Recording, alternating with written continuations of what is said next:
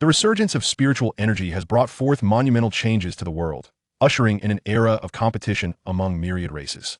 Yuan steps onto the battlefield of countless races, acquiring a divine-grade talent known as the Eye of Evolution, enabling him to discern the hidden evolutionary paths of martial generals with a mere glance. Combining Milan, the Thunderblade, evolution crystals, and the Cloak of Invisibility can elevate one to the rank of Blade Dancer. The fusion of Milan, the Fate Weaver, the Mist Cloak, the Heart of Shadows, and Star Shard can advance one to the legendary Blade of Destiny. By amalgamating Milan, the Breaking Army, Ominous Omens, Dragon Scale Blade, Extreme Shadow, and Fiery Wish Agate, one can ascend to the status of the Auspicious Unicorn. While myriad races toil tirelessly for a single martial general, Yuan has already surged forth, accompanied by countless divine generals, to dominate the realms. Chapter 1. The Battlefield of Countless Races. Yuan awakens with a start, the lush trees before him obscuring the sky, revealing glimpses of a resplendent purple firmament through the gaps in the leaves. This is the realm beyond the void. 50 years ago, the spiritual energy of blue stars surged forth, leading to cataclysmic transformations and the emergence of spatial rifts in certain locales. Countless alien races invaded Blue Star through these rifts, and humanity endured years of turmoil before managing to repel them back into the void. Only after establishing an expeditionary force to enter the rifts did humanity discover the vast, boundless world beyond. Within this expansive realm, innumerable races engage in ceaseless warfare, harboring countless treasures. These treasures possess the power to grant eternal life or even elevate one to divinity. This place is known as the battlefield of countless races. Here, anyone can become a lord, establishing territories to develop themselves. In order to fend off the invasion of various races, every adult from Blue Star must venture into the realm beyond the void to resist foreign incursions. Yuan lowers his gaze, a golden tower-shaped mark on the back of his hand emanating a soft glow. This is his lord's mark. Today, having just turned 18, Yuan is transported to this battlefield of countless races. He notices the absence of enemies nearby and breathes a sigh of relief. The worst-case scenario would be to encounter foreign entities upon arrival, a common occurrence in the battlefield where humanity is at a disadvantage. Yuan rummages through his backpack, finding not only some water and food, but also a swift travel talisman, an iron wall talisman, and a small resource box. Apart from the food, these resources are provided by the nation to ensure the development of new lords, as they are in their most vulnerable phase before establishing territories. Blue Star is considered a low-level civilization, and resources are scarce. Each lord can acquire only a limited amount. It is said that resources from higher civilizations are sufficient to elevate a lord's territory by 2 levels. Of course, harboring jealousy serves no purpose. Establishing a territory promptly is the foremost priority. Yuan taps the lord's mark on the back of his hand. Soon, a semi-transparent map materializes before him. This is Windwatch Valley. Luck seems to be on my side. Although it is somewhat distant from the human stronghold, there are no foreign powers in the vicinity. It is indeed suitable for cautious development, and Yuan feels a sense of satisfaction. His gaze falls upon a particular area on the map. He rises and crushes a jade piece in his hand. Instantly, a whirlwind envelopes Yuan, rendering his body exceedingly light. He activates the swift travel talisman, and soon, he finds himself at the edge of a river valley. A river flows through this area, backed by steep cliffs, while expansive forests stretch to the left. This location is easily defensible and difficult to attack, making it ideal for establishing a territory. Only in a resource-scarce and remote place like Windwatch Valley can such a prime location be found. Resource-rich areas are likely already overcrowded with lords. Yuan taps the lord's mark several times. Establish territory. A flash of white light reveals the outline of a structure, and soon, a low stone house manifests before Yuan. Territory successfully established. Please name your faction. Absolute Cloud. Territory successfully established. New lord rewards received. Yuan takes a deep breath, for this is the moment that will determine his fate. This novice reward is a generous bestowal from the cosmic will, granting each lord an initial talent. It holds the potential to unveil formidable abilities that can lead to unparalleled dominance and the establishment of a powerful faction. Alternatively, it may yield a lackluster talent, one that cannot withstand the preliminary trials, resulting in the immediate fragmentation of a territory, leaving one to rest in a foreign land. Congratulations, you have acquired the talent. Eye of Evolution. Yuan felt a slight sting in his eyes. Crimson golden flames surged forth from his eyes, burning intensely, forming a series of obscure and mysterious runes, radiant with divine light, reminiscent of a deity. Only after a brief moment did the brilliance subside, yet his eyes deepened, resembling an unfathomable abyss. Unbeknownst to Lu Yuan, he merely sensed a slight discomfort in his eyes and rubbed them, his excitement leading him to eagerly examine his attributes. Lu Yuan. Rank. Leadership, 10. Combat power, 10. Strategy, 10. Politics, 10. Talent.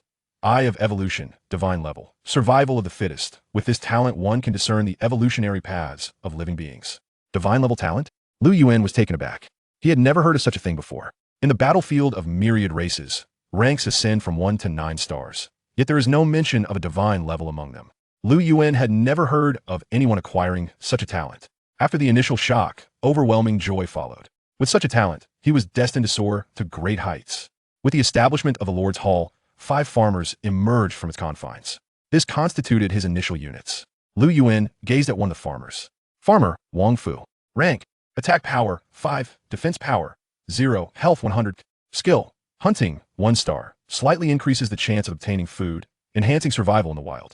Evolution path, blood spirit grass magic crystal soul crystal can evolve into a pioneer.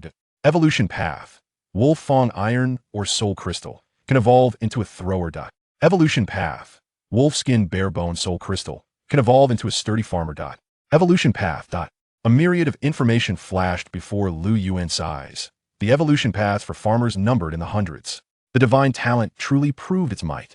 Previously, in school, he had only heard the teachers mention a scant few evolution paths, which were discovered over the past 50 years by countless martyrs of Blue Star. Among them was the path of the sturdy farmer. However, due to its relative insignificance, few utilized it. It appeared that evolution paths were not limited to just a handful. It was likely that some high-tier routes had not been disclosed to the public. Yet now, Lu Yuan found himself in possession of all possible avenues. Nevertheless, the foremost priority was the development of his territory. He first placed the distributed resource chest into the Lord's Hall. The information of the territory instantly transformed. Lord Hall of Absolute Cloud Ownership. Lu Yuan Blue Star Level. LV1 Resources. Wood, 500 stone, 500 iron ore, 500 food, 500 soul crystal, 500. Upgrade requirements. Wood, 3000 stone, 1500 iron ore, 800. Racial skill militia summon. Can summon farmers, temporarily transforming them into combat-capable militia for half an hour.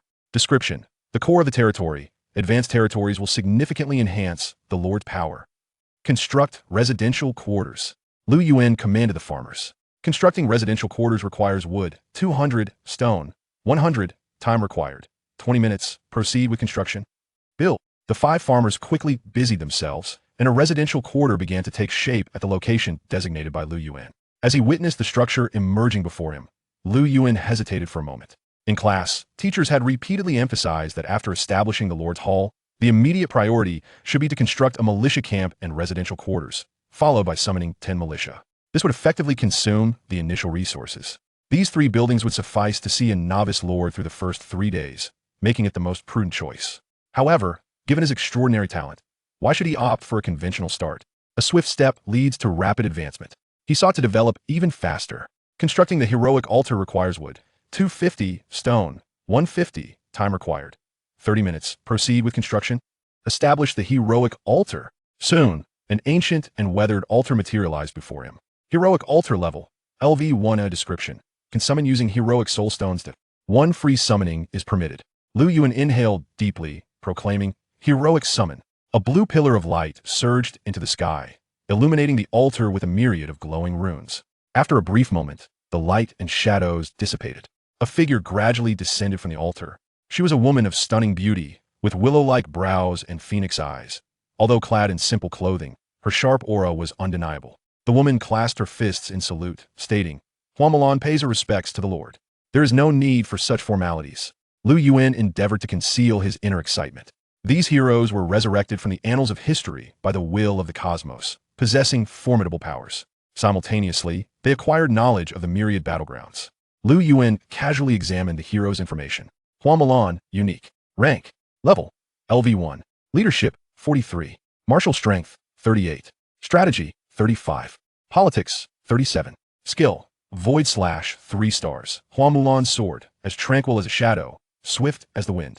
Gallant heroine, 5 stars. When leading female troops, the army's attributes are enhanced by 30, and her own attributes are increased by 50. Crossing mountains like the wind, 4 stars. When leading troops, marching speed is augmented by 20, and fatigue accumulation is reduced. Hidden Advancement Path. Huamulan Thunderblade Evolution Crystal Cloak of Invisibility. May advance to Blade Dancer, 6.5 stars. Hidden Advancement Path. Seeming Mist Cloak Heart of Shadow Shattered Star. May advance to Legendary Blade, 7 stars. Hidden Advancement Path. Pajuan Ominous Omen Dragon Scale, Sword Extreme Shadow, Fiery Wish Agate. May advance to Auspicious Unicorn, 7.5 stars. Lu Yuan could hardly believe his extraordinary fortune, having drawn another unique 6-star martial general. Although Huamulan currently possessed only 3 skills, she was already a force to be reckoned with, surpassing numerous heroes. Some players would be content to boast about summoning a 3-star hero at the outset, let alone a 6-star hero. What thrilled Lu Yuan even more was his innate talent, which allowed him to discern the evolutionary paths of heroes. The hero evolutionary paths recorded in Blue Star's lore number no more than 20. Furthermore, those heroes were of the ordinary rank, 3 stars and below. Lu Yuan's heart surged with fervor. He held the key to the advancement of top-tier heroes. Once fully developed, such elite heroes could rival millions of soldiers. However, Lu Yuan understood that achieving this goal would not be easy. Many of the advanced materials mentioned were entirely unfamiliar to him. Nevertheless, he believed this was merely a temporary setback. Possessing divine-level talent, he would one day astonish all races. Chapter 2. The lizard men within the battlefield of myriad races. The pace of construction surpassed that of reality, with foundational edifices often completed in less than an hour. However, after Lu Yuan had erected the residential quarters and altar, his supply of timber was nearly depleted, while his reserves of soul crystals and iron ore remained untouched. Without hesitation, Lu Yuan summoned farmers, each costing 30 soul crystals and requiring a minute for recruitment. One by one, the farmers emerged from the dwellings. Before long, Lu Yuan found himself in the presence of 16 farmers, bringing his total population to 21 when including the initial farmer. Lu Yuan decisively instructed Wang Fu, "You shall temporarily assume the role of captain. Lead 15 individuals to the forest to gather wood, while the others will collect stone at the rear." In the early stages of construction, the demand for timber was far greater than that for stone and iron ore, prompting Lu Yuan to prioritize wood collection.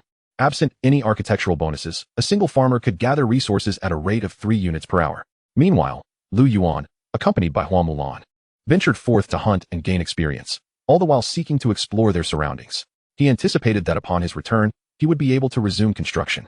The forest was silent and foreboding as Lu Yuan clutched a wooden stick, trailing behind Huamulan. This was entirely due to the fact that Lu Yuan was merely a level 1 novice lord, wholly unskilled in combat. Should he lead the way, he would likely meet a swift demise. Be cautious, foes approach. Huamulan suddenly drew the 2 short swords at her waist. Lu Yuan halted, his gaze drawn to the thicket ahead, where 5 black wolves emerged, their yellow eyes fixed intently upon the 2. Forest wolf, level, LV3, wolves that inhabit forests. Accustomed to living in packs. As a common beast, Lu Yuan could easily recite the attributes of the forest wolf from his classroom knowledge. However, among the myriad monsters, they were among the last that a novice lord wished to encounter. In contrast to other beasts, forest wolves were cunning and brutal, favoring group tactics. Without at least a dozen militia, an ordinary lord would find them impossible to contend with.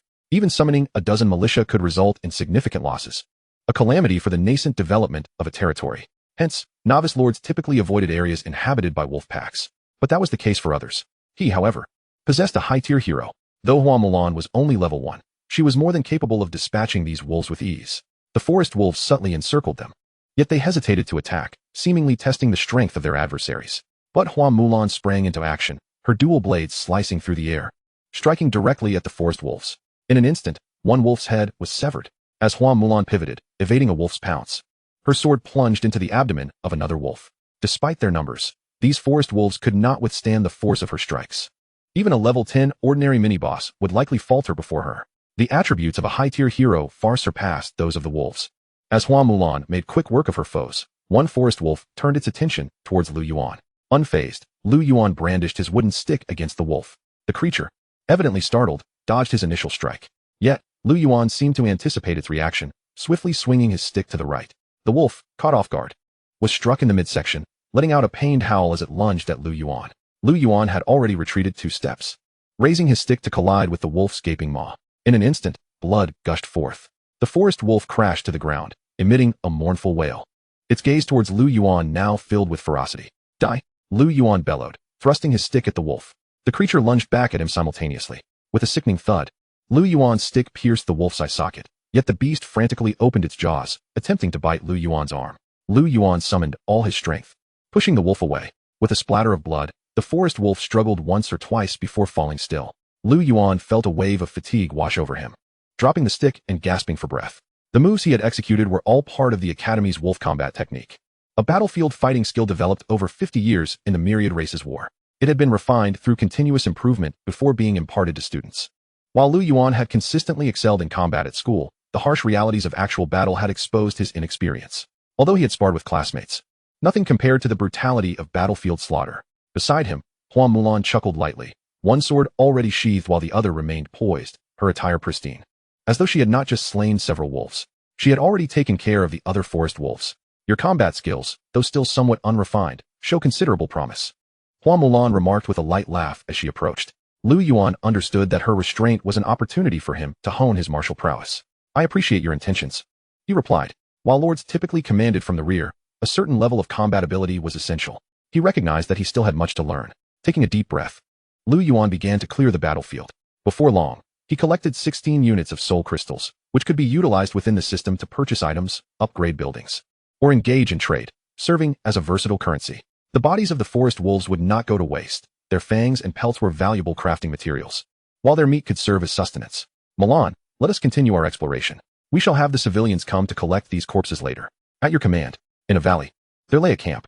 The architectural style was exceedingly crude, with wooden structures draped in green beast hides, and the frames were rudimentary at best. Strange lizard men patrolled the buildings, wielding weapons. They stood approximately 1.5 meters tall, with bulbous eyes and bodies covered in fine scales, sharp teeth protruding from their lower jaws. Some lizard men busied themselves with farming tools, while the more robust among them brandished short knives or spears. This was the encampment of the lizardmen lord. The lizardmen were also among the races attacking Blue Star, locked in a perpetual struggle against humanity. At that moment, a contingent of lizardmen soldiers returned, dragging their quarry, with the leading lizardman seated atop a battle wolf. Clad in armor, its muscles bulged, exuding an aura of martial prowess. Upon seeing the lord's return, a soldier hastened over. My lord, I have discovered something of significance. Our scouts across the river have identified a new territory. The lizardman lord furrowed its bare brow. Damnable pests. This land belongs to me. When did these pests appear? The soldier replied, I am uncertain, my lord, but during our reconnaissance yesterday morning, there were no anomalies. Then it seems we are dealing with a foolish new lord. Do we know their race? The lizardman lord's expression darkened. It is humans. Humans? Are they the High Cliff humans or the Zenith humans? The lizardman lord hesitated, for these races were powerful entities within the cosmos, far mightier than the feeble lizardmen. No, it was not them, but rather the humans of Blue Star. The soldier remarked. The humans of Blue Star? Those insignificant insects. However, their flesh is indeed delectable. The lizard lord tightened his grip on the long blade at his waist, his elongated tongue flicking over his lips. There is no rush. Once the 3-day protection period has elapsed, the great lizard man says will personally sever his head. Chapter 3. The Hunter's Cabin Caution. Hua Mulan raised her sword before Lu Yuan. A massive wild wolf's claw clashed against the short sword, emitting a sound that grated on the teeth. Die for me. A flash of cold light. And the forest wolf was sent flying, a gaping wound torn in its abdomen, landing on the ground and struggling a few times before falling still. Lu Yuan advanced, only to discover that aside from 3 soul crystals, there was nothing else, leaving him momentarily disheartened. The 6 wolf corpses on the ground were similarly disappointing, yielding only soul crystals. They had ventured 4 or 5 kilometers and slain nearly 100 forest wolves, yet had not obtained anything of value. Suddenly, Lu Yuan's gaze fell upon a patch of grass. There, nestled among the foliage, lay a wooden treasure chest. Treasure chests in the wild are rare, but can yield valuable rewards. Naturally, Lu Yuan would not let this opportunity slip by. You have opened a wooden treasure chest and received a vitality gem, 150 soul crystals, and 200 stone materials. The other materials did not concern Lu Yuan much. He took out the vitality gem for inspection. Vitality gem, tier, description, increases attack speed by 5 when equipped. Merely a personal item. Lu Yuan felt a tinge of disappointment. In the battlefield of myriad races, equipment is categorized into personal gear and lord gear. The former only benefits the individual, while the latter affects the entire territory. Their value is not comparable. Nonetheless, it was still decent equipment. Just as Lu Yuan was about to give it to Hua Mulan, he suddenly reconsidered and decided to stow it away for the time being. Mulan, we have traveled far enough. It is time to return, Lu Yuan said. As you command. An hour and a half later, Lu Yuan returned to the territory, dragging a forest wolf behind him. Meanwhile, Hua Mulan trailed behind, hauling 3 wild wolves. Despite gaining a level during this time, Lu Yuan remained a weakling, unable to match Mulan's strength, and was exhausted from dragging even a single forest wolf. My lord, Wang Fu set down the wood and approached to pay his respects. Lu Yuan glanced over. During this period, 315 units of timber had been collected, along with 126 units of stone, a commendable efficiency. Once the lumber mill was established, the collection speed would only increase. Arrange for some men to bring back the corpses of those forest wolves, Lu Yuan commanded. At once, my lord. During your absence, we detected enemies outside the territory. Wang Fu reported. Beasts. No, it is the intelligent race of lizardmen. They must be scouts, Wang Fu informed. The mention of lizardman scouts caused Lu Yuan's brow to furrow. He had not anticipated such misfortune. On the very first day, his territory had been discovered by the enemy. The fact that they could locate his territory so swiftly indicated that their domain was not far off. At such close proximity, only one of them could survive. Under the cosmic laws, newly established territories enjoy a 3-day protection period during which all within the territory are safeguarded. At the very least, Lu Yuan knew he was safe for the next few days. Nonetheless, he certainly would not remain idle. The lizardman territory must be obliterated. But before that, he needed to focus on the development of his own territory. Construct a hunter's cabin. Building a hunter's cabin requires timber, 150, stone, 100, iron ore, 100. Time required, 30 minutes. Proceed with construction. Build it. Lu Yuan's resources were once again entirely consumed. Yet, he was not anxious. Once the foundations were laid, he would unleash a wave of troops. Moreover, he possessed an extraordinary skill. After checking, Lu Yuan found his soul crystals had reached 360 units, allowing him to continue summoning troops. Summon 10 farmers. Lu Yuan promptly spent all his remaining soul crystals, and soon, amidst a glow of white light, farmers emerged one by one. He examined the information of each farmer, hoping to discover one or two with potential. Before long, he made a discovery. Guan Lu. Tier. Attack power, 7. Defense, 0. Health, 120. Skill. Inspire, 3 stars. Slightly increases the efficiency of surrounding farmers. This was a promising leadership talent for the early stages. Lu Yuan continued to assign these newly recruited farmers to gather resources, while some were sent to commence construction. The more farmers that participated in the building, the faster the construction would proceed. Hua Mulan had already taken the initiative to scout the map, leaving Lu Yuan with a moment of leisure. It was also time to check on the situation of others. Every year, all graduates from the nation entered the battlefield of myriad races simultaneously, and how many would survive was a matter left to fate. Lu Yuan opened the chat channel, and several messages immediately popped up. Chu Hai requests to add you as a friend. Do you accept? Chu Hai requests to add you as a friend. Do you accept? A barrage of over a dozen friend requests flooded in.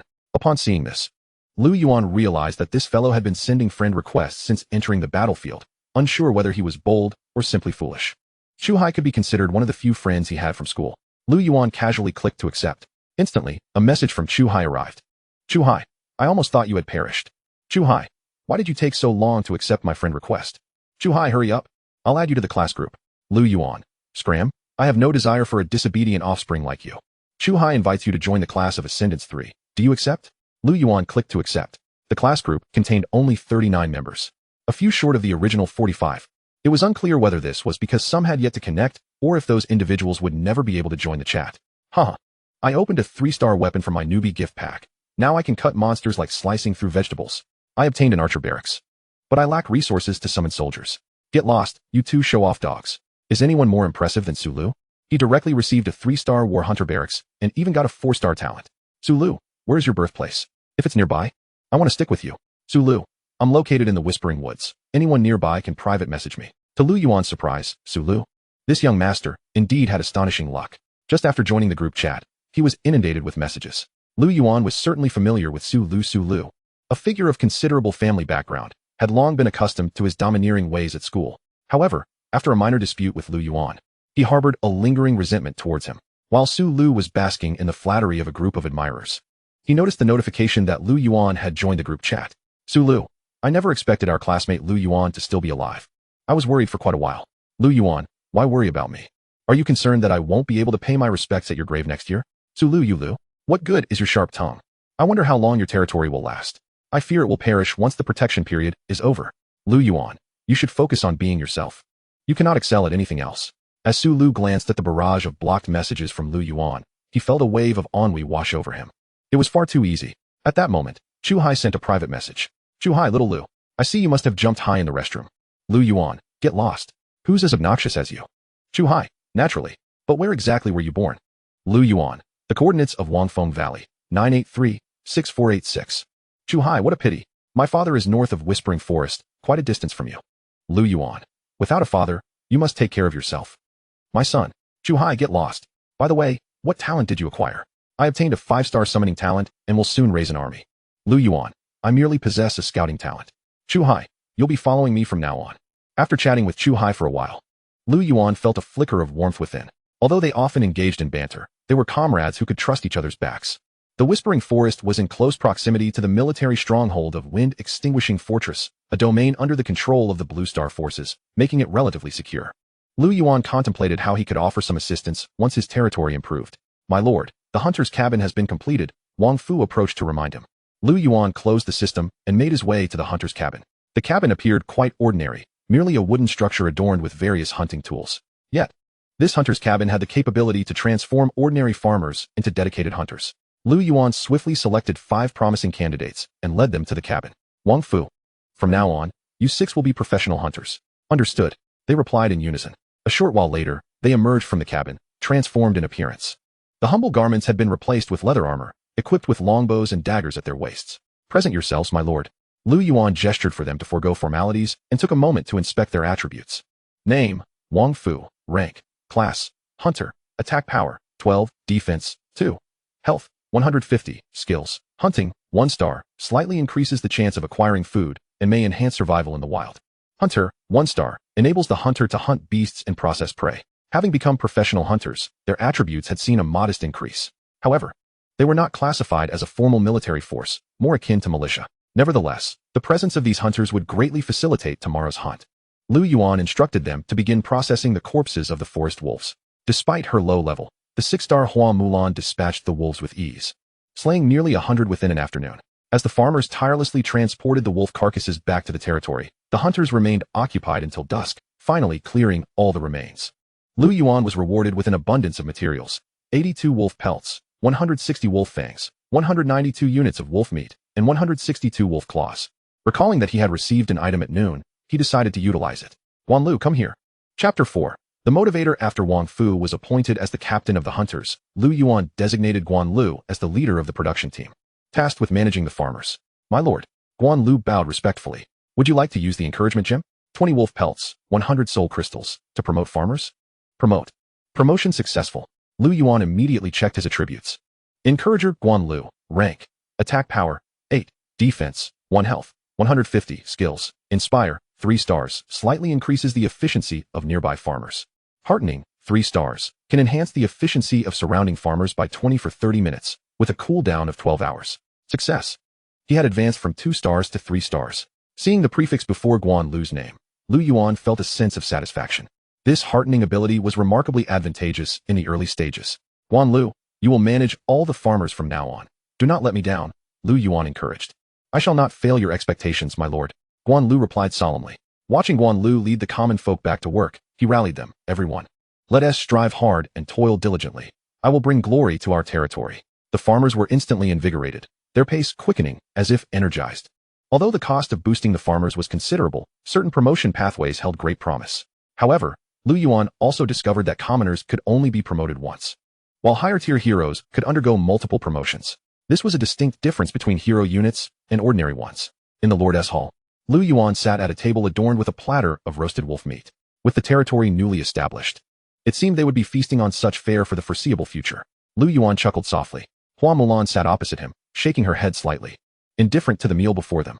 The roasted wolf meat was tough and had an off-putting odor, far inferior to beef. Yet, in the midst of the myriad races battlefield, one could hardly demand more. The two quickly finished their dinner. The day is getting late. My lord should rest early, Hua Mulan suggested. Lu Yuan lay down on his bed, while Hua Mulan settled on the adjacent one. For the first time, Lu Yuan lamented the presence of multiple beds in the lord's residence. It was said that many lords fostered closer relationships with their heroes by sharing the same bed, even sleeping side by side at night. Of course, Lu Yuan merely entertained the thought. Should he inadvertently provoke Hua Mulan's ire, his frail physique would hardly withstand her dual swords. With his mind in disarray, Lu Yuan soon fell into a deep slumber. Unbeknownst to him, the figure on the adjacent bed had quietly opened her eyes, glancing at his pair of phoenix-like eyes before closing them once more. The following day, a rustle echoed through the forest as a flock of birds took flight.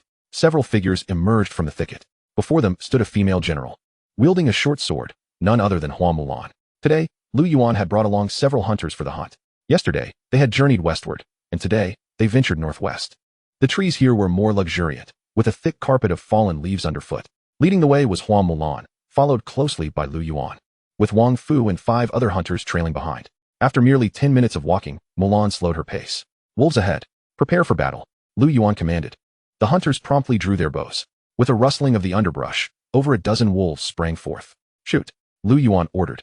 6 arrows flew in unison, 2 of which struck a wolf grievously, yet the rest charged forward, their yellow eyes gleaming with a bloodthirsty light. Mulan, block them. Hunters, continue firing, Lu Yuan shouted, gripping his wooden staff as he advanced. Mulan sprang into action, her figure darting into the midst of the wolves as she unleashed a flurry of strikes with her twin swords, swiftly severing the heads of 2 forest wolves. She plunged into the fray, embodying a whirlwind of destruction, an unstoppable force. Wolves fell before her, their blood splattering the ground. Several wolves, abandoning their pursuit of Mulan, turned their attention to Lu Yuan.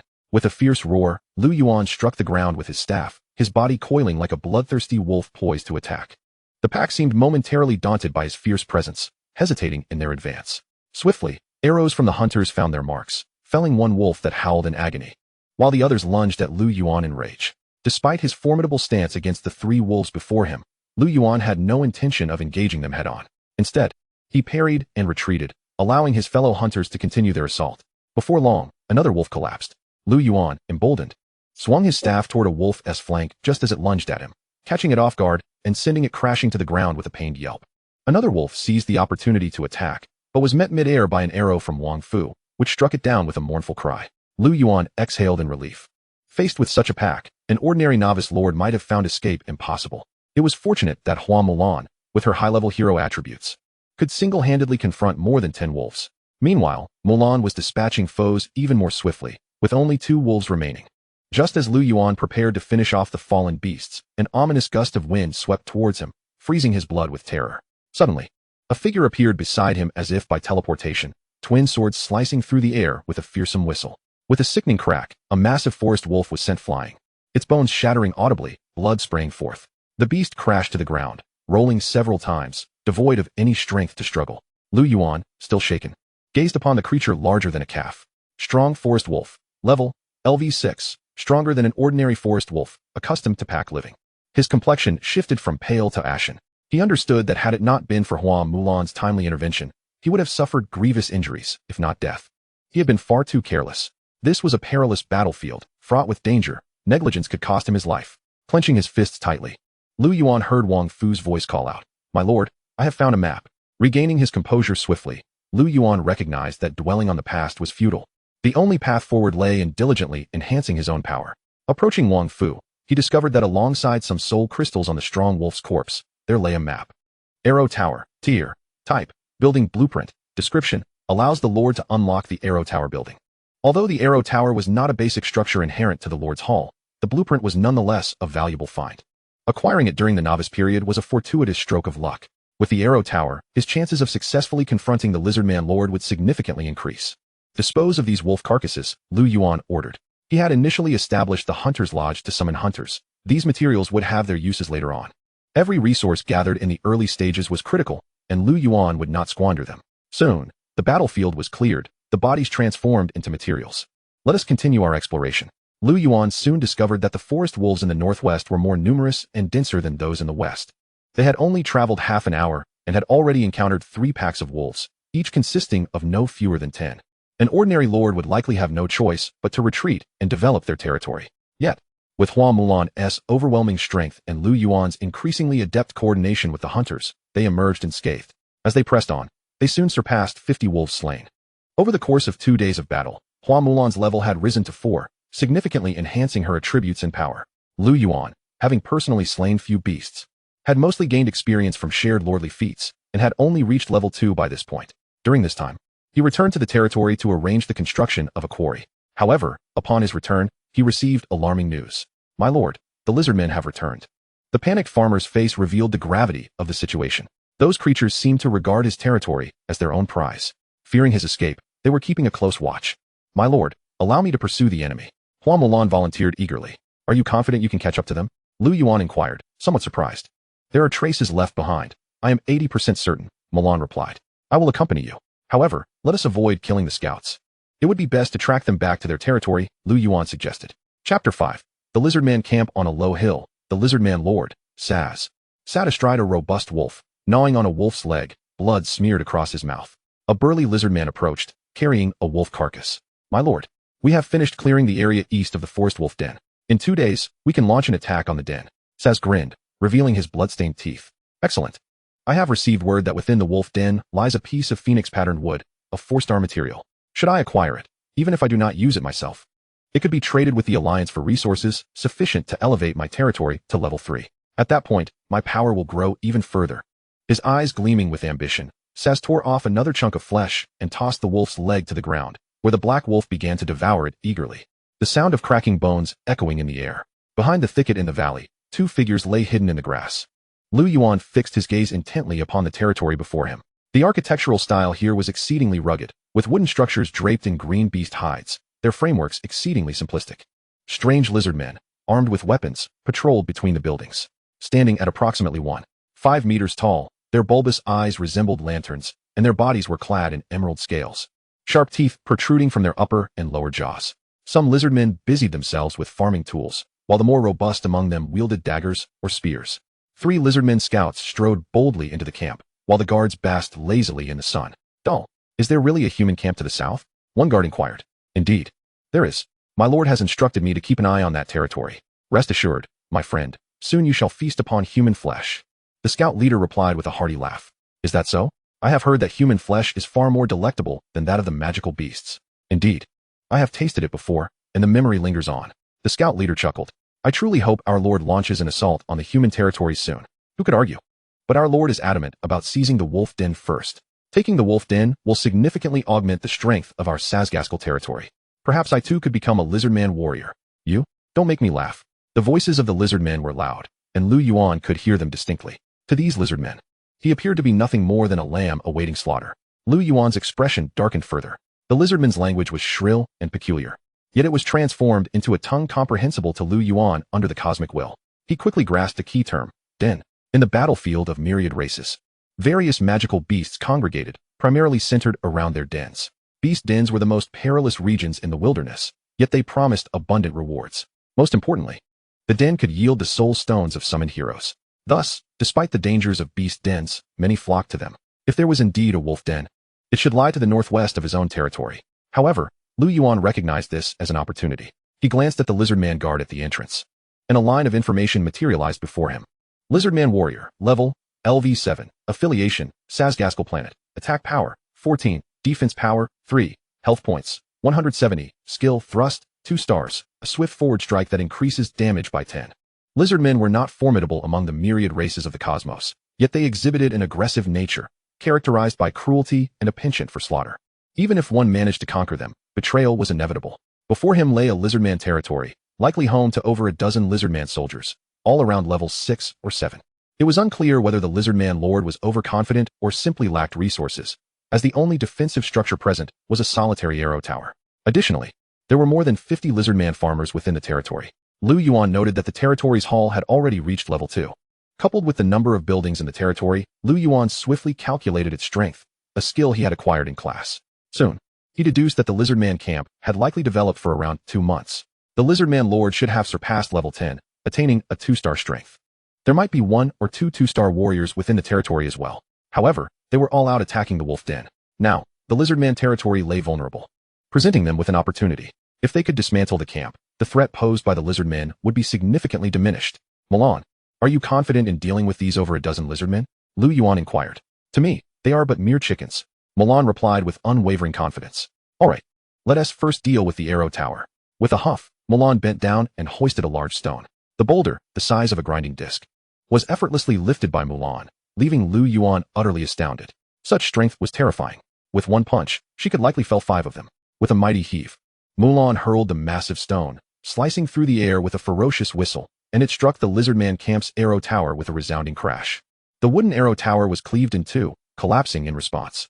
The lizardmen lounging in the sun were immediately engulfed in a cloud of dust. Startled and enraged as they stood up. Damn you filthy insects, how dare you attack the great lizardman's camp? I shall feast upon your flesh. Several lizardmen brandished their spears and charged forward, while the startled lizardmen in the camp rushed to join the fray. Foolish. Mulan's gaze turned cold, and with a flick of her short sword, she lunged forward. With a swift slash, blood sprayed, and 2 lizardmen crumpled to the ground. Against the level 7 lizardmen, Mulan dispatched them with ease, as though slicing through vegetables. The 3 guards fell before her blade. The soldiers behind, howling in an attempt to encircle the enemy, were struck with terror at Mulan's ferocity, their legs trembling as they turned to flee. But it was too late. Mulan snorted coldly, pursuing them with her sword drawn. With a swift strike, she pierced a lizardman's back, withdrawing her short sword now smeared with blood. Behind her lay a sea of lizardman corpses. Damn humans! One lizardman spear thrower emerged from a building, brandishing a spear. Yet, before he could launch his attack, a short sword whirled through the air, severing his head. The green head rolled on the ground, eyes wide with terror, as blood sprayed upon the sandy earth. Only then did the headless body slowly collapse. Hiss! Nearby lizardman farmers, witnessing the massacre, cowered on the ground, trembling in fear. Yet some frenzied lizardman farmers, driven by rage, clawed at Mulan with their hands and feet as makeshift weapons. The clash of dual swords wove a chilling web, and the ground was soon littered with the mangled remains of several lizardman farmers. At this point, no one dared to resist, even though the intruder was merely a single human. Chapter 6. The New Hero, Zhuge Guoboom. Boom, boom. Mulan's dual sword struck rapidly against the transparent barrier in front of the Lord's Hall. This was the defensive measure of the Lord's Hall, the final bastion of the territory. Lu Yuan stood before a lizardman soldier who had lost an arm, demanding, "Tell me the information about this territory." The lizardman soldier's voice was icy. "Damn human. The Lord of Saz will skin you alive." With a swift motion, Lu Yuan plunged his sword through the soldier's shoulder armor, causing him to tremble in agony. "Reveal the intelligence, or perish now." The lizard soldier could no longer restrain himself, and finally spoke. Lord Saz possessed a formidable strength at the 2nd tier, level 14. While the hero Kingsley was at the 4th tier, level 18. Accompanied by 26 lizard warriors and 8 archers, they were currently engaged in the siege of the Wolf's Nest. Lu Yuan obtained the desired intel, yet his countenance darkened. The lizardman's territory harbored 2 2nd-tier combatants. Upon reaching level 10, one's prowess would ascend significantly. Hence the term 2nd tier. Moreover, there was even a 2nd-tier, 4-star hero among them. Mulan, after all, was not a hero of brute strength and would likely struggle to cope. A solution must be devised. Boom. The transparent barrier began to tremble. In the next moment, it shattered instantaneously. Setting aside his concerns, Lu Yuan stepped cautiously into the rugged hall of the Lizard Lord. "You have occupied a territory. Please choose to occupy or destroy. If you occupy, you will possess a 2nd-tier subordinate territory, providing you with 100 soul crystals daily. If you destroy, you may obtain heroic soul stones, soul crystals, materials, and architectural blueprints." Lu Yuan's gaze sharpened. To be frank, the location of this territory was quite advantageous, with an iron mine nearby. If he were to seize it and continue operations, it would yield a steady stream of resources. However, with his current military strength, it was a mere pipe dream. Destroy. A somber light enveloped the entire territory, evoking an overwhelming sense of desolation. Bang! The Lord's Hall shattered, and the surrounding structures crumbled like dust, instantly transforming into ruins. No one could discern that mere minutes ago, this had been a 2nd-tier territory. Although the Lizard Lord remained powerful, without the support of his territory, he would soon find himself akin to a lost dog, likely to perish on the battlefield of myriad races.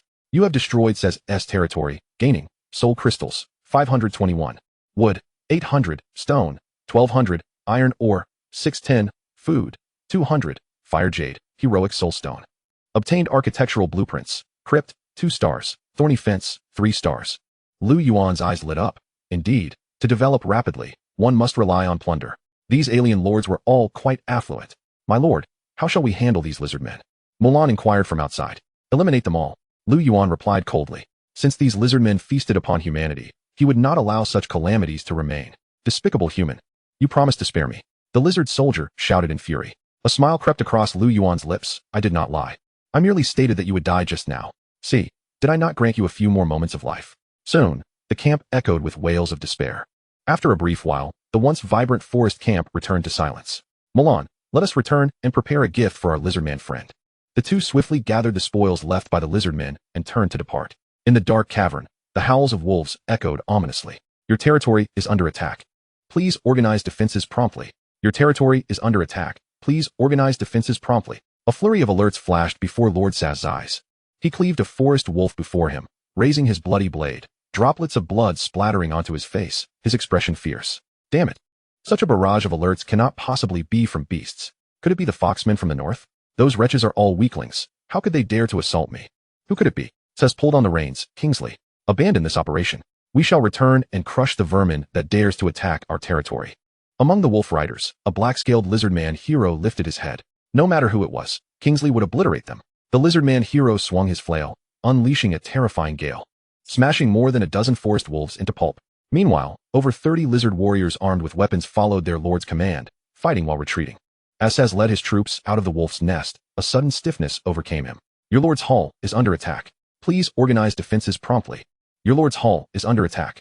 Please organize defenses promptly. Saz's expression shifted from shock to rage. Damn those insects. I will make them pay. The lord's hall was the heart of the territory. If it was under siege, it was evident that the defensive forces had crumbled. He had to return quickly. Yet, deep down, he understood that the enemy's swift incursion into the lord's hall meant his territory was likely beyond salvation. Before his forces had even traveled a mile, he halted. Your territory has been destroyed. You and your troops have lost territory bonuses. Please re-establish your territory promptly. In an instant, his lizard visage twisted with fury and hatred. I will slay you, Saz howled madly. An hour later, Saz returned to the camp, but all that remained was a wasteland. Furiously, he drew his long knife and began to slash at the debris. After a moment of venting his rage, he finally paused, panting heavily, yet his eyes were blood red. Perhaps it was indeed that foxwoman, Talisa, that wretch. I was utterly deceived by her disguise. No, I have not yet failed. As long as I breach that little human's territory, I still have a chance to develop. Now, we must quickly leave this place. Saz resolved to hide in the wilderness for a night to evade potential pursuit. If the foxwoman Talisa could breach his territory, she must have some backup. Normally, he would not fear her, but now, having lost the supply of his territory, each fallen troop was a significant loss. He could not act recklessly. By tomorrow, Lu Yuan's territory's protection period would conclude. Upon returning to his territory, Lu Yuan immediately commenced construction.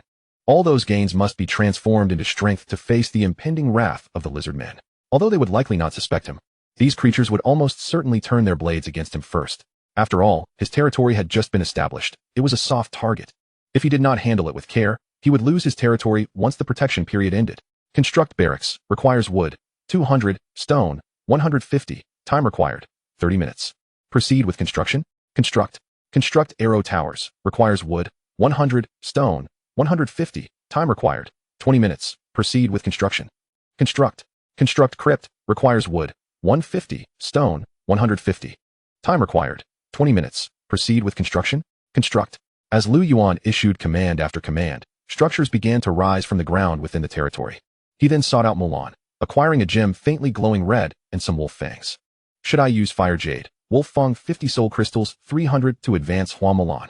Yes, this is one of the hidden advancement paths for Hua Mulan, albeit tucked away in a remote corner. Lu Yuan was uncertain about the effects. Hua Mulan's skill, Void Slash, 3 stars. Advances to Flame Slash, 4 stars. Flame Slash, 4 stars. After dashing forward, Hua Mulan unleashes a powerful strike that inflicts an additional 60 points of fire damage. If the skill hits, she can initiate a second Flame Slash. Lu Yuan was instantly elated. Upgrading to the 4-star Flame Slash represented at least a 30% increase compared to its predecessor. Moreover, this skill included fire damage, far surpassing any ordinary physical skill. However, upon examining, Lu Yuan noticed that Mulan's overall stats remained unchanged. Her rank was still 6 stars, with only the Void Slash skill having advanced. Mulan, let me witness your prowess. Hua Mulan's short sword was drawn in an instant, her figure seeming to teleport to a distance of 5 or 6 meters. Slashing with her sword. Whoosh. Brilliant flames erupted like a torrent, the searing heat distorting the air around her. If a common soldier were to be struck, they would likely be reduced to cinders. Those lizardmen truly dared to approach. Just Hua Mulan alone would be sufficient to send them packing. He had previously worried about the lizardmen's attack, but never anticipated acquiring such a boon within their territory. A taste of their own medicine. Lu Yuan was more than willing to engage in such endeavors. He allowed Hua Mulan to continue hunting while familiarizing herself with her new skill. Meanwhile, Lu Yuan began tallying his other gains. Aside from the resources destroyed in the territory, he had also confiscated some spoils from the lizardmen warriors. Among them were 3 bows, 8 sets of leather armor, and 8 spears, all equipped by the lizardmen lord, superior to the initial gear of the soldiers. Lu Yuan planned to equip his summoned soldiers with these. Additionally, he obtained a white soul stone. He approached the hero altar, noting that soul stones, like equipment, also possessed varying levels, with higher grade stones more likely to summon advanced heroes. However, lower grade stones could also summon high-tier heroes, albeit with a negligible probability. It was time to test his luck again. Lu Yuan took a deep breath and invoked the hero summoning. A blue beam shot skyward, and countless runes illuminated the altar. Moments later, a figure gradually descended from the altar. Zhuge pays her respects to the lord. She was a maiden clad in feathered attire. Her hair styled into a bun, her cherubic face exuding innocence and charm. There is no need for excessive formalities. Lu Yuan replied with a smile. He casually reviewed the information regarding the maiden. Zhuge Gua, rank, level, LV1, leadership, 28, strength, 29, strategy, 27, politics, 26, skills, blessing, 3 stars, instantly restores 50 points of health to 3 allied units. With a 10-minute cooldown. Thrift, 4 stars, reduces resource consumption by 15 when appointed as an official. Hidden advancement path. Zhuge Gua can advance to Heing Cheng Yin, 4 stars, through the use of the onyx of the celestial moon. Hidden advancement path. The dusk-flowing meteor feathered cloud spirit jade flute can advance to the celestial melody of jade, 5 stars. Hidden advancement path. The moon goddess cocoon-breaking garment and phoenix feather can advance to cloud ascension, 7 stars. Initially, Lu Yuan had thought of her merely as a 3-star ordinary hero, but upon seeing Zhuge Gua's advancement paths, he was taken aback.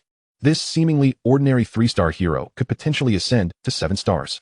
It appeared that some heroes were not lacking in strength, but rather the Lord was unaware of their full potential.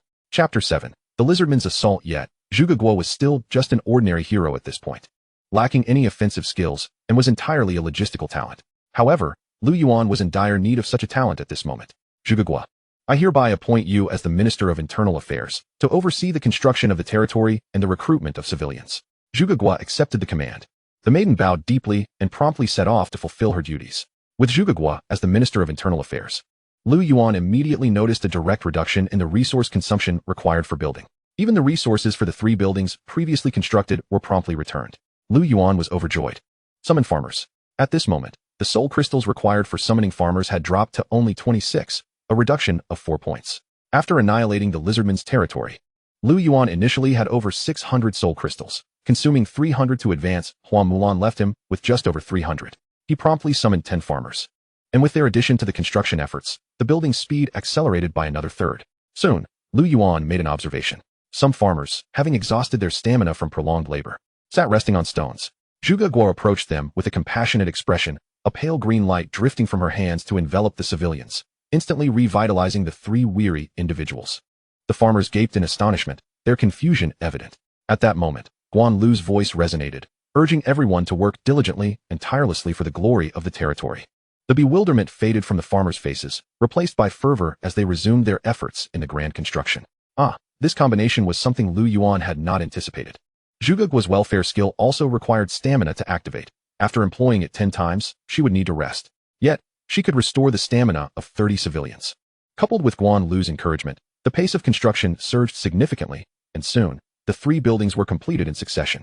Lu Yuan felt as though he had transformed into a heartless capitalist. No. How could one count the costs when it comes to the mission of saving Blue Star? These civilians were striving for this great cause. Of course, Lu Yuan was aware that aside from hero units, the civilians or soldiers summoned by the territory were essentially composed of laws and energy, lacking much intelligence. The entire territory was bustling with construction, even as night fell. Work did not cease. During this time, Hua Mulan had hunters return with supplies, including over 100 monster materials and more than 300 soul crystals. This enabled Lu Yuan to continue the development of the territory, preparing for the lizardman's counterattack. Time flew swiftly in this bustling environment, and morning of the 3rd day arrived. The protective barriers surrounding Jian territory had quietly vanished, indicating that this territory would soon face assaults from monsters and other lords.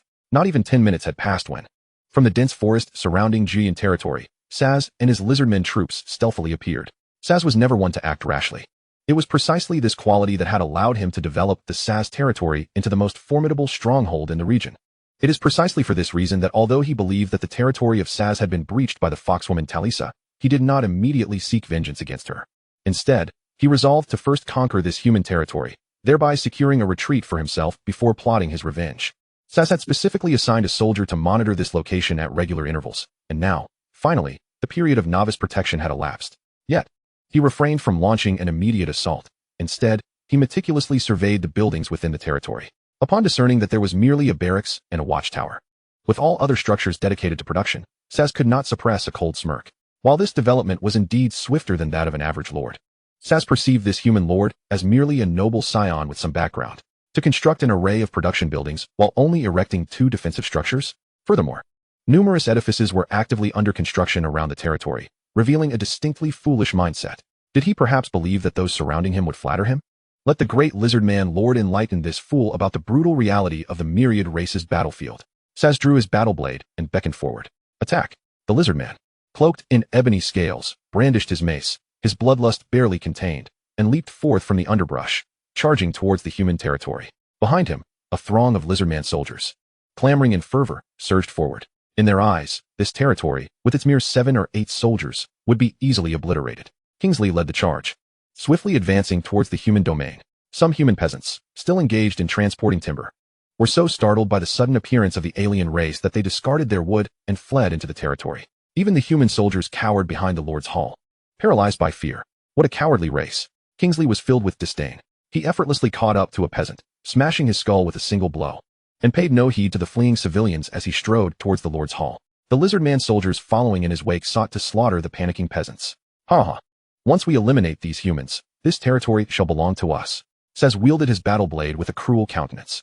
However, he suddenly noticed that the once panic-stricken peasants had all turned, inexplicably producing wolf-bone axes from nowhere and hurling them towards the rear. Caught off guard, several lizardman soldiers were instantly injured. What on earth is happening? Saz was left dumbfounded. He had never heard of human farmers possessing such abilities. Although the human territory boasted the innate skill of malicious summoning, allowing peasants to temporarily become militia, it was inconceivable that they could throw concealed weapons.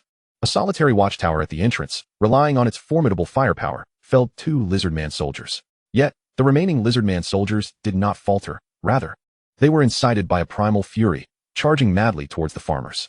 At that moment, several farmers rushed towards the 4 corners of the territory, brandishing iron hammers and striking them down. In the next instant, 4 towering watchtowers materialized. Saz's eyes nearly popped from their sockets. What in the name of the gods is going on? The firepower of the watchtowers far surpassed that of archers, and in an instant, 3 arrows struck down 3 lizardmen, with one more severely wounded. Saz's heart twisted in anguish, even in the face of a dire assault on a monster lair. He had never suffered such grievous losses. Meanwhile, several lizardman archers prepared to shoot, but the watchtower had already locked onto them as its targets. A volley of arrows rained down, leaving only 2 standing. Saz was on the brink of madness. He realized that the leather armor and weapons adorning the human soldiers revealed the truth. The one who had obliterated his territory was this human lord. But how could this be possible? The opponent was merely a novice lord. How could he breach his defenses after only 2 days of development?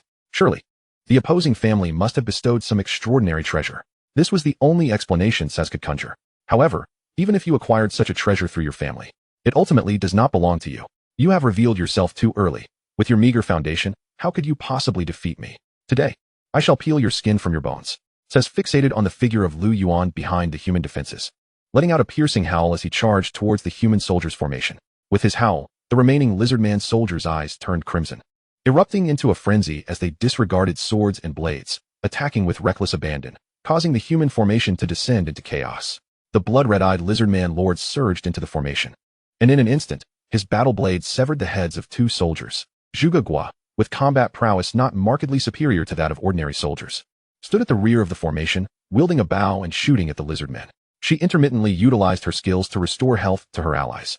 Yuan stood by her side, his expression grave. He could not help but glance towards the battlefield where Mulan was engaged.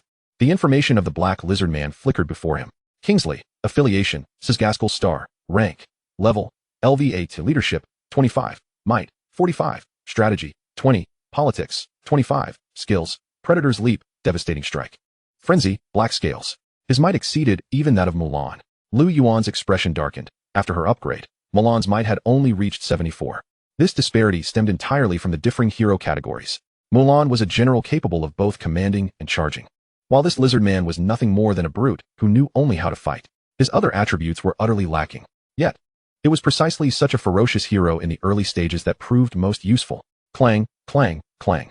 The clash of short swords against maces sparked showers of fire.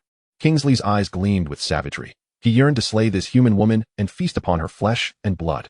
Kingsley emitted a sharp hiss and suddenly unleashed a violent swing of his flail aimed at Mulan's head.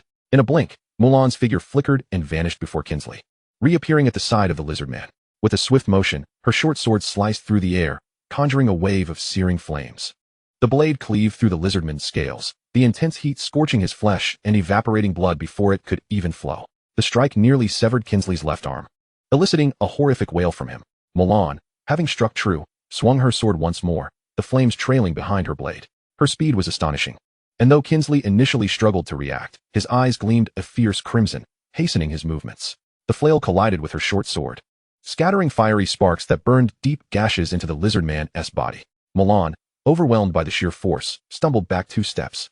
Die! Kinsley roared, swinging his flail once more toward Mulan's head. In his frenzied state, his attacks became fervent, the flail whipping through the air like a tempest. Mulan appeared to be at a disadvantage, retreating repeatedly under the onslaught. The clash of their weapons echoed as Mulan staggered backward, losing her balance. Kinsley's eyes, now a vivid scarlet, were filled with malice as he lunged forward, the flail descending with the force of a storm. Yet, contrary to expectations, there was no satisfying sound of a skull shattering. Kinsley felt nothing as his weapon met empty air. Momentarily unsteady, he abruptly turned around, only to be met with a blinding wave of flames rushing towards him. The force propelled him backward, and before he could regain his footing, a short sword, engulfed in fire, plunged downwards. Kinsley's chest was pierced, his crimson eyes losing their luster. The 4-star hero Kinsley met his demise. The Lizardman Lord, Saz, charged through the ranks of the human soldiers, wreaking havoc with his strength. Were it not for the soldiers' desperate attempts to halt him, he would have breached their lines. After decapitating a human, Saz swiftly turned around, catching sight of Mulan withdrawing her short sword, Kinsley lying lifeless on the ground, blood oozing from his charred wounds. How is this possible? He exclaimed in disbelief. The hero he had painstakingly nurtured had been slain by this novice lord. Once a tyrant of the East in the Valley of Watchful Winds, he had believed he could build upon that foundation to become a renowned lord. Yet now, not only had his hero fallen, but only 5 Lizardman soldiers remained by his side. The humiliation of succumbing to a fledgling lord was unbearable. Driven by rage, he yearned to charge at the human lord, to tear him apart and consume his flesh. But the instinct to survive was stronger. This thought crossed his mind, and Saz abandoned his aim, fleeing for his life. A swift arrow shot forth from the watchtower, and though Saz dodged with all his might, he was nonetheless struck in the calf, stumbling dangerously close to the ground. He paid no heed to the wound as he continued his escape. Yet in the next moment, a blazing sword light slashed toward his back. No, the great Lizardman Lord will not fall so easily. Saz's voice cut off abruptly, his hot blood spilling onto the ground as his lifeless body crumpled. Chapter 9. The Wolf's Den with the final Lizardman's fall. The victory of the defense at Xianyun territory was declared, despite Lu Yuan's meticulous arrangements and the presence of the 6-star hero Mulan. The territory still suffered the loss of 7 spear-wielding soldiers, nearly all killed by the Lizardman Lord, leaving Lu Yuan with a heavy heart. Yet soon, the bountiful spoils of war alleviated his gloom. This battle yielded 28 pieces of leather armor, 26 long spears, 7 sets of bows and arrows, and 150 soul crystals. Most importantly, 2 3-star weapons were recovered. Blade of Shadows, rank, attack, 58, attribute, ignores 10 of the enemy's armor. Dusk Flail, rank, attack, 610, attribute, attack power 2. Lu Yuan had initially intended for Mulan to wield the Blade of Shadows, but she expressed her discomfort with using a blade. Thus, he claimed it for himself. The other flail, however, found no immediate wielder and was set aside for the time being. As Lu Yuan observed the Lizardman corpses being removed, his gaze deepened with contemplation. Though victorious in the first battle on the battlefield of myriad races, the price was not insignificant. Had Mulan not experienced an increase in combat prowess, it was uncertain whether they could have repelled the Lizardman's assault. Nevertheless, he emerged as the ultimate victor. My lord, we have discovered this on the Lizardman Lord. Captain Wang Fu of the Hunters revealed, his palm open to showcase a shimmering azure agate. Azure agate, rank, description, restores 10 mana points per minute. Lu Yuan was astonished to find such a treasure on the Lizardman Lord. The natural mana recovery rate was painfully slow, typically a mere 10 points per minute. With this artifact, their sustainability in battle would significantly improve. This equipment alone could fetch over 10,000 soul crystals on the market, surpassing many 5 or 6-star items due to its rare mana restoration property.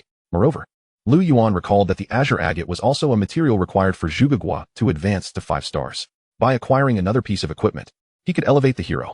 After a moment of consideration, Lu Yuan entrusted the azure agate to Zhuge. Watching the little girl cradle the azure agate with the glee of a child receiving candy, her eyes sparkling like crescent moons, brought him joy. She found the gem beautiful. Lu Yuan smiled, saying, Little Gua, everyone in the territory has been working hard. Now that you possess this treasure, you should also contribute to the realm. I understand. Zhuge replied, bowing before darting off. As she approached the weary commoners resting, she immediately began to restore their energy. Seeing their faces light up with smiles, though tinged with hardship, Zhuge felt a sense of purpose and worked even harder. Previously, due to mana limitations, Zhuge struggled to enable the commoners to work continuously. But now, that was no longer an issue. Coupled with Guan Lu's inspiring skill, the efficiency of the commoners surged by an additional 20%. Observing the bustling territory, Lu Yuan wore a satisfied smile. Meanwhile, at the Tyrus Alliance located on the Starfall Plains, the organization was entirely composed of lizardmen from the Gaskell planet. Initially, It was formed solely by the lizardman lords residing in the Starfall Plains. However, after several years of development, it has become one of the major forces on the Starfall Plains, attracting lizardman lords from various regions, and within a short span, it has amassed over 100 lords. Yuan, serving as one of the vice presidents of the Ripper Alliance, possesses a Tier 4 territory and wields formidable power. At this moment, Yuan is attentively listening to reports from his subordinates. Suddenly, he receives an alarming notification. The territory of Saz under the Ripper Alliance is under attack. The territory of Saz has been breached, and the Alliance has lost control over it. Yuan's green visage contorts in distress. It is not uncommon for lords to be attacked. In the battlefield of myriad races, every minute sees lords losing their lands and perishing in combat. Moreover, many members of the Ripper Alliance have changed over the years, a reality Yuan has grown accustomed to. Upon reviewing the Alliance information, he notices Saz's status has dimmed, deepening his furrowed brow. This signifies that Saz has met his demise. Saz had just pledged his fealty to him, and Yuan had bestowed upon him a 4-star soul stone. In return, Saz not only offered abundant resources, but also prepared to present the 4-star material, Phoenix Wood, which was crucial for one of Yuan's significant plans. Yet now, with Saz dead, that plan is rendered impossible. Yaoman, make your way to Watchful Valley and retrieve an item for me, Yuan commands in a somber tone. The burly lizardman clad in heavy plate armor bows his head respectfully and nods in agreement. I will send Adrian to accompany you. Spearman, rank. Attack power, 14 defense, 4, health, 150, skill stab, use a spear to thrust forward, increasing attack power by 10, with a certain probability of inflicting bleeding. Description, the most common soldier of the human race, possessing low combat prowess. Yuan observes the pitiful statistics of the spearman, his gaze falling upon an evolution path. Spearman to Iron Spear Wolf, can advance to Frenzied Wolf Knight, 3 stars. Yuan is intrigued by the attributes of the Frenzied Wolf Knight. The Iron Spear is a common equipment that can be forged in a blacksmith shop, and he is fortunate to know where to acquire wolf-type magical beasts. By vanquishing the beast lair, he might obtain the current beast's barracks blueprint, thus enabling him to procure wolves. However, before that, Yuan intends to collect all remaining resources from the Lizardman Lord. The following day, Yuan bolstered his forces and set forth to Saz territory with 8 spearmen, 6 hunters, and Hua Mulan in tow. Following the previous Lizardman warrior's testimony, Yuan successfully locates an iron mine and a lapis lazuli mine. The lapis lazuli mine, being a 3-star material, has extensive applications and can be used to craft numerous pieces of equipment.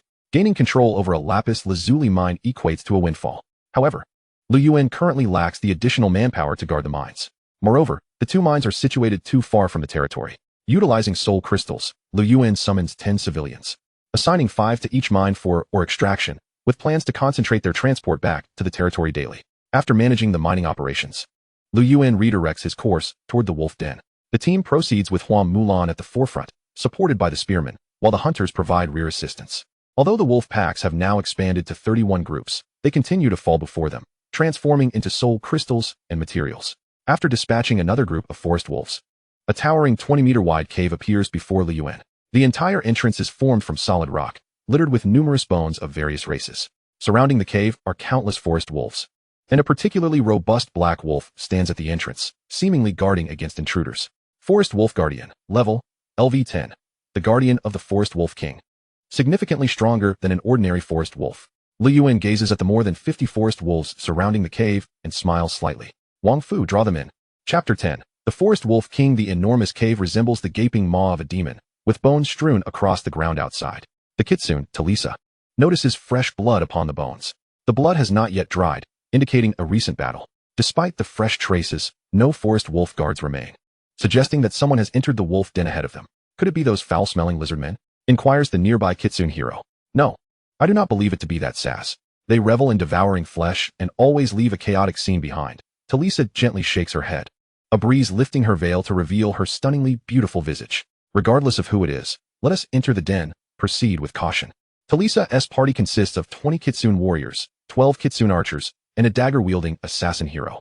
Upon hearing her command, they venture into the dark cave. Suddenly, a wild wolf is flung backwards, crashing against the stone wall, clearly mortally wounded.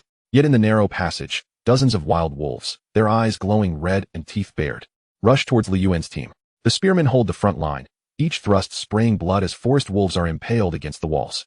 Meanwhile, Hua Mulan plunges into the midst of the wolves, her twin blades slicing through the chaos, unleashing torrents of blood and flames that wreak havoc upon the pack. With Hua Mulan's diversion, the spearmen maintain their formation, creating a wall of spears that firmly holds the wolves at bay. The hunters behind them continuously fire at the wolves, alleviating pressure from the front lines. Despite the relentless assaults, the wolf pack cannot breach their defenses. The number of wolves in the passage dwindles rapidly. And as Lu Yuan withdraws his battle blade from the neck of a forest wolf, no more living wolves remain in the passage. Quickly recover and clear the battlefield, Lu Yuan commands. Tossing aside his bloody blade, the spearmen produce bandages to tend to their wounds while the hunters busy themselves. They have delved deep into the cave, encountering increasingly formidable wolf packs. Yet, they have scarcely rested for a mere quarter of an hour when a vigilant hunter rushes back in haste. Wolves. The wolf pack is coming again. Lu Yuan tosses aside dried meat, rising with his battle blade in hand. A cacophony of sounds erupts within the passage, and Lu Yuan's expression darkens. This time, the wolf pack appears to be even larger than before. Prepare for battle. At Lu Yuan's command, the hunters abandon the corpses of the forest wolves, retreating into the narrow passage, while the spearmen stand firm at the front, their spears forming a forest aimed at the oncoming horde. The wolves surge like a tumultuous tide, their crimson eyes fixed on the group, their numbers nearing 100. Hold them back. With Lu Yuan's bellow, the two forces collide. In an instant, 4 or 5 wild wolves crash against the spears, their bodies pierced through. Yet the relentless pack of wolves continued to surge forward, frantically intent on vanquishing the intruders, causing the pikemen to feel an overwhelming pressure, retreating step by step. Death awaits. In an instant, Mulan appeared amidst the throng of wolves, her short sword transforming into a blazing ribbon of fire. The searing waves of heat consumed 5 or 6 forest wolves, filling the cave with the acrid scent of singed fur. The hunters behind her also realized that this wave of wolves seemed even more formidable, continuously drawing their bowstrings, sending arrow after arrow into the wild beasts attempting to breach their defenses. One by one, the wolves fell, and the situation appeared to stabilize. A low, mournful howl suddenly echoed through the cave. The wolves raised their heads and howled in unison, their chilling cries resonating throughout the cavern. Immediately, the pack charged towards the human encampment with frenzied abandon.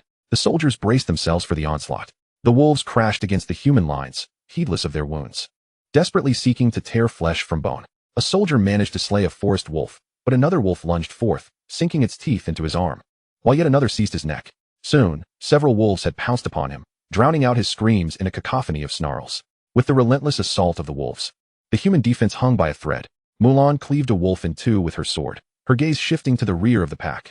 There crouched a massive silver-furred wolf, larger than the forest wolf sentinels. In the dim light of the cave, its snow-white fur glimmered subtly, exuding an air of nobility and authority. Lu Yuan directed his attention toward this creature, examining its details. Forest Wolf King. Level, Leader LV-15. Attack, 45. Defense, 10. Health, 600. Skills, Wolf King S. Howl. The Wolf King emits a roar, inducing a frenzied state in surrounding wolves. Wolf King Aura. While the Wolf King is present, the attack power of surrounding wolves is increased by 10. Wolf King Guardian. Transforms 2 wolves into Wolf King Guardians, enhancing their attributes by 50. King of the Wolf Den, cunning and sly, accustomed to commanding from behind the pack. It appeared to be a commanding beast leader, and Lu Yuan began to formulate a plan. Mulan's figure flickered as she darted through the wolves, arriving at the Wolf King's side, her short sword slashing forth, a crimson streak illuminating the dark cave. The Wolf King hastily dodged, but was a moment too late. The blade sliced through the Wolf King's flank, scorching its silver fur to a charred black, with the blood from the wound evaporating before it could even flow. The Wolf King let out a pained howl. Yet Mulan's next strike was upon him, a fiery blow that nearly severed the Wolf King's foreleg. The Wolf King howled, its sound waves reverberating throughout the cave. Mulan prepared to pursue, but the piercing sound waves left her head spinning, slowing her movements. The wolves, seemingly summoned by their leader, charged at Mulan with wild abandon. Seizing the opportunity, the Wolf King swiftly retreated, hiding among the pack, roaring once more to empower them, refusing to approach any closer. In a mere moment, Mulan regained her focus. The Wolf King's position had shifted, and with a fierce determination, she plunged into the throng of wolves. In an instant, a tempest of blood and fury erupted. The pikemen advanced as well, slaughtering the wolves. Lu Yuan swung his battle blade, cleaving the head off a forest wolf, but suddenly felt a chill creep up his spine. He had no time to ponder, and stumbled forward as if losing his balance.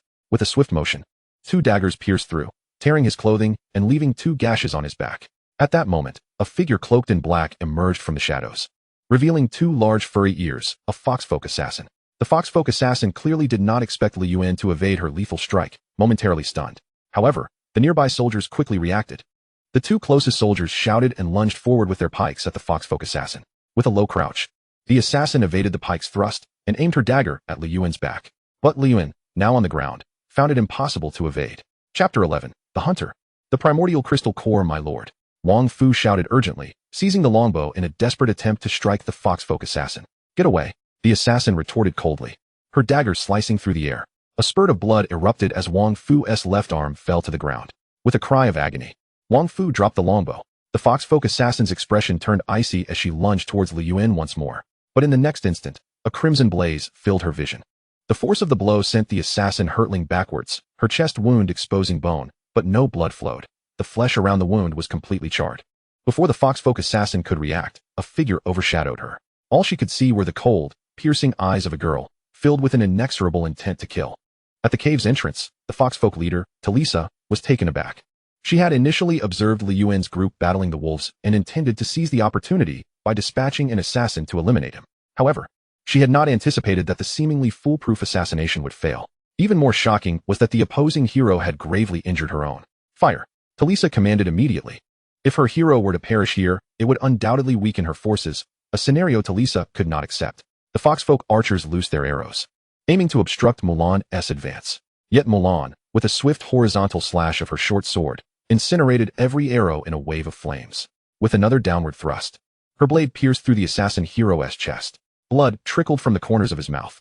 The foxfolk assassin was dead. Talisa's eyes widened, her vision instantly clouding with crimson. "Attack! Kill them!" Talisa bellowed in fury. Mulan responded with a sharp command, drawing her sword in defiance. Her short sword carved through the air, decapitating the heads of the two nearest foxfolk warriors. "Slay!" Mulan advanced like the wind, her figure darting through the ranks. The foxfolk warriors falling like wheat before the scythe. "Archers, stop her!" Talisa cried, her eyes blazing with rage. A flurry of arrows shot towards Mulan. But in the next heartbeat, she vanished from view. With a swift motion, the head of a foxfolk archer flew off, hot blood splattering Talisa's face. "Not again." Mulan spun her short sword, her cold gaze now fixed upon Talisa. Talisa's previously furious heart felt as though it had been doused with a bucket of ice water. She realized she might be facing her own demise. The moment Talisa's eyes shimmered with a pink glow, she fixated intently on Mulan. Mulan, poised to deliver a follow-up strike with her flame cleave, found her raised short sword suddenly halted. Observing her innate skill had taken effect, Talisa dared not linger and promptly fled. The morale of the fox soldiers plummeted instantaneously, compelling them to follow suit. Mulan regained her clarity of thought. But as she beheld the surging pack of wolves assailing Lu Yuan in the corridor, she clenched her teeth and resolved to abandon the chase. At this moment, ensuring her lord's safety was her paramount duty.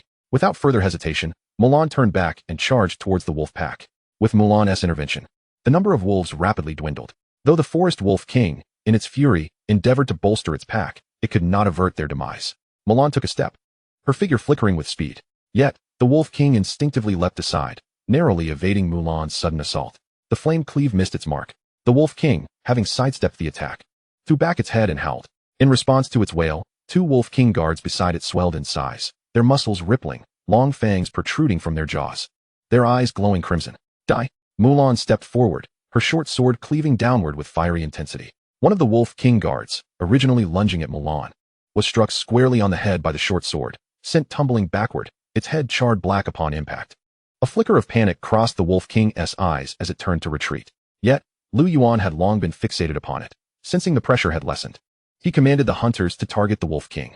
As a volley of arrows rained down, the wolf king, having already sustained an injury to its forelimb from Mulan, found its speed hampered and was pierced by two more arrows, emitting a furious roar.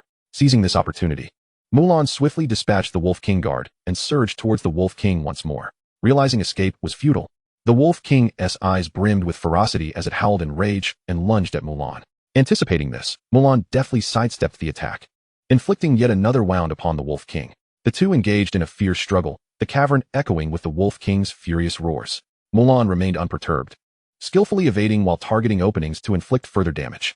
As the wounds on the wolf king accumulated, Mulan unleashed another flame cleave, striking its neck. With a final, reluctant roar, the forest wolf king collapsed. Meanwhile, Lu Yuan soldiers swiftly eliminated the remaining forest wolves.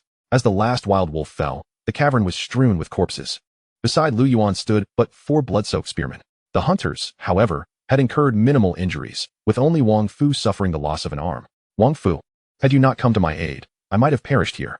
Henceforth, I shall endeavor to remedy your injuries." Lu Yuan spoke solemnly. "To serve my lord is my utmost honor. Please do not concern yourself with my plight." Wang Fu replied, his expression filled with fervor. Lu Yuan patted him on the shoulder, choosing not to elaborate further. Though the rescuer was not a living being, He had indeed saved Lu Yuan's life. A fact he would not forget. My lord, Mulan's rescue was inadequate, resulting in your injury. Please punish me. Mulan knelt on one knee. Lu Yuan waved his hand. The battlefield was chaotic. It is not solely your fault. Focus on recuperating, and hunters, clean the battlefield. With Lu Yuan's command, everyone quickly set to work. Mulan took the initiative to tend to Lu Yuan's wounds. Due to the overwhelming number of forest wolves, it took nearly half an hour to restore order on the battlefield. Lu Yuan assessed their spoils. A total of 106 wolf pelts, 165 wolf fangs, 200 units of wolf meat, 163 wolf claws, and 450 soul crystals. Additionally, they had obtained a 2-star dagger from the fox assassin. Most notably, the Forest Wolf King's drop yielded not only superior pelts and bones, but also 2 unique items. Hunter, rank, attack, 912, trait, 5 chance to deal critical damage when attacking. Primordial Crystal Core, rank. Upon use, may grant 12 skill points. Ineffective for lords of 2 stars or higher. Description, consume me. Among these, the hunter was a crossbow. After a moment's contemplation, Lu Yuan decided to entrust it to Wang Fu. Now that Wang Fu had lost an arm, he could no longer wield a bow, but this magic crossbow required no manual loading of bolts, making it a perfect fit for him. Wang Fu immediately regarded it as a treasure. After all, within their territory, no one had yet utilized a 4-star piece of equipment. The Primordial Crystal Core was a highly sought-after item. Typically, a lord would gain 1 skill point every 5 levels, which could be used to enhance skills. However, certain treasures could also grant additional skill points. Such items were exceedingly rare, often considered priceless commodities. When they appeared, they incited a frenzy of competition. Lu Yuan had indeed struck a stroke of fortune. However, while this item was valuable, it had a limited number of uses. Each rank of the Primordial Crystal Core was effective only 3 times. Thereafter, consuming cores of the same rank would yield no further benefit. Chapter 12. The Mad Wolf Knight continuing deeper into the wolf den. Lu Yuan cleared away 2 or 3 scattered groups of wolves until he finally reached the heart of the lair. Within a spacious cavern, a stone altar stood silently. Lu Yuan recognized that this was the core of the beast lair. You have occupied a beast lair. Please choose to occupy or destroy it. By occupying, you will gain a subsidiary territory that will provide you with 100 soul crystals daily. By destroying, you may receive soul stones, soul crystals, materials, and building blueprints. Destroy? Lu Yuan declared without hesitation. As the altar crumbled instantaneously, a series of messages appeared before Lu Yuan's eyes. You have destroyed a beast lair. Gaining, soul crystals, 2,000, wood, 1,000, stone, 1,000, iron ore, 1,000, forest wolf barracks blueprint, offensive technique scroll, phoenix pattern wood, soul stone. Lu Yuan was overjoyed. While eradicating a beast lair could yield barracks blueprints, it was not guaranteed. To acquire the forest wolf barracks blueprint was indeed a stroke of luck. Furthermore, the offensive technique scroll would allow Lu Yuan to learn a legion skill, a crucial ability that would enhance the entire army. Without hesitation, Lu Yuan tore the scroll and learned the skill. Offensive technique, rank. When the lord is on the battlefield, the army's attack power increases by 5. Lu Yuan then consumed the Primordial Crystal Core, prompting another message to appear. You have consumed the Primordial Crystal Core, gaining 1 skill point. The 2-star Primordial Crystal Core has 2 uses remaining. Having only acquired a meager amount of skill points, Lu Yuan felt a tinge of disappointment. However, he promptly allocated the skill points to his offensive technique, which instantly upgraded to 2 stars, enhancing the Legion's attack power by 10. Upon inspecting Hua Mulan's panel, he noted that her attack power had similarly increased by 10. This skill, though straightforward and unrefined, proved to be exceedingly effective. The remaining 4-star material, phoenix pattern wood, was merely described as containing the essence of fiery power, which Lu Yuan had no immediate use for. My lord, this cave is starting to tremble. We should make our departure swiftly, Wang Fu advised. Lu Yuan nodded slightly in acknowledgement. They returned to the territory without incident. Upon reviewing the resource reserves, Lu Yuan immediately commenced construction. Construct forest wolf barracks, requires wood, 400, stone, 300, time, 40 minutes. Proceed with construction. Construct blacksmith shop, requires wood, 300, stone, 200, iron ore, 200, time, 30 minutes. Proceed with construction. Construct lumber mill, requires wood, 300, stone, 200, iron ore, 100, time, 30 minutes. Proceed with construction. Commence all constructions. The surrounding civilians immediately sprang into action. Lu Yuan, however, noticed that Zhuge Guo's resource-saving skill had instantaneously conserved 15 of the resources. This portion of resources promptly returned to Lu Yuan's possession. After a moment of contemplation, he continued with further constructions. Construct quarry, requires wood, 200, stone, 300, iron ore, 200. Time, 30 minutes. Proceed with construction. Construct. Observing the bustling activity around the territory, Lu Yuan realized that his resources had been depleted. with only the iron ore remaining in surplus. Nevertheless, resources were meant for development. Only by transforming them into strength did they hold real value. Reflecting on the acquisition of the heroic soul stones, he made his way to the heroic altar. Hero summon. A blue pillar of light soared into the sky as countless runes illuminated the altar. Moments later, a figure gradually descended from the altar. He was a scholar clad in a blue robe, adorned with a scholar's cap, his visage lean with a touch of a goatee. I am Sun Gongda, here to pay my respects to my lord. Lu Yuan was taken aback to have summoned Sun Yu, and quickly stepped forward to assist him. No need for such formalities. Gongda. Lu Yuan casually reviewed Sun Yu's attributes. Sun Yu, rank, level, LV1, leadership, 30, strength, 30, strategy, 40, politics, 38, skills, fire attack, 3 stars, unleashes flames to assail enemies. Cunning strategy, 5 stars, augments damage by 100 upon successful tactics. Suppressing bandits, 3 stars, reduces construction time of territorial buildings by 15 and enhances territorial defense by 15 when serving as an official. Hidden advancement path, Sun Yu Ancient Jade. Emerald, Black Jade Bracelet, Spirit Offering Staff can advance to the position of Military Commander, 5 stars. Hidden advancement path, Celestial Radiant Stone, Mist Cloak, Phoenix Ring. Formative Mirror can advance to the position of Strategist, 6 stars. Hidden advancement path, Shimmering Stone, Primal Pearl, Cloud Spirit Wood. Sage's Protection Knowledge Gem can advance to the 12 Cunning Strategies, 6.5 stars. After reviewing Sun Yu's attributes, Lu Yuan was filled with joy. He was undoubtedly a perfect candidate for the position of Chief Internal Affairs Officer.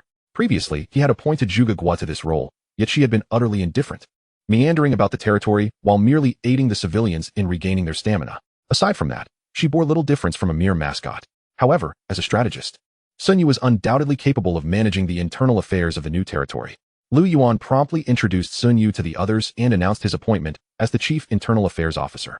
Zhuge Guo was reassigned, now serving as the Overseer and Recruitment Officer, thus ensuring everyone was utilized to their fullest potential. The young girl giggled, seemingly unconcerned by this change. Lu Yuan did not expect her to manage any significant matters. He merely regarded her as a tool to mitigate the territory's resource consumption. Accompanied by Sun Yu, Lu Yuan surveyed the territory, where the construction had already been completed. The efficiency was primarily attributed to Sun Yu's skill, which had reduced all building times by 15.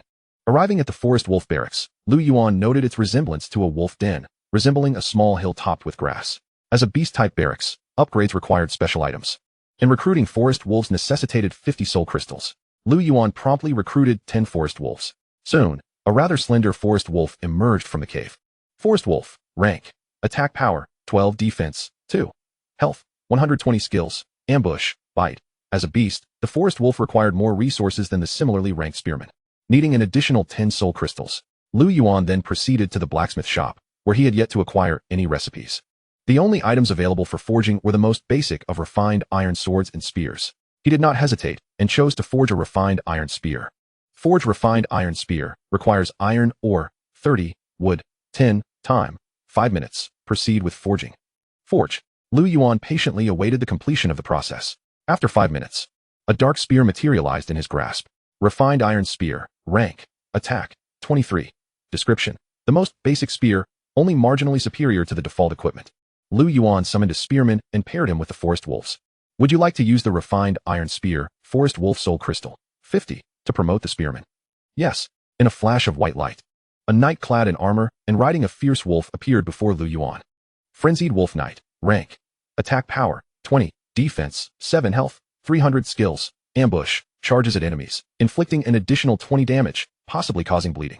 Frenzy. When health drops below 50, attack speed increases by 20.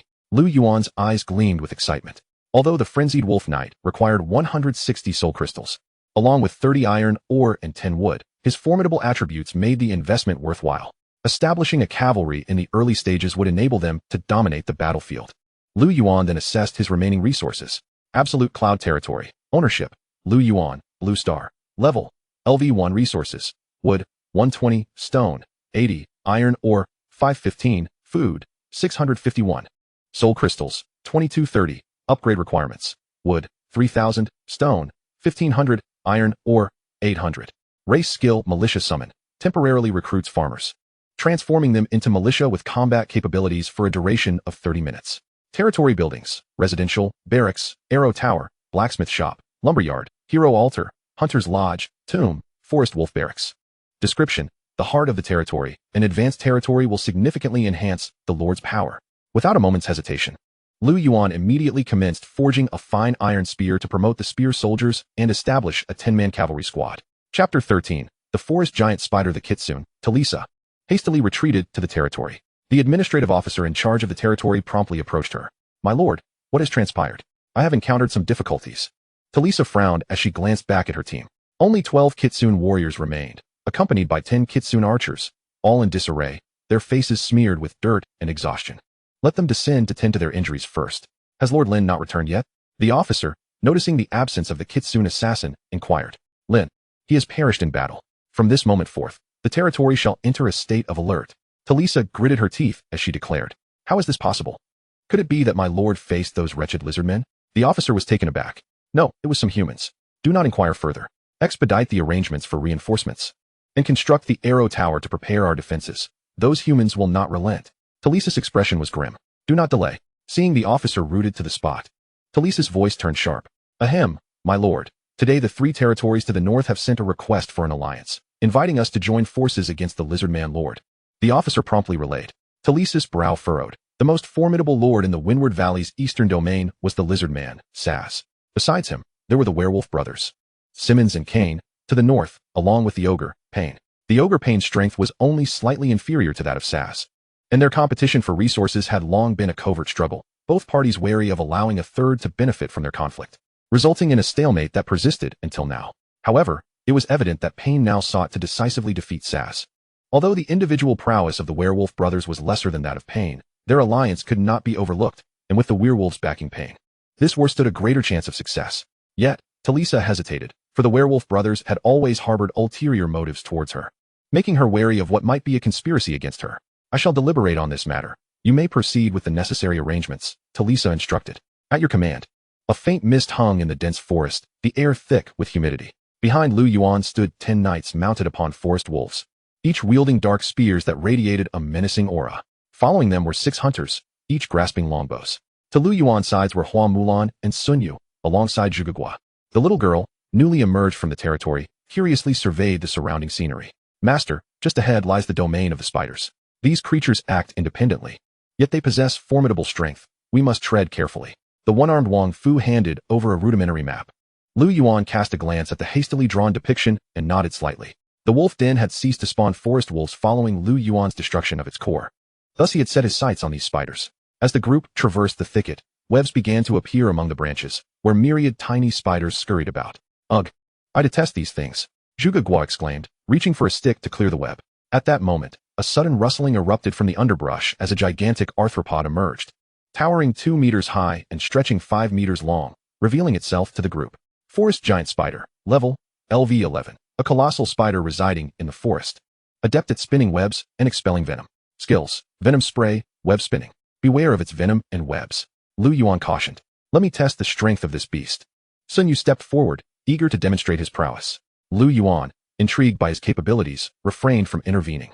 The ordinary forest giant spider had already reached level 11, far surpassing the forest wolves in strength. Its massive form boasted high health, making it a formidable adversary with its 2 skills.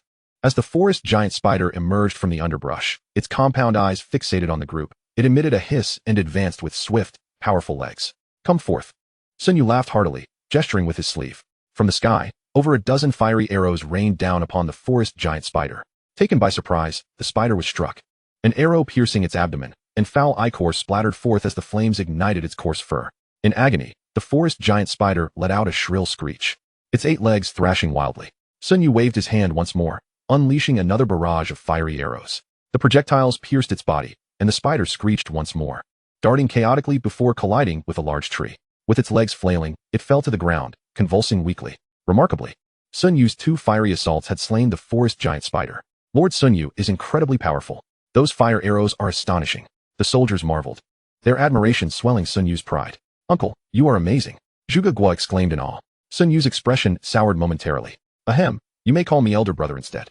"Uncle, why does your complexion appear so pale?" Zhugagua inquired, her wide eyes filled with concern. Lu Yuan could not help but chuckle to himself. The sheer power of Sun Yu's skill had drained his stamina. Though potent, the skill was taxing on his energy. "Ahem, Zhugagua, Sun Yu has exhausted himself. Please assist him in regaining his strength," Lu Yuan instructed. Uncle, it seems you are rather fatigued. Zhuge innocently remarked while diligently restoring his vitality. Sun Yu's face darkened, now resembling a thundercloud. Ha! Soon, the hunters had processed the remains of the forest giant spider. Lu Yuan acquired a pair of spider fangs, 2 limbs, a venom sac, 5 units of spider meat, and 6 soul crystals. Let us continue onward. With only one forest giant spider existing within a given range, Lu Yuan could effectively encircle and eliminate them. Having witnessed Sun Yu's capabilities, Lu Yuan allowed him to lead the charge while Hua Mulan held the spider at bay, followed by the wolf knights charging forth, supported by the archers. Within mere minutes, they dispatched another spider with remarkable speed. An hour later, Lu Yuan approached the lair of the forest giant spiders, where the creatures began to appear in small groups. After vanquishing another cluster of spiders, Lu Yuan suddenly heard a cacophony of sounds. Chapter 14. The Ogre Ha. Slaughter them all. Eradicate these scum. Lu Yuan parted the underbrush, revealing a band of robust men with blue skin. The towering figures before him stood over 2 meters tall, their robust physiques resembling that of barrels. A pronounced, bulbous nose adorned their faces, while 2 sizable, protruding fangs jutted from their lower jaws. Each bore a singular horn atop their heads, and their bare upper bodies were adorned with red paint, depicting various totems and inscriptions. Surrounding them were brutish warriors wielding rudimentary weapons. But at the center stood one clad in heavy armor, brandishing a massive 2-handed axe. Galak the Brutal. Affiliation, Painbringer Kishi.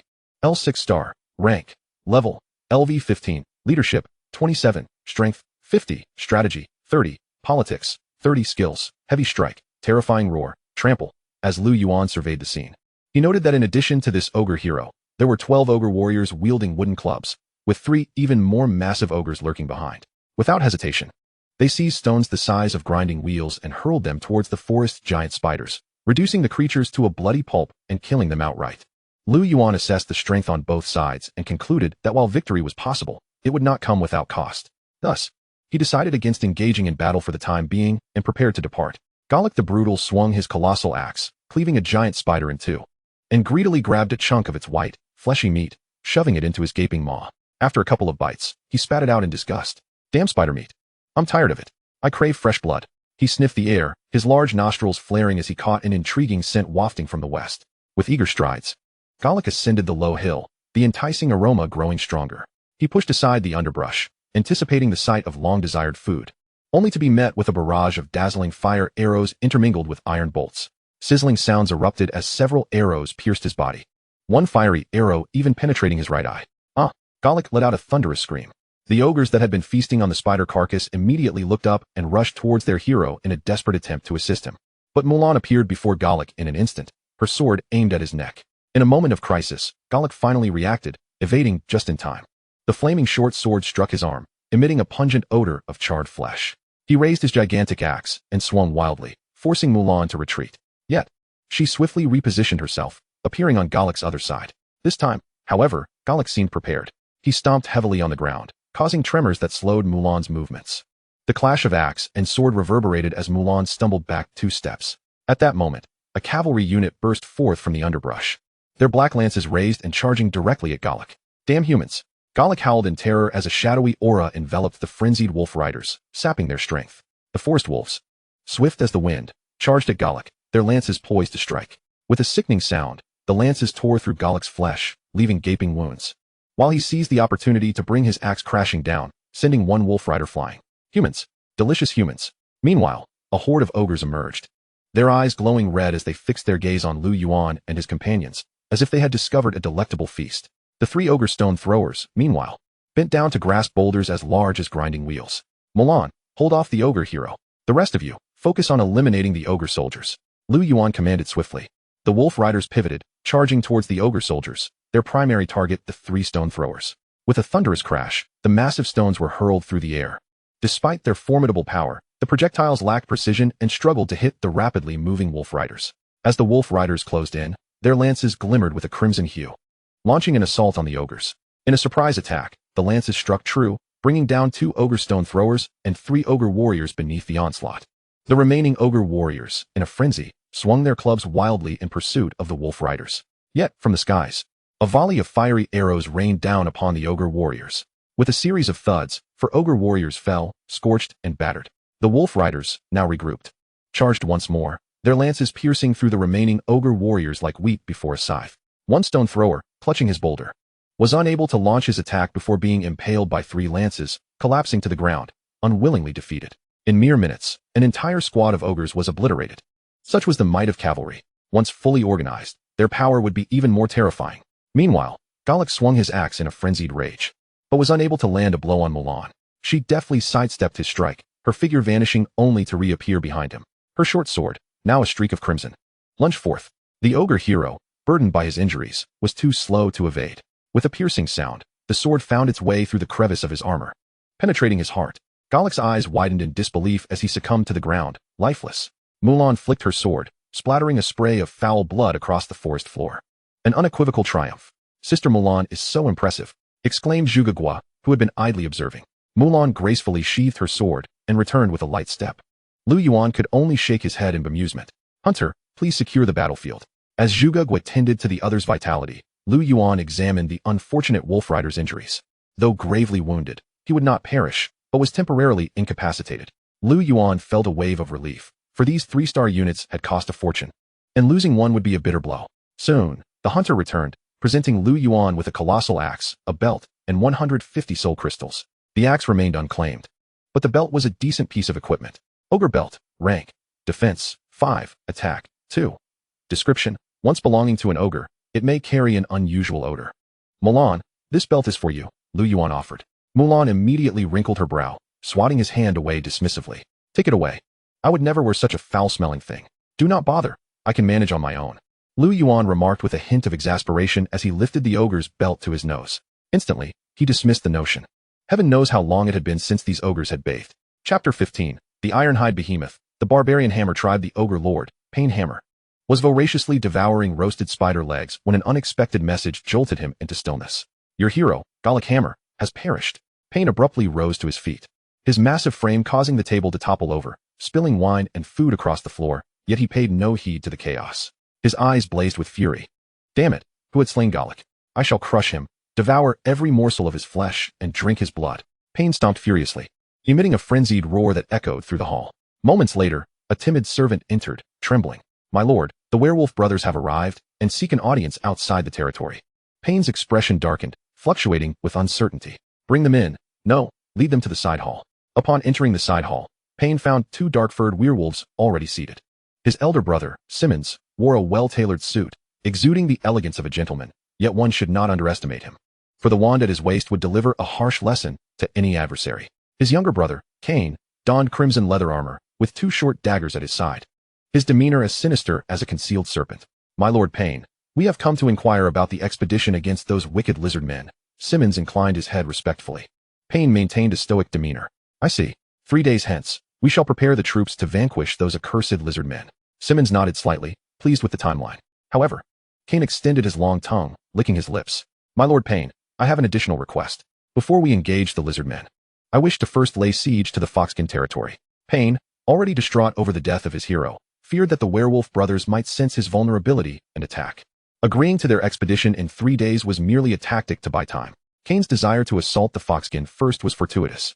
Although that little vixen lacked the strength of a werewolf, she was not to be trifled with. Ideally, the werewolves would suffer losses in their campaign against her, depleting their ranks. In such a case, he could seize precious time for his own development. Very well, but my army has other commitments and cannot support you, Pain replied, his expression unyielding. Cain narrowed his eyes. That will not be necessary, my lord. As long as you do not aid the Foxkin, we shall manage. Teresa, at last, you will fall into my grasp. Cain's eyes gleamed with avarice, a sentiment echoed in Simmons' gaze. Lu Yuan returned to his territory as dusk approached. After a day of battle, his soul crystal had reached 500 once more. The primary reason for this was the scattered nature of the spiders. Otherwise, his hunting efficiency could have been further enhanced. Just as Lu Yuan intended to continue developing his territory, Guan Lu rushed in. My lord, a magical beast has appeared in the territory. Lu Yuan's expression hardened. Take me to see it. Upon reaching the outskirts of the lumberyard, Lu Yuan beheld enormous footprints. The gigantic imprints, larger than a human head, were deeply embedded in the mud, accompanied by traces of blood, and a tree had been violently snapped in two by immense force. From Guan Lu, he learned that this beast was an ironhide behemoth, standing at an imposing height of 2.5 meters, with a length of 5 meters. This creature had attacked civilians engaged in logging, abducting one in its massive jaws. The bloodstains were remnants of that unfortunate soul. Lu Yuan's brow furrowed deeply. This was no mere long-legged forest spider. A behemoth of such proportions weighed between 4 to 5 tons. Its sheer weight was enough to crush a person. This behemoth was unlikely to have emerged from a nest. It was an elite beast. Such creatures were powerful, yet roamed alone or in small groups, never settling in one place. What intrigued Lu Yuan was the possibility that the ironhide behemoth might yield valuable spoils. Even without that prospect, Lu Yuan was determined to slay it. Elite beasts do not vacate an area quickly. The presence of such a threat lingering around his territory could spell catastrophic destruction, something Lu Yuan could not tolerate. After a moment's contemplation, he decided to first establish an arrow tower and a quarry at the camp's periphery before leading his troops along the behemoth's trail. They pursued for 2 miles, where the trees grew denser, and he could faintly discern more trees crushed underfoot. The moist earth bore deep claw marks. "My lord, there are sounds ahead," Wang Fu whispered. Lu Yuan raised a hand, signaling the group to slow down, straining to listen. Indeed, the low, heavy thuds of footsteps resonated through the air. The group cautiously advanced, revealing a massive figure navigating the thicket.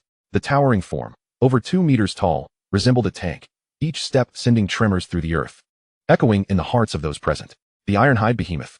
Its fur, as dark as iron, glistened, and its sharp teeth were stained with blood.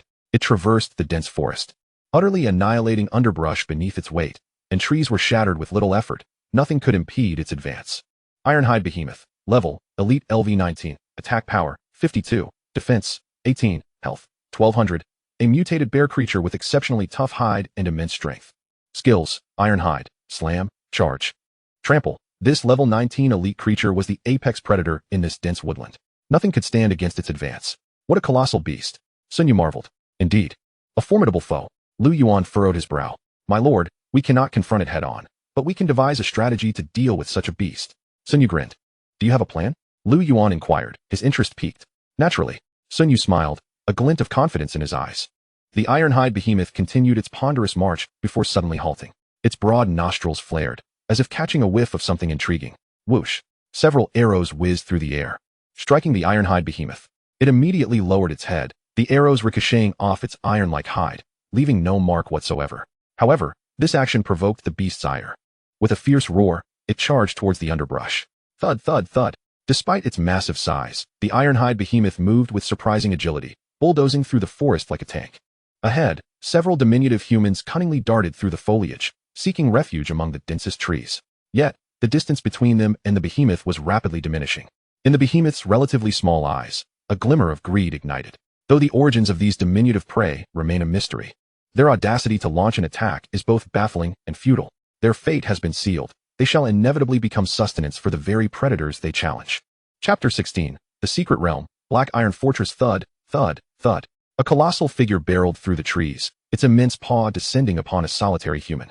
With cunning agility, the human deftly lunged forward, evading the fearsome strike, while the ironclad claws crushed the tree that had enveloped 3 of its companions. The tree emitted a distressing creak before succumbing to gravity, toppling slowly. The ironhide behemoth, observing the minuscule creatures that had been scurrying in terror, suddenly turned and unleashed a volley of arrows towards it. Whoosh, whoosh, whoosh. The ironhide behemoth nearly chuckled, for these hapless beings seemed utterly paralyzed by fear. None had even grazed its thick fur. Emitting a peculiar sound, it contemplated seizing a few of them for a lavish feast. At that moment, a dull thud reverberated from above. A multitude of massive logs, ablaze with fierce flames, plummeted toward the ground. Roar!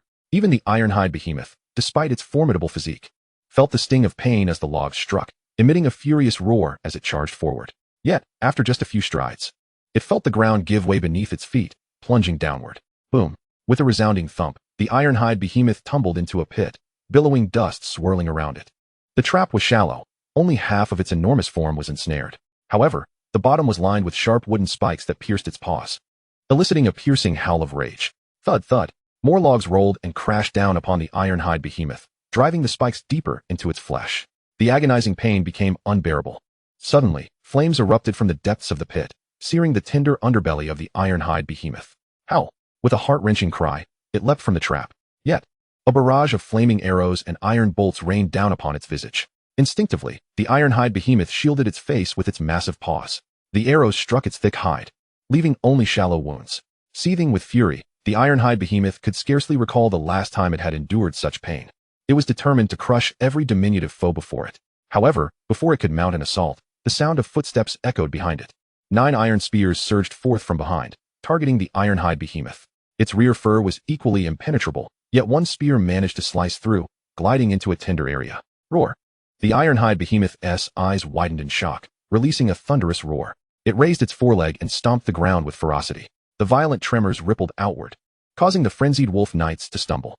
The ironhide behemoth charged through one knight, barreling into the thicket. Its massive form crashed through trees like a tank, swiftly retreating, leaving behind a bloody trail. Pursue! Lu Yuan commanded without hesitation. Seize the moment to end it. The group immediately followed the evident trail, hot on its heels. The chase continued for 2 to 3 miles. True to its reputation as an elite magical beast, the ironhide behemoth maintained impressive speed despite its injuries. As the terrain ahead flattened, its pace quickened. At this juncture, the hunters in the party began to exhibit signs of fatigue, their breaths growing labored. Lu Yuan ordered a reduction in speed to avert a sudden counterattack from the ironhide behemoth. This area does not appear to belong to the spiders, Wang Fu gasped.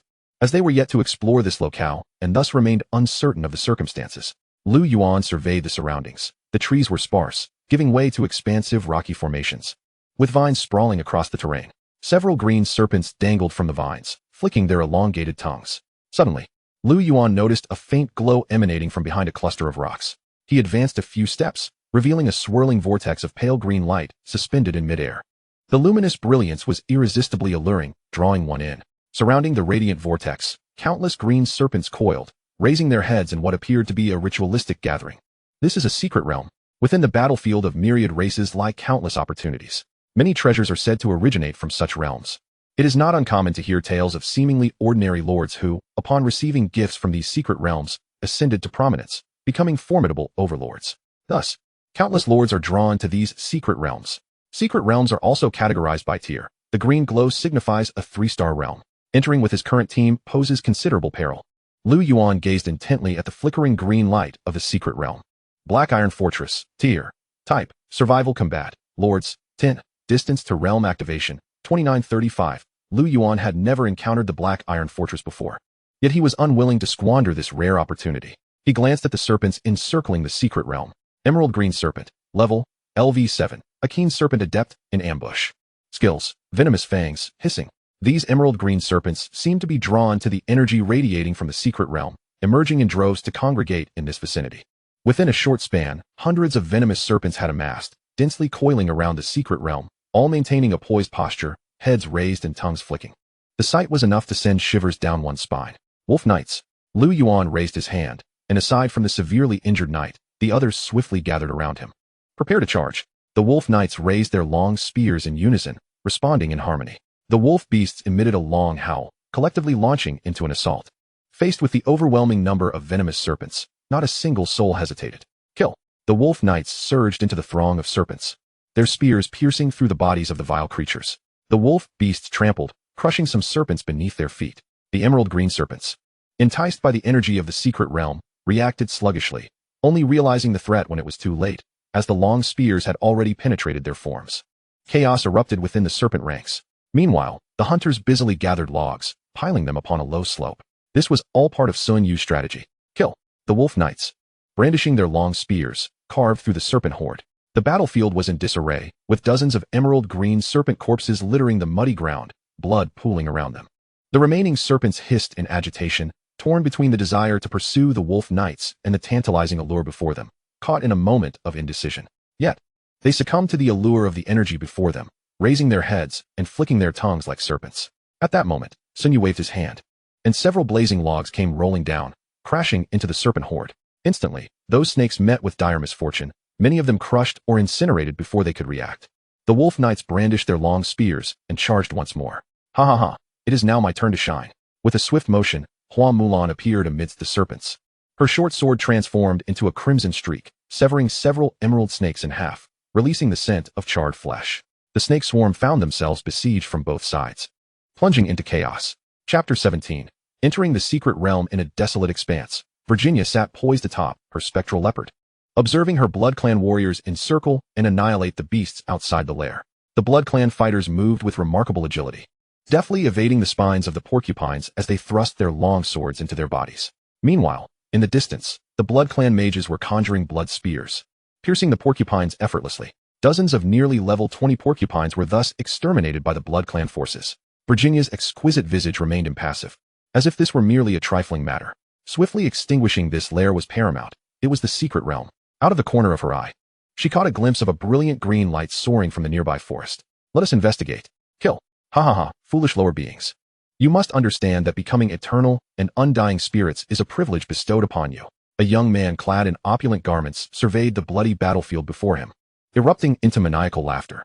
Surrounding him were several skeletal knights, their presence foreboding. Before them, countless skeletal warriors besieged two lordly factions, the two goblin lords. Their eyes filled with despair, fled with what remained of their forces, reduced from dozens to merely a handful. Their fallen comrades had been resurrected by the malevolent necromancers, transformed into skeletal warriors to join in the relentless pursuit. Damn be it. Why did we have to encounter that demon Hazel? Bastard. I can't run any longer. I might as well fight him. Wait, what is that? The two goblin lords beheld the radiant light rising before them, a flicker of hope igniting within their eyes. The necromancer lord, Hazel, approached the secret realm with a cruel smile. You cannot escape. Hazel chuckled softly as he stepped into the secret realm, only to be met with a notification. This secret realm can only accommodate 30 subordinates. The foxwoman, Talisa, stumbled through the woods, her body marred with numerous wounds, accompanied only by 3 fox warriors. She had not anticipated the swift onslaught of the werewolf brethren. Without a hero to guide them, and with no ogres to hinder their advance, the werewolves had unleashed their full might, breaching her territory with ease. Talisa, alongside a few soldiers, fought her way out of encirclement and fled, unwittingly entering the domain of the emerald snakes. My lord, we cannot venture that way. Those poisonous serpents are formidable foes, urged one of the fox warriors. Talisa, gritting her teeth, acknowledged the warning. The emerald snakes were indeed a perilous challenge. Yet the pursuers behind her were no less formidable. Even if I must perish, I shall not grant them an easy victory. Talisa surged into the open field ahead. To her surprise, she encountered not a single emerald snake along her path. Her plan to divert disaster fell flat, and as the cries from behind grew ever closer, her heart raced with anxiety. She dashed through a rocky forest, only to halt abruptly, her gaze fixed on the ground littered with slain green snakes. Astonishment etched across her face. Even more astonishing was the shallow green light emanating from a swirling vortex before her. The secret realm.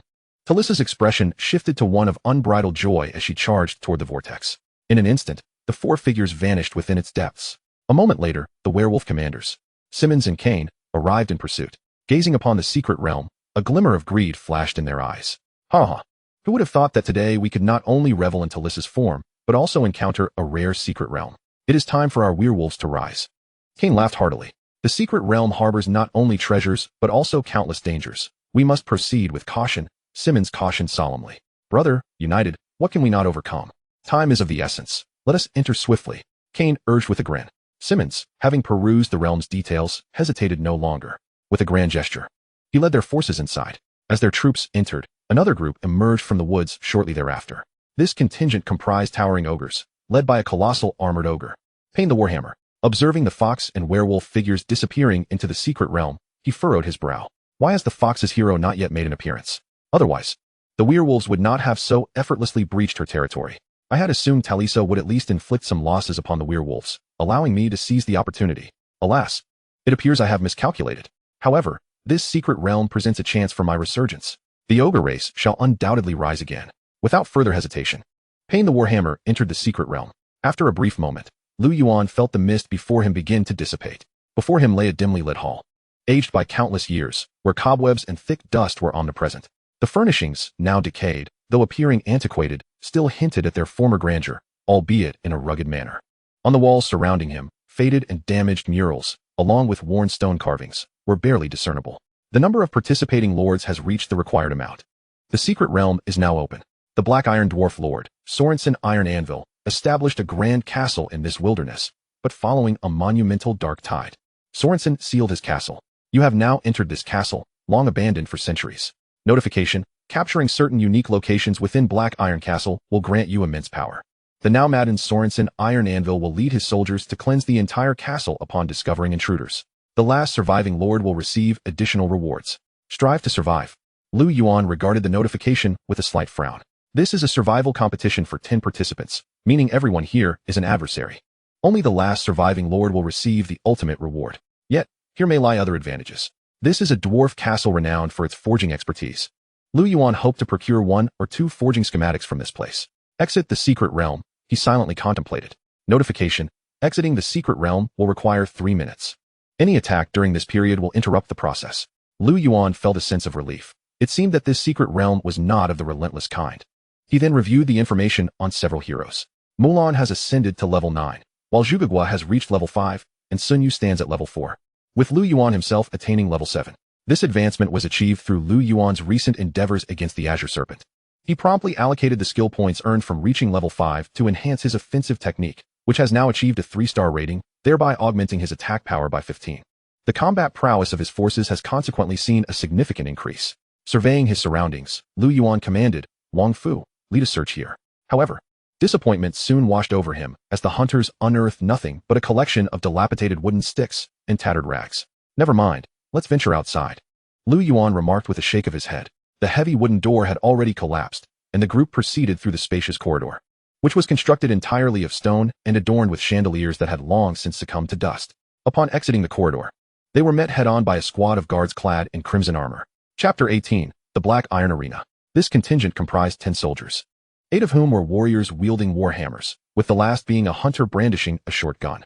The Black Iron Dwarves stood at approximately 1.5 meters tall, robust and sturdy, their skin as black as coal, and their eyes ablaze with intensity. Black Iron Dwarf Warrior. Level: LV 20. Skills: Battle Hardened. Physical damage taken reduced by 5. Fiery Body. Black Iron Dwarves, having lived for eons in the realm of lava, possess blood infused with the essence of flames, granting them a fire resistance of 10. Devastating Strike. Unleashes a ferocious blow, increasing damage by 15. Intruders. Eliminate them. The Black Iron Dwarf warriors roared as they spotted Lu Yuan and his companions, charging forth with fervor. Charge. The wolf riders raised their long spears and surged forward. The beasts collided with the Black Iron Dwarves, who were unexpectedly able to withstand the cavalry's assault, with only one dwarf sustaining serious injuries. Ambush. The wolf riders' spears gleamed as they thrust toward the Black Iron Dwarves. Blood sprayed as 2 of the dwarves succumbed to the onslaught. Yet, the wolf riders also suffered injuries from the dwarven warriors' fierce counterattacks. A resounding thud erupted as a blood mist exploded from one wolf rider's head, sending him crashing to the ground. Black Iron Dwarf Archers. Fire Assault. Sun Yu waved his sleeve, unleashing a volley of fire arrows that enveloped 2 Black Iron Dwarf Archers. The dwarves had no time to flee and were struck by the fiery projectiles. A multitude of blood arrows soared through the air, yet the 2 archers, though grievously wounded, clung to life. With a swift motion, a scarlet streak cleaved through the air, and it was only then that one archer collapsed. Mulan struck true, her form flickering as she dispatched another dwarf warrior. Sun Yu, cease the fire assault. Lu Yuan frowned. They possess fire-resistant skills. I thought it impossible to slay 2 mere soldiers. Sun Yu's expression shifted to one of realization. Uncle, no more excuses, Zhuge chimed in from the sidelines. Lu Yuan's gaze returned to the battlefield. Without long-range support, the Black Iron Dwarves quickly fell under the coordinated onslaught of the Wolf Riders and Mulan. Lord, here are the spoils. Wang Fu soon delivered the bounty. They had acquired 120 soul crystals, 3 blocks of black iron ingots, a 2-star black war hammer, a 2-star piece of armor, and a peculiar shard of glass. Lu Yuan entrusted the black war hammer to one of the Wolf Riders, while the strange key remained an inconsequential item for the time being. However, the black iron armor proved useful. Black iron armor. Rank: Defense 5. Attribute: Strength 1. Collecting 4 pieces activates hidden attributes. Description: a masterpiece of the Black Iron Dwarves, renowned for its exceptional defense. Lu Yuan equipped it to Mulan, who accepted it without hesitation. The crimson armor conformed seamlessly to her form, adding an air of valor compared to her previous garb. All right, let us continue onward. Although the Black Iron Dwarves exhibited formidable defenses, the group's efficiency improved as they adapted to employing a strategy of encirclement and slaughter. Indeed, the hidden realm was rich in resources, and Lu Yuan collected yet another batch of soul crystals. Mulan also acquired a pair of black iron boots, while Sun Yu finally obtained a firearm, thereby stepping beyond the role of mere onlooker. After vanquishing 4 waves of minor foes, Lu Yuan arrived before an arena. Black Iron Arena, occupyable. Lu Yuan's heart leaped at the sight of the prompt. He promptly commanded his team to recover before entering the arena. The instant they stepped inside, the iron gate behind them slammed shut. A frown creased Lu Yuan's brow as he surveyed the surroundings. The scene resembled an ancient Roman Colosseum, with them positioned on a circular platform below, while a multitude of black iron dwarves filled the seats above, their raucous voices echoing. Oh! New arrivals in the Black Iron Arena.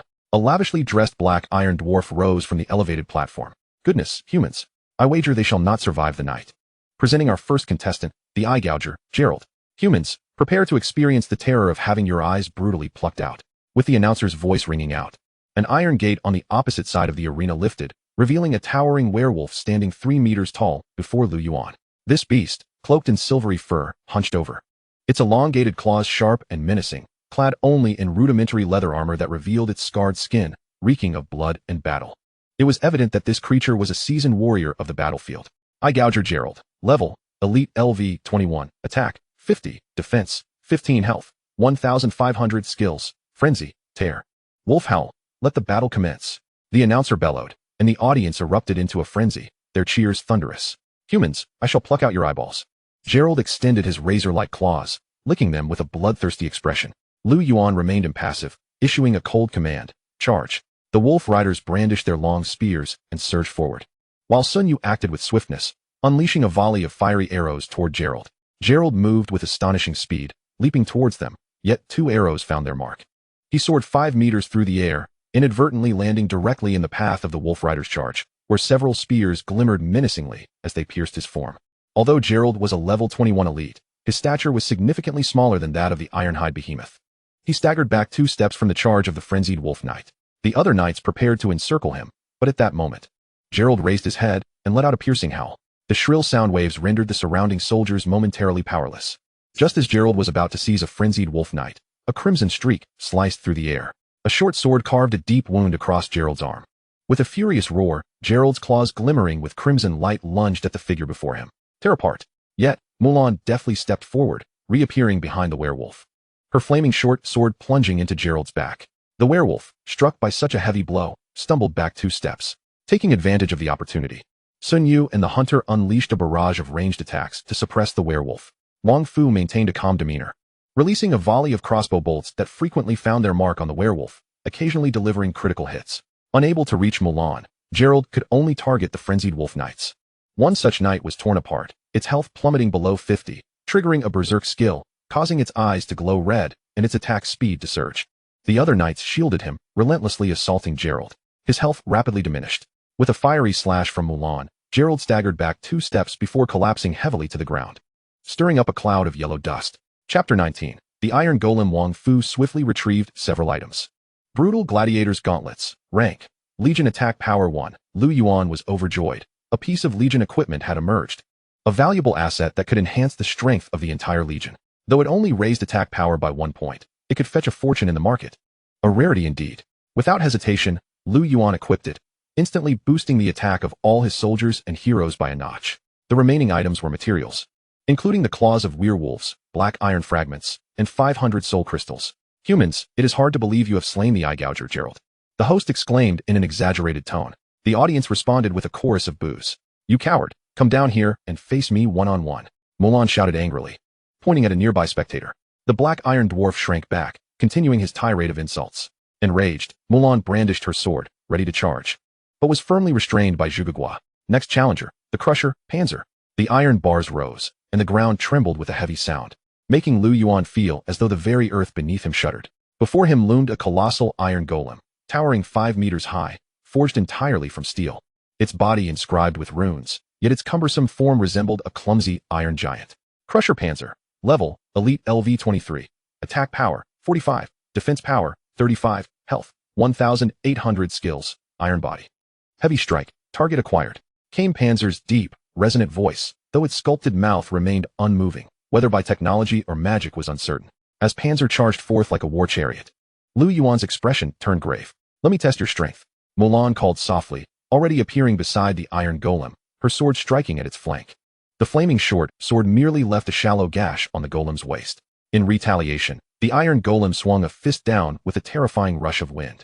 Mulan's expression shifted as she swiftly evaded, reappearing on the opposite side to strike once more. However, the golem's formidable defenses, combined with the iron body skill that mitigated 30 of the damage, rendered it nearly impervious to her assaults. Crash! The iron golem's fist smashed into the ground, creating a deep crater. Charge! The frenzied wolf knights surged forward, their lances striking the golem's body with a resounding clang. Even Sun Yu's fire attacks inflicted minimal damage. This iron lump is far too thick-skinned. Fortunately, the creature's speed was painfully slow. Mulan drew its ire while others provided support from the rear, allowing them to maintain their offensive. With Zhuge restoring vitality, the battle reached a stalemate.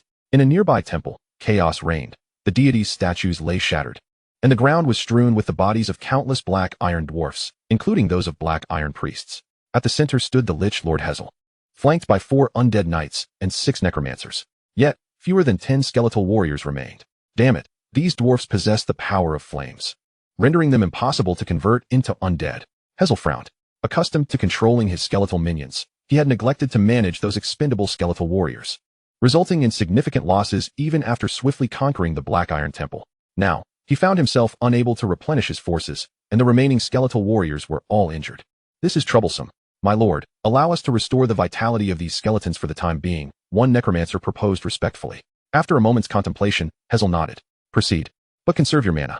At that moment, a message appeared. You have conquered the Black Iron Temple. Do you wish to occupy it? Occupying the Black Iron Temple will grant your forces the blessing of flames, increasing fire damage by 5 points, stacking every half hour. Hazel's already dark expression deepened further. Damn it, I am a lich, and you offer me fire damage? Are you suggesting I burn myself? No. He gritted his teeth, commanding a retreat from the temple. Secret Realm announcement. The Black Iron Dwarf Lord Sorensen Iron Anvil has discovered the intruders in the Black Iron Temple and is leading his forces to respond. Proceed with caution. Instantly, Hazel's face darkened to an almost inky hue. Secret Realm announcement. The Black Iron Dwarf Lord Sorensen Iron Anvil has discovered the intruders in the Black Iron Temple and is leading his forces to respond. Proceed with caution. The Vampire Lord Virginia observed the announcement with a smirk. So, someone has managed to seize a building before me. How intriguing. Let me see into whose hands the treasures of this secret realm shall fall. With a resounding crash, the vampire destroyer drove his longsword into the Black Iron Dwarf's body, leaving no standing enemies in the Grand Hall. You have conquered the Hall of Spirits. Do you wish to occupy it?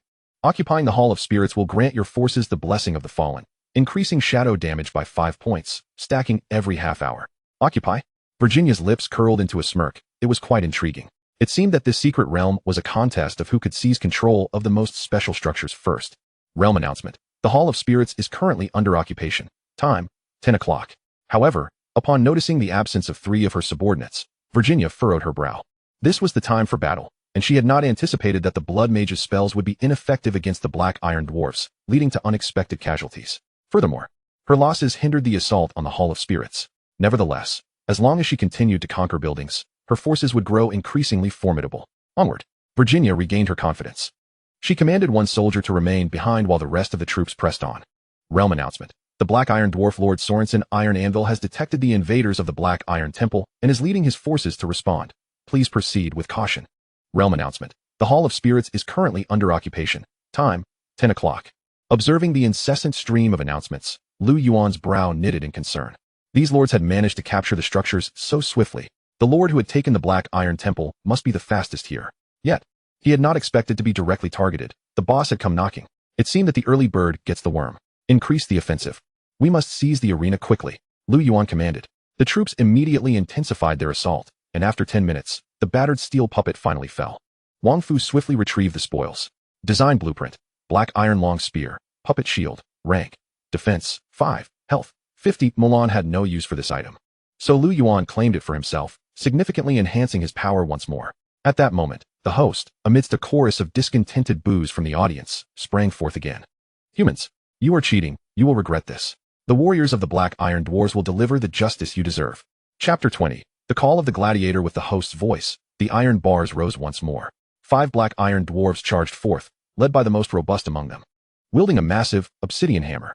Gladiator Durgis. Level, Elite LV 20. Attack, 40. Defense, 20. Health, 1,300 skills. Battle-hardened, Blood of Flames. Mighty Strike. Charge, Battle Roar. The remaining dwarves, though slightly lesser in attributes than Durgis, were still formidable level 20 foes. Lu Yuan's expression darkened. This wave would prove challenging. Hunters, each draw one away, create distance. Focus fire on the right side. Lu Yuan swiftly descended. The hunters quickly unleashed arrows, separating the gladiators. Lu Yuan breathed a sigh of relief. As long as they could be divided, it would be manageable. Eliminate them swiftly. Lu Yuan bellowed, charging ahead. Yet, Mulan was quicker. Appearing instantaneously at the side of the Black Iron Gladiator, her sword slicing into him, blood sprang forth. Flame Splitter. Another strike landed on the Black Iron Gladiator, inflicting considerable damage. Simultaneously, Sun Yu's skill struck the gladiator, momentarily halting his movements. The onslaught from the Wolf Knights soon followed. Several long spears collided with the Black Iron Gladiator, forcing him to stagger back. Lu Yuan quickly recognized a tactical error. Due to the dwarf's short stature, 10 Wolf Knights could not all engage effectively, wasting a significant portion of their combat potential. He promptly allocated 8 Wolf Knights to deal with the other gladiators while keeping an eye on their health. Flame Splitter. Fire attack. Mulan and Sun Yu's skills rained down upon the Black Iron Gladiator.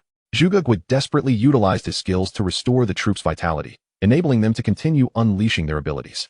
The Black Iron Gladiator soon bore the marks of charred burns, several wounds bleeding profusely. With a final strike from Mulan, he finally succumbed. Mulan quickly shifted her focus to the next Black Iron Gladiator. Though the troops had dispatched one gladiator, 3 hunters from Lu Yuan's side had fallen beneath the hammer of the Black Iron Gladiator. Wang Fu struggled to kite one of the gladiators. Meanwhile, the knights surrounding the remaining gladiators were all injured, their health dipping below 50%, which only heightened their ferocity in combat. The battle had reached a fever pitch. Lu Yuan swung his battle blade with reckless abandon. Yet, the skin of these Black Iron Gladiators was akin to steel, the blade merely carved shallow cuts. With a resounding thud, a heavy strike from the Black Iron Gladiator sent a wolf knight flying. Lu Yuan's blade slashed out, and with a soft sound, the gladiator staggered back. It was then he realized his blade had pierced the gladiator's eye, causing him to falter. Damn it! The Black Iron Gladiator's hammer glimmered ominously as it swung towards Lu Yuan's chest. Thud! A short sword pierced through the gladiator's back. The blade withdrew, and the body collapsed lifelessly. Only 3 Black Iron Gladiators remained. Cold sweat trickled down Lu Yuan's brow, yet he remained undeterred, shouting, "Everyone, focus! Target the next one! Kill!" With the aid of Zhuge's health restoration, Mulan unleashed another flame splitter, swiftly dispatching another Black Iron Gladiator. Only 2 remained. Just as victory seemed assured, suddenly, a figure dashed towards Mulan, knocking her aside. Charge! Gladiator Durgi struck, injuring Mulan severely. Wang Fu, who had drawn Durgi's attention, lay incapacitated at a distance. Durgi's advanced, ready to pursue. However, a volley of flaming arrows rained down from above, momentarily halting Durgi's advance. Surround him, Lu Yuan commanded loudly. He kept a vigilant eye on each soldier's health, prepared to pull anyone back at the first sign of danger. The long spears struck Durgi's, but the damage was minimal. Meanwhile, Durgi's every blow inflicted substantial harm, swiftly leading to the replacement of one wolf knight under Lu Yuan's command. Kill, kill, kill. The wolf knights, now frenzied, thrust their spears with fervor. Sun Yu unleashed another fire attack, causing the flaming arrows to momentarily disrupt Durgi's. Seizing the opportunity, a fiery streak appeared behind Durgi's, as a short sword plunged into his nape, momentarily stunning him. Mulan remained relentless. Flame splitter. This strike severed Durgi's head from his shoulders. A critical hit. A rear assault. The damaged sword. Durgi's remaining health was swiftly depleted. As Durgi's fell, the last Black Iron Gladiator soon followed suit. Damn it, humans. You have triumphed. You are the champions of the Black Iron Arena today. With the host's furious declaration, the audience dispersed in a frenzy. Lu Yuan let out a sigh of relief. Had another wave come, they might not have been able to withstand it. At that moment, 2 of his hunters lay dead, and one of the wolf knights was also lost, with most of the remaining forces severely injured and incapable of further combat. You have captured the Black Iron Arena. Do you wish to occupy it? By occupying the Black Iron Arena, your troops will receive the arena's blessing, which grants an increase of 3 points in damage and 5 points in health recovery, stacking once every half hour. Lu Yuan was instantly overjoyed, and he grasped the most crucial rule of this secret realm. The strong grow ever stronger. Only the lord who occupies more buildings can achieve ultimate victory. He needed to hasten his pace. The Black Iron Temple should be under siege by the forces of the Black Iron Dwarves, and he had yet to receive any news. Meanwhile, the Hall of Spirits had already been claimed by another lord, putting him a step behind. Occupy? Without hesitation, Lu Yuan commanded. Secret realm announcement. The Black Iron Arena is being occupied. Time, 10 o'clock. Lu Yuan ordered his troops to regroup while he inspected the monster drops. Soon, he acquired 2 items. Gladiator's Horn, rank. Description, summons 5 2-star Black Iron Gladiators to fight for you, lasting for 30 minutes. Black Iron Helmet, rank. Defense, 5. Attribute, Strength 1. Lu Yuan promptly bestowed the Black Iron Helmet upon Hua Mulan, completing the collection of the 3-piece Black Iron set. Thank you, my lord. Just as Lu Yuan was about to say something, another notification appeared. The Goblin Lord Hude has been slain. Remaining lords, 9. Before Lu Yuan could ponder this further, yet another notification popped up. The Goblin Lord Hill has exited the secret realm. Remaining lords, 8. Suddenly, 2 competitors had vanished. Although he was uncertain whether these 2 were allies, they were likely feeble lords who had merely stumbled into a perilous situation. Yet, without strength, entering the secret realm is tantamount to courting death. Even if they survived, their power would be significantly diminished. Nevertheless, there would still be a multitude of lords drawn to the secret realm, utterly disregarding the consequences. Chapter 21. The Black Iron Prison. Within the passageway, the sounds of battle resounded. Lu Yuan's troops clashed with the Black Iron Dwarf patrols. The effects of the arena's blessing increased their damage by 3 points and restored 5 health points every minute. His forces surged in strength once again, allowing them to cleanse the monsters with greater efficiency. However, he was still not completely satisfied. They needed to move faster. Lu Yuan entrusted command to Hua Mulan while he contemplated the items in his backpack, devising strategies. The Eye of Evolution indeed held infinite possibilities, but at present, his inventory remained too meager. My lord, these are the spoils of war. Wang Fu, bolstered by the effects of the arena's blessing, had already recovered. Lu Yuan discovered yet another piece of the black iron set, the black iron gauntlets. He handed them to Hua Mulan, and the team advanced further. Upon exiting the passage, they encountered a small garden, yet Lu Yuan's gaze was drawn to a particular spot within it. Quickly, eliminate the enemies. 5 minutes later, the two teams of guards beside the small garden had been vanquished. However, a notification appeared before Lu Yuan. Secret realm announcement. The armory is being occupied. Time, 10 o'clock. Another announcement had emerged, yet it was unclear whether it was from the leading lord or another contender. Regardless, they needed to expedite their progress. Lu Yuan strode into the small garden and gathered flowers from a cluster. Strange swift rain herb. Rank. Description. Can be used as material. Consuming it restores 50 health points instantly. Lu Yuan collected a total of 12 portions. This was indeed a valuable item, but Lu Yuan had other uses in mind. After a moment of contemplation, he summoned a hunter. Do you wish to use the strange swift rain herb, obscure lens soul crystal 400, to evolve the hunter? Yes. In an instant, the hunter stood transformed in sleek black leather armor, 2 daggers hanging at his waist. Name, Tu Yen. Rank, class, rogue, attack, 15 defense, 3, health, 200, skills, sand throw. Throw sand to blind an enemy for 5 seconds. Duration is reduced against higher level foes. Lockpicking. The rogue may have the chance to unlock certain locks. Given the formidable nature of the monsters here, Lu Yuan resolved to evolve a rogue to help control the enemies. During this time, the effects of the arena's blessing had stacked to 2 layers, but their opponents would only grow stronger. Time was of the essence. Lu Yuan continued to command his forces to advance. After traversing a short corridor, they discovered a secret passage with flickering torches on either side, casting eerie shadows. We go down. Following the stone steps downward, faint sounds of commotion could be heard. Tu Yen, following Lu Yuan's orders, cautiously descended. Before long, he beheld a prison below, filled with prisoners clad in rags, while dwarf jailers patrolled in squads. Upon receiving Tu Yan's report, Lu Yuan's eyes narrowed slightly. After surveying the surrounding terrain, he made a decisive choice. His soldiers sprang into action at Lu Yuan's command. 10 minutes later, Wang Fu, accompanied by a hunter, stealthily approached the prison entrance and swiftly shot an arrow at one of the dwarf jailers inside. Damn it! We have intruders. Eliminate them. 10 dwarf jailers shouted as they charged forward. However, the exit was narrow, obstructed by 5 or 6 dismounted wolf knights, their long spears forming a steel thicket that blocked the way. Most of the dwarf jailers wielded short clubs, rendered ineffective against the long spears. Each thrust from the wolf knights resulted in a splash of blood as they pierced the dwarf jailers. Lu Yuan examined the information on these dwarf jailers. Black Iron Dwarf Jailers. Level, LV-15 skills, strike, support, shouts for reinforcements. These dwarf jailers were relatively low in level. Yet their support skill posed a potential complication that required attention. But before Lu Yuan could devise a response, the 3 dwarf jailers in front fell under the onslaught. The remaining dwarf jailers began to shout loudly, "Quickly, someone come. We have intruders." With the resounding shout, the entire dungeon erupted into chaos.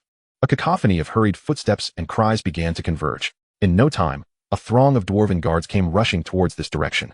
The frenzied wolf knights appeared startled, collectively retreating and even parting to make way for the dwarves. The foremost among them, already gravely injured, bellowed a rallying cry and hurriedly pursued. The other dwarven guards followed suit. However, the leading dwarven guard soon witnessed the human ranks parting, revealing a cluster of flaming barrels and rolling logs in the center. In the next moment, those fiery projectiles tumbled down in mass. On the narrow stone steps, the dwarven guards were packed tightly together, even if they wished to flee. Escape was impossible. Bang, bang, bang, bang, bang. Amidst the relentless clamor, the leading dwarven guards were struck by the flaming barrels, tumbling to the ground, only to be crushed by the logs rolling behind them, leading to their untimely demise. Enhanced by Sun Yu's fire attack skills, the damage inflicted was substantial, compounded by the ensuing chaos among the dwarven guards, resulting in massive casualties. Lu Yuan's vision was filled with kill notifications.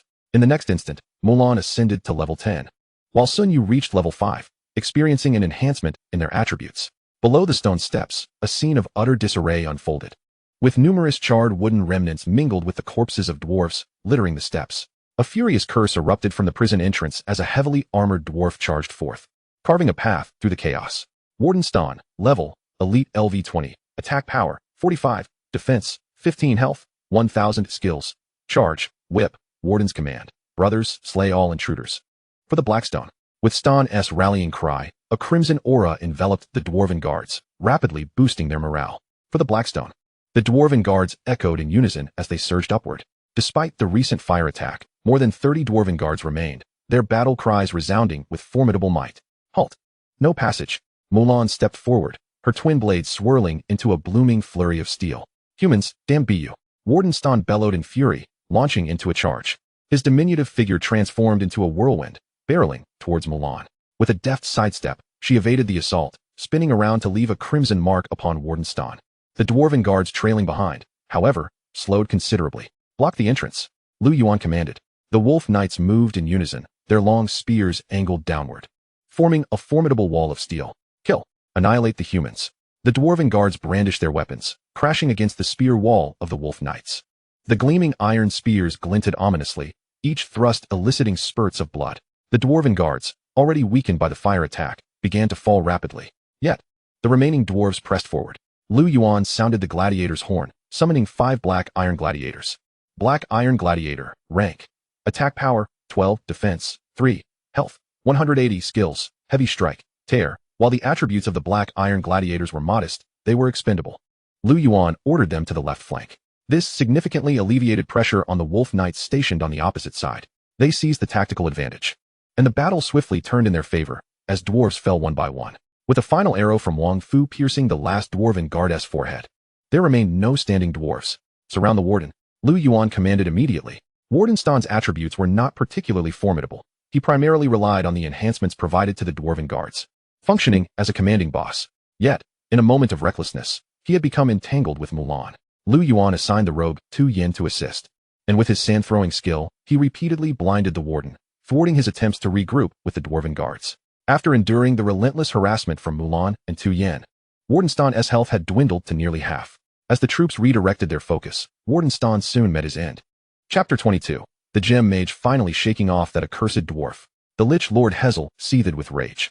The Black Iron Dwarf Lord Sorensen Iron Anvil led 100 personal guards in hot pursuit, even with his 5-star unit of undead knights. He found it difficult to withstand the onslaught, fleeing for his life. In desperation, he expended a precious item to elude capture. Yet that was not his only loss. At present, all his skeletal warriors lay dead, leaving him with merely 4 undead knights and 4 necromancers. Still, he clung to a glimmer of hope. As long as he had necromancers and suitable corpses, he could swiftly raise a formidable army of the undead. Turn back, to the beast pen. Hazel's eyes flickered with determination. Hold steady. Archers, concentrate fire. The werewolf Simmons commanded loudly, instructing his troops to eliminate the patrolling guards. Though he had lost a few subordinates, the gains outweighed the losses. He understood that the ultimate reward was beyond his reach. Those special structures were beyond his aspirations. He merely hoped to gather a few more items, ensuring his journey was not in vain. Once the last dwarf fell, Simmons finally breathed a sigh of relief. However, just as he intended to scour the battlefield, his keen werewolf senses detected something amiss. Simmons swiftly raised his bow and aimed towards a shadow. Wait, brother, it's me, Ken hurriedly called out, raising his voice in warning. Simmons, maintaining a serious expression, frowned at the sight of Ken's disheveled entourage behind him. Why do you look so ragged? Ken helplessly shrugged his shoulders. You know how many assassins and archers I command. Dealing with those clunky metal nuisances was quite the challenge. If I hadn't fled swiftly, I would have lost even these troops. After a moment of contemplation, Simmons found merit in Ken's reasoning. Then stick with me. Let us unearth some more treasures before we exit the secret realm. Brother, though I may be in a sorry state, I still have my spoils. When I arrived, I heard a great commotion. It seems a lord is currently assaulting a special structure. Ken informed. What do you intend to do? Simmons asked directly. If we unite our forces, our combat strength will be considerable. If we strike while they are engaged in battle, we may very well defeat them. Simmons was somewhat taken aback by his reckless brother's astute suggestion. Very well, let us hasten our pace. You have successfully captured the Blackstone prison. Do you wish to occupy it? Occupying Blackstone prison will grant your troops reinforcements, summoning 5 2-star prisoners every half hour. Occupy. Announcement of the secret realm. Blackstone prison is currently under siege, time 10 o'clock. The Ape Lord Grey has fallen. There are 7 lords remaining. As a series of notifications flashed before him, Yuan raised an eyebrow. The competition had reached a fever pitch. My lord, here are the spoils of war. Wang Fu presented the equipment. Black Iron Short Sword. Rank. Attack. 58. Special trait. Resilient. The weapon is difficult to damage. Warden's Whip. Rank. Attack. 69. Special trait. Lashing. Inflicts 10 more damage to humanoid creatures. Yuan handed the Black Iron Short Sword to Hua Mulan, who clumsily swung it a few times. This short sword, with its broad and thick blade, was somewhat heavier than the one she had previously wielded. He decided to keep the warden's whip for himself, as it was not yet suitable for anyone else. In addition to these two fine items, they had also acquired several more from the defeated minor foes, including a piece of black iron armor, which Lu Yuan donned immediately, while the other lower-tier equipment was distributed among the Wild Wolf Knights. Once these matters were settled, Lu Yuan led his troops deeper into the prison. The air here was damp and chilly, filled with a noxious blend of mold and various unpleasant odors, which was quite unbearable. As they traversed the corridor, they encountered rows of cells. Some were occupied by prisoners of various races, while others stood empty. "Hey, brother, let me out. I'm innocent. Hey, release me, and I'll reward you handsomely. Trust me. Kid, come here, I am an assassin." A throng of voices erupted as they approached, desperate cries for freedom echoing from the bars. Lu Yuan inspected their attributes as he walked, discovering a diverse array of prisoners, ranging from level 23 commoners to nearly level 20 advanced professionals, as well as some peculiar clans he had never heard of before. As he neared the end of the corridor, Lu Yuan suddenly halted. In one of the adjacent cells, a peculiar figure sat quietly upon a bed of straw. Cloaked in a black robe, the individual remained silent, not even casting a glance in Lu Yuan's direction. Gemslinger Felin, rank, level, LV 18, leadership, 36, strength, 62, strategy, 35, politics, 38, skills, gem magic. As a member of the Blue Flash clan, Felin excels at casting spells utilizing the power of gemstones. Gem Spire. Felin has researched a method to transform arrow towers into special gem spires. Gem crystals. Every 3 days, Felin can condense a gemstone, with quality being random. Hidden advancement path. Felin's mithril essence elven cloak gem heart can advance to mithril mage, 6 stars. Hidden advancement path. Arcane amethyst mist cloak feather talisman perfect topaz can advance to amethyst mage, 7 stars. Hidden advancement path. Lavender amethyst black opal perfect Shiyu phoenix crystal can advance to jade mage, 8 stars. Lu Yuan was taken aback. He had discovered a mage hero within the prison, one from the Blue Flash clan he had previously not encountered. If he could recruit her, this journey would not be in vain. Lu Yuan spoke up. "Do you not wish to leave?" After a moment, silence lingered in the cell. The Gemslinger Felin did not respond. Lu Yuan furrowed his brow and asked again. Still, there was no reply, just as he began to doubt whether she was mute. A soft voice finally broke the silence. "If you truly wish to release me, why waste words?" Lu Yuan's heart stirred. Her willingness to engage meant there was hope. "I can release you, but under certain conditions." He paused, seeing she did not respond, and continued, "If you pledge your loyalty to me, I shall set you free at once." After a moment, a voice emerged. "The Blue Flash clan shall never become slaves. Not a slave, merely a subordinate. I, as your lord, and you, as my vassal, will not compel you to engage in anything beyond combat," Lu Yuan articulated earnestly. At this juncture, a small head peeked out beside Lu Yuan. "This lady, although the lord's strength is lacking, he is a good person and would never do you harm." Zhuge Gua chimed in with a giggle. Lu Yuan felt his face darken. Her words were rather ill-timed. "I shall serve for a year as a token of gratitude for your rescue. During this time, I shall only be responsible for combat matters, and after 1 year, you cannot prevent my departure," Felin stated solemnly. "Agreed. We can formalize this with a contractual agreement." Lu Yuan responded promptly. With a thought, Lu Yuan expended 300 soul crystals to manifest a contract. He swiftly outlined the terms, and the contract floated before Felin. She carefully examined it twice, ensuring all was in order before signing the agreement. In an instant, the parchment-like contract ignited without flame, vanishing into the void shortly thereafter. "Wang Fu, did you find the key among these corpses?" Lu Yuan inquired. "None was discovered, my lord." Lu Yuan frowned slightly and summoned Tu Yin to employ his skills to unlock the cell. "At your command." Tu Yin stepped forward, fiddling with the lock, which emitted a series of clicks. Moments later, however, a failure notification appeared. Tu Yin tried again, and this time, without delay, the lock clicked open. Lu Yuan stepped inside, and Felin rose, bowing gracefully. "Felin, at your service, my lord. The Gemslinger Felin has joined your domain." Seeing this notification, Lu Yuan finally felt a sense of relief. Chapter 23. Gem Magic. Lu Yuan scrutinized the newly joined Blue Flash clan hero. The maiden was shrouded in a black cloak, her head covered by a hood that obscured much of her face. Yet, glimpses of her indigo hair, shimmering like gemstones, and her porcelain-like visage were faintly visible. Lu Yuan quickly diverted his gaze and instructed Tu Yin to unlock the doors of the other cells. Those prisoners willing to join would be welcomed, while those unwilling would have to be sent on their way. The unlocking skill also required stamina, so Lu Yuan asked Zhuge Gua to restore his energy, enabling him to gather as many prisoners as possible. "Felin, do you require gemstones to cast your spells?" Lu Yuan inquired. "Indeed. The gem magic of the Blue Flash clan necessitates gemstones as a medium, granting it greater potency and swifter casting speed," Felin replied, a hint of pride in her tone. Also rather expensive. Lu Yuan silently added in his mind. How many gemstones do you possess? Lu Yuan posed the critical question, as it pertained to the potential combat effectiveness of this hero within the secret realm. 2 1-star rubies and 1 3-star amethyst. Lu Yuan smiled faintly and produced 5 exquisite deep blue lapis lazuli stones. This shall be entrusted to you. Fei Lin accepted them without hesitation, expressing her gratitude. Thank you. My lord, let us depart. This place is hardly pleasant, Lu Yuan remarked. Fei Lin nodded gently, quietly following in his wake. My lord, please save us. As they exited the prison chamber, Lu Yuan heard the pleas of a nearby inmate. Initially, he had no intention of responding. He simply planned to rescue the prisoners one by one after dealing with the chaos. However, his gaze caught on a somewhat familiar figure within the cell, and he was taken aback. What a surprise to encounter someone here. Just as he contemplated how to confront this situation, a commotion erupted outside. Frowning, he wondered if some obstinate prisoners were resisting submission. My lord, an enemy lord approaches. Wang Fu rushed in hastily. Who is it? Lu Yuan inquired urgently. 2 werewolf lords. With around 30 troops, Wang Fu replied swiftly. Setting aside his previous thoughts, Lu Yuan urged, let us move quickly. By the time he arrived, battle had already erupted ahead. The frenzied wolf knights were staunchly holding back a throng of werewolf warriors, while chaos reigned among the various prisoners. Armed only with wooden sticks and unable to form any coherent resistance, 2 werewolf heroes plunged into the fray, effortlessly dispatching prisoners in mere moments. The primary target of the werewolf warriors' attacks was also directed at the prisoners, as the frenzied wolf knights, being a 3-star combat unit adorned in armor, proved to be formidable adversaries. The 2 werewolf lords, meanwhile, shouted commands. You will suffer heavy losses if you attempt to seize this prison. I advise you to withdraw, lest all your forces perish. A chill ran through Lu Yuan as he comprehended their misjudgment.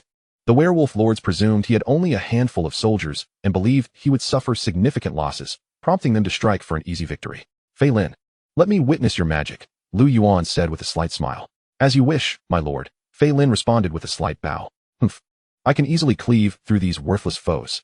Mulan huffed, her form vanishing in an instant. In the next moment, she appeared amidst the fray, delivering a fiery slash directly at the werewolf assassin hero. The assassin hero was caught completely off guard, struck in the back, and sent flying. His health diminished significantly. Kane and Simmons were astonished, their eyes widening as they realized their assassin hero had been injured in the blink of an eye. The sudden appearance of the female swordsman seemed overwhelmingly powerful. However, before they could react, Fei Lin's ruby radiated brilliantly, unleashing a dark red fireball that struck deep into the werewolf formation. Boom. The fireball erupted instantly, scorching waves of heat engulfing the surrounding soldiers. 4 werewolf archers at the epicenter perished, while nearby werewolf warriors were thrown back, grievously injured.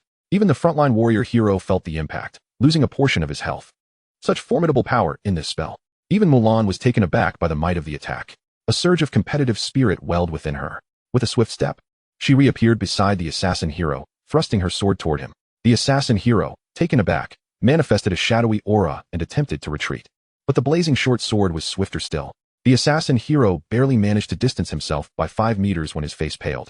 His left arm lay severed on the ground. Meanwhile, beside Lu Yuan, Fei Lin had retrieved the lapis lazuli, its dark blue brilliance shimmering as it transformed into 5 streaks of starry light that shot toward the werewolves. The radiance burst forth, instantly depleting the health of 5 werewolves, sending them careening away. Lu Yuan was somewhat astonished. The power of Fei Lin's gem magic surpassed even that of Sun Yu's fire attacks, at least in its immediate release. However, Lu Yuan soon noticed that after casting her spells, the color of the gem in Fei Lin's hand had significantly dimmed. Seemingly perceiving his thoughts, Fei Lin explained, the gem magic is a unique spell system of the Blue Flash tribe, primarily relying on the energy within the gems. Each gem can only cast 3 spells. Lu Yuan's mouth twitched. Gems, being high-value materials, were worth a significant sum, with a single lapis lazuli fetching around 30 soul crystals. This was not merely casting spells, it was akin to throwing money around. As Fei Lin spoke, she continued her actions. The lapis lazuli spun rapidly, its brilliance shining anew, transforming once more into starlight that swiftly eliminated several werewolves. Even the health of a werewolf warrior dipped below half. Kane and Simmons were now pale with fright. They had initially sought to take advantage of the situation, but with the Lord's arrival, the tides had turned dramatically, and nearly half their troops were decimated in an instant. They exchanged knowing glances, swiftly coming to an unspoken agreement. Retreat. If they did not flee, they risked their lives. Such a powerful lord was beyond their capability to contend with. As Kane and Simmons uttered their words, they bolted backward, their robust werewolf physiques allowing for rapid escape. The remaining troops, already demoralized, followed suit in an instant. The assassin hero activated his skill, leaving behind afterimages as he hastily pursued his lord. Seeing her prey escape, Mulan's gaze shifted to the heavily armored warrior hero. In a flash, she appeared behind him, delivering a decisive blow to his back.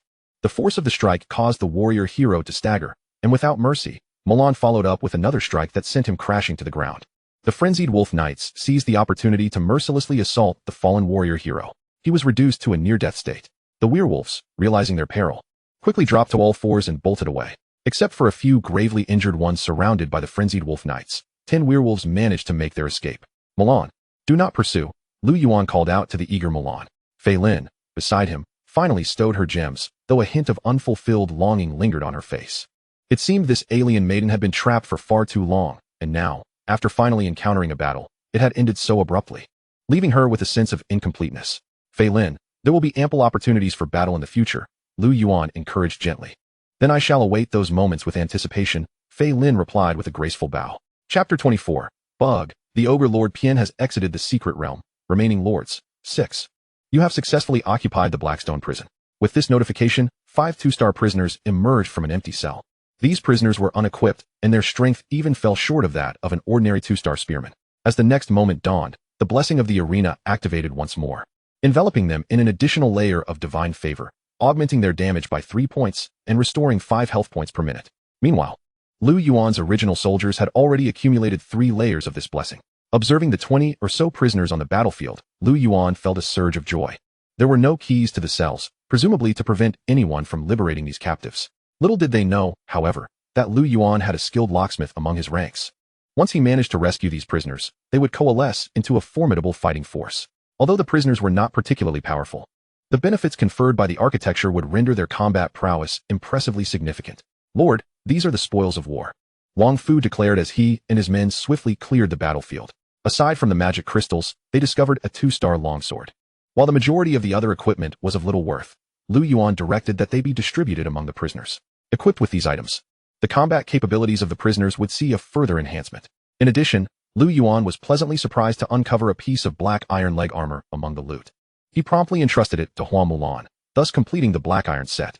While the attributes of each piece might be considered average when assessed individually, activating the set bonuses would grant an increase of 10 points to attack, 10 to defense, and 100 to health, making it quite a commendable acquisition for the early stages. Once the spoils were organized, Lu Yuan assigned a small squad to continue picking locks alongside Tu Yin and Zhuge Gua. After a considerable effort, they had managed to unlock less than half of the cells. When all were finally opened, Lu Yuan's forces would swell to over 200. This surge in strength, combined with the buffs, would become a crucial asset in his hands. He then strolled to the end of the corridor where a cell awaited him. I did not expect to find you here, Lu Yuan remarked with a smirk. Did you truly believe that hiding in the shadows would shield you from my gaze? The figure cowering in the corner trembled and slowly raised her head, revealing a face that bore both beauty and a hint of allure. It was none other than the leader of the Foxkin, Talissa. Talissa rose to her feet, clenching her fists. She had been pursued by werewolf brethren and, in desperation, had fled into the secret realm. Aware that her forces were insufficient to survive within the realm, she had merely sought a means of escape. Unfortunately, despite her attempts to conceal herself, she had been discovered by patrolling guards and subsequently captured and imprisoned. At that moment, her entire retinue lay dead, leaving her utterly alone. Falling into your hands is merely a stroke of ill fortune. Go ahead and kill me. Talissa's voice was cold. Lu Yuan's eyes narrowed slightly as a stream of information materialized before him. Talissa, the Foxkin leader, affiliation, Yoning planet, rank, strength, 11, agility, 12, intelligence, 12, constitution, 10, talent, enchanting gaze, activates the ability to briefly control the target. The number and duration depend on the intelligence attributes of both parties. Skill, Lord's Heart, gains territorial power bonus, increasing all attributes by 10 points. Temporarily disabled upon loss of territory, reactivates upon reclaiming a secondary territory. Logistics artistry, the locks clicked open swiftly under the expertise of Tu Yan's men. Lu Yuan stepped inside. Faced with him, Talissa instinctively took a step back. It seems you do not wish for death, Lu Yuan quipped with a smirk. Talissa bit her lip in defiance. If you aim to humiliate me, I would rather die. No, he replied coldly. I merely wish to utilize your abilities. Submit to me as my subordinate, and you shall live. Talissa lowered her gaze, her hands clenching tightly before relaxing. After a moment, she raised her head and spoke in a barely audible voice. I am willing to serve as your subordinate, but do not presume to humiliate me. Agreed. Lu Yuan swiftly drafted a contract of rules. Talissa hesitated briefly before finally affirming the agreement. Talissa, the Foxkin leader, joins the territory and becomes your subordinate lord. Lu Yuan smiled faintly. Talissa, as a lord, differed from a hero unit. Henceforth, she would be akin to Lu Yuan's vassal. She could occupy and develop territories. Yet all aspects of her domains would be subject to Lu Yuan's governance. He could commandeer her resources and troops, although, according to the terms of their pact, his share of resources could not exceed 50%. However, should he wish to wage war, he could freely mobilize her forces. Most importantly, Talissa was prohibited from directly or indirectly harming Lu Yuan or his territory. He was not the type of lord who would be distracted by a woman. His intentions behind recruiting the Foxskin were far more calculated. Observing the conflicted expression of the Foxskin, Lu Yuan issued his first command: use your talent. He summoned a few black iron gladiators. Among his ranks, the black iron gladiators always took the lead under his command, yet only 3 remained, all injured. Previously, Lu Yuan had treated them as expendable and paid little heed. Now, as the summoning time approached, he was eager to see if things would unfold as he anticipated. Talissa's eyes shimmered with a pink glow, and the 3 black iron gladiators suddenly appeared dazed, their bodies moving uncontrollably towards Talissa. However, one of the gladiators regained clarity halfway through, watching Talissa with a wary gaze, breaking free from the enchantment's grasp. Just at that moment, the summoning time for the gladiators concluded. The figure of this black iron gladiator gradually faded away, just as it had before. The other 2 black iron gladiators, however, remained standing before Talissa. Moments later, the dazed expressions faded from their eyes, and they returned to Lu Yuan's side. Lu Yuan scrutinized them for several seconds. They had not vanished. He had successfully exploited a bug.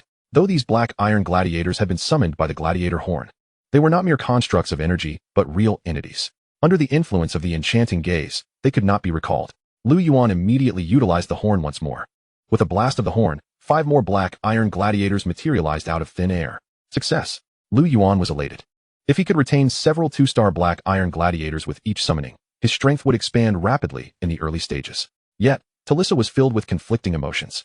Though she didn't fully comprehend the situation, she understood that these black iron gladiators seemed to be summoned soldiers, yet they had been forcibly retained by Lu Yuan. How had he conceived such a strategy? This was a method she had never considered. Her lord appeared to be quite extraordinary. Lord, I have yet to inquire your name. Talissa said, bowing respectfully, her heart now tinged with a newfound admiration. Luzhou, from the Yoning planet, she replied. Talissa, the Foxskin Seer, extends her greetings to you. Lu Yuan nodded slightly, and continued to introduce the others to her. When Talissa glanced at Faline, she couldn't help but feel a twinge of emotion. She had just heard that her new lord had effortlessly subdued this 5-star hero, an existence she had once yearned for but considered unattainable. Yet, Lu Yuan had claimed them with such ease. Moreover, he commanded a 6-star entity like Hua Mulan. Such power was hardly reminiscent of a novice lord. As Lu Yuan prepared to speak, he received an urgent notification. The Black Iron Arena will be occupied in 300 seconds. Please be vigilant. A sense of dread washed over Lu Yuan. Had the other lords already located the Black Iron Arena? He had initially planned to amass a few layers of buffs with his 200 troops before engaging in battle. But now he was compelled to confront the other lords prematurely. A vivid image flashed before Lu Yuan's eyes, a youth clad in ornate robes, his complexion as pale as parchment. Beside him stood 4 undead knights mounted on skeletal steeds, accompanied by 4 necromancers draped in dark robes, and a dozen grotesque, bloodied skeletal sheep. An undead lord, and he commanded such high-tier units. The undead knights were 4-star units, while the necromancers were 3-star ones. Although their numbers were few, they were undoubtedly formidable adversaries. Among them was even an undead knight hero. The skeletal sheep, summoned through necromantic magic, were relatively easy to deal with, their strength comparable to that of peasants. After a moment's contemplation, Lu Yuan resolved to lead his troops to reinforce their position. Securing the Black Iron Arena was essential for his continued growth. This could not be compromised. Moreover, he was confident in his ability to defeat the enemy. Lu Yuan instructed Zhuge Gua and Tu Sha Yin to remain behind to rescue everyone, while he advanced with his troops toward the Black Iron Arena. Chapter 25. The Undead Knight. The path to the arena was devoid of monsters, and within a mere 10 minutes, Lu Yuan approached the Black Iron Arena. However, he did not charge directly inside. Instead, he commanded his soldiers to set up a perimeter around the area. The outskirts of the Black Iron Arena were flanked by residential and commercial districts, with narrow roads and seemingly abandoned houses that could be strategically utilized. Before long, the countdown for occupation dwindled to a mere 10 minutes. At that moment, Lu Yuan had accumulated 4 layers of arena blessing, increasing his damage by 12 points and restoring 20 health per minute. The time had come. Inside the Black Iron Arena, the undead Lord Hezel sat upon a high platform. Beside him was the undead knight hero, Crenwile Blackblade. My lord, the knights have recovered. Why must we languish here? Crenwile's voice echoed hollowly from beneath his helmet. Hezel chuckled lightly. The beast pen will provide us with those battle sheep, while the power of this arena will augment our strength. allowing us to expand the undead army. I am unwilling to lose even one of my undead knights. Besides, I am merely fishing here. Fishing? Crenwal had long forgotten the memories of his past life, rendering him incapable of grasping such humor. Indeed, fishing. Look, the fish have taken the bait. Hazel's gaze shifted to the entrance of the duel arena, where Lu Yuan, accompanied by Hua Mulan and a dozen prisoners, made their entrance. A perfect smile graced Hazel's lips. Ah, human friend, congratulations on obtaining the opportunity for eternal life. Join us and become one with the army of the undead. At his command, the grotesque skeletal sheep charged forth. Their bony frames rattled as they galloped, leaving a trail of torn flesh in their wake, a sight most unsettling. Following closely were 3 heavily armored undead knights mounted on skeletal steeds. Feel the wrath of the undead. The undead knight brandished his great sword and surged forward. The prisoners had just shattered 2 skeletal sheep when the undead knights descended upon them. The skeletal steeds, wreathed in icy necromantic flames, trampled the hapless prisoners underfoot. The great swords of the undead knights effortlessly reaped lives. Meanwhile, the necromancers in their black robes completed their incantations, unleashing dark orbs that swiftly struck the prisoners. The unfortunate souls screamed in agony as their skin began to wither, their vitality seemingly drained away. Die! Hua Mulan shouted, appearing beside one of the undead knights. Her dagger surged with a torrent of flames. Ah! The undead knight let out a pained cry. The flames inflicted severe damage upon the undead creature, causing even the high-tier knight to suffer a significant reduction in health. With another swift strike, Mulan dismounted the knight, whose black armor blazed with fire as he screamed in torment. Hazel sprang to his feet, a formidable female swordsman. You shall make the perfect candidate for transformation into an undead knight. Crenwal, it is your time to shine. At your command. Crenwal pressed a hand to his chest, then drew his long sword with a fierce whistle. A skeletal warhorse, its hooves aflame with the fires of death, galloped forth, and Crenwal mounted it with grace. The undead warhorse charged into the arena, trampling countless seats in its wake. Crenwal pointed his sword forward, releasing a wave of dark, malevolent energy. Instantly, the speed of the undead warhorse increased by 1/3. Even before the undead hero arrived, the oppressive aura of terror enveloped the arena, instilling dread in all who felt its presence. Lu Yuan gazed at the undead hero, and a stream of information materialized before him. Crenwal Blackblade, affiliation, Hazel, Madara Galaxy, rank, level, LV32, leadership, 56, combat power, 70, tactics, 35, politics, 38, skills, bone shield. The Death Knight is surrounded by 3 spinning bones. As long as 1 bone remains, damage taken is reduced by 30, and attack is increased by 5. Shadow Strike. The Death Knight unleashes an evil strike, increasing attack power by 30 and possibly inflicting disease. Evil Aura. The Death Knight emanates a wave of malevolent energy, increasing the attack speed of surrounding undead troops by 15 and their movement speed by 15. A 6-star hero. Lu Yuan's heart raced. This Death Knight's power surpassed even that of Hua Mulan.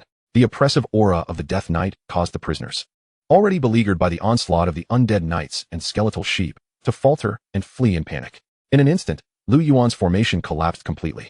Hua Mulan, with a swift strike, fended off another approaching undead knight and seized Lu Yuan, urging him to escape. The undead command all, surrender and cease your resistance. Crenwal roared, relentlessly pursuing them. The spectral warhorse, infused with an aura of malevolence, raced with astonishing speed, trampling several skeletal sheep and prisoners in its path. Before unleashing a sword strike aimed at Hua Mulan, "My lord, you must flee first." Mulan hesitated for a moment, then pivoted to parry. A resounding clash echoed as the deathly blade met her short sword, sending Mulan hurtling backward. Lu Yuan was not one to linger unnecessarily. He understood that his presence would only hinder Mulan. Even before her call to action reached his ears, he had already begun to flee with all his might.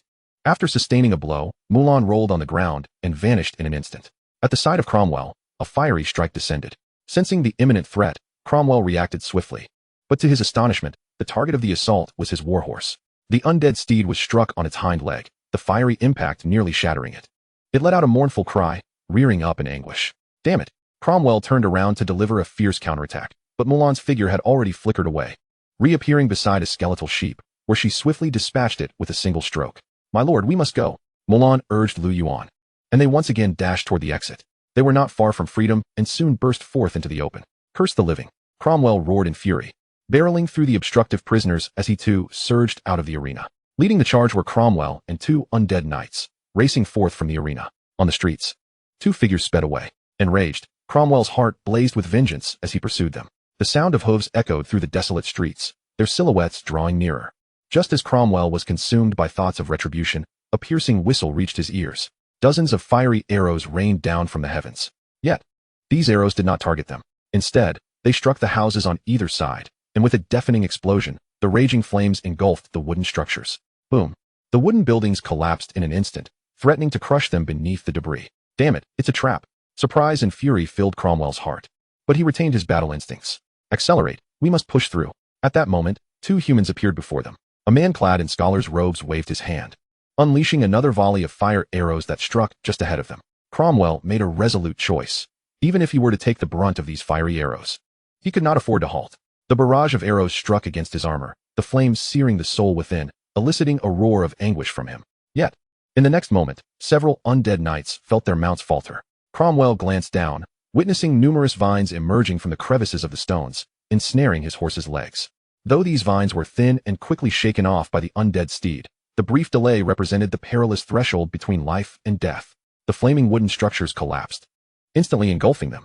Chapter 26. The Black Blade. The necromancers leisurely summoned skeletal warriors from the corpses. And as they prepared to clean up the aftermath with 10 skeletal warriors at their side, they were met with a scene of fiery chaos. The wooden buildings on either side blazed fiercely, their flames illuminating the subterranean expanse. The intense heat instinctively unsettled the necromancers, prompting them to step back. Meanwhile, the slower prisoners found themselves trapped before the inferno, trembling as they gazed back at the encroaching undead. As the necromancer lord, Hazel, exited the arena, he was met with this very sight. Only a half-damaged undead knight remained beside him. The other undead knights and the hero had vanished without a trace. Clearly, he had fallen victim to a cunning trap. Cromwell was surely in dire straits. Damn humans. Hazel seethed, his teeth clenched. Yet, he had to assess the current battlefield. Ultimately, he reached a grim conclusion. He had already lost. With only one exit from the arena, they found themselves cornered by the flames, with no refuge in sight. He was convinced that the opposing side possessed more than just those prisoners. Once they resolved their predicament, he, stripped of his strongest forces, would undoubtedly meet his demise. Gritting his teeth, Hazel raised his hand to strike down those humans before retreating into the arena. Amidst the cries of the prisoners, he turned and entered the arena, subsequently opting to exit the secret realm. The wooden buildings blazed fiercely, intermittently emitting explosive sounds. Suddenly, a figure engulfed in flames staggered out. Cromwell's warhorse had long since perished in the flames. He no longer knew where his helmet had fallen, revealing a grotesque face scorched by fire. Flames danced across his form, and the flickering soul fire in his eyes was unstable. The undead shall ultimately dominate all. Cromwell's voice was hoarse and hollow. Mulan drew her short sword. But before she could strike, Cromwell collapsed to the ground, lifeless. A few wolf riders approached to confirm his death. Yuan was equally astonished that such a fiery onslaught could instantly vanquish a level 32 6-star hero. Yet, this was also due to the undead's vulnerability to flames. My lord, this is the spoils of battle. One of the wolf riders presented the spoils of the undead hero. It was a two-handed sword, a scroll, and a suit of armor. Black blade, rank, attack, 2530. Feature, black edge, reduces target's armor by 30 upon hit. Feature, great sword, strength 5. Corrupted armor, rank, defense, 18. Feature, health 200, magic scroll, withering lands, rank, corrupts a 50 square meter area, reducing the attack of creatures within by 5 points and causing them to lose 10 life points per second for 30 minutes. All three items were of considerable worth, particularly the black blade. The value of this sword's attributes far exceeded that of 5-star equipment. If sold at auction, it could easily fetch 100,000 soul crystals. Mulan, this sword is for you to wield. Thank you, my lord. Mulan accepted it, slinging the great sword across her back. With the black blade equipped, her aura intensified further. As for the armor, Yuan donned it himself. As a lord, protective gear was always a welcome addition. The scroll held immense potential, capable of altering the course of battle. Wolf Lord Simmons has exited the secret realm, remaining lords, 5. Wolf Lord Kane has exited the secret realm, remaining lords, 4. Your hero Cromwell Blackblade has perished. Hearing the notification, Hazel's teeth clenched. The hero he had painstakingly nurtured had perished here. Those accursed humans. I shall never let you escape. I swear by the honor of the Bonefire clan. You have exited the secret realm. In the arena, the figures of the necromancer Helzer and his army of the undead vanished in an instant. The undead Lord Helzer has exited the secret realm, remaining lords, 3. Virginia sat gracefully upon her spectral leopard, her heart filled with unbridled joy as she beheld her subordinates before her. The vampire warriors and mages shimmered with a golden and black radiance, their strength having been significantly enhanced by the special architecture. The vampire hero Ariel approached her. My lord, this place has been seized by the great vampire clan. You have captured the Blackstone Barracks. Do you wish to occupy it? Occupying the Blackstone Barracks will grant your troops reinforcements, summoning 5 2-star Blackstone soldiers every half hour. Occupy. Secret realm announcement. The Blackstone Barracks is currently being occupied. Time, 10 o'clock. Ariel, that is sufficient. Let us cleanse the remaining rabble and secure our ultimate victory, Virginia declared, a confident glimmer igniting in her eyes. Lu Yuan observed the series of prompts before him, narrowing his eyes slightly. He had not anticipated that the undead lord could accurately gauge the situation. With the strength of that necromancer's forces, it was only a matter of time until his demise once the flames were extinguished. He was surprised by the lord's audacity to flee so brazenly. Without hesitation, Lu Yuan returned to the prison, gathering all the prisoners, intent on confronting the last remaining lord. It appeared that this lord currently occupied 2 buildings and was in the process of claiming a third. With his own force of 170, he could easily crush the opposition. Leading his formidable army out of the prison, they swept aside all monsters in their path. Thanks to enhancements, the combat prowess of the Wolf Knights and Hua Mulan had surged significantly. Clearing away the minor foes was akin to slicing through vegetables. As Lu Yuan traversed the desolate streets, he unexpectedly collided with a contingent of troops. This was a band of over 20 vampires, enveloped in a radiant blend of black and gold, led by a vampire lord mounted upon a spectral leopard. Ah, what a coincidence. At that moment, Virginia could scarcely believe her eyes. The nearly 200-strong force before her nearly filled the pathway, a vast army shimmering with crimson light, blinding her with its brilliance. In stark contrast, her own 20-odd warriors appeared pitifully small and helpless. Casting a glance at the hero leading the opposing force, Virginia immediately issued a retreat command. She tore apart a group acceleration scroll. The vampire forces were already fast, and with the added boost from the scroll, Lu Yuan could only watch as they swiftly vanished from sight. There was no way to catch up. Lu Yuan furrowed his brow momentarily before relaxing. There was no need for haste. He already held the advantage in numbers, and as time progressed, his strength would only grow. He chose to pursue her along the path she had fled. Chapter 27. The Withering Land. Dwarven Hero Intruder, are you prepared to bear my wrath? Lu Yuan led his troops on a rampage, slaying numerous guards, only to find a dwarven battalion surging from around the corner. The Black Iron Dwarf Lord Sorensen Iron Anvil. Lu Yuan's gaze swept over the scene, and a line of information immediately materialized. Sorensen Iron Anvil, rank, level, LV 40, leadership, 53, strength, 58, strategy, 50, politics, 50, talent, war horn, sounds the war horn, boosting all allied attack power by 10. Skills, Lord's Heart, offensive technique, reconnaissance technique, battle hardened. Blood of the Flames, Eve Giant Hammer, affiliation, Sorensen Black Iron System, rank, level, LV 42, leadership, 37, strength, 62, strategy, 38, politics, 42, skills, heavy strike, battle roar. Battle hardened, Blood of the Flames. Lu Yuan had not anticipated such misfortune. He had encountered a boss.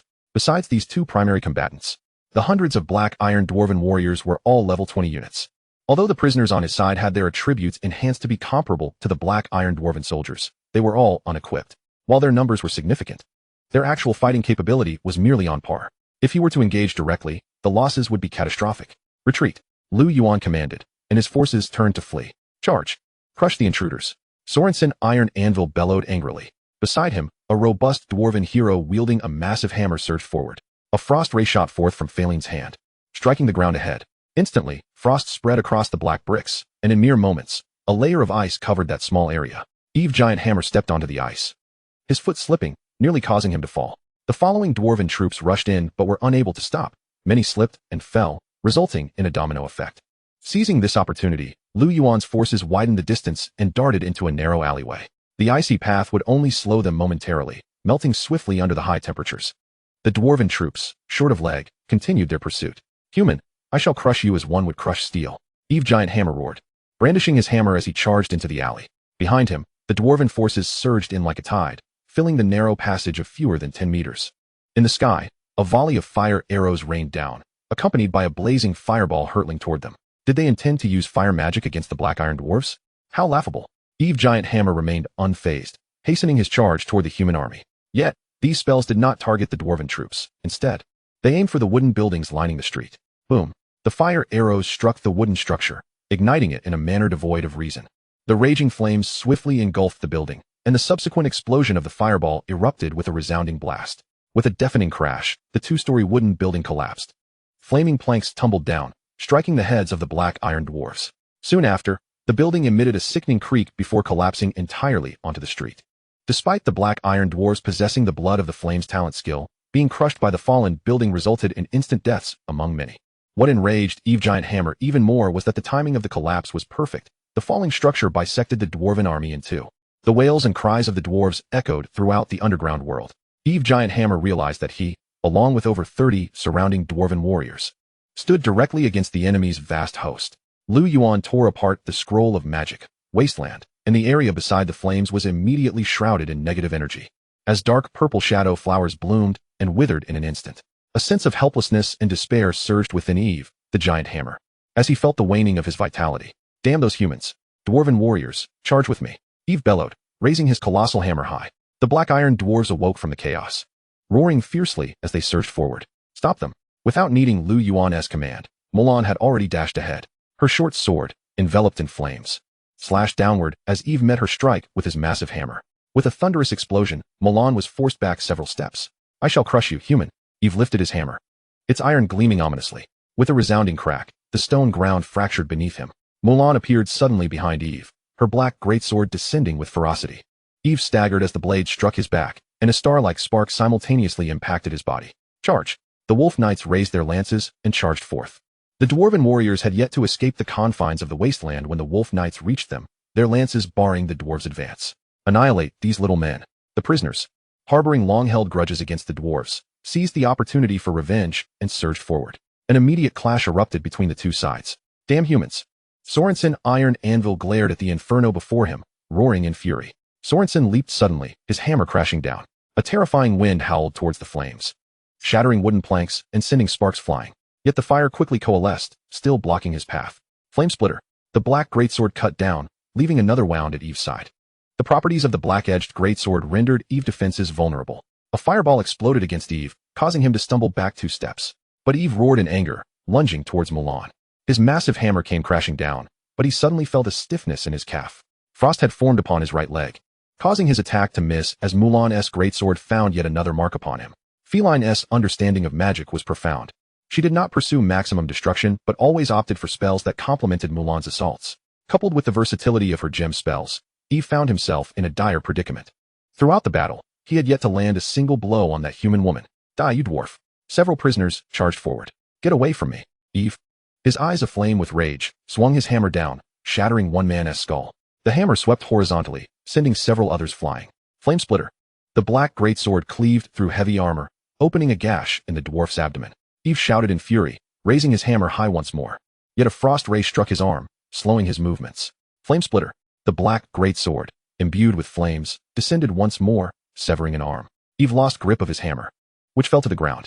Kill. Several wolf knights charged in, their lances piercing through Eve, forcing him to stagger back into the flames.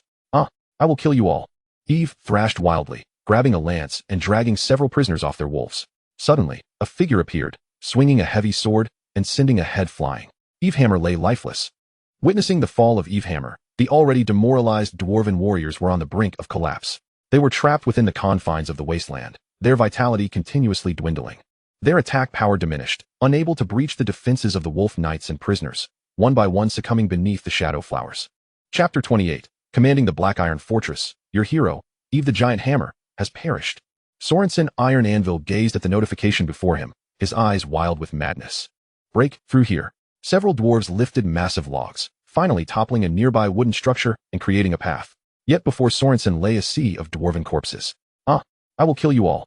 Sorensen disregarded the lingering wasteland and charged forth. The black iron dwarves behind him also surged forward. The frenzied Sorensen was abruptly halted by Mulan, while the black iron dwarves found it impossible to breach the defenses of the wolf knights. Kill. With multiple buffs enhancing their strength, the wolf knights' attack power doubled, their health steadily regenerating. Several wolf knights held the line steadfastly, the corpses of dwarves and prisoners piling up like a mountain before them. The narrow streets had transformed into a bloody slaughterhouse. Despite Sorensen's frenzied attacks, his strength paled in comparison to Eve the Giant Hammer. He was firmly restrained by Mulan and Feline, and his black iron dwarves dwindled rapidly, soon reduced to a mere handful. The mournful sound of a horn echoed through the underground space. Sorensen activated his skill once more, albeit with a different approach this time. Crimson energy surged from the void, flowing into the surrounding dwarves. Sorensen's body expanded, muscles bulging, his eyes turning crimson as blood. Their momentum soared. The very ground trembled beneath them, as if an earthquake had struck. Distant booming sounds echoed, the sound of collapsing structures. Yuan suddenly grasped a possibility. Sorensen was forcibly extracting the power of the heart of the territory to bolster his forces. he has lost his mind. This method was immensely harmful to the territory, a true case of short-term gain for long-term loss. Yet under this newfound power, the Black Iron Dwarves were at least twice as strong. Annihilate these invaders. Sorensen roared, raising his hammer in fury. Kill all intruders. The Black Iron Dwarven warriors, invigorated, pounded their hammers against their shields. With their enhanced strength, the Black Iron Dwarves could incapacitate or even kill a prisoner with just 2 or 3 strikes. The prisoners had no time to retreat and switch places, many being crushed beneath the hammers. Kill. Hold them off. Hold firm. They have few left. The Wolf Knights desperately defended their line, and a bloody melee ensued. Flash. The flame splitter struck Sorensen's shoulder, leaving a bloody gash. He was already drenched in blood and gore, yet this dwarf lord seemed oblivious, attacking with wild abandon. Bang! Sorensen's warhammer howled through the air, Mulan barely evading in time. While the dwarf lord staggered momentarily. Seizing the opportunity, Hua Mulan swiftly darted behind Sorensen, executing a powerful spin with her great sword engulfed in searing flames. Sorensen faltered, bracing himself against his hammer, but the blade cleaved through his left calf with brutal precision. His prior injuries had rendered him akin to a dilapidated war chariot. Even with assistance, he was on the brink of collapse. The dwarf lord let out a defiant roar, his eyes ablaze with fury. Yet, his gaze was instantly drawn to the enemy formation, where a fox maiden radiated an enchanting pink luminescence, dazzling and captivating. Sorensen snapped back to reality, but it was far too late. Hua Mulan had already raised her sword high, piercing through his neck, as the last robust dwarf warrior, shimmering with a sanguine glow, shrank and collapsed onto the ground. Lifeless, the battlefield bore witness to the fallen Sorensen, half kneeling, his head bowed, blood streaming from his orifices, yet stubbornly propping himself up with his hammer, refusing to succumb. Lu Yuan sheathed his blade and wiped the blood from his cheek. The surrounding structures lay in ruins, reduced to mere debris. In the final throes of battle, Sorensen had desperately siphoned the power of the heart of the territory to bolster himself and the remaining dwarven warriors. Lu Yuan had also exhausted his resources to fend off the assault. Had it not been for Hua Mulan and Phalin's decisive strike against Sorensen, the conflict might not have concluded so readily. The entire secret realm trembled, a consequence of the heart of the territory's significant power depletion, rendering it incapable of sustaining such a vast domain. Secret realm notification. Congratulations to Lu Yuan, Lord of Blue Star, for defeating Sorensen the Anvil and gaining control of Black Iron Fortress. Other lords will be forcibly teleported out of the secret realm in 30 minutes. Lu Yuan exhaled deeply, astonished by the unexpected reward awaiting him. He felt the land at the edge of the secret realm crumbling, buildings sliding into the molten lava below. His heart twisted at the thought of his assets being consumed. He began to survey the battlefield and account for losses, forcing himself to maintain composure. Before long, Wang Fu returned. In this battle, 5 of the Wolf Knights had perished, and only 50 captives remained. The main reason for this was the lack of equipment for the captives, who fell swiftly to bloodied wounds, unable to be revived. Hua Mulan had also sustained injuries, while Phalin had exhausted her entire cache of gemstones. The losses were indeed substantial. Only the spoils of war could offer him some solace. However, they had secured a bountiful haul of equipment. In addition to 20 pieces of 1- and 2-star gear, several items stood out as particularly valuable. Black Iron Metal, rank. Equipping grants allied troops 5 fire resistance, 2 attack power. Black Iron Knight Gauntlets, rank. Commander 3. Equipping grants allied troops 2 defense. Description: this equipment once bore glory, but has long been distant from the battlefield. Lava Heart, rank. 10 fire resistance, 20 health recovery. These items were undoubtedly treasures. Lu Yuan immediately claimed the Black Iron Metal and the Black Iron Knight Gauntlets for himself.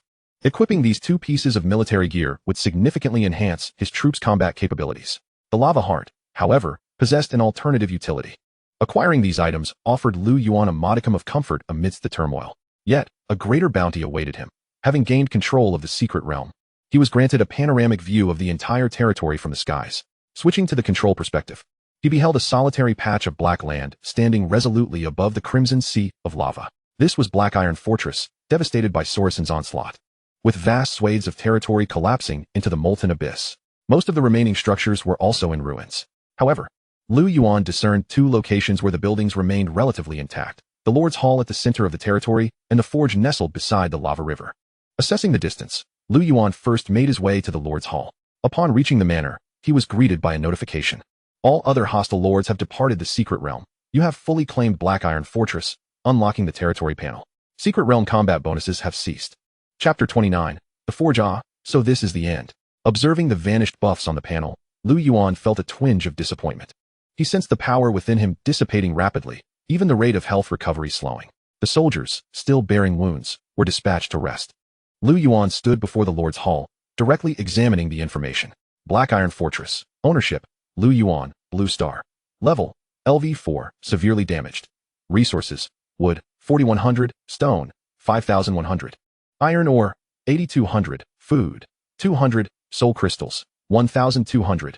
Buildings: Lord's Hall LV4, damaged. Black Iron Forge LV4, slightly damaged. Church LV3, severely damaged. Barracks LV4, severely damaged. Garden LV3, severely damaged. Tavern LV4, severely damaged. Residential LV2, severely damaged. Lu Yuan examined the severely damaged structures, now reduced to ruins. Noting that the resources required for repairs were exorbitant, the stockpile here was woefully inadequate. Repairing the Lord's Hall necessitated 5,100 wood, 8,000 stone, and 6,000 iron ore. Such an immense resource haul was beyond Lu Yuan's current means. He promptly dismissed the thought. Upon reviewing the materials needed to restore the forge, he found it required 1,000 wood, 2,000 stone, and 2,100 iron ore. Lu Yuan proceeded to the forge, eager to assess its condition before deciding on repairs. The forge, situated alongside the lava river, featured a massive iron platform forged from black iron, capable of accommodating over 100 individuals simultaneously crafting. It was truly magnificent. No wonder the dwarves excelled at forging. Black Iron Forge. Level: LV4, slightly damaged, can be restored to operational status. Attributes: 20 reduction in forging time. 5 increase in success rate. Traits: Heart of Black Iron, reduces forging material by 10. Equipable items: copper bracers, copper battle boots, heavy battle axe, bronze short sword. Bronze armor, black iron gauntlets, black iron armor. Lu Yuan was pleasantly surprised to discover that the Black Iron Forge possessed over 30 blueprints for equipment. Among these, in addition to the more common 1-star gear, there was a complete set of black iron armor and blueprints for 2 types of 3-star equipment. Lu Yuan was overjoyed. The mere worth of these blueprints exceeded 500,000 soul crystals. In the realm of myriad races, equipment was exceedingly sought after. After years of relentless warfare, the consumption of weapons and equipment has been immense. How can one wage war without proper armaments? Consequently, these supplies have remained in high demand. Moreover, the blueprints for crafting such equipment are of considerable value. If I could seize control of a forge, I would not only be able to equip my own troops, but also generate a continuous stream of wealth. Without further hesitation, Lu Yuan promptly dispatched individuals to retrieve materials from the collapsed warehouse and repair the forge. As he observed the bustling activity around him, Lu Yuan began to contemplate. There were no blacksmiths with the requisite talents within his territory. Furthermore, due to the unrenovated Lord's Hall, he could not directly recruit dwarven farmers. Suddenly, his gaze fell upon the workers laboring diligently. Although his territory lacked skilled craftsmen, among the diverse prisoners present were black iron dwarves, who must possess some talent. Upon closer inspection, Lu Yuan discovered 4 individuals with blacksmithing aptitude, 2 black iron dwarf blacksmiths, 1 Tauren blacksmith, and 1 half-orc blacksmith. The 2 black iron dwarves were summoned gladiators who, upon inquiry, revealed that their lack of blacksmithing skills had forced them to abandon the trade in favor of the arena. Remarkably, even a novice blacksmith among other races is considered talented, yet these dwarves could not thrive in their own profession. The half-orc, on the other hand, was a competent intermediate blacksmith. When Lu Yuan requested their assistance in blacksmithing, they readily agreed with enthusiasm. Within the warehouse, there were some materials available, and Lu Yuan instructed them to attempt crafting equipment. After half an hour, they successfully produced the items. However, Lu Yuan discerned a notable disparity in their work. While the black iron dwarf blacksmiths, despite being novices, displayed commendable skills, the attributes of the black iron gauntlets they forged were comparable to those of the half-orc's creation. Conversely, the Tauren blacksmith's output was somewhat lackluster. Only the half-orc's crafted black iron gauntlets matched the quality typically obtained from monster drops. Lu Yuan remained unfazed, understanding that craftsmen require training and that experience accumulation could lead to advancement. Therefore, he instructed the 3 novice blacksmiths to forge a batch of black iron armor sets, with the Tauren blacksmith focusing on perfecting the black iron gauntlets to gain experience, while the others worked on different pieces of equipment. Having organized the blacksmiths, Lu Yuan turned his attention to the other prisoners. His earlier inquiries revealed several promising individuals: 2 novice tailors, 1 intermediate tailor, 1 novice herbalist, 3 novice fishermen, and 3 hunters. The remaining individuals lacked any significant talents, prompting Lu Yuan to assign them to stone quarrying, logging, or mining. Upon inspecting the warehouse's ruins, Lu Yuan found not only basic resources but also some unique materials, along with 2 remarkable items: evolution crystal, rank, health, 300, mana, 300, traits, courageous reward. Upon upgrading, there exists a slight chance for random increases in basic attributes. Gunner Camp Blueprint, rank, allows the construction of a gunner camp. Required resources: wood, 30,000, stone, 35,000, iron ore, 40,000, Lord's Hall, LV5. The gunner camp blueprint demanded substantial resources and imposed stringent conditions, rendering it unattainable for Lu Yuan at this time. However, the evolution crystal was indeed a valuable find, capable of enhancing attributes with each upgrade, surpassing even some exceptional treasures. He pondered the probability of its effects. If the likelihood were substantial, advancing to higher ranks could potentially grant an additional 20 to 30 points in attributes, which would be nothing short of extraordinary. Moreover, Lu Yuan recalled that this item was also a material required for Mulan's advancement, though he regrettably lacked the complete set of items. Thus, Lu Yuan temporarily equipped himself with the crystal. With this discovery, he commenced a tour of the Black Iron Fortress. Walking along the streets paved with black stone, he noted the devastation, yet glimpses of the fortress's former grandeur as a level 4 territory remained visible. Traversing through a garden littered with debris, he encountered a massive mine entrance nestled within the mountainside.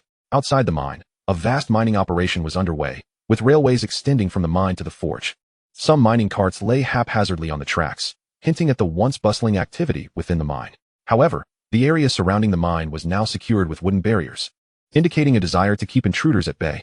As Lu Yuan ventured closer, he sensed a profound aura of danger emanating from the dark cavern. There was something amiss within. Yet, this was not the time for exploration. His troops had recently emerged from battle and had yet to recover. Moreover, Lu Yuan felt that, with his current strength, he was ill-equipped to confront whatever lay within. He decided to return and consult the two black iron dwarf blacksmiths regarding the mine's circumstances. Chapter 30. The Black Iron Mine on the Gobi Desert. Fierce winds whipped up clouds of dust. The figure of the Blood Clan Lord, Virginia, alongside her followers, materialized amidst the swirling sand. Virginia could not suppress a frown as a dense aura of blood coalesced around her, forming a barrier against the sandstorm. This expedition into the secret realm had yielded significant gains, yet as a noble princess of the Blood Clan, she found it intolerable to be chased by a mere human whelp, losing even the last spoils to him. How could she possibly accept such humiliation? Lu Yuan of Blue Star. Next time, I shall make you pay dearly for this. I hope you can survive until then, Virginia whispered softly. Lu Yuan. In the blood-stained battlefield, Black Zeal gnawed on this name with palpable fury. As a noble of the undead, gifted and formidable, he had always instilled fear in others. He had never suffered such a great loss. Even his most trusted subordinates had perished, forcing him to flee the secret realm in disgrace. This humiliation felt akin to having his face ground into the mud. How could the ever-arrogant Black Zeal endure such indignity? He immediately dispatched someone to Blue Star to gather intelligence. I want to know everything about him. My lord, a necromancer hesitated to speak. The plan on the Viscount's side is about to be implemented. Acting against the humans now may provoke them. Humans are weak, even if they are aware. What can they do? Never mind. Once the demonic tide passes and the strength of our undead clan surges, I will personally hunt down this pest and turn him into a living corpse. Black Zeal's voice was icy. Back at the Black Iron Fortress, the two Black Iron dwarf blacksmiths warned. Are you inquiring about the mine? That place is not to be approached casually. It is terrifying within. Originally, Lord Sorensen had discovered a vast black iron mine in a small secret realm, subsequently relocating his territory there. The black iron mine was genuinely massive, with thousands of miners laboring day and night, delivering copious amounts of black iron to the forge, much to everyone's delight. Everyone had iron, and with plentiful equipment to sell. Life was joyous. They were always well-fed and content. However, one day, it was rumored that the miners unearthed something peculiar. In just a few days, news spread of a miner who had succumbed to madness. At that time, everyone dismissed it as mere rumor, continuing their lives of forging and drinking. However, as days passed, the supply of ore dwindled significantly, leaving many unable to continue their work. Soon after, whispers circulated that the Lord had also gone mad, sealing off the mines and isolating the entire territory from the outside world.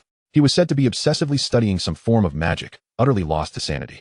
After listening to the dwarf blacksmith's incessant ramblings, Lu Yuan began to grasp the situation at hand. It seemed that the dire state of Black Iron Fortress stemmed directly from this very mine.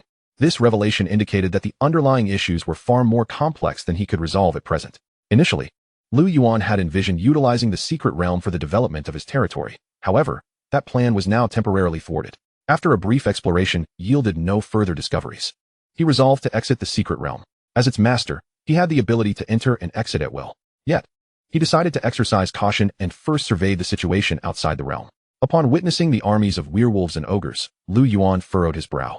Were these creatures the vassals of the Lord of Windward Valley? He glanced at the nearby foxwoman, Talisa. After a moment's hesitation, Talisa divulged the truth. These were lords from the east, formidable in their own right. The two werewolf lords had been pursuing her, forcing her to flee into the secret realm for safety, where she had subsequently been captured by the dwarves.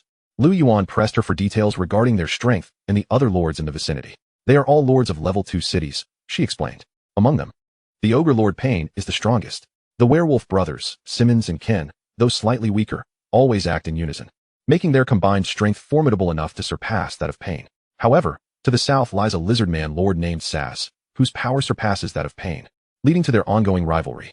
Additionally, to the west, there exists the Extreme Fire Alliance, a coalition of over a dozen lords, representing a significant force. As Lu Yuan absorbed this intelligence, it became clear that Talisa was unaware that he had already vanquished the lizard man Saz. Given the comparable strengths of the ogres and lizard men, he surmised that he could contend with them with his current forces. Furthermore, he recalled having previously defeated a squad of ogres, which belonged to Pain's army.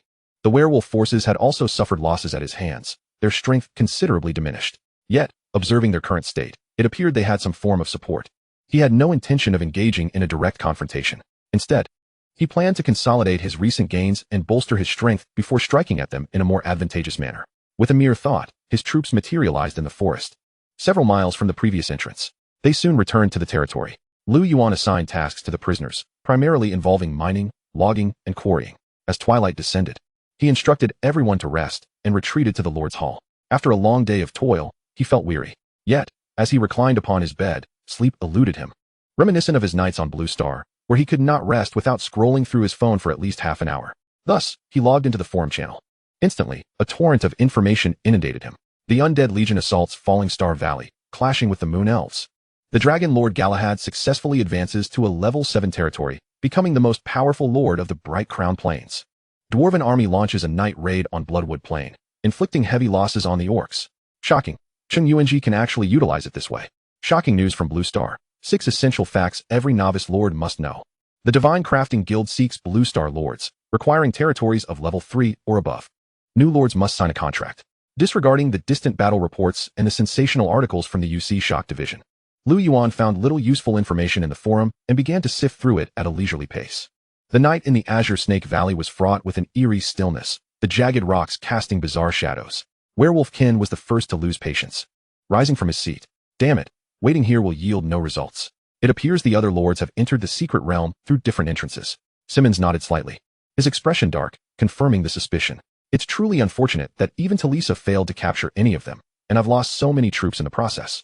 Simmons' territory still had a hero, albeit one with only 2 stars of potential, whom he had not cultivated adequately.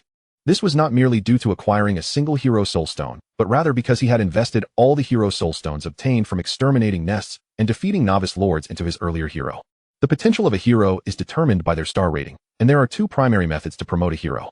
The first, a highly improbable endeavor, involves discerning the hero's upgrade path through trial and error, utilizing various equipment and rare resources to facilitate the hero's advancement. Each hero possesses a unique upgrade path, making this pursuit akin to finding a needle in a haystack. Thus far, only a handful of upgrade paths had been discovered, and few would dare squander vast resources on such a bottomless pit. The second method, however, is far more tangible, forcibly advancing the hero using hero soul stones. While this requires a significant expenditure of hero soul stones, it undoubtedly presents a more concrete approach. Consequently, most novice lords focus on nurturing only 1 or 2 heroes. Pain. You might as well forget it. It seems you've wasted a magic scroll. Simmons shook his head. The ogre Lord Pain exuded an aura of menace. He had initially intended to set up a magic array to ambush the werewolf brothers. Unfortunately, time was insufficient, and he could only feign intentions of ambushing the victor of the secret realm. Thus, the 3 remained in their current position. At that moment, an ogre warrior hurriedly approached. Upon hearing the hushed report, Pain's brow furrowed deeply. "What has happened?" Simmons inquired. "Damn it, that bastard Saz is dead. His territory has been destroyed," Ken exclaimed in shock. "How is that possible? Who could easily eradicate Saz in this region? Perhaps it was an external lord. If so, there truly could be a victor emerging here." Simmons replied gravely. "Huh, then we shall lie in wait here and catch them off guard." Pain sneered. Chapter 31. A sense of urgency. Lu Yuan opened the class chat group. A mere glance caused his brow to furrow. Compared to the peak of 41 members the previous day, only 25 remained. The messages in the group were scarce, with the earliest being from midday. In contrast to the initial excitement of entering the myriad races battlefield, the students had been preoccupied with survival in recent days, leaving little time for idle chatter. "Is anyone near Red Spear Mountain, aware of Lu Xiaoxuan's current situation?" A sudden message appeared. Lu Yuan recalled that Lu Xiaoxian had mentioned the exposure of her territory's location, drawing the attention of foreign races, and had sought help within the class group. At that time, It had sparked considerable discussion. However, not a single follow-up occurred throughout the day. I don't know. I am very far away. Her name has vanished from the group. With this message, the class group fell silent once again. Over the past few days, names in the group had been disappearing one by one. It was not that they had left the group. Rather, they had all perished. Whether consumed by monstrous beasts or slain by the hands of alien lords, this was the grim reality of the battlefield of myriad races. After a long pause, another message appeared. Have you noticed? The death mist has begun to manifest. No way. It usually doesn't appear until July. I noticed it here too. I thought I was mistaken. This is disastrous. If the beast tide emerges this early, how will the new territory withstand it? I think we should join a guild. Though it may be dire, there is at least a chance of survival. Instantly, a multitude of lurkers in the group emerged. In the battlefield of myriad races, aside from hostile lords, ferocious beasts were rampant. These beasts were endless, fueled by the tide of magical energy. Each year, the battlefield of myriad races experiences a period of magical upheaval. During this time, the entire continent suffers various natural disasters, earthquakes, floods, hailstorms, frost, and more. Accompanying these calamities are the inexplicably emerging beasts. Even if lords clear out all the beast nests surrounding their territories, when the magical tide descends, a multitude of beasts will reappear. This cycle repeats year after year. What most terrifies the lords is that during the magical tide, these suddenly appearing beasts may very well attack their territories. This serves as a significant test for the lords. Even the mightiest lords can fall beneath the tide of beasts. Such occurrences happen every year. The number of new lords who perish in the beast tide is beyond counting. The signs of each magical tide's arrival are heralded by the evening mist, which is why this mist is referred to as the death mist. The magical tide not only brings forth beasts, but also resources and opportunities.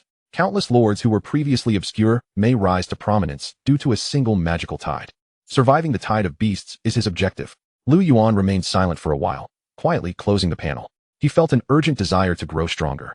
Although his development was swift, he was still far too weak compared to those great lords. The next day, as a beam of light spread from the Lord's Hall of Jian territory towards the domain, the territory had reached level 2. The modest hut transformed into a 2-story building. Yuan checked the territory's information. Jian territory, owner, Yuan, blue star, level, LV2, resources, wood, 813, stone, 1720, iron ore, 5510, food, 720, soul crystals, 1500, upgrade requirements, wood, 8000, stone, 10,000, iron ore, 8,000, soul crystals, 8,000. Affiliated territory, Black Iron Fort. Racial skill, Militia Summon. Temporarily transforms farmers into militia with combat capabilities for half an hour. Territory skill, Lord's Heart. Increases the Lord's basic attributes by 10. Territory buildings, residential houses, barracks, arrow towers, blacksmith shop, lumber mill, hero altar, hunter's cabin, underground, forest wolf barracks. Description, the core of the territory. Advanced territories greatly enhance the Lord's prowess. As a surge of power flowed in, Yuan felt his strength rapidly increase, and his mind became clearer. This was the territory's enhancement for its lord. This was merely the modest boost of a level 2 territory, when the territory ascended to a higher level. Wielding power and commanding nature with a mere gesture would not be a mere fantasy. This was the era of lords, a battlefield where countless were enraptured. My lord. This is the black iron dwarves who have shown signs thus far. The fox woman, Talisa, approached with 13 dwarves. Yuan nodded slightly. After returning to the territory yesterday, he had entrusted the gladiator's horn to Talisa, instructing her to summon the dwarven gladiators and use her charm skill to control them as the summoning time neared its end. By employing this exploitative method, he aimed to retain the black iron dwarves. Evidently, the plan had borne fruit. He examined the information of these dwarves and discovered that 8 possessed blacksmithing talent. Yuan immediately transported them to the secret realm to continue forging equipment for him. He also retrieved the 12 pieces of equipment that had been crafted the previous day upon returning to the territory. Yuan reviewed the resources and opted to construct a trading market.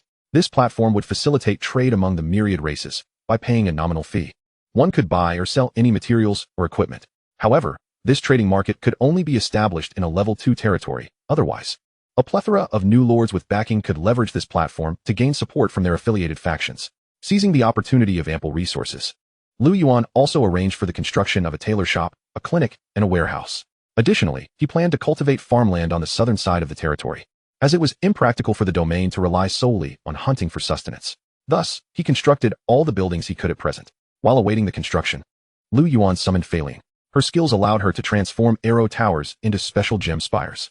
At this moment, Yuan sought to bolster the territory's defensive capabilities, making it the perfect time for her talents to shine.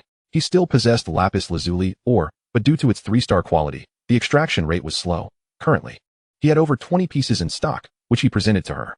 My lord, if we use lapis lazuli, we can convert the arrow tower into a lapis lazuli spire, which will inflict star damage, as lapis lazuli is a 3-star material, thus its attributes will surpass those of 1-star gems. Alright, please convert one arrow tower first. Lu Yuan nodded slightly. He handed over the resources to Feline, and as the light emanated from her hands, the arrow tower before them swiftly transformed. The once crude structure morphed into a stone tower, topped with a massive azure gem. Lapis lazuli spire. Rank. Attack power, 15. Attack range, 500 meters. Defense power, 10. Health points, 1000. Characteristics. The lapis lazuli spire channels magical energy to strike enemies with starlight, ignoring their defensive capabilities. The lapis lazuli spire requires 1 arrow tower, 100 stones, 30 woods, and 80 soul crystals. Although it is pricier than a spear soldier, its attributes are significantly superior, making it highly effective for defense. Lu Yuan continued to instruct Feline to transform the 2 arrow towers within the territory into lapis lazuli spires. He intended to convert the remaining 2 arrow towers into other gem spires. Before long, the trading market was completed, and Lu Yuan proceeded directly to it. Suddenly, a plethora of information burst forth. Guardian leggings. Price, 200 soul crystals. Deerskin dagger. Price, 100 soul crystals. Iron ore, 500 units. Price, 300 soul crystals. Wicked raven black feather. Price, 50 soul crystals. Silver scale chest plate. Price, 500 soul crystals. Chapter 32, The Trading Market. Lu Yuan perused the listings for over 10 minutes and discovered that the prevailing prices for 2-star equipment ranged from 80 to 120 soul crystals. This was primarily due to the impending summer, which marked a period of relative tranquility on the battlefield, as numerous new lords from various races entered the fray, leading to a decrease in basic resource prices and a rise in equipment prices. After a moment of contemplation, Lu Yuan decided to list the equipment he would not need for the time being at market price. In total, he had 32 pieces, including 2 3-star items, 16 2-star items, and the rest being 1-star equipment. Notification: your ogre great axe has been sold. After deducting the transaction fee, you have earned 225 soul crystals. Lu Yuan was taken aback that his equipment sold almost instantaneously. Notification: your refined iron gauntlets have been sold. Notification: your heavy armor has been sold. Notification. With a series of notifications, Lu Yuan had already amassed over 500 soul crystals in a remarkably brief span. This was certainly more efficient than hunting monsters. Lu Yuan glanced at the 2 sets of black iron armor stored in his backpack and decided to sell them as a complete set for 700 soul crystals. Although ordinary 2-star equipment typically sold for around 100 soul crystals, this was a set with additional attribute bonuses, which naturally warranted a higher price. Given the current market situation, he had no worries about selling it. Notification: your black iron set has been sold. After deducting the transaction fee, you have earned 630 soul crystals. Indeed, Lu Yuan was elated. The cost to forge a black iron set was approximately 150 soul crystals. With over 4 times the profit, how could Lu Yuan not be thrilled? Moreover, as his ranks in dwarven blacksmithing increased, the daily supply of equipment would also rise. His daily income was set to become quite substantial. This was primarily due to his possession of a blacksmith workshop that had set designs for armor sets. Coupled with the ability to summon blacksmiths, this achievement was made possible. Both aspects were indispensable. Relying on the Lord's Hall to summon individuals with special talents had a low success rate, and as a foreign lord, Lu Yuan faced a 50 increase in costs to summon dwarves. He could only imagine how much wealth would be required to acquire such a multitude of blacksmith talents. Yet now, he was able to earn effortlessly. While he awaited further sales, he searched the trading market for materials to advance his heroes. Notification: you have a new message in the trading market. Lu Yuan was somewhat surprised to open it. Hey brother, could you lower the price of that black iron set a bit, or would you consider a trade? Lu Yuan had listed the equipment anonymously, so the other party was unaware of his identity. Likewise, he did not know the other person's identity, but judging by their manner of speaking, they were likely from the Dragon Nation. Are you from the Dragon Nation? Lu Yuan inquired. Yes. Brother, are you as well? Indeed. I can lower it by at most 50. Lu Yuan replied. Still not enough cash, but would you accept this item for trade? Frenzied Strike Scroll. Lu Yuan clicked on the information they provided. Frenzied Strike Scroll. Rank: allows you to learn Frenzied Strike. Instantly unleashes an attack, dealing an additional 10 damage, with a chance to inflict bleeding on the enemy. Although it was not a Legion skill, it was still a valuable item. The drop rate for skills was exceedingly low, and a 3-star skill scroll like this was valued between 800 to 1,000 soul crystals. Sure. I'll also add a 2-star item. Lu Yuan quickly responded. You're generous, brother. Lu Yuan promptly modified his sales listing on the trading market, adding a 2-star item and changing it to a trade for the Frenzied Strike Scroll. Soon, he received a notification of a successful transaction. The skill scroll now rested quietly in his backpack. Transaction complete, brother. Let me know next time you have good gear. The other party sent a friend request, and Lu Yuan glanced at their ID, which read Su Mingqing. He readily accepted and exchanged a few pleasantries before closing the chat interface. At this point, most of the equipment he had listed had sold, and his soul crystals had exceeded 6,000. Lu Yuan could not help but marvel at how swiftly one could earn without effort. With a hefty sum in hand, Lu Yuan felt invigorated and prepared to indulge in a shopping spree at the trading market. He first purchased a batch of black iron, ore, and some coal, essential materials for forging the black iron set. Additionally, he had enough basic materials to sustain himself. Before long, Lu Yuan discovered a piece of equipment listed on the market. Radiant Moon, rank, magical attack 36, 10 skill cooldown. Trait, Moon's Guardian, summons a moon barrier to protect oneself, possessing 200 hit points. This 4-star item was priced at 5,000 soul crystals. Having just spent around 1,000 on materials, if he were to buy this equipment, he would be left utterly impoverished.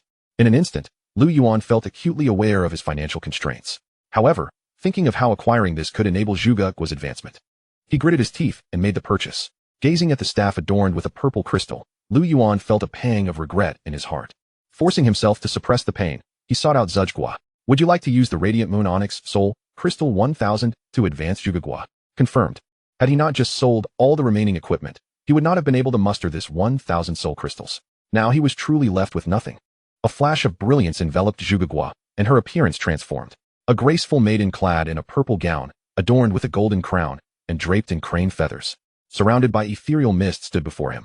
Next to her, an elegant white crane gently folded its wings and let out a cry. Lu Yuan could not resist checking her information. Crane Shadow Riding Mist Zhuge, unique, rank, level, LV7, command, 31, strength, 41, strategy, 47, politics, 35, skills, blessing 4-star. Zhuge may perform a blessing every 7 days, granting random blessings to the territory or herself. Resource conservation, 4-star. When appointed as an official, resource consumption is reduced by 15. Crane Shadow, 4-star. Zhuge can summon a white silk crane to battle, with its attributes determined by her strategy. To Lu Yuan's astonishment, after her advancement, this little girl had transformed into a unique hero. Thus, while others may summon ordinary Zhuge fruits, the advanced variant is singular. Lu Yuan glanced at the information regarding the white crane. White Jin Chao, level, LV 30, attack power, 25, defense power, 8, health points, 500, skills, feather flight, instantly shoots several feathers, each inflicting 20 damage and potentially causing bleeding. Crane's Shadow, increases the physical evasion rate of the white Jin Chao by 20. Pounce. The white Jin Chao swiftly launches an attack, inflicting an additional 20 damage and causing blindness, lasting for 3 seconds. The attributes of this white Jin Chao are considered high among level 30 monsters, and coupled with its skills, it could easily dominate unless confronted by elite-level beasts. Lu Yuan noticed that the little girl beside him was equally curious, frequently adjusting her attire and glancing at the white crane. She appeared quite the inquisitive child. Xiaogua, why not attempt to use the blessing skill? Lu Yuan expressed his own interest in witnessing the effects of this ability. Zhuge looked around hesitantly, but there was no altar in sight. Lu Yuan's lips twitched slightly. Does your skill require such high standards? Not exactly. It would just be more effective with an altar, Zhuge replied cheerfully. Then for now, let us overcome this challenge. We can construct an altar later, Lu Yuan reassured her. Zhuge nodded understandingly, turning to gather a few stones to fashion a makeshift altar. With a graceful movement, she began to dance lightly, softly singing, "Majestic heavens, heed my spirit. With great offerings, I beseech thee, listen to my heart, as I dance in supplication." As she danced, specks of light emerged around her, gradually ascending towards the sky. Zhuge's blessing skill succeeded, territory gains effect, formation established, upon slaying monsters. There is a chance of obtaining additional items. Lasts for 1 day. My lord, Xiaogua has succeeded. Zhuge joyfully raced over. Lu Yuan affectionately ruffled her hair. Well done. He felt a sense of relief. The little girl who had merely been an observer was now proving to be quite useful. Chapter 33. The Lizard Man Lord within the dense forest. Lu Yuan wielded a black war knife. Mulan carried a large sword ahead, while beside Lu Yuan were Zhuge, who had changed her appearance, and the fox girl, Talisa, the white crane sword above, serving as a scout. They were accompanied by a few wolf knights and hunters, while Sun Yu remained in the territory to manage affairs, and Feilin was occupied with modifying the arrow tower. Although she worked quickly, the endeavor consumed a considerable amount of mana, necessitating her presence at the territory. Suddenly, a commotion arose among the underbrush as 3 giant spiders leaped forth. "Xiaobai!" Zhuge exclaimed. In the sky, a white figure swooped down, its talons piercing through the head of one giant spider. The decapitated spider writhed on the ground, its legs flailing. The white Jinqiao performed a quick maneuver, and with a powerful flap of its wings, several white feathers shot forth like arrows. The feathers pierced the giant spider's body, causing dark green ichor to splatter everywhere. The white Jinqiao executed several more agile strikes, dispatching the spiders without so much as a feather being touched. Its prowess in dealing with these creatures was utterly dominant. Zhuge, brimming with childlike excitement, skipped over to inspect the monster's loot. The little girl remained lost in her joy at having acquired such formidable strength, her spirits high throughout their journey. Lu Yuan had no choice but to send Wang Fu to dissect the monster's carcass. Before long, the little girl returned, bouncing with a pile of items. "My lord, this time we have even more soul crystals than before," Zhuge Guo exclaimed, her eyes sparkling with anticipation. Seeing the eager expression on her face, Lu Yuan chuckled as he affectionately tousled her hair and accepted the items. Besides the basic dissection materials, the monster drops had indeed increased significantly.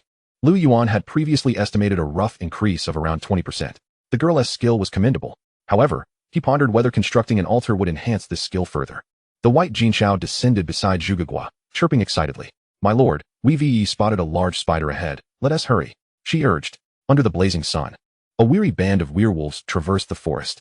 Werewolf Kin had guarded Snake Valley throughout the night, yielding no results, and now simmered with frustration. "Brother, do you truly believe that an external lord has entered the Watchwind Valley and annihilated Saz? Did you not see that wasteland? Yet, I struggle to comprehend this lord's intentions." Simmons furrowed his brow. "Could it be that Pain has summoned outside assistance?" Ken inquired. "Unlikely. If that were the case, he would have simply eradicated us without hesitation." Simmons shook his head. "There's definitely something amiss with this situation. I suspect Pain is concealing something." Simmons suddenly turned his gaze towards the underbrush. "Do not worry. It is a somewhat disheveled werewolf assassin emerged from the shadows of the bushes. My lord, there's a discovery ahead. What is the situation?"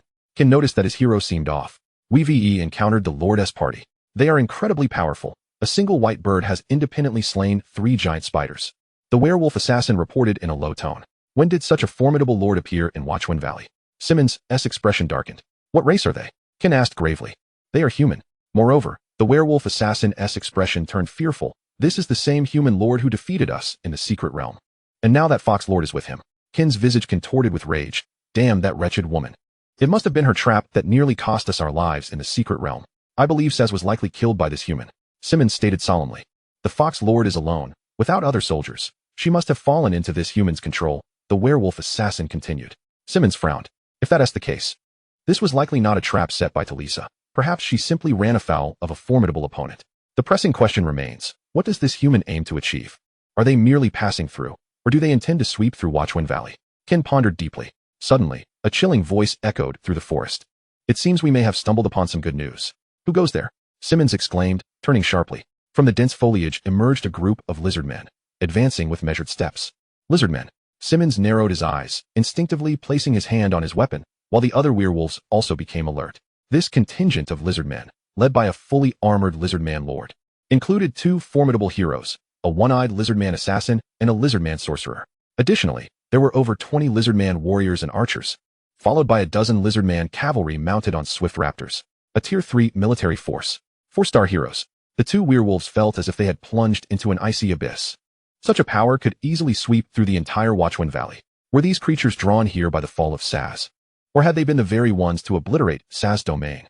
Just as the 2 werewolves were at a loss, the lizard man lord spoke.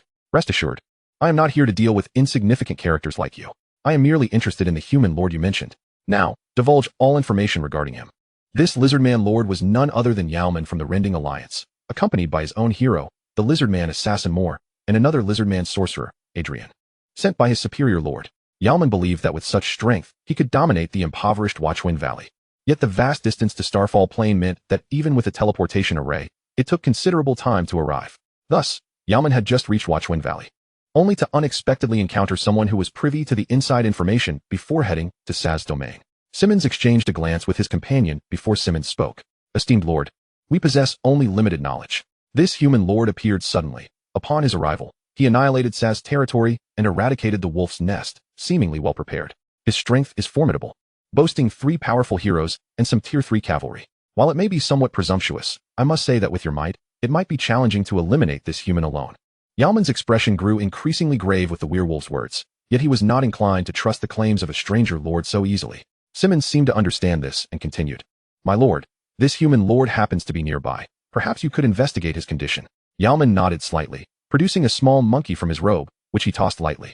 The monkey swiftly darted up to the treetops, vanishing into the distance. Yuan remained in place, his dark yellow vertical pupils shimmering with an unusual glimmer as he shared the reconnaissance monkey's vision. As swathes of green flashed before him, the monkey soon halted. In a clearing, there were several humans, a young human lord, a kitsune lord, and 2 powerful heroes, accompanied by 5 Tier 3 cavalry. Remarkably, they had brought so few units to exterminate the beasts. Yuan's brow furrowed, yet on the ground lay the corpses of 5 giant spiders. Those humans showed no signs of distress. These beings possess great strength. No wonder they were able to annihilate Saz's territory, Yuan murmured to himself. Suddenly, a white shadow filled his vision. Darkness enveloped him as he was abruptly ejected from the reconnaissance monkey's sight. Damn it! Yuan gritted his teeth, suppressing his impulse. The opponent's strength was formidable. Half an hour later, Yuan observed the bustling human peasants near Saz's territory, confirming that it was indeed that human who had obliterated Saz. It seemed that such an object must surely be in his possession. A scheme must be devised to eliminate this human and reclaim the item. Yuan clenched his fist in determination. Halt! Seeing Simmons raise his bow, Yuan issued a low command. Do not act, lest we alert the serpent. By remaining here, we shall discern the location of his domain. Chapter 34. The Ghost-Faced Spider Queen Ka. The white crane descended gracefully, calling out to Zhugagua. The young girl bit her lip, exclaiming, My lord, Xiaobai says it has discovered the large bear from before. Lu Yuan's heart stirred. The iron-skinned giant bear had previously escaped his ambush, and he was surprised to encounter it here again. Very well, let Xiaobai lead us there, Lu Yuan instructed. Following the white crane's lead, Lu Yuan quickly noticed deep footprints in the ground, broken branches, and even the remnants of several giant spider corpses. Following these traces, Lu Yuan swiftly tracked down the iron-skinned giant bear. At this moment, he found himself not far from a nest woven with webs, where the iron-skinned giant bear was engaged in combat with a swarm of forest spiders. Among these spiders were not only the massive forest giant spiders, but also some smaller ones adorned with purple markings on their abdomens. Forest venom spider, level, LV-15. A venomous spider dwelling in the forest, its venom is exceedingly lethal. Skills, venom spray, venomous fangs currently. The forest giant spiders were on the offensive, relentlessly attacking the giant bear with their limbs, while some sprayed webbing to restrict the iron-skinned giant bear's movement. Meanwhile, the forest venom spiders unleashed their venom and seized the opportunity to strike with their fangs. Unfortunately, the iron-skinned giant bear's thick fur rendered the fangs and venom ineffective against its robust body. Each of the bear's powerful strikes could severely injure the spiders. However, the bear was not faring well either. Its forelimbs bore several wounds, seemingly festering and oozing dark yellow pus. The fur on its abdomen was also scorched and in disarray. Whenever the spiders struck those areas, the iron-skinned giant bear would emit a thunderous roar. It appears our old friend is not faring too well. Perhaps we should lend him a hand, Lu Yuan chuckled softly. I shall take the lead. Hua Mulan, who had yet to find an opportunity to strike, was eager to unleash her great sword. Upon spotting an opening, she charged forward. In the blink of an eye, she appeared beside the iron-skinned giant bear. Her short sword enveloped in flames as it pierced into the bear's abdomen. Sizzle! As the blade sank into flesh, the flames ignited the webbing clinging to the iron-skinned giant bear. In an instant, the bear was engulfed in flames, and the searing pain elicited a haunting scream. The iron-skinned giant bear roared, recognizing the familiar human before it, the very ones who had inflicted grievous wounds upon it. In a moment of rage, the bear lashed out with a massive paw. Bang! The enormous claw crushed a forest giant spider into pulp, but Mulan's voice vanished in an instant. Sizzle! The black, great sword, wreathed in flames, slashed upward, opening a gaping wound in the bear's abdomen, internal organs spilling forth. The iron-skinned giant bear succumbed to madness, nearly incapacitated from the injury. Whoosh, whoosh, whoosh. Just as it prepared to retaliate, over a dozen white feathered arrows shot towards its face. The iron-skinned giant bear instinctively lowered its head, evading the vulnerable area. Sizzle, sizzle, sizzle. White feathers pierced through the thick bear hide, embedding themselves into the flesh, leaving a flurry of white feathers standing upon its skin. Roar! The iron-skinned giant bear bellowed in fury. Yet, in an instant, it transformed into a lamentation. Following a graceful sweep of its wings, the white phoenix swiftly followed with a claw strike. Its iron-like talons struck directly at the left eye of the iron-skinned giant bear. Mulan wielded her great sword, each swing leaving deep gashes upon the bear's formidable body. The white phoenix glided through the air with the agility of an eel, striking unexpectedly each time. Coupled with the sand-throwing control of the rogue, Tu Yin, the iron-skinned giant bear soon lay battered and bruised upon the ground. With a flick of her black, great sword, Mulan focused her gaze upon the bewildered spiders with their small, beady eyes. Ah, do not be hasty. Your turn shall come soon. With the shriek of the great sword and the pitiful cries of the spiders, the forest floor became strewn with corpses. The ordinary foxwoman, Talisa, observed in silent astonishment, while dealing with regular beasts was one matter. The ease with which Lu Yuan's team dispatched an elite like the iron-skinned giant bear deepened her understanding of his prowess. To be under the protection of such a formidable leader might indeed be a blessing. Zhuge Gua, eager to inspect the fallen bodies, quickly returned and presented his findings to Lu Yuan. Wrath Gauntlet, rank, defense, 8, traits, fury, when struck, increases attack power by 1 point for 5 seconds, stacking up to 3 layers. In addition to this gauntlet, there were various materials including bear meat, bear paws, and tattered bear hides. Lu Yuan donned the gauntlet and led the team onward toward the spider's lair. The spiders in the vicinity had been largely drawn away by the iron-skinned giant bear, and now there were few left, which Lu Yuan easily dispatched. The spider lair was larger than the wolf den, with thick moss carpeting the ground and vines hanging from the stone walls, where dense webs wove an intricate tapestry. Tiny spiders scuttled across these silken strands. The entire cave was damp and chilling, an overwhelming scent of mildew permeating the air. Squeak! With a sharp cry, 5 spiders approached rapidly. Leading the pack was a forest giant spider, followed by 2 others adorned with thorny barbs. Thorn poison spider, level, LV-17. A venomous spider dwelling in the lair. Its venom is highly lethal. Skills, venom spit, fangs, pounce. Excellent, Mulan exclaimed, already charging forward with her sword raised. Xiaobai, go. In contrast to the white phoenix, which found it difficult to maneuver in the cave, Mulan thrived, wielding her heavy sword with grace and dispatching the spiders with cries of agony. It wasn't long before the ground was littered with their lifeless forms. Continuing deeper into the cave, Lu Yuan had already eliminated over 100 spiders, and the presence of magical beasts became increasingly dense, signaling their proximity to the core area. After vanquishing another group of 10 spiders, the cave opened up before them. The cavern's ceiling soared to a height of 30 to 40 meters, with stalactites hanging down. Yet this cave was far from empty. At its center, countless strands of web formed an enormous webbing, layered and intricate, resembling a grand palace. Atop this white palace, a colossal black spider matriarch lay in wait. Its body was pitch black, with a disproportionately large abdomen trailing behind, adorned with a dark red, ghostly visage. Surrounding it, numerous spiders busily wrapped their prey in white cocoons, hanging them in front of the white palace, awaiting the matriarch's indulgence. Lu Yuan's gaze fell upon it, and a stream of information materialized. Ghostly-faced spider matriarch, level, boss LV-23, attack, 18, defense, 23, health, 2,500, skills, hatching. The matriarch can hatch numerous ghostly-faced spiders from its eggs. Web weaving. The matriarch's movement speed increases in webs, enhancing health regeneration, and can briefly turn invisible. Lu Yuan furrowed his brow. He had not anticipated that the attack power of this spider leader would be rather low, and its skills limited to just 2. However, he did not underestimate the difficulty of defeating this boss. Clearly, this spider leader was of the summoning type, relying entirely on its minions for combat. Just as Lu Yuan pondered his strategy, the red compound eyes of the ghostly-faced spider matriarch opened wide in unison. In the next moment, a piercing shriek echoed throughout the cavern, igniting chaos within its depths. Chapter 35, Night Raid Rustle. The sound of night winds brushing through leaves filled the cave, but it was the rapid scuttling of countless spiders racing toward the entrance. Witnessing the swarm of hundreds of spiders of various sizes rushing toward them, even Lu Yuan felt a chill run down his spine. Retreat. Have the dwarven warriors take the front. Following Lu Yuan's command, the group swiftly fell back.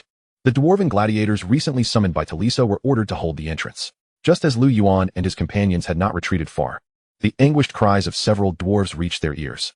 Zhuge Gua shivered, quickening his pace. Squeak! The spiders behind them screeched, their 8 legs thrashing as they pursued the intruders with fervor. Swish! A forest poison spider suddenly lunged from the cave's ceiling, blocking their path. Xiaobai! The white phoenix darted past, colliding with the poison spider and knocking it over, its claws striking repeatedly, green slime splattering in all directions. Mulan realized that running was futile in the cave. Seizing the opportunity in the narrow passage, she brandished her sword with both hands, blocking the way. The great sword swept through the air, engulfed in flames, and 3 charging giant spiders were sent reeling back. Kill! The wolf riders formed a spear wall, holding firm against the spiders' onslaught. The spiders continued to spray venom and webs, forcing the group to fight while retreating. Half an hour later, Lu Yuan and his companions had distanced themselves from the spider lair, while the pursuing spiders receded like a tide. Observing the webs clinging to his companions, Lu Yuan frowned and ordered a return to their territory. It seemed that they would need to enlist Sun Yu to set the spider nest ablaze. Upon returning to their territory, Lu Yuan found that the buildings he had arranged were now completed. After resting for half an hour to recuperate, he began to survey the area. Tailor's Workshop, level, LV1, basic building, allows for the crafting of leather and cloth armor upon the arrival of a tailor. Current blueprints available: rough leather armor, crude cloth garb, simple cloth shoes. Lu Yuan noted that, lacking flax cultivation, he could not produce cloth garments. However, he could utilize wolf pelts to craft rough leather armor. He summoned the tailor prisoner previously tasked with lumbering to gather wolf pelts for the leather armor, which could later be distributed to soldiers and civilians. The hospital, however, remained vacant due to the absence of a physician. The warehouse not only significantly increased the territory's resource storage capacity, but also extended the shelf life of food and medicinal supplies stored within. 12 plots of farmland had already been cultivated, and Lu Yuan purchased seeds for potatoes, corn, and wheat from the trading market, instructing them to be sown. Subsequently, it became necessary to assign individuals as farmers to tend to the fields. This task was entrusted to Guan Lu by Lu Yuan. In recent days, Guan Lu had been overseeing the affairs within the territory, becoming more familiar with the circumstances of each commoner than Lu Yuan himself, the Lord. As for the arrow towers, Fei Lin had already transformed the 4 towers into gemstone towers. Now, the Juyin territory boasted 3 turquoise gemstone towers and 1 sapphire tower endowed with slowing abilities. As darkness once again enveloped the land, the surrounding magical beasts began to stir, their powers enhanced by the night. By the shimmering river, a contingent composed of 3 races was stealthily advancing. The lizard man lord, Yaoman, whose vertical pupils radiated a bright yellow glow in the darkness, turned his gaze towards the green glowing werewolf brethren and the ogre named Pan. I have dispatched scouts. The ores have indeed been delivered here, Yaoman whispered. This is merely a secondary territory, lacking in strong defenses. Our night raid has a substantial chance of conquering this land, and thus, the mines and spoils shall be divided amongst you, while I shall claim but 1 item. The spoils of this battle will be distributed according to each one's contributions. The expressions of the others brightened instantly, their previous grievances regarding the lizardman's coercion into battle dissipating. This human lord, having established a territory here, regardless of where he had relocated from, was considered their enemy. They had never contemplated that this human was a newly appointed lord. After all, in their eyes, such formidable strength could only belong to a lord who had migrated from elsewhere. They thought it best to eliminate this human lord with the lizardman's assistance. Otherwise, he would undoubtedly pose a significant threat in the future. Moreover, were they not fighting for resources? The prospect of acquiring the mines was exceedingly satisfying to them. Lord Yeoman, tonight shall mark the demise of this human territory. Ha ha ha, annihilate the humans and seize all resources. A cold glimmer flashed in Yaoman's eyes as he waved his hand, signaling the attack. The lizardman warriors brandished their spears and charged towards the human territory engulfed in darkness, closely followed by the soldiers of the other 2 races, fearful of having their achievements snatched away. The patrolling soldiers of Juyin territory had yet to react when the 3 turquoise towers erupted with starlight. 3 meteor-like beams of light striking down and toppling 3 warriors to the ground. Yaoman's eyes narrowed. What kind of defensive structure is this?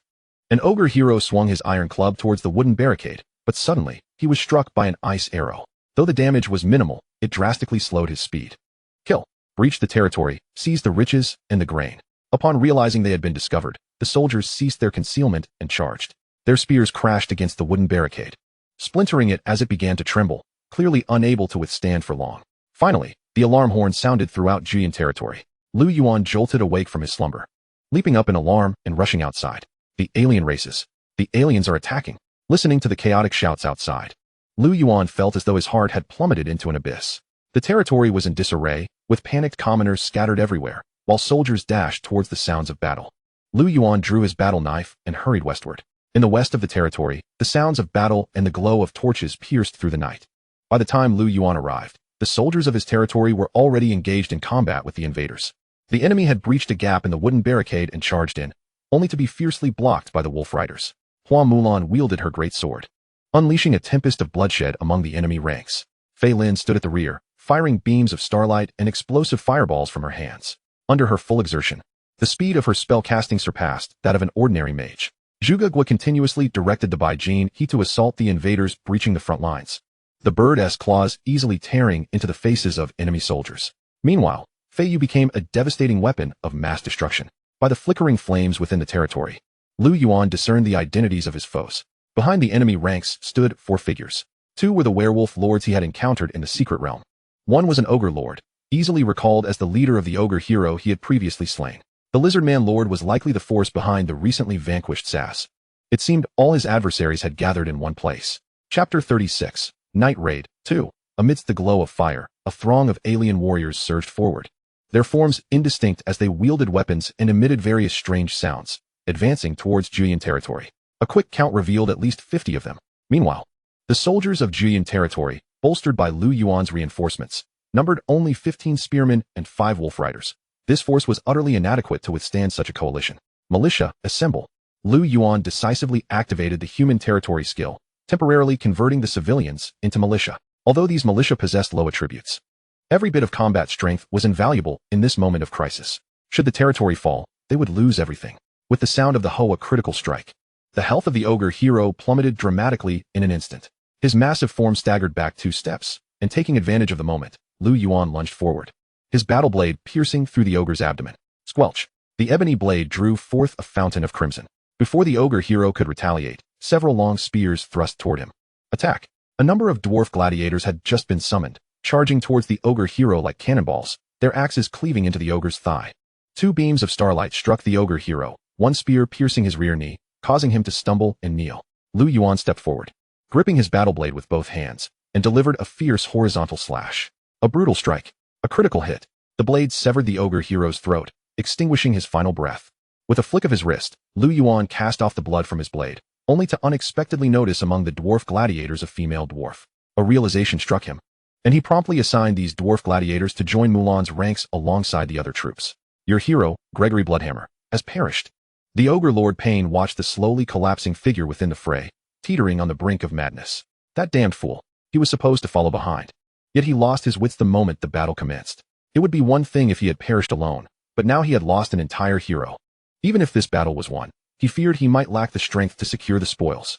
Observing Mulan charging through the ranged troops, Pain discreetly ordered his forces to retreat and conserve their strength. Kill. Mulan dispatched a werewolf archer with a single stroke of her sword. Mulan's skill, heroine of the ages. Activated. Troop attributes increased by 30, her own attributes enhanced by 50. Mulan felt a surge of power welling within her, and with a swift spin, her short sword clashed against a dagger. Meanwhile, the lizard man assassin behind her attempted to strike, only to feel a chilling ice arrow pierce through him from behind, instantly slowing his movements. Mulan's figure flickered, and the blazing greatsword descended upon the werewolf assassin's head.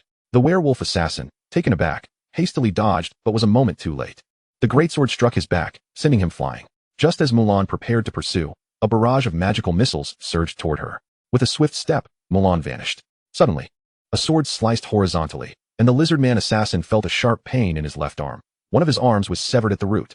The lizard man mage was drenched in sweat, straining to chant his spells. Yet, he felt a barrage of strikes hitting his back repeatedly, the sharp pain interrupting his incantation. Bai Jinhua seized the opportunity to dive down, leaving several bloody marks on the lizard man mage's ghastly green visage with her claws. Damned! Archers, shoot that bird down! Yalman bellowed angrily. However, the formation of archers had already been thrown into disarray by Mulan's onslaught. Only a handful remained, and by the time they arrived, Bai Jinhua had already claimed 2 wounded archers with a swift strike, vanishing into the dark forest. Yalman was furious but dared not send out the archers again. That white crane was clearly targeting the mage. It could not be allowed to wreak further havoc. Archers, defend the front lines, intensify your assault. As if in response to his command, the front lines of the defenders began to falter, allowing the coalition soldiers to surge forward. However, before Yalman could revel in this moment, the soldiers of the defenders parted on either side. Several knights mounted on wolf beasts charged forth. Kill. The savage wolf knights' long spears glimmered with firelight as they crashed into the disarrayed coalition formation. Their spears pierced through several soldiers, pushing forward and instantly opening a gap in the enemy's lines. A brilliant fireball soared into the chaotic coalition, erupting with a sudden blast, intensifying the disorder among the foes. Boom. Several wooden siege engines, engulfed in flames, were propelled by the militia towards the tumultuous enemy ranks. The various races, initially intent on cutting through the enemy lines to wreak havoc, were thrown into utter chaos in an instant. Some sought to stand against the defenders' advance, while others attempted to retreat for their lives, and many were left in panic, unsure of what to do. Follow me into battle. Lu Yuan raised his arm and charged into the enemy. His battle blade swung, decapitating a werewolf warrior, the scalding blood splattering across his face. An ogre swung a wooden club forcefully towards Lu Yuan, but the motion halted. Lu Yuan shouted lowly, spinning to deliver a backslash, cleaving through the ogre warrior's neck. He glanced back to see Thelissa's eyes shining with the glow of her skill. It was she who had aided him just moments prior. Lu Yuan kicked aside the ogre's corpse and rushed toward the next enemy. Several gemstone towers flickered with mesmerizing light, yet to those of the other races, they were as far removed from beauty as could be. Each round of starlight and ice arrows heralded the death of a warrior. The coalition's formation had descended into chaos. Utterly incapable of withstanding Lu Yuan's assault, it was a relentless pursuit, an overwhelming slaughter. Yalman could hardly believe his eyes. Everything was happening too swiftly. Were it not for the mage hero Adrian pulling him back, he might not have understood what had transpired and why they had lost. The ogre Pain was the first to flee, having gathered his ogre troops at the first sign of defeat, leading the escape. Yalman intended to teach this provincial lord a lesson, only to discover that 2 werewolf lords had also begun their flight. The coalition was in full retreat. Yalman could no longer concern himself with the scattered lizardman warriors, hastily leading his cavalry to cover the retreat of the 2 heroes. Chapter 37, Night Raid 3, Kill. The lizardman assassin was attempting to escape when a fierce wind struck from behind, forcing him to parry the attack. Think you can leave without addressing the sword in my hand? Mulan revealed a cold smile. The lizardman assassin, missing his left arm, gripped his dagger tightly with his right. Sweat beading on his forehead from the pain. You despicable human, do you truly believe you can slay me? Mulan offered no reply, brandishing her great sword and charging forward. With her newfound power, Mulan overwhelmed the one-armed lizardman assassin, but within just a few exchanges, she had sustained another wound. Yalman, witnessing his hero trapped, felt a surge of panic. Compared to the mage hero Adrian lent to him by the great Lord Yi, the assassin Nehemiah was his true strength. He could not bear to lose such a formidable asset, and he attributed the recent defeat entirely to the foolishness of the werewolves. Had it not been for their rout, how could the coalition have fallen into chaos? Observing the scattered militia and the mere handful of savage wolf knights, Yalman believed there was still a chance to turn the tide. Moreover, that chance was not insignificant. Adrian, I require your support. Yalman called out. Yalman, you must understand what you are doing. Adrian furrowed his brow deeply. Indeed, I fully comprehend, yet now presents the most opportune moment to reclaim the phoenix-patterned wood. Surely, you would not wish to incur the Lord's wrath, would you? Yalman gritted his teeth. This sentiment struck a chord within Adrian's heart. To successfully accomplish this mission would ensure his elevation in the eyes of the great Lord Yi. Otherwise, he would forever remain a mere second-rate figure. You have convinced me. Lord Alman. Alman's countenance brightened as he unsheathed his long blade, rallying his forces. Velociraptor Knights, prepare for action. Despite the chaos surrounding the retreating army, a dozen lizardmen warriors swiftly gathered around him. Charge! Alman swung his long knife with fervor. The lizardmen knights grasped their blades, their velociraptors rearing back as they let out a fierce shriek, launching into a charge. Kill! Yuan also noted the movements on this side and promptly mobilized his troops. Moments later, the 2 forces collided violently. 2 long spears struck in unison, sending one lizardman knight tumbling from his mount. Kill, kill, kill. The frenzied wolf knights shouted in unison, their spears thrusting forward. Despite their injuries, their spirits soared, managing to suppress the numerically superior velociraptor knights. In addition to the enhancements from Mulan's skills, all the frenzied wolf knights had entered a state of frenzy, significantly increasing their attack speed. Alman could hardly believe his eyes. How could this be possible? Their foes, seemingly outnumbered, were managing to overpower the lizardman knights. Adrian, support our valiant knights. I shall personally slay that woman. Alman roared as he surged towards the rear. He realized that his hero was on the brink of collapse. The lizardman mage Adrian furrowed his brow slightly, but began to chant a spell nonetheless. Caw! A sharp pain shot through him, causing Adrian to stagger as the fireball in his hand detonated. Alman, save me. Alman turned his head only to witness that cursed white crane flapping its wings, its white feathers shooting forth like arrows. Assessing the distance, Alman gritted his teeth and leapt, swinging his curved blade toward that human woman. But in an instant, her figure vanished. Crimson flames tore through the night. The grotesque head of a lizardman assassin soared high into the air. You, damn it! Alman, nearly driven to madness, charged at Mulan, his long knife descending with ferocity. Clang! The long knife clashed against the great sword, sparks flying as Alman involuntarily stepped back. He realized he had underestimated her strength. Not good. Alman instinctively darted aside, but it was too late. The great sword, engulfed in flames, struck him, leaving a deep gash in his arm that exposed bone. Alman let out a roar, but no longer sought to evade. He thrust his long knife toward Mulan's chest, intending to exchange injury for injury. Suddenly, he felt a chill at his back, and his speed diminished. The great sword was already descending, sweeping him off his feet. A gaping wound was torn into his side, his intestines nearly spilling forth. Damn it! Gazing up at the approaching figure, Alman raised his head feebly. In the next moment, his vision blurred, and he succumbed to darkness. The lizardman Lord Alman was dead. Werewolf Simmons and Kin had initially hoped to see if Alman could turn the tide, but upon witnessing his decisive demise, they fled in an instant. Yuan, seeing his troops halted by the lizardmen, found himself unable to pursue for the moment. Capture that mage, Yuan commanded. Adrian, already in a dire predicament, could scarcely manage to cast spells under the relentless assault of the white crane. The idea of escape was utterly ludicrous. Upon witnessing Alman's swift and clean demise, Adrian cursed him internally 100 times. Observing that the lizardman knights were unable to break the stalemate, He realized that once that human hero arrived, he would have no chance of survival. Upon hearing Lu Yuan's command, Adrian hesitated not, kneeling immediately. "Noble lord, Adrian is willing to pledge his loyalty to you. The lizard man mage Adrian seeks to join your domain. Do you agree?" Lu Yuan raised an eyebrow, surprised at the pliability of this individual. At his command, the white crane ceased its attack. Lu Yuan examined Adrian's information. Adrian, affiliation, Y, Gaskell planet, rank, level, LV 25, leadership, 47, strength, 65, strategy, 78, politics, 37, skills, fire magic, 3 stars. Adrian excels in fire-based spells, with damage increased by 15 when casting fire magic. Earth magic, 2 stars. Adrian is proficient in earth-based spells, with damage increased by 10 when casting earth magic. Manipulation spell, 4 stars. When casting spells, there is a small chance to enhance spell effects by 100. Lu Yuan had not anticipated that this fellow was also a 4-star hero, a commendable dual-element mage specializing in earth and fire, yet his character was undeniably weak. Furthermore, if there were any foreign races within the territory, public sentiment would surely decline. While ordinary troops or civilians might not pose much of a problem, the presence of a foreign hero would significantly amplify this decline. With Adrian's surrender, the remaining dozen lizardmen soldiers also capitulated without hesitation. Lu Yuan pondered for a moment and stated, "You may pledge your loyalty to me, but a formal agreement must be established first." Soon, a piece of parchment drifted towards Adrian. Adrian, not having read it fully, was immediately filled with rage. "You insult me. You insult a powerful and noble mage." Lu Yuan raised an eyebrow. "Oh, esteemed mage, then you shall face this bird on your own." "Caw." The white crane complied, fixing Adrian with a fierce gaze. Adrian found himself in a quandary. On one hand, he viewed humans as an inferior race, believing that his loyalty should warrant gratitude and fair treatment from Lu Yuan. Yet now, Lu Yuan treated him as if he were a mere slave. How could he possibly endure such indignity?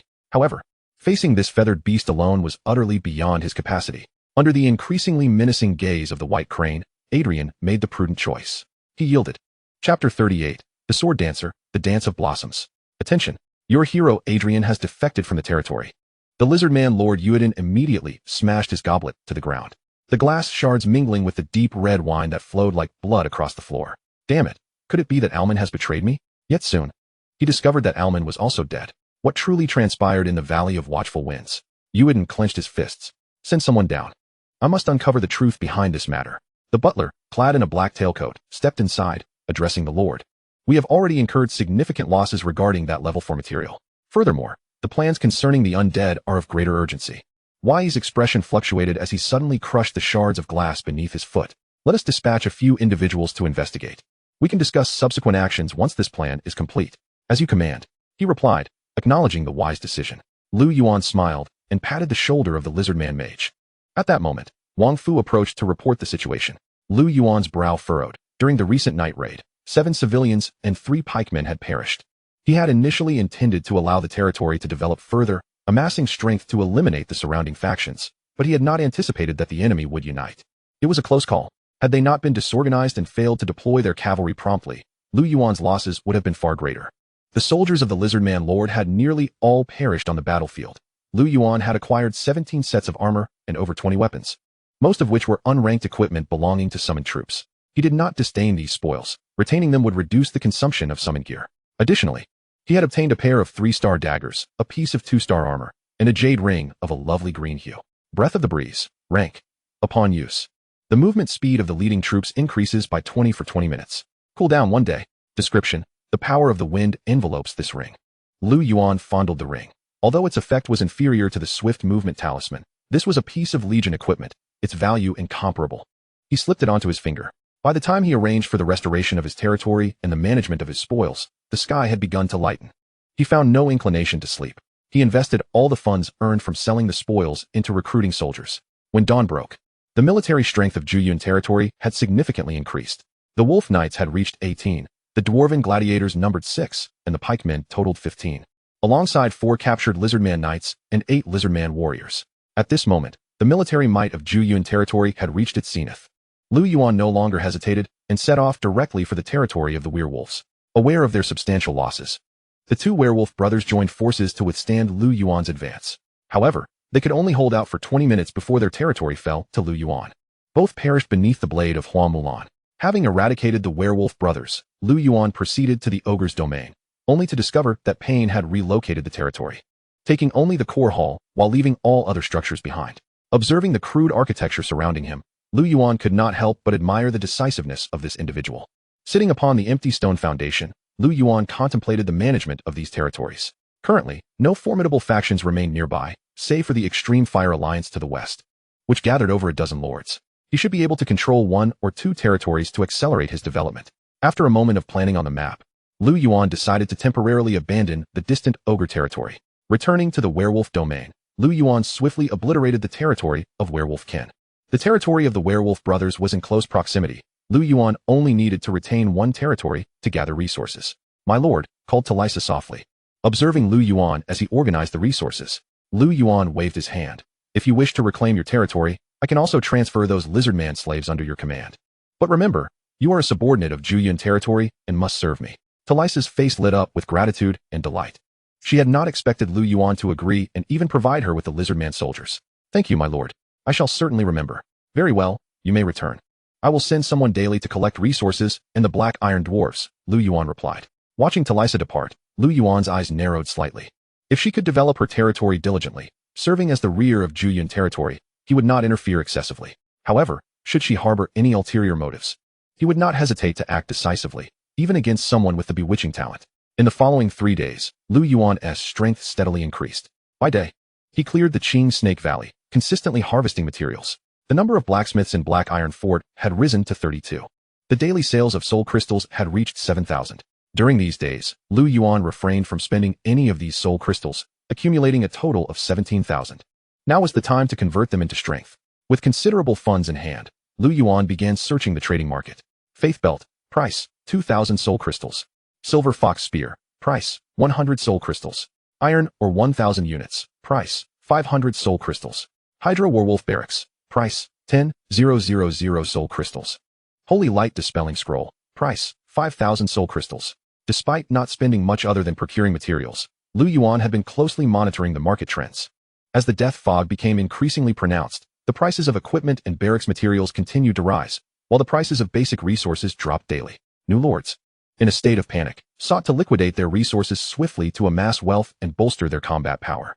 Observing the soaring prices of skill books and various barracks, Lu Yuan quickly abandoned any thoughts of pursuing that avenue. Suddenly, Lu Yuan's eyes lit up. Veil of Invisibility, price, 200 soul crystals. Upon examining the item information, he found that it was categorized as miscellaneous with no attributes. While ordinary lords might dismiss it as worthless, Lu Yuan recognized its immense value as a material for Hua Mulan's advancement. He promptly purchased it and then searched for another material, the Thunderblade. The Thunderblade was a 4-star weapon, boasting commendable attributes, with prices around 3,000. With a determined resolve, Lu Yuan made the purchase. He summoned Hua Mulan. "My lord, what do you require of me?" Without uttering a word, Lu Yuan produced 3 items. The evolution crystal had originally been equipped on Lu Yuan himself, but he had found it somewhat disappointing. Despite leveling up 3 times over the past few days, it had failed to trigger any effects. He discovered on the forum that the triggering probability of the evolution crystal was approximately 1 in 10, considering that rapid enhancement of strength was now paramount, and that he generally refrained from engaging directly. A few points of lower attributes were not overly significant. "Would you like to use the Thunderblade evolution crystal on the Veil of Invisibility to facilitate Hua Mulan's advancement?" "Yes." Mulan initially felt a sense of confusion. Yet suddenly, a radiant light burst forth, and a powerful force surged within her. In a moment, the brilliance receded, coalescing entirely within Mulan's being. An intense aura erupted from her, so formidable that it was as if the very air around her could be sliced apart. Unable to restrain herself, she clenched her fists, exclaiming, "I have felt an unprecedented power. This is merely the beginning. Soon, you shall possess even greater strength," Lu Yuan remarked with a slight smile. The Sword Dancer Mulan, unique, rank, level, LV 3rd to leadership, 57, military strength, 89, tactics, 54, politics, 43, skills, flame rend slash, 4 stars. Mulan dashes forward to deliver a fierce blow, inflicting an additional 60 points of fire damage. If the skill hits, she can launch a second flame rend slash. Dance of Blossoms, 5 stars. Mulan can throw a light sword, dealing an additional 30 points of damage, and if it strikes the enemy, it inflicts a slowing effect. Heroine, 5 stars. When leading female troops, the attributes of the army are enhanced by 30, while her own attributes increase by 50. Mountain Pass Fleetness, 4 stars. The marching speed of the troops is increased by 20, while fatigue accumulates at a reduced rate. Sword Dancer, 5 stars. Mulan can train a special 4-star unit, the Sword Dancer, whose agile warriors possess formidable melee capabilities. Chapter 39. Slaying the Spider Matriarch. Lu Yuan was taken aback by Mulan's sudden acquisition of two formidable skills. Setting aside her personal combat abilities, the skill to train special units was already sufficiently potent. The strength of special units far exceeds that of their counterparts at the same rank, making them ideal as the backbone of the territory's military forces. Mulan, what prerequisites must be met to train the sword dancers? Lu Yuan inquired. Unlike ordinary units, special units have specific requirements. The sword dancers require 2-star long swords and civilians with an attack power exceeding 5 points, Mulan explained. You can select them yourself, correct? Lu Yuan asked. Of course, Mulan replied with a slight nod. Lu Yuan visited the Black Iron Fortress to retrieve today's equipment, while Mulan had already chosen 7 civilians. Mulan is preparing to promote 7 civilians to the special unit sword dancers. Do you agree? Requirements: 7 2-star long swords, 2,100 soul crystals. Half an hour later, 7 swordsmen clad in leather armor and wielding long swords emerged from the barracks. Lu Yuan immediately examined their information. Sword dancer, rank, attack power, 28, defense, 7 health, 400, skills, sword momentum. Each hit increases attack power by 5, stacking up to 10 times. Sword dance. The sword dancer's evasion increases by 30. When struck by an enemy, they immediately counterattack, inflicting an additional 30 damage. The attack power of the sword dancer surpasses that of typical 4-star units. Although their defense is average, their evasion skills enable them to unleash tremendous power in close combat. Henceforth, Yuan territory will be capable of forming a cavalry of wild wolves for raids, while the sword dancers will serve as the vanguard of the assault. Arrangements were made to construct additional arrow towers, and the recruitment of civilians commenced. One by one, civilians emerged. Wang Ping, no talent. Li Lu, no talent. Wang Lu, gatherer. Lu Yuan sighed internally. It was exceedingly challenging to recruit skilled individuals, which explained the exorbitant prices of equipment and potions on the market. Lu Yuan recruited 50 civilians, of which only 6 possessed talent, a meager probability of nearly 1 in 10. This illustrates the difficulty. Fortunately, among them was a junior physician. Lu Yuan promptly assigned them to the infirmary, enabling the production of bandages and health-restoring potions. Once the arrangements were complete, Lu Yuan led his soldiers to the spider cave. Hiss! The giant spiders let out agonizing cries beneath the blade, green ichor splattering as several spiders fell before the sword dancers. Throughout the relentless combat, the sword dancers maintained the enhancement of their sword momentum skill, resulting in exceptionally high attack power. This accelerated Lu Yuan's advance, and he soon approached the lair of the spider matriarch. Compared to before, the cave's perimeter was now teeming with spiders, indicating that their previous actions had raised the matriarch's vigilance. However, Lu Yuan had brought Su Yu along this time, intending to eradicate the nest in one fell swoop. Publican, prepare some men. The rest will clear the surrounding beasts, Lu Yuan commanded Su Yu. Before long, a section of the cave's perimeter had been cleared. Under Lu Yuan's directive, Wang Fu entered the cave. Amidst the threatening hisses of the spiders, he raised his crossbow. Swoosh, swoosh. The bolts flew unceasingly towards the spider matriarch. The matriarch's crimson compound eyes widened instantly, and a mass of webbing ensnared the arrows. The projectiles, wrapped in the sticky silk, fell to the ground.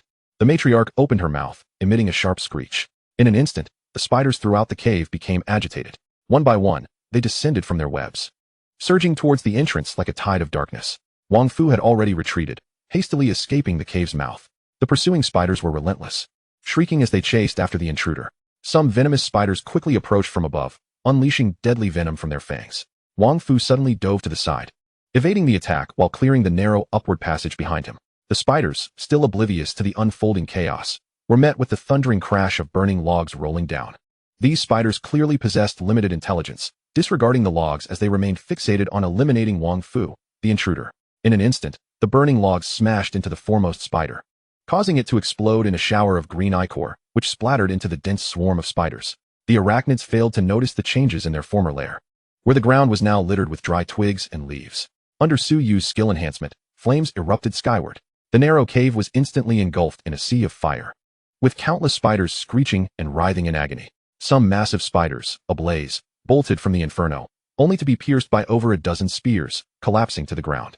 The spearmen secured the narrow passage, ensuring that not a single spider could escape in their weakened state. Waves of heat surged forth, accompanied by the acrid scent of charred flesh. Squeak, squeak. One by one, the spiders fell within the conflagration, reduced to carbonized husks. Others, engulfed in flames, retreated into the lair of the spider matriarch. The matriarch, still bewildered by the sudden turn of events, saw the flames ignite the webs in an instant. Crash! The highly flammable silk rapidly ignited, creating a conflagration that spread like wildfire. Even the colossal cocoon at the heart of the lair was instantaneously engulfed in a sea of flames. The inferno swelled, and the dense strands of spider silk crackled ominously in the blaze.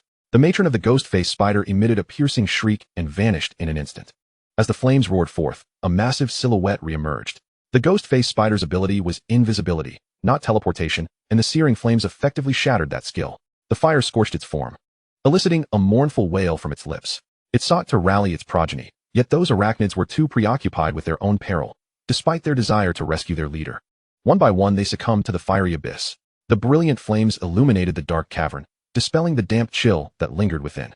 The palace formed by the flames consumed the entire cave, with countless spiders reduced to charred remains. Among them, innumerable tiny spiders perished before they could even struggle.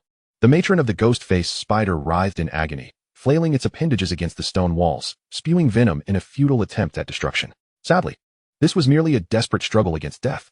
Half an hour later, Yuan, having retreated to a safe distance, returned to the depths of the cavern with his companions. There, the ground was littered with blackened corpses, charred with still flickering with embers, and even the stone walls and ceiling were scorched to a deep black. The spider carcasses had all been reduced to cinders, rendering any materials unthinkable. However, the soul crystals would not be so easily destroyed. Yuan instructed his men to gather the soul crystals as they advanced further. Upon entering the lair of the matron, he discovered the vast cavern eerily silent. With every spider perished in the inferno, and in a corner lay the massive corpse of the ghost-faced spider.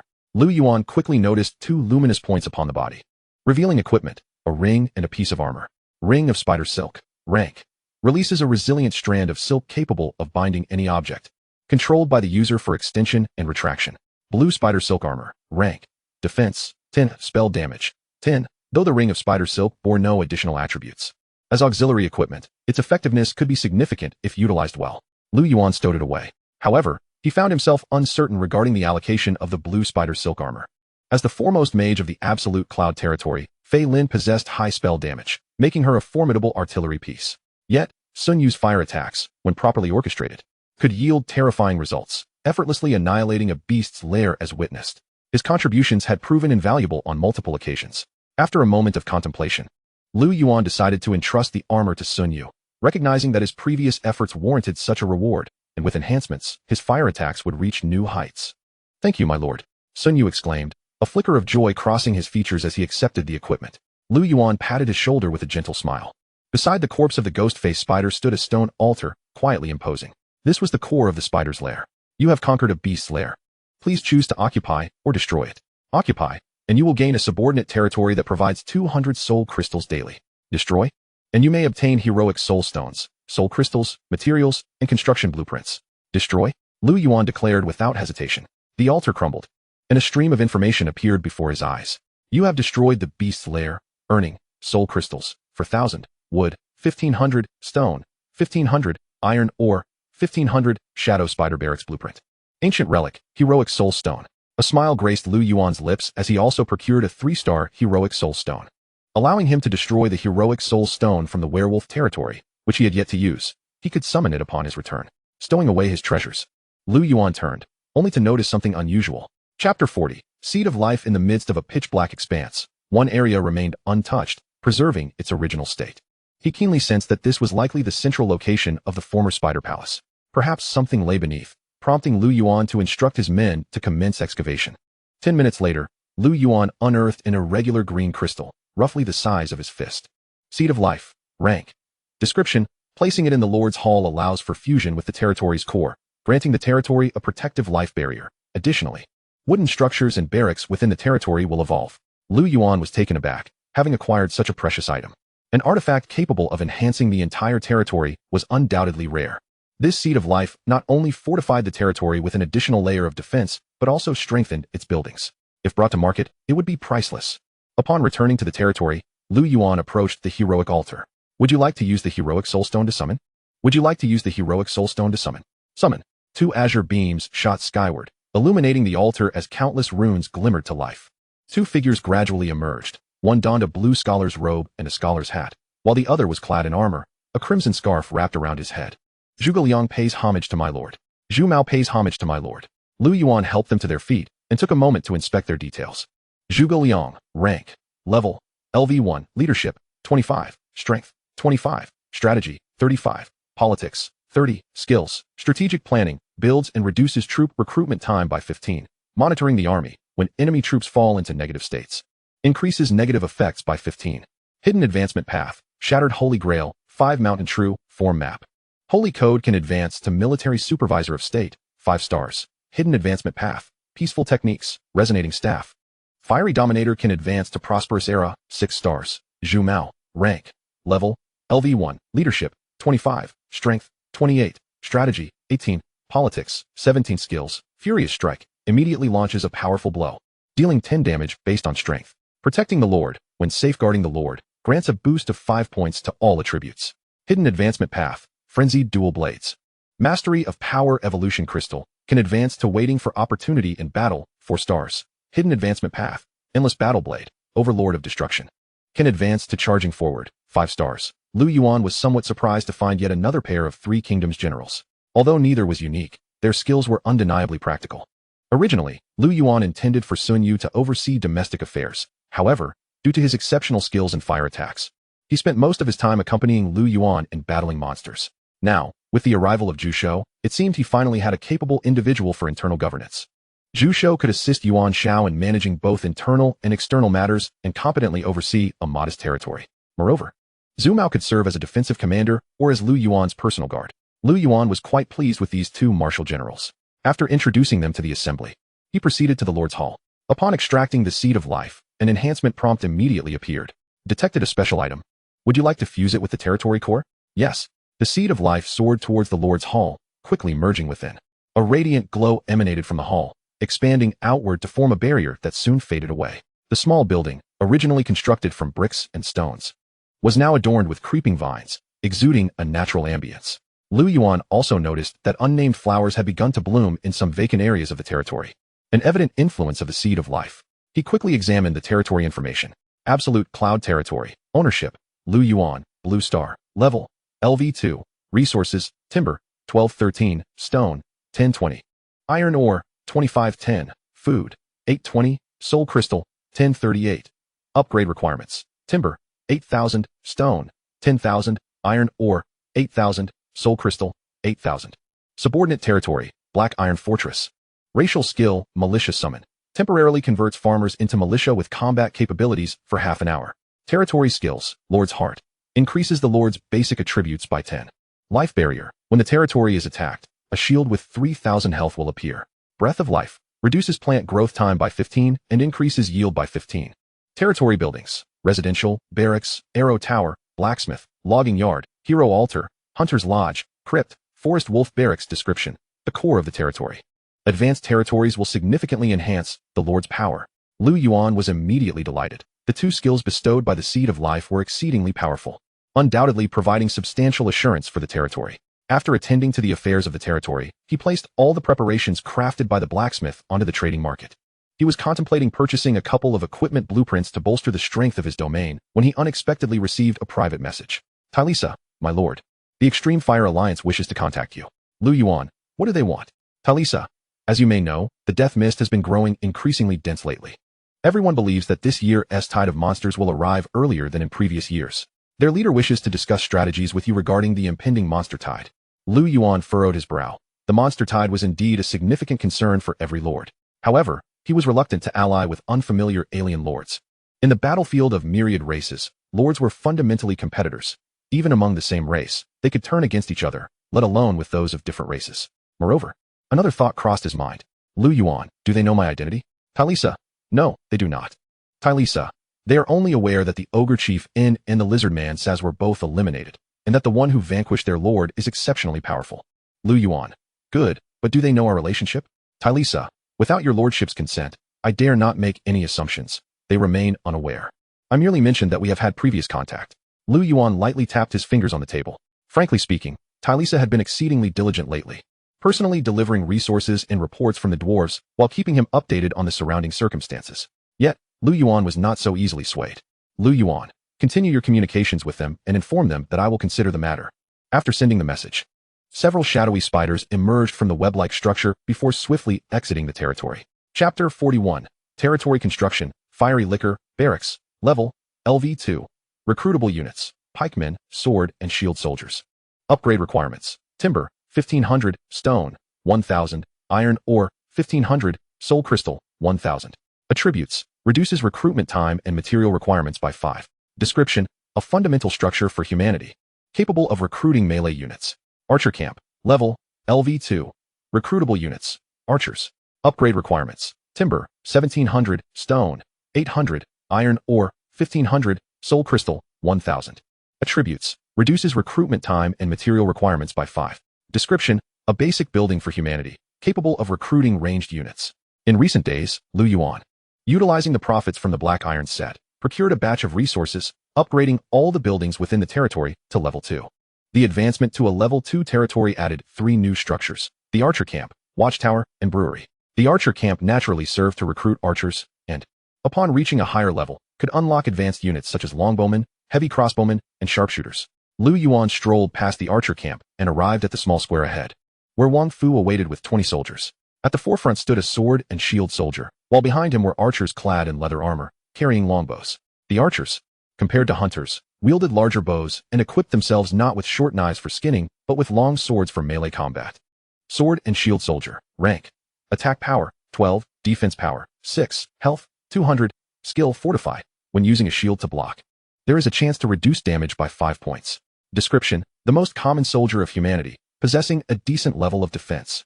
Archer, rank, attack power, 15, defense power, 4, health, 150, skill, long shot. When attacking enemies at a distance of 20 to 30 meters, attack power increases by 3 points. Description, the most common soldier of humanity, with relatively low attack power. These unit attributes were not particularly high, comparable to that of pikemen. Yuan's intention in recruiting them was not to expand his forces, but rather to establish a defensive strength for the territory. Wang Fu, from now on, you shall lead this troop as the garrison of the territory. My lord, I still wish to remain by your side, though I am missing a hand. My skinning and butchering skills far surpass those of those brats. Wang Fu exclaimed with great enthusiasm. Yuan waved his hand, halting the somewhat agitated Wang Fu.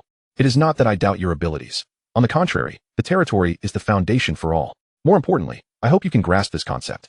Wang Fu's expression was a mixture of excitement and conflict, and after a moment, he nodded resolutely. Rest assured, my lord. Anyone who dares to invade our territory must first step over my dead body. Yuan nodded with satisfaction. Excellent. From now on, you shall collaborate with Zhu Shou to establish the defensive forces of our territory. These individuals will be divided into 3 groups, taking turns to patrol the land. Additionally, we will require a team to escort supplies daily. I will recruit another batch of people in a couple of days. Moreover, we must assign guards to the Watchtower. The Watchtower will serve both as a lookout and provide illumination during the night. Yuan had established 3 towers, 2 of which were situated outside the territory for vigilance. Understood. Having arranged the defenses of the territory, Yuan proceeded to the winery. Winery, level, LV2. Production list, turbid wine, rice wine. Currently resident brewers, none. Though wine is a specialty of the territory, it does not restore health points. Rather, it enhances hidden attributes, morale, and public sentiment. Furthermore, high-quality wines can be sold to other lords as specialties.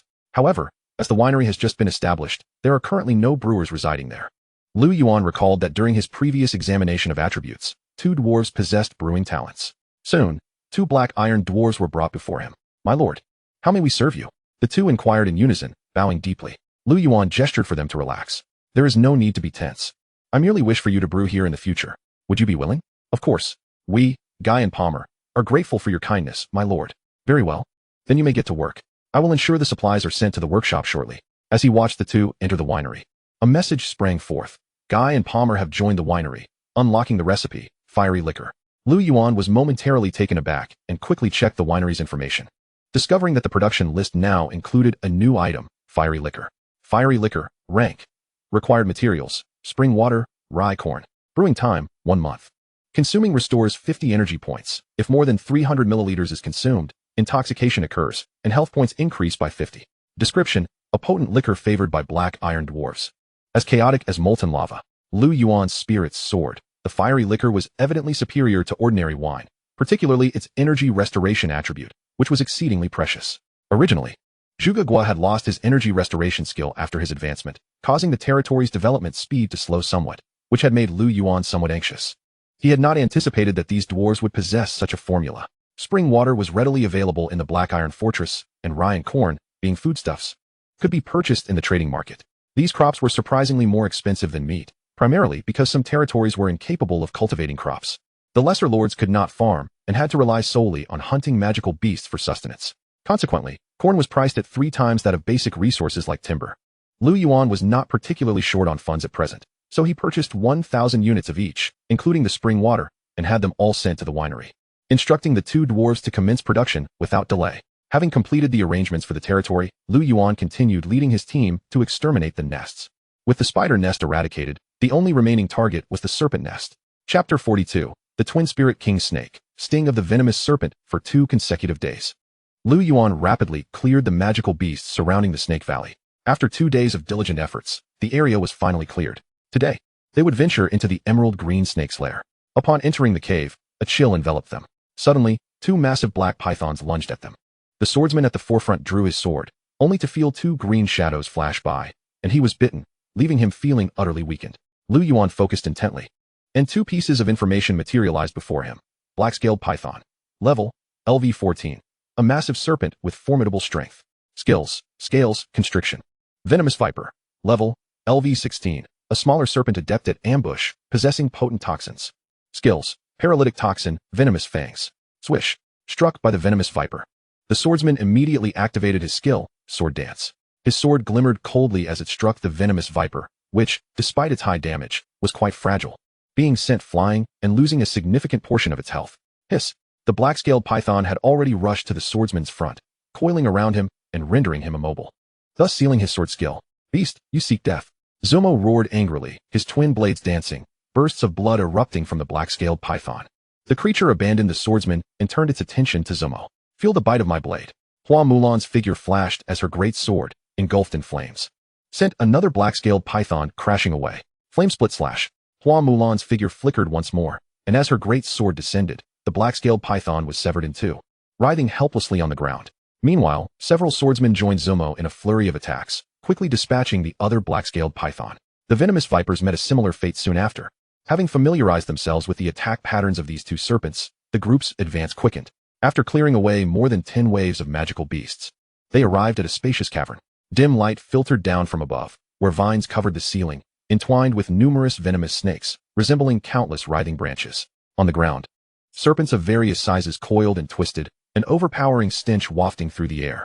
Lu Yuan revealed a faint smile. Gongda, it is your time to shine. Sun Yu nodded slightly. Rest assured, my lord. During this time of continuous fiery assaults on the magical dens, Sun Yu had gained considerable experience and had already reached level 10, enhancing his strength.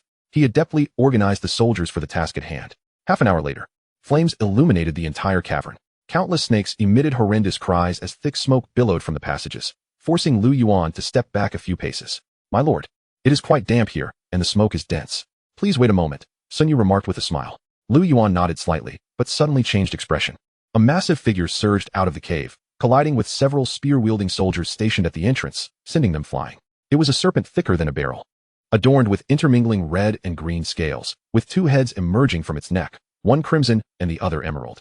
Double Spirit King Snake. Level, Boss LV-25, Attack Power, 60, Defense Power, 10, Health Points, 3000, Skills, Flame Breath. The Double Spirit King Snake harbors the power of flames, capable of unleashing a torrent of fierce fire. Toxic Mist Breath. The Double Spirit King Snake contains potent venom, allowing it to exhale a noxious mist. Devour. The Double Spirit King Snake can consume its prey, rapidly restoring its health. Whip Strike. The snake's tail inflicts horrifying damage. At this moment, one of the venomous heads is clamped onto a spearman, its jaws agape, swallowing the man whole. Soon, the scales that had been charred black by the flames regained their luster. Simultaneously, the other fiery head gaped wide, spewing forth a scorching wave of fire. The 2 spearmen, caught unawares, immediately ignited, rolling helplessly on the ground. Attack! Lu Yuan commanded in a deep voice. In truth, even without his orders, Hua Mulan had already sprung into action. The fiery head lunged towards a spearman, but Hua Mulan was swifter, executing a flame split slash aimed at the serpent's neck. The scales shattered, and blood erupted forth. The Double Spirit King Snake let out a mournful hiss, yet the flame-infused attack of the flame split slash had little effect. Hiss! The venomous head, enraged, flared open, unleashing a vast cloud of ghastly green mist directed at Hua Mulan. A few sword dancers were about to advance, but Lu Yuan quickly redirected them to avoid collateral damage. Just as the toxic mist was about to engulf her, Hua Mulan's figure flickered, instantly appearing on the opposite side of the venomous head. Flame split slash. A massive wound appeared on the venomous head, the scales around it charred, and its skin scorched, making it difficult for blood to flow. Hiss! The double spirit king snake twisted violently, emitting a piercing shriek, its tail lashing out at Hua Mulan like a whip. Hua Mulan had already retreated several steps. Her greatsword raised. As she absorbed the impact, the force of the serpent's tail had diminished considerably, causing her form to sway only slightly. The fiery head suddenly expanded, a searing breath escaping from its neck. However, in the next moment, a chilling ice arrow struck the gaping maw. The fiery head let out a wail, its once fierce flame breath dissipating into a cloud of smoke. The white crane suddenly swooped down, its talons leaving multiple scratch marks on the serpent's head. Seeing another head severely wounded, the venomous head hastily attempted to assist, its mouth agape. But a handful of yellow sand was unexpectedly thrown into its face. Instantly blinded, the venomous head veered off course. In her hand, Faline spun her turquoise stone rapidly, transforming it into a green beam that shot towards the venomous head.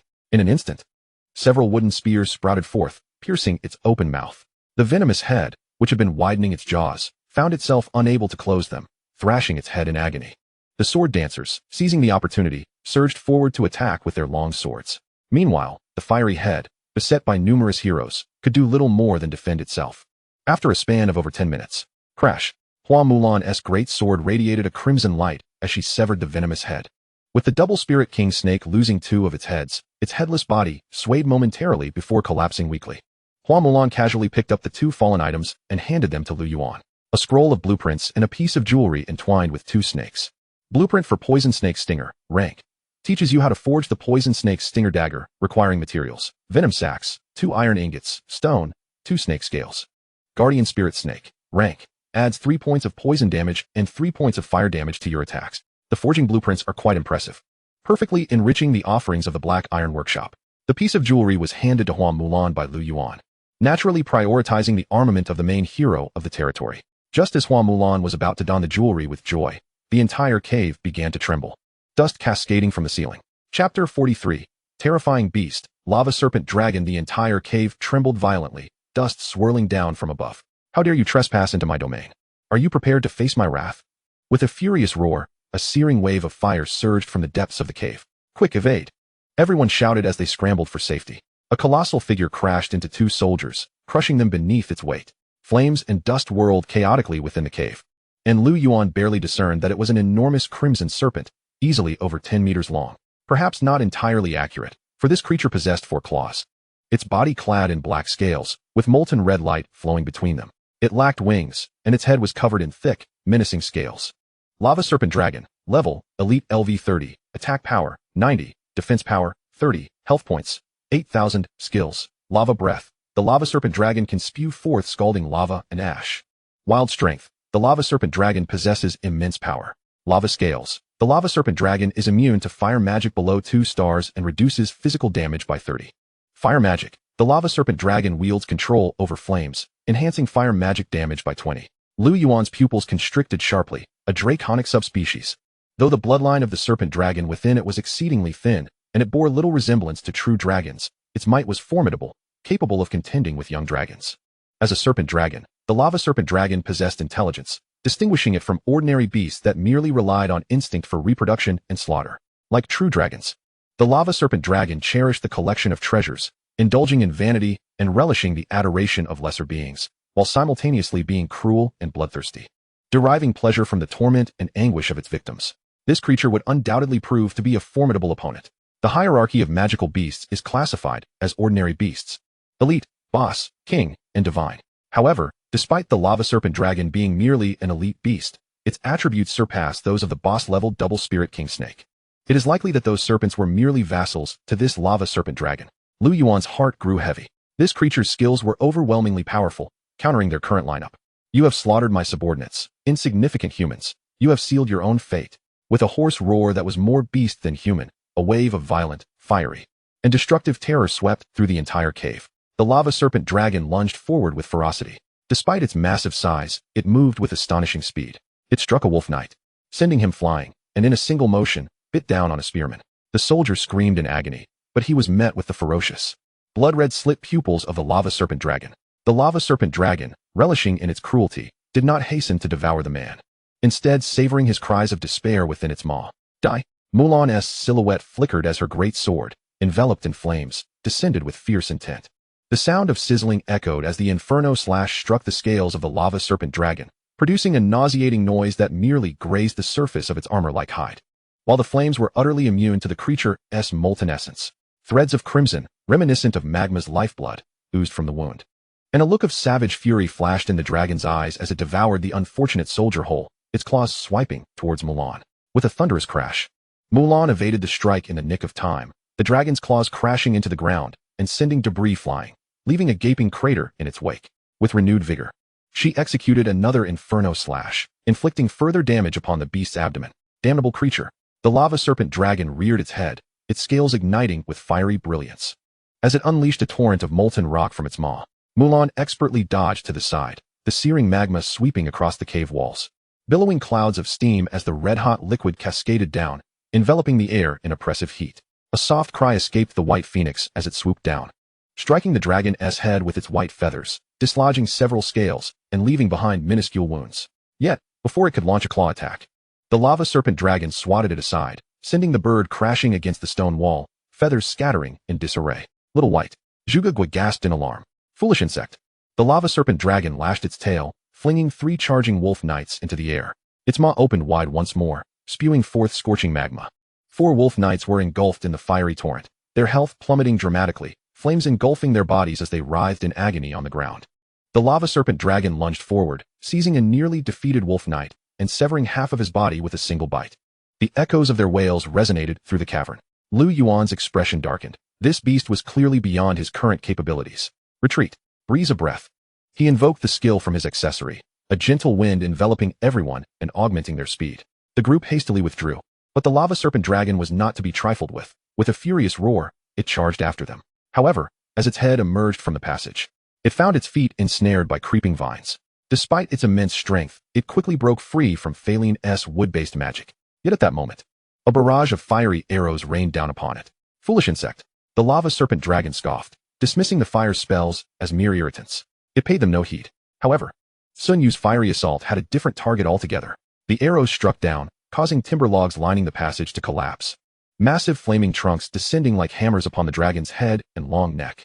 Instantly, the lava serpent dragon emitted a mournful cry, crimson blood gushing from its maw. Inferno slash. Mulan thrust her sword with fierce determination. With a soft sound, the great sword pierced the dragon's left eye. The immense pain forced the lava serpent dragon to shake off the fallen logs, splintered with scattering everywhere.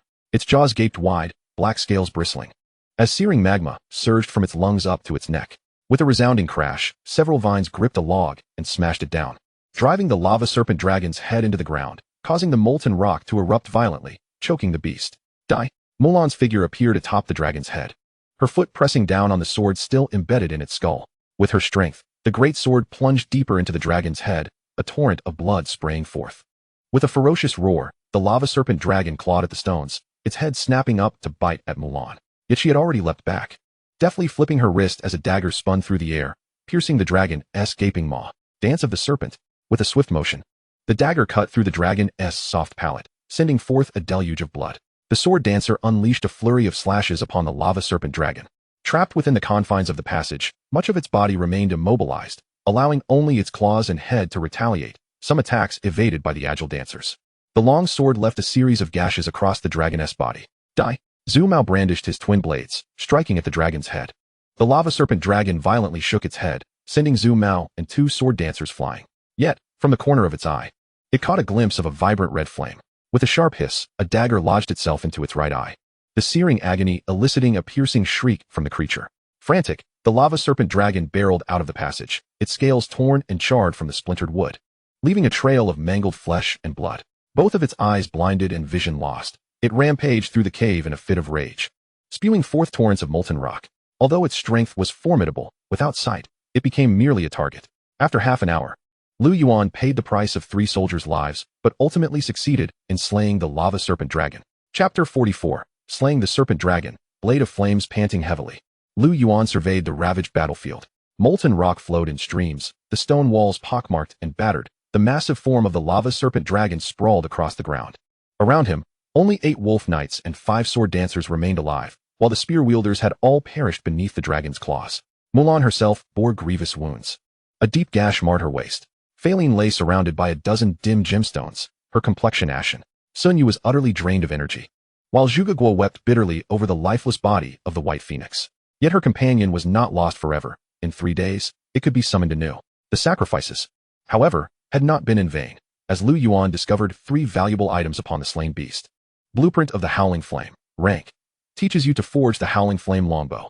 Required materials: 2 fire snake scales, 5 iron ingots, heavy leather straps, 2 crimson flame flowers.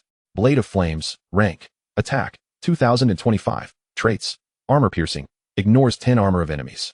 Flame eruption. Has a small chance to unleash a fiery wave upon attacking. Description: approaching this sword, one can faintly hear the shrieks of flames. Heart of the Serpent Dragon. Rank. Consumable. Enhances constitution upon use. Description: the power of flames pulses within this heart. Primal Crystal Core. Rank. Upon use, may grant 23 skill points. Description: devour me. Lu Yuan did not hesitate and swallowed the heart of the serpent dragon whole. Instantly, a searing heat coursed down his throat to his abdomen, transforming into a raging inferno that ignited his very being, causing beads of sweat to cascade down his forehead. The cacophony of sounds around him abruptly vanished, leaving only the thunderous rhythm of his heartbeat echoing in his ears. Thump, thump, thump. In the next moment, all sounds returned, and Lu Yuan regained his senses, drenched in perspiration, his face flushed like a boiled shrimp. Master, are you all right? Hua Mulan reached out a hand. Lu Yuan wiped the sweat from his brow and shook his head. I am fine. This sword is now entrusted to you. The blazing blade was a long sword, perfectly suited for Hua Mulan's use. Her 2 short swords were merely accompanied by black iron long swords, classified as 2-star equipment, which could only be deemed passable. With this new weapon, her combat prowess would undoubtedly see a marked increase. Hua Mulan's delight was evident as she caressed the crimson blade. Unable to tear herself away from it, Lu Yuan shifted his gaze, recalling that in the moment of disorientation, he had seemingly heard a system notification. Indeed, it was not an illusion. You have consumed the heart of the serpent dragon. Attributes have been enhanced. Strength 2, health 100. You have acquired Flame Body. A surge of joy filled Lu Yuan's heart. The enhancement was substantial. He casually opened his interface to examine his status. Lu Yuan, rank, level, LV11, leadership, 31, strength, 33, tactics, 31, politics, 31, talent, Eye of Evolution, divine, survival of the fittest. Possessing this talent allows one to perceive the evolutionary pathways of living beings. Skills: offensive technique, increases the army's attack power by 15. Lord's Heart, base attribute 10. Flame Body, enhances fire affinity, fire resistance 10. Fierce Slash, instantly unleashes a devastating strike, inflicting an additional damage of strength 10, with a chance to cause bleeding in enemies. Equipment: Shadow Blade, Barbarian Gladiator Gauntlets, Black Iron Armor, Black Iron Leggings, Black Iron Boots. Black Iron Metal, Breath of the Breeze. Remaining skill points: 1. He had already been on the cusp of reaching level 9, and unexpectedly, the defeat of the Lava Serpent Dragon propelled him up 2 levels. Lu Yuan then utilized a 4-star Primal Crystal. You have consumed the Primal Crystal, gaining 3 skill points. 4-star Primal Crystal can be used 2 times. Lu Yuan felt elated. He now had 4 skill points to allocate. He immediately invested 2 points into offensive technique. The skill reached 5 stars, increasing the army's attack power by 30. However, he found that he could not add further points at his 2nd-tier level. Skills could only be upgraded to 5 stars. To continue progressing, he needed to elevate his own level. The Lord's Heart was a power granted by the territory, and could not be upgraded. After pondering for a moment, he leveled up Fierce Slash to 3 stars. Fierce Slash, rank, unleashes a wave of sword energy, inflicting an additional damage of strength 30. Enemies struck by the sword energy enter a torn state, reducing their physical defense by 15. With the upgrade of Fierce Slash, not only had its attack power increased, but it also inflicted a debuff on enemies, making it exceptionally effective against high defense bosses. The forging schematics he had obtained would also prove invaluable, so he decided to store them for future use. Observing that Wang Fu and the others had already buried their fallen comrades, Lu Yuan led them back into the depths of the cave.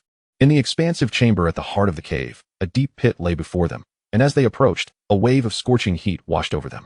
Following a narrow path downward, they entered a vast cavern, illuminated not by darkness but by glowing or embedded in the stone walls, casting an eerie red hue throughout. The air was thick with the pungent stench of decay mixed with sulfur. This is red jade, Faline exclaimed, her fingers brushing against an irregularly shaped red crystal on the wall. It appeared to be a rich vein, ensuring they would not lack red jade in the future. Lu Yuan remarked, his heart swelling with delight. Red jade was a 4-star mineral, rich in fiery energy, high-quality material, and highly sought after. Utilizing high-grade gems would undoubtedly enhance Faline's spellcasting potency. This was, without a doubt, a significant windfall. Having resolved to organize the mining of this, or upon their return, Lu Yuan continued to explore further. The deeper they ventured into the cave, the higher the temperature rose. The ground was littered with fragmented bones from various creatures, with the slenderest bones predominating, likely belonging to snakes. It seemed that when the lava serpent dragon was short on food, it resorted to feasting on the emerald snakes. Turning a corner, Lu Yuan was suddenly blinded by a radiant light before him. Beneath his feet, gold and silver treasures lay haphazardly strewn across the cave, intermixed with remnants of animal carcasses. The breathtaking spectacle of this treasure trove truly astonished Lu Yuan. "How beautiful!" exclaimed Feline, a member of the Blue Flash tribe, her eyes wide with wonder. "Ah, I adore this." Zhuge Guo was even more direct, leaping onto the mound of gold and tossing coins into the air. Observing their antics, Lu Yuan could not help but muse that women, much like dragons, had an affinity for glittering treasures. Disregarding them, Lu Yuan searched through the golden heap until he discovered the stone altar that represented the core of the beast lair. "You have claimed a beast lair. Please choose to occupy or destroy it. Occupy, and you will possess a 4-star subordinate territory, which will provide you with 300 soul crystals and 20 red jade daily. Destroy, and you may obtain heroic soul stones, soul crystals, materials, and building schematics." If he were to destroy this lair, it would soon collapse. So Lu Yuan naturally chose to occupy it. An invisible radiance swept through the entire cavern, marking it as a subordinate territory of the absolute cloud domain. Chapter 45, Dark Knight's Magic Seal, Ice Golem Master. This is all the resources collected. Lu Yuan nodded slightly and began to review the inventory. Although the lava serpent dragon had amassed a considerable fortune, much of it consisted of gold and silver, materials of average value on the battlefield of the myriad races. This was not to say they were entirely useless, but gold and silver were merely 2 to 3-star materials, not precious metals when compared to black iron, orichalcum, and mithril. Nevertheless, over 10,000 units of gold and silver still represented a substantial gain. There were also thousands of 2 to 3-star gems, and more than 20 gems of 4 stars or above.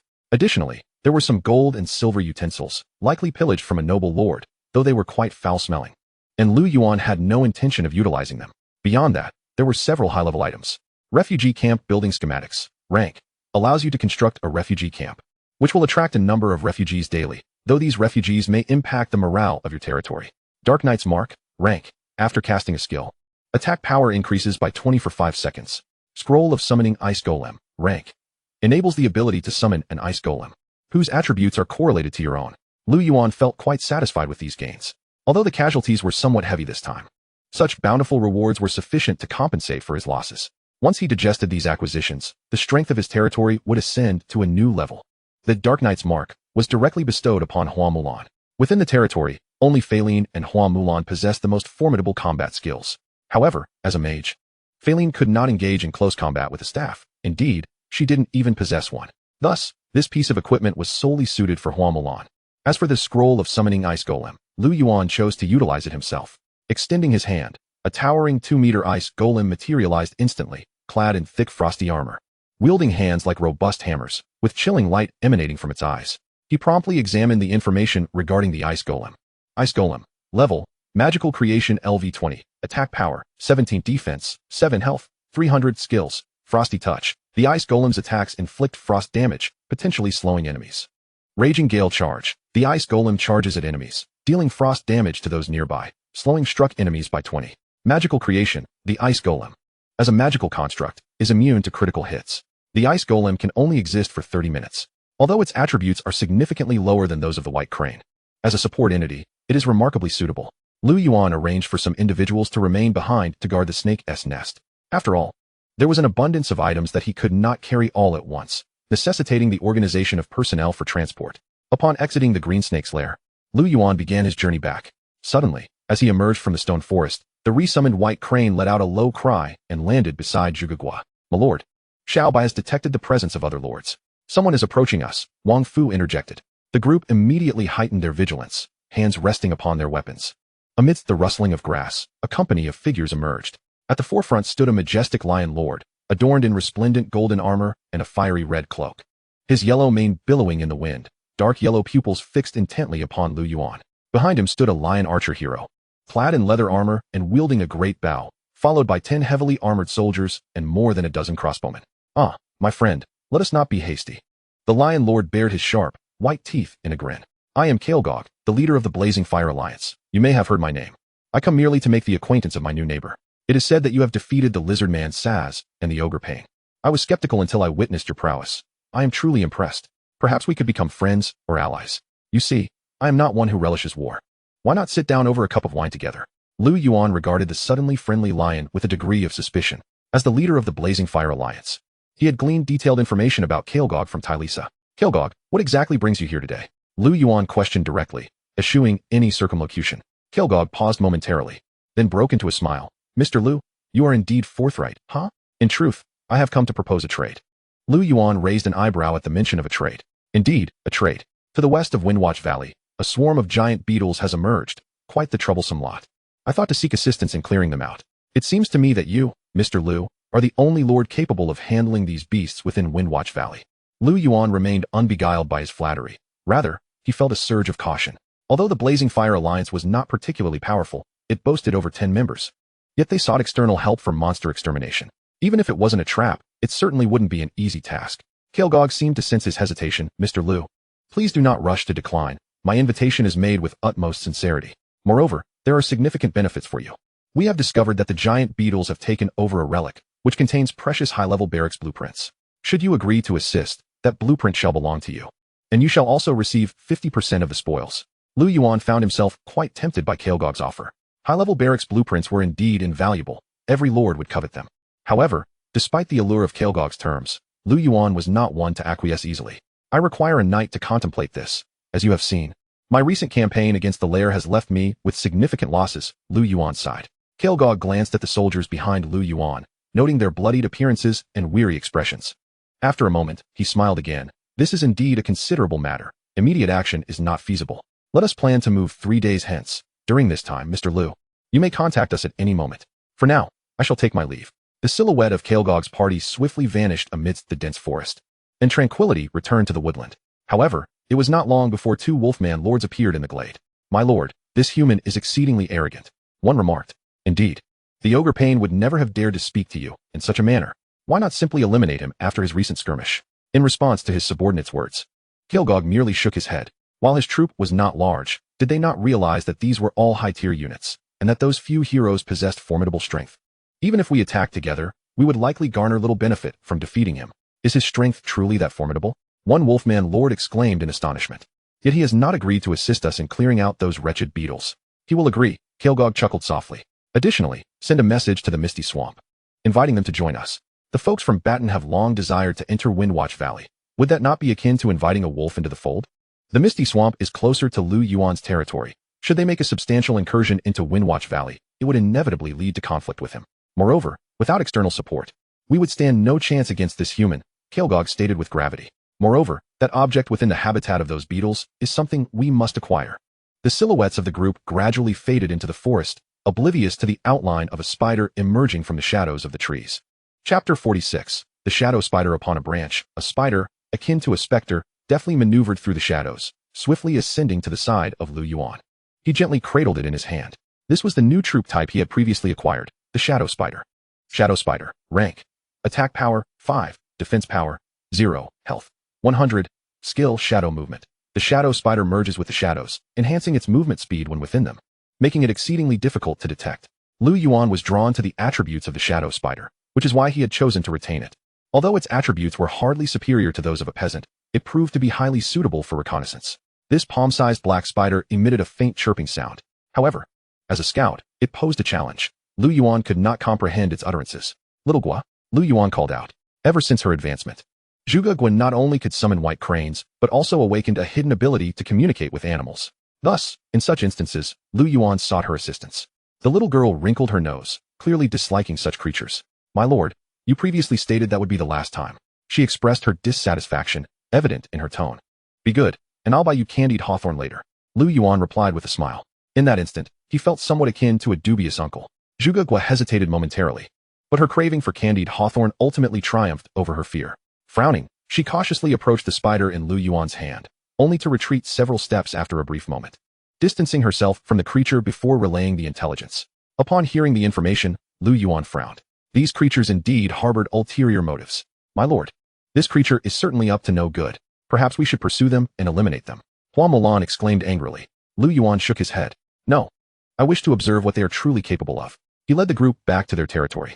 The landscape outside Jian territory had transformed. The formerly even ground was now marred by deep fissures, behind which stood a stone wall. The lizard-man mage, Adrian, was slumped against the wall, breathing heavily. His magical energy had been completely drained, forcing him to sit and recuperate.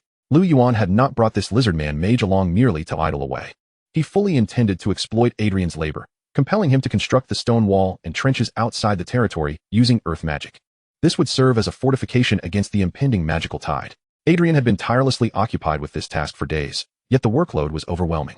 This was not the ephemeral earthen wall of battle. Yuan required defenses capable of withstanding the onslaught of magical beasts over an extended period. Adrian needed to continuously channel mana into these stone walls to render them more robust and enduring. Even as a level 25 earth mage, the task was quite exhausting. Well done, Adrian. I shall remember your contributions. Yuan consoled him. Adrian forced a smile that was more akin to a grimace, replying, "It is my honor to serve you." He realized he had made a grievous mistake. Under his previous lord, he had merely been underutilized. Here in Jian territory, he felt less like a mage and more like a laborer, but it was too late for him to abandon ship. He was bound to pledge 3 years of loyalty to Jian territory in exchange for his freedom and life. Adrian could only console himself that 3 years would pass swiftly. Yuan navigated around the fortifications and entered the territory, instructing everyone to rest. He then proceeded to replenish the soldiers. Seizing the opportunity during recruitment, Yuan unveiled the blueprints for the refugee camp. To construct the refugee camp, the following materials are required: wood, 500, stone, 500, soul crystals, 500, time required, 1 hour. Proceed with construction? Yes, Yuan affirmed. He summoned Zhuosho to dispatch individuals to Snake Valley to retrieve supplies. After organizing all matters, Yuan ventured into the secret realm with the black iron dwarves for the day. Pierce, these are the new blacksmiths. You may assign them tasks. Yuan instructed as he brought 6 newly recruited black iron dwarves to the forge within Black Iron Fortress. Pierce was the half-orc blacksmith rescued from Black Iron Prison. As the only intermediate blacksmith currently, he managed the forge. As you wish, my lord. Pierce bowed respectfully. Also, take these 2 blueprints and craft several items from them. Yuan added, handing over the newly acquired schematics for the Howling Flame and the Venomous Fong. Pierce examined the blueprints but furrowed his brow with concern. My lord, the craftsmanship required for these blueprints is rather intricate. It may take some time to forge them. My lord, perhaps I can assist. A gruff voice interjected. Yuan turned to see a dwarf blacksmith. Noticing Yuan's puzzled expression, Pierce chuckled. Cooper has recently advanced to an intermediate blacksmith. His extraordinary talent in forging will undoubtedly expedite our research. Yuan scrutinized him for a moment and recalled that this was one of the first dwarven gladiators summoned through a glitch. He had not anticipated that Cooper had already ascended to an intermediate blacksmith. Yet, during these days, the blacksmiths here had been relentlessly worked by Yuan, laboring day and night to generate vast amounts of soul crystals. This was not an exaggeration. Black Iron Fortress resided in a unique realm, devoid of the sun, moon, or stars. Only the bright lava below illuminated the entire plain, rendering it impossible to distinguish between day and night. All was uniform. This was truly a relentless cycle of toil. Very well, the 2 of you shall study these blueprints and produce a batch of bows first, Yuan suggested, patting Pierce on the shoulder. He had intended to pat Cooper as well, but the dwarf was too short, requiring Yuan to bend down, which did not quite align with his image. Yuan had prepared ample materials for the 2 pieces of equipment, a portion amassed from the territory's resources and another procured from the trading market. With the current rise in equipment prices and the depreciation of resources, acquiring resources to convert into equipment was undoubtedly a lucrative endeavor, especially since Yuan was selling sets. It was a guaranteed profit. As Yuan wandered through the workshop, he noticed a significant improvement in the proficiency of the blacksmiths. After all, according to his arrangement, each novice blacksmith focused solely on one item from the black iron set, crafting the same equipment daily, coupled with Yuan's unlimited supply of raw materials, allowed their proficiency to soar rapidly. In a few days, it would not be impossible for several intermediate blacksmiths to emerge. Yuan, satisfied with his 11 sets of black iron armor, departed with a sense of accomplishment. Chapter 47. Expeditionary Forces, Transaction completed. Upon returning to the Absolute Cloud territory, Yuan listed the armor on the trading market. Reminder, the black iron armor you listed has been sold. After deducting the service fee, you have earned 705 soul crystals. Reminder, the black iron armor you listed has been sold. After deducting the service fee, you have earned 705 soul crystals. Reminder, the black iron armor you listed has been sold. Yuan furrowed his brow, realizing that 3 sets of armor he had just listed were instantly snatched up. While he had previously experienced brisk sales, this was unprecedented in speed. As he contemplated the situation, a flurry of notifications erupted. In mere moments, the remaining 8 sets were also sold out. Yuan opened the transaction details to investigate further. It soon became apparent that nearly all the black iron armor had been purchased by a lord named Yuan. As he scrolled down, he noticed the comments left by buyers. In a matter of seconds, over a dozen messages had accumulated. Brother, I'm a student. Can you give me a discount? Anonymous Big Shot. Does your territory have a dwarven blacksmith? Big Shot, can we be friends? I want to duel with you. Brother, look at me. I'm a sweet-voiced, soft-bodied, 36D cute girl. Amidst the sea of frivolous messages, Yuan discovered a message from Yuan. Hello? I am Yuan from the Expeditionary Forces. I wish to establish a long-term cooperative relationship with you. I guarantee a price that will satisfy you. If you are willing, please send a friend request. Yuan hesitated slightly before accepting her friend request from the list. Yuan? Hello, how should I address you? My surname is Wang. Given name is Dazwai. Yuan preferred to keep his identity concealed. If you are indeed a member of the Expeditionary Forces, I might consider trading with you. Yuan quickly replied. Besides the major families and corporations, the Blue Star government was mobilizing countless soldiers of the Expeditionary Forces to resist the invasion of myriad races. These warriors, brandishing the banner of Blue Star civilization, faced the terrifying tide of foreign entities, with countless heroes sacrificing their lives and being buried in foreign lands. They carved out a space for survival from the jaws of alien beasts, allowing the myriad races to occupy 3 main cities. The Expeditionary Forces could be regarded as the last bastion of Earth. Students of Blue Star held these frontline warriors in the highest esteem, respecting their blood-soaked battles against foreign foes. Yuan was not driven by greed for additional benefits. He merely wished to contribute his modest efforts, believing that empowering these warriors would be advantageous. Upon reading Yuan's message, Yuan felt a wave of frustration. What in the world is Wang Dazwai? She thought. Why not just say your name is Zhao Ritian? Yet, for the sake of future cooperation, she swiftly sent a few photographs, including some ID photos and uniform images. All right, I have confirmed your identity. Yuan. Thank you, Mr. Wang. Currently, the soldiers on the front lines are in dire need of equipment, and your black iron armor is quite suitable. We are willing to purchase it at 10% above market price. I can sell at market price. 10 sets per day. However, I would like to know some information regarding the impending demon tide. Yuan quickly replied. At that moment, in a room at Wind Extinguishing Fort, a strikingly beautiful woman furrowed her brow slightly. Yuan was responsible for the logistics of the Expeditionary Forces and had been busy procuring supplies in preparation for the forthcoming demon tide. She had recently taken note of an anonymous seller who consistently offered 2-star armor for sale. In her view, someone capable of selling such a quantity of armor must be a scion of a prominent family or a member of a certain conglomerate. Yet, Yuan was not interested in inflating prices, but rather sought information about the demon tide. This prompted her to reconsider her assumptions about him being a wealthy heir or corporate representative. Those individuals typically had their own channels for acquiring intelligence and would not seek her out for such information. But if he were merely an ordinary lord, how could he possess so many 2-star sets? After a moment of contemplation, Yuan decided to share some non-sensitive information. Yuan, you should know that the first wave of the demon tide typically occurs between late August and early September each year.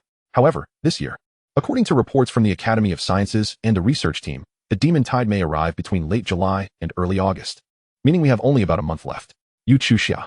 Furthermore, based on energy assessments, this year's demon tide will be a large-scale event not seen in a century, with the scale of demon beasts expected to be at least double that of last year. Yuan. These details are still being urgently confirmed by the experts at the Academy of Sciences, but they should release an alert to all lords in a few days.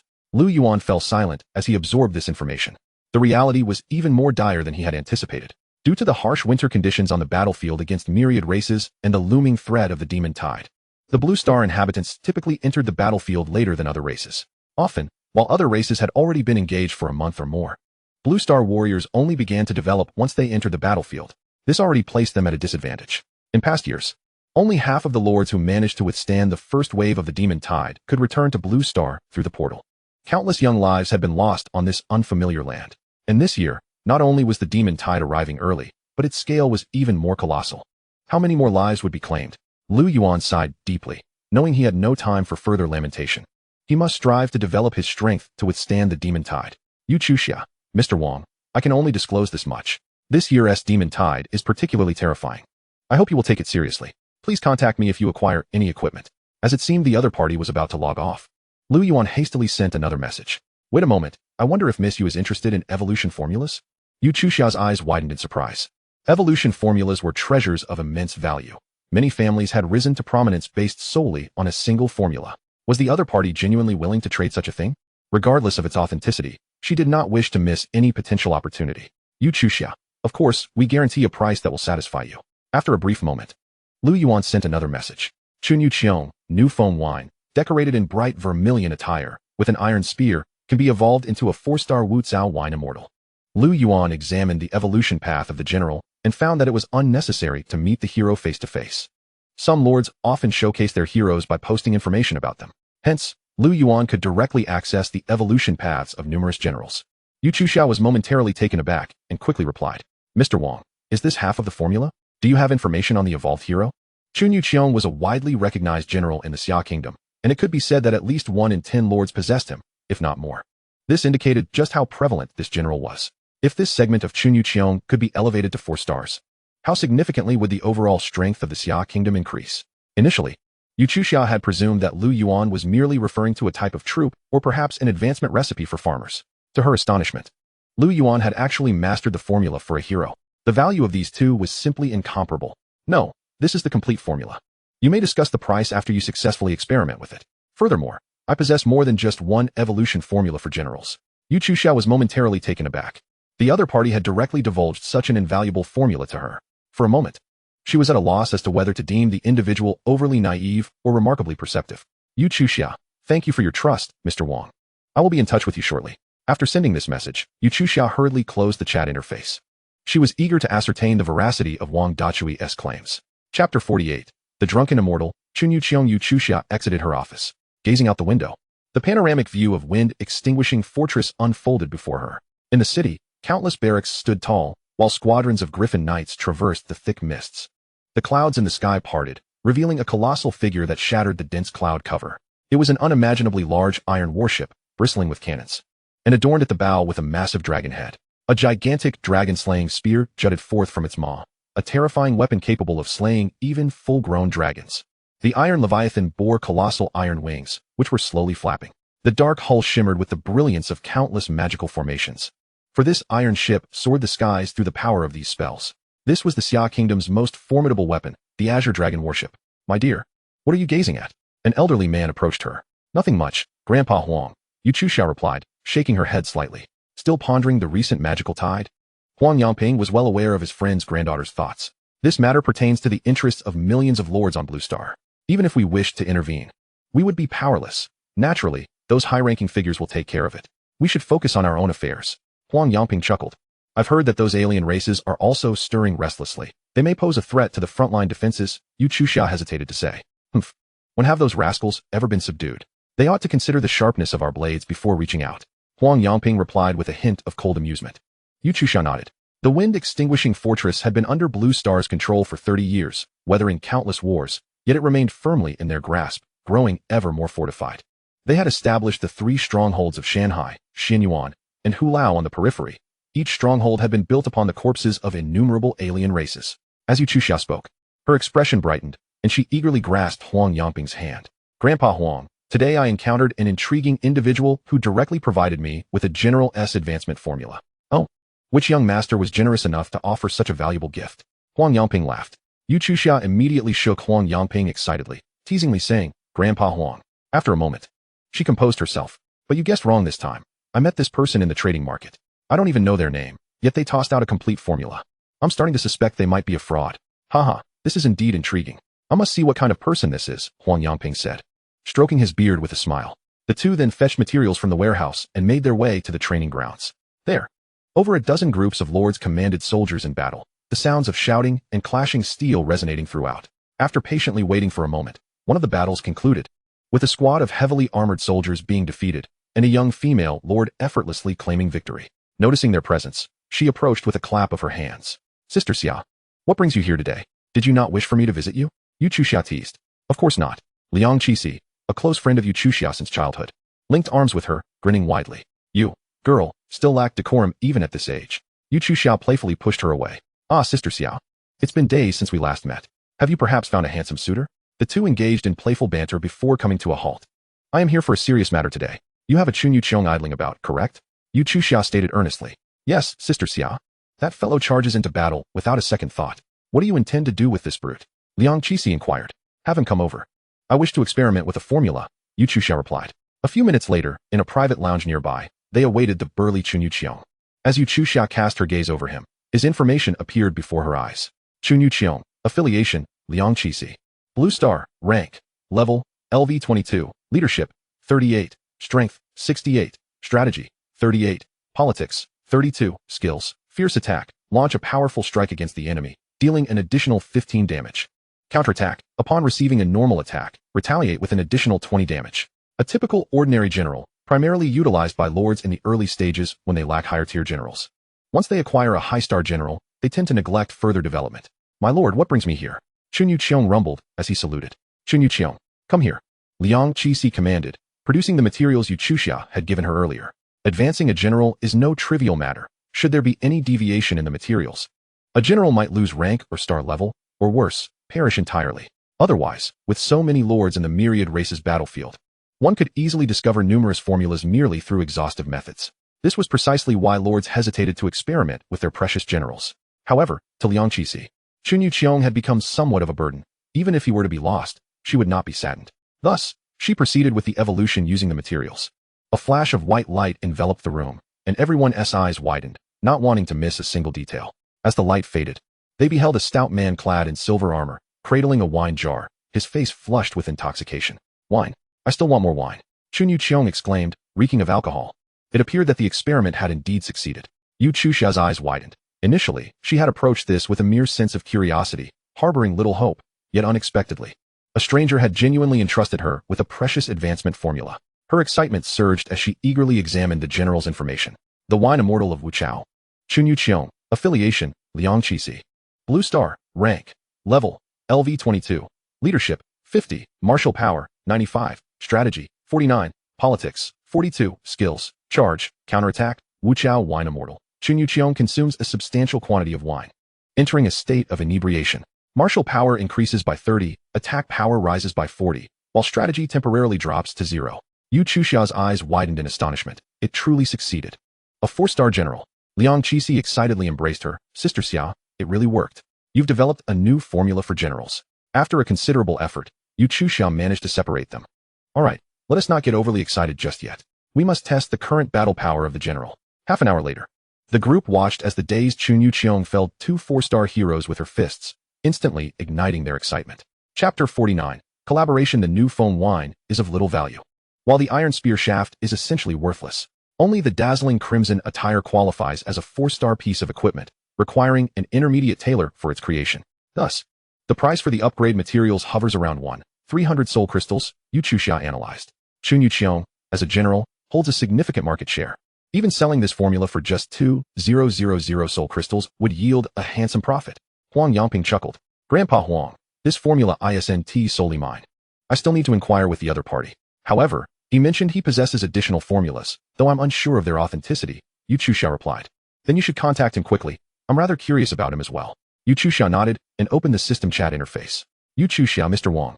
I have confirmed that the formula is valid. We can proceed to discuss the collaboration. Lu Yuan was inspecting the equipment delivered by the dwarf blacksmith when he suddenly received a system notification, surprised at the other party's swift response. He smiled slightly and sent a message. Wang Dachui, I am curious about how Miss Yu plans to collaborate. Yu Chuxia, the preliminary plan is for our expeditionary force to promote this formula, with profits split 50-50. Lu Yuan pondered the pros and cons. He could certainly sell it himself, but with millions of posts flooding the forum every second, it would be exceedingly difficult for a newcomer like him to attract attention. Moreover, aside from wanting to profit, he also aspired to enhance the combat capabilities of the Blue Star Lord. The Blue Star was struggling to survive amidst countless alien threats, so any increase in strength would be beneficial. Additionally, Lu Yuan hoped to acquire some rare materials from the expeditionary force. Thus, he chose to collaborate with them. Wang Dachui, that sounds agreeable, but I have one request. I would like to purchase some internal supplies from the expeditionary force. Moments later, Yu Chuxia's reply arrived. Yu Chuxia, that is not an issue. However, my authority only allows me to offer materials up to 5 stars. I will apply to my superiors, and I should be able to secure some 6-star materials. Wang Dachui, excellent. Please expedite the process.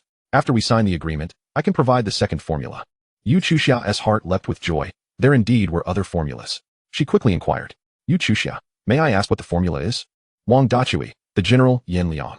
After sending this message, Lu Yuan logged off without awaiting a response. Closing the system interface, he smiled at the 2 pieces of equipment before him. One was a serpentine dagger radiating a green glow, while the other was a longbow of deep crimson hue.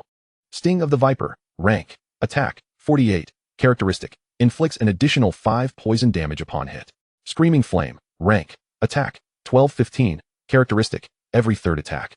The fourth arrow will transform into a flaming arrow dealing an additional 130 damage. Both pieces of equipment boasted impressive attributes, ranking as excellent within their tier. Yet, Lu Yuan had more significant aspirations for them. Well done. He commended the dwarf blacksmith Cooper, returning to his territory with over 20 weapons and sets. He promptly summoned a group of newly recruited hunters and archers. Would you like to use the Viper's Sting Black Cloak, costing 150 soul crystals, to promote the hunter? Would you like to use the Screaming Flame White Silken Wolf Leather Gloves, costing 300 soul crystals, to promote the archer? Yes. In a flash of white light, the two soldiers before Lu Yuan transformed. One donned a complete black outfit, draped in a black cloak, with a face concealed by a black scarf. Two daggers sheathed at the waist. The other wore white leather armor and carried a bright red bow. Poison Blade Assassin. Rank. Attack. 25. Defense. 5. Health. 250. Skill. Poison Blade. Delivers a vicious attack, inflicting 130 poison damage and causing poisoning, resulting in a loss of 5 health points per second. Smoke. Allows the Poison Blade Assassin to release smoke, rendering enemies within it blind, reducing their speed by 20 and defense by 5 points. Blazing Archer. Rank. Attack. 35. Defense. 5. Health. 350. Skill. Fire Arrow. Every 3 attacks. The fourth arrow will convert into a flaming arrow dealing an additional 150 damage. Blazing Rain. The Blazing Archer shoots a barrage of arrows into the sky, transforming into 15 flaming arrows that cover a radius of 5 meters, with each flaming arrow causing 20 fire damage. Lu Yuan was instantly elated. Both units were remarkably powerful. The Poison Blade Assassin's attack power already peaked at the 3-star level, and it possessed a crowd control skill. Meanwhile, the Blazing Archer's attack power was staggering, with 2 skills that were extraordinarily violent, especially the area skill, which was a monster-slaying marvel. Lu Yuan could hardly contain his anticipation to witness the devastation wrought by the Blazing Rain skill in conjunction with Sun Yu's fire attacks. He promoted 10 Poison Blade Assassins and 8 Blazing Archers, spending nearly 500 soul crystals. It wasn't that he lacked the funds to summon more, but rather that he had exhausted the material for the White Silken Wolf Leather Gloves. However, he had reached an agreement with the seller and would be able to summon 20 more in a couple of days. Waving the newly recruited soldiers off to rest, Lu Yuan opened the forum. Brothers, come quickly and help me decide which hero to train. The Beacon Alliance is recruiting novice lords. Thoughts on the promotion of General Zhang Manqing. A brief discussion on unit counters, survival guide for novice lords. Just glancing at the titles of these posts, it was evident that most were pinned by Lords of the Blue Star. Lu Yuan casually clicked on the post titled, Thoughts on the promotion of General Zhang Manqing. Greetings, esteemed Lords of Blue Star. I am Qiao from the Huanka Group. As you are aware, our esteemed group specializes in the cultivation of troops and the advancement of generals. We currently possess a unique formula comprising 42 cards, and we welcome your patronage. Ahem, let us return to the main topic. Our group is presently engaged in researching the advancement formula for the General Zhang Manqing, and we have already achieved significant results. It is crucial to approach the advancement of a general scientifically and rationally. Haphazardly elevating their rank is neither scientific nor reasonable. In the annals of the myriad races battlefield, aside from a couple of unfortunate souls who stumbled upon misfortune, no one has ever succeeded without a methodical approach. Thus, we must adopt a scientific perspective on the advancement of generals, which necessitates an understanding of the general's background, personality, and skill attributes, among others. Now, let us delve into the background of Zhang Manqing. He was the leader of the Yellow Turban Army in Nanyang during the Yellow Turban Rebellion at the close of the Eastern Han Dynasty and referred to himself as the divine envoy of the Taiping sect. Upon hearing of Ma Yuan's defeat and subsequent capture in Luoyang, Zhang Manqing swiftly rallied his forces in Nanyang on the day of Gongzi in March. After defeating the Nanyang County Magistrate, Chu Gong, he captured Wanqing. In June, he faced a counterattack from the newly appointed County Magistrate of Nanyang, Qin Xia, who ultimately executed him. Analyzing his background, it is evident that he was a leader of a righteous army, which allows us to dismiss certain royal regalia and items. The lengthy post of several thousand words appears quite reasonable, but ultimately consists of mere trivialities. After much ado, it fails to offer any actionable insights and is predominantly a marketing ploy for their formulas. The comments below are far more entertaining. Cool throat candy. Listening to your words is like hearing a symphony. My grapes are a bit sour. Well said, but please refrain from repeating it next time. Chomp chomp. The Huanka Group is impressive. I previously purchased a general's formula, and now my city has been besieged. Money giving big shot. Understood, the materials are ready. When will the general be delivered to me? Salty oil pear. Zhao Yun is fantastic. What a blunder. Autumn bean sack. I wish for Zhao Yun to be summoned. Chapter 50. Formula supplier. If you wish to post, you must first register a nickname. The name chosen by Lu Yuan is quite straightforward and blunt. The name formula supplier has already been taken. You may use formula supplier 1024. Confirmed. Lu Yuan pondered for a moment and selected a theme. Must read for Blue Star inhabitants, selling the advancement formula for General Chung Yuanji. The content of the post is simple, detailing the advancement formula of Chung Yuanji in his possession. Following this, there is hidden content that requires a payment of 1,500 soul crystals to view. 3 minutes pass, 5 minutes pass. His post receives not a single reply. This is to be expected. He is a completely new account and has no followers. Given that the Myriad Races forum experiences over 10 million posts every minute, it is entirely normal for his ordinary post to sink into obscurity. At this moment, Lu Yuan received a message from Chu Hai. Chu Hai, are you there? Dad has already upgraded to a level 2 territory. Come and worship me, proud JPG. Lu Yuan, Black Iron set. Chu Hai. Bro, where did you get this set? Lu Yuan, do you want it? Chu Hai. Thanks, boss JPG. Lu Yuan, what did you just call me? Chu Hai, bro. You are my real brother. Lu Yuan. Chu Hai. Dad, grant me a set. Lu Yuan. Actually, Dad wants one too. Chu Hai. Outrageous. Ungrateful child. Lu Yuan. Equipment screenshot JPG. Chu Hai. Dad, I was wrong. Lu Yuan. Kneel in peace. Lu Yuan playfully teased this fellow, feeling quite jovial. He had initially intended to assist his steadfast friend, but previously he had not reached the second-level territory and was unable to trade. Now that the opportunity had arisen, he would not hesitate to part with such items. In the Black Iron Fortress, a set had already been crafted, and Lu Yuan directly retrieved it, opting for a directed trade in the market. However, to Lu Yuan's surprise, the other party had also posted a blueprint. Lu Yuan, what is going on? Chu Hai. Haha, bro can't just take your things for free. I have no use for this blueprint, so I'm giving it to you. Before long, the trade was successfully completed. Lu Yuan acquired a dim yellow blueprint.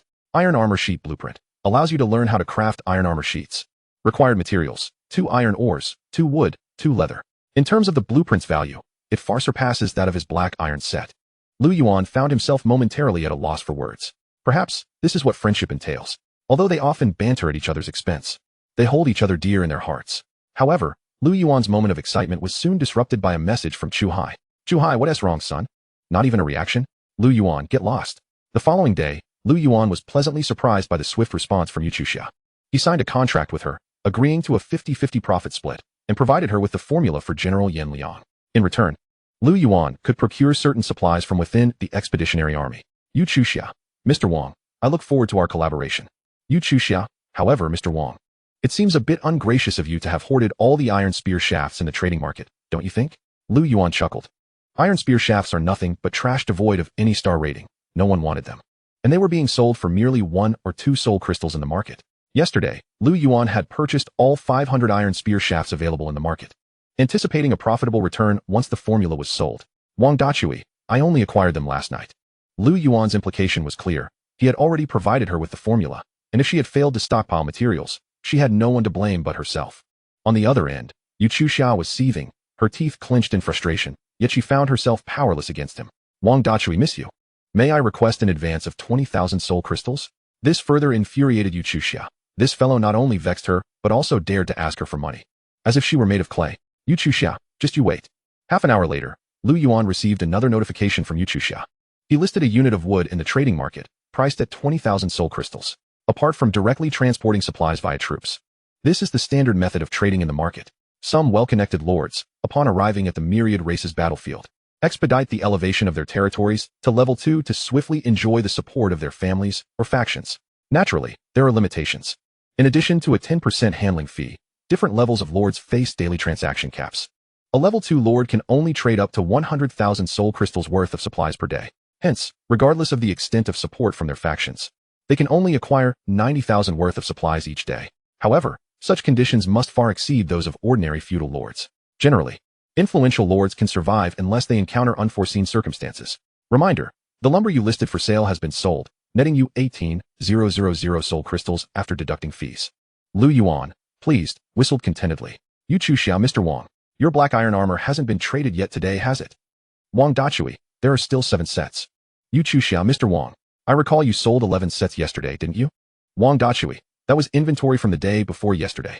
Yu Chuxia, Mr. Wang, I distinctly remember you sold 9 sets the day before yesterday.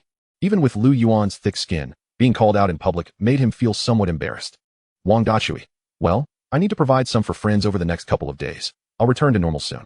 Yu Chuxia, humph. After concluding the somewhat awkward conversation, Lu Yuan began to make his purchases while humming a little tune. He recalled that the materials for Yin Liang's advancement, the red copper crown, were also considered worthless.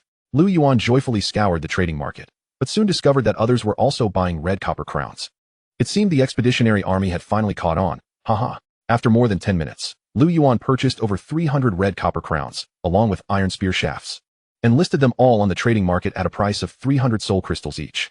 Although the unit price was not high, the cost was merely 1 or 2 coins. This was a staggering 300-fold profit for just a bit of effort. Having completed this, Lu Yuan eagerly opened the forum. Indeed, he found that the official account of the expeditionary army had published a post. Raise a toast and sing. The rise of the General Chunyu Qiong. General Yin Liang. Who can rival him? Lu Yuan clicked on one of the posts, which featured several images showcasing the transformation of the general's appearance and attribute comparisons. Notably, the portrayal of Chunyu Qiong, the wine immortal, was extraordinarily imposing, making one eager to spend money. Indeed, this is professionalism. Upon scrolling down to the paid content, Lu Yuan saw it required 2,000 soul crystals to view. Even more astonishingly, over 100 people had already purchased it. Lu Yuan was instantly exhilarated. This alone could rake in over 100,000 soul crystals. This wave would send him soaring.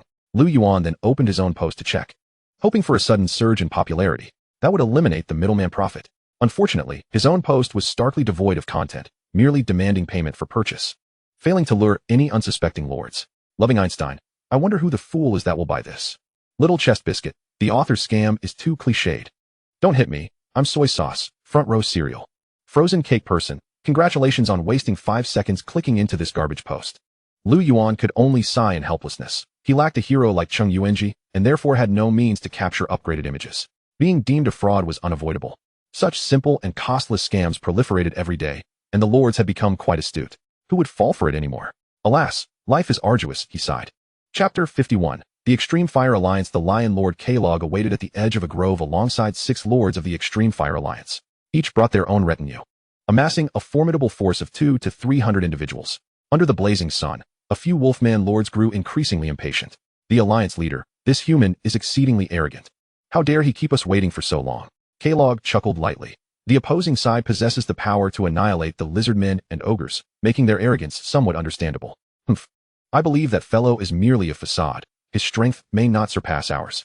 Kalog subtly shook his head, wary of underestimating the adversary. Amidst the discussions, a troop of soldiers emerged from the woods. At the forefront walked 2 lords, a handsome human lord, with a captivating fox lord trailing slightly behind.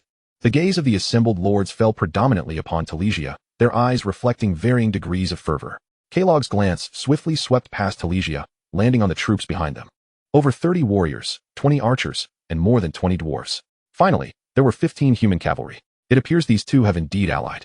Kalog mused inwardly, displaying a warm smile. He approached. Lord Lu Yuan, I sincerely thank you for extending your assistance. Ha, we are neighbors after all. It's merely a small favor, Lu Yuan replied, his smile genuine. While engaging in this meaningless banter with Kalog, Lu Yuan discreetly assessed the opposing lords. There was a mix of races, lion men, wolf men, goblins, and centaurs. However, their individual strengths were rather weak, with some even inferior to the wolfmen. Lord Kalog, since the time is right, we should set off without delay, Lu Yuan suggested. Kalog beamed. Please hold on for a moment.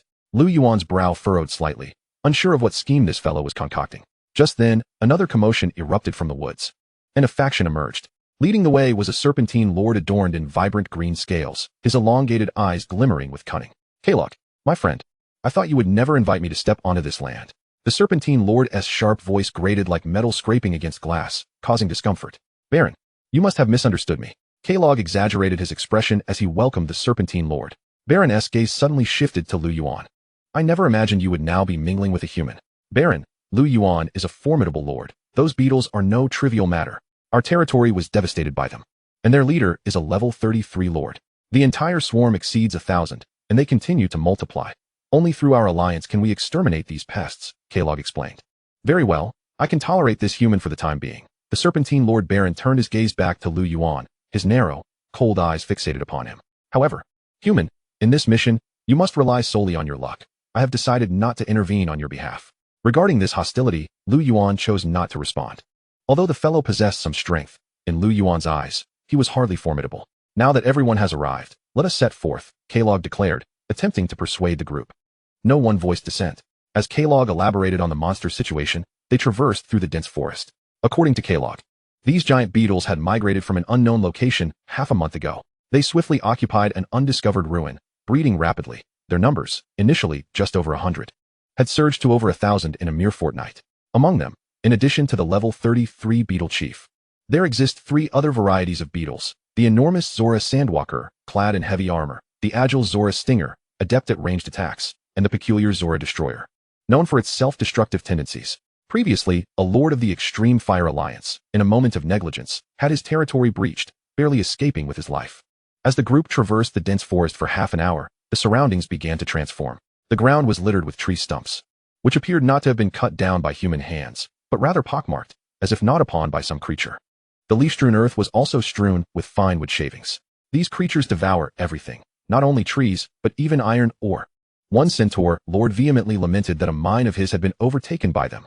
In the myriad battlefields of various races, while an array of bizarre beasts existed, such ferocious entities were indeed rare.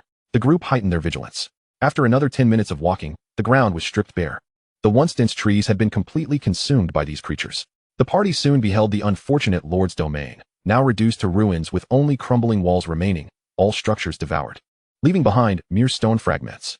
The centaur lord gritted his teeth in fury, vowing to crush these vile insects. Rustling, accompanied by his words, colossal figures emerged from the earth, and within moments, dozens of giant beetles surfaced. These beetles stood 2 meters tall, clad in thick chitinous armor, resembling tanks, with a pair of forelimbs akin to iron pincers. Zora Sandwalker, level 22, skills, dig, smash, thick armor. As soon as these creatures appeared, they emitted a piercing shriek and launched their attack. Block them. Numerous lords commanded loudly. Yuan, positioned at a distance, witnessed a single beetle fluttering its wings and lunging toward them. Several wolf riders stepped forward, their long spears poised to intercept the Zora Sandwalker. The Zora Sandwalker's beady eyes glinted with a chilling malevolence as it charged into the spear formation of the wolf riders. Bang! Several wolf riders were forced back several paces, but barely managed to withstand the impact of the Zora Sandwalker's onslaught. Milan was about to advance, but was halted by Yuan. No need to rush, take your time. Yuan instructed the soldiers to engage slowly while he observed the strength of the lords. The Serpent Lord Barton, accompanied by 2 fellow Serpent Lords, alongside several Serpent heroes, attacked the Zora Sandwalker, while the large lizards, serving as shields, valiantly withstood the beetles, allowing the rear Serpent Spear throwers to launch their assault, effectively subduing 5 Zora Sandwalkers. Although the Extreme Fire Alliance had a larger number of warriors, they appeared somewhat beleaguered against 7 Zora Sandwalkers, struggling to fend off their attacks, requiring heroes to step in frequently. Several lords shouted in disarray, creating chaos. Given such strength, it was no wonder they sought external aid. Chapter 52, Ruins in the Forest. Bang! With the colossal form of the last Zora Sandwalker crashing to the ground, the lords of the Extreme Fire Alliance finally exhaled in relief. Kaelrog noted that the other 2 factions had also concluded their battles. Barton, facing 5 beetles, had managed to end the fight even more swiftly, while the human's prowess could be deemed satisfactory at best. Yet, Kaelrog found his own forces somewhat lacking. He furrowed his brow in quiet discontent, but his hidden strength remained untapped. Rest for a moment, and we shall set forth again in 10 minutes. Many warriors of the Extreme Fire Alliance had sustained injuries and required recuperation. My lord, these are spoils obtained from the beetles, Yuan remarked, taking a glance at the gathered items. No equipment had dropped, but he had acquired some tender insect flesh and several sheets of hard carapace. He temporarily stowed them away. After 10 minutes, the group set out once more. However, they had not ventured far when shadows began to descend from the sky. These slender insects, distinct from the Zora Sandwalkers, bore peculiar patterns upon their bodies, incessantly emitting shrill cries, clearly having detected the presence of these uninvited guests. Zora Stinger, level 23, skills, dig, lightning arrow, sharp shriek. As the shrieks of the Zora Stingers echoed, the ground around them began to undulate, with Zora Sandwalkers emerging from beneath the surface. Within mere moments, over 30 insects had materialized around them. Yuan had no intention of exposing himself, silently retreating behind the others. Quick, block their advance. Warriors to the front, focus fire on the airborne units. The crowd bellowed, descending into disarray. The warriors of various races rushed to confront the enormous beetles, but many were directly trampled to the ground by the charging Zora Sandwalkers, their sharp forelimbs leaving deep gashes in their wake. The Zora Sandwalkers knocked opponents to the ground, their forelimbs crashing down with devastating force. Smash! Several unfortunate warriors had their skulls crushed. Quick, engage, heroes, intercept them. 4 Zora Sandwalkers charged toward Yuan, while the wolf riders raised their long spears and also initiated their charge. Bang! With a sound that sent shivers down the spine, the 2 sides collided. The steel spears left deep impressions on the thick carapaces, and the wolf riders were forced back several steps, momentarily dazed. Hiss! The Zora Sandwalker, in pain, emitted a sharp cry. In the sky, 3 Zora stingers seemed to have heard the commotion, swooping down. Their bodies crackled with electric energy, coalescing into their tails. And a lightning arrow, akin to a white flash, shot toward the wolf riders. Several wolf riders had no time to evade, struck directly and momentarily paralyzed in their movements. Milan, Xiaohua, take action, Lu Yuan commanded calmly. Milan, unable to contain herself any longer, immediately unleashed her skill upon hearing the order. Flame Cleave, the great sword, enveloped in flames, cleaved one Zora stinger in 2, which fell to the ground, yet remained alive, writhing in agony. However, Milan disregarded it, her form flickering as she launched another assault. The second Zora stinger remained intact, but a gaping wound was opened across its body, causing it to falter in flight before crashing to the ground. Ha ha! Mulan laughed heartily as she charged toward her next victim. Caw! The white crane flapped its wings, unleashing a flurry of white feathers that pierced through the wings of the Zora stinger. Seizing the opportunity, the white crane swooped down, its iron-like claws tearing into the Zora stinger's body, splattering a copious amount of green ichor. In an instant, all 3 ranged units were annihilated. Meanwhile, the massive beetles were firmly held in place by the wolf riders, while the hunters in the rear relentlessly targeted the beetles' vulnerable spots. As the situation stabilized, Lu Yuan commanded them to reduce their pace while he scanned the surroundings. On Batten's side, they had withstood over a dozen insects, and the ranged spear throwers were preparing to focus their fire on the Zora spikers. However, several black insects suddenly dropped from the bellies of the Zora sandwalkers. These black insects moved with astonishing speed, charging directly into the ranks of the serpent men. Upon contact, their abdomens swelled rapidly like balloons before bursting instantaneously. The explosive force of these flesh and blood bodies rivaled that of bombs. The serpent warriors in the front lines were immediately left bloodied and battered, easily harvested by the Zora sandwalkers. One particularly audacious black insect darted through the gaps and reached the rear of the serpent men's ranged units. 5 of the fragile spear throwers were instantly killed, with several others gravely injured. Batten's fury erupted. Damn it! Kill those insects! Bang! A Zora sandwalker dropped something from its abdomen, and Mulan, who had been languidly attacking nearby, immediately swung her sword. With a swift slice, the half-meter-long black insect was cleaved in 2, dark green slime splattering across the ground. 20 minutes later, the Extreme Fire Alliance finally eradicated all the insects. However, Kairoj was met with the furious gaze of the serpent man Batten. Kairoj, damn it! This is your trap. Batten, I merely relayed the enemy's intelligence. You cannot blame me for this. Kairoj feigned innocence. Batten had already noticed that although the Extreme Fire Alliance faced even more insects than they did, they had only lost 1 soldier. They had evidently prepared well to eliminate those black Zora destroyers. Even the human troops had suffered no losses, while they had endured significant casualties. It was clear that the opposing side possessed detailed intelligence about their enemies, yet they had not elaborated on it. Batten suspected that these individuals had colluded to set a trap for him. His narrow, sinister gaze scrutinized the 2 parties. Lu Yuan remained composed, entirely disregarding Batten. Kairoj, however, donned a sincere smile. Dear Batten, you must believe I would never engage in such treachery. He leaned closer and whispered a few words. Batten, his face cold, took several deep breaths. Humph, I hope so. The group swiftly continued onward, with Batten clearly wary of them, trailing some distance behind. As they advanced, they soon encountered more beetles. The closer they approached the beetles' nest, the more of them appeared. Yet, as the group grew accustomed to the beetles' attack patterns, their casualties decreased. By the time they laid eyes on the ruins partially hidden within the trees, the swarm of beetles had swelled to around 40 or 50. Despite reaching this point, they had only lost about 20 soldiers. Upon witnessing the grand expanse of ruins, both the serpent men and the leaders of the Extreme Fire Alliance revealed greedy expressions. It remained uncertain whether the insects refrained from disturbing the trees near their nest due to intelligence or other reasons. However, from an external viewpoint, the verdant cluster of structures stood in stark contrast to the desolate wasteland beyond. Chapter 53. The unexpected turn. Behold this exquisite and elegant architectural style. This place must have belonged to a powerful elf, Kairoj speculated. Let us not linger, we should hasten inside. As the group approached, Lu Yuan noticed that the white elven structures were smeared with a layer of dark brown secretion, seemingly the handiwork of those insects. Lu Yuan touched it, finding it remarkably hard, yet he could not discern its purpose. The team passed through the crumbling grand archway and along a lengthy corridor. Upon entering the hall, they discovered that it was entirely coated with repulsive secretions. Suspended from above were numerous brown cocoons, resembling dried ducks hanging in the air. Damn those insects. A goblin lord suddenly loosed an arrow that pierced one of the brown cocoons. Hisses. This seemed to trigger some mechanism, causing the cocoons to burst open. A swarm of black insects, dripping with slime, fell to the ground. The expressions of the crowd shifted dramatically among the dozens of cocoons. A third were those explosive Zora destroyers. The others consisted of Zora spikers. The Zora destroyers emitted furious hisses, their bodies swelling as they charged at the nearest foes. Boom. Boom boom. With each deafening explosion, insect carcasses and soldiers' blood splattered throughout the hall, dark green ichor mingling with bright red blood as it trickled down the walls. Meanwhile, the Zora spikers took to the air, unleashing bolts of lightning arrows upon the intruders.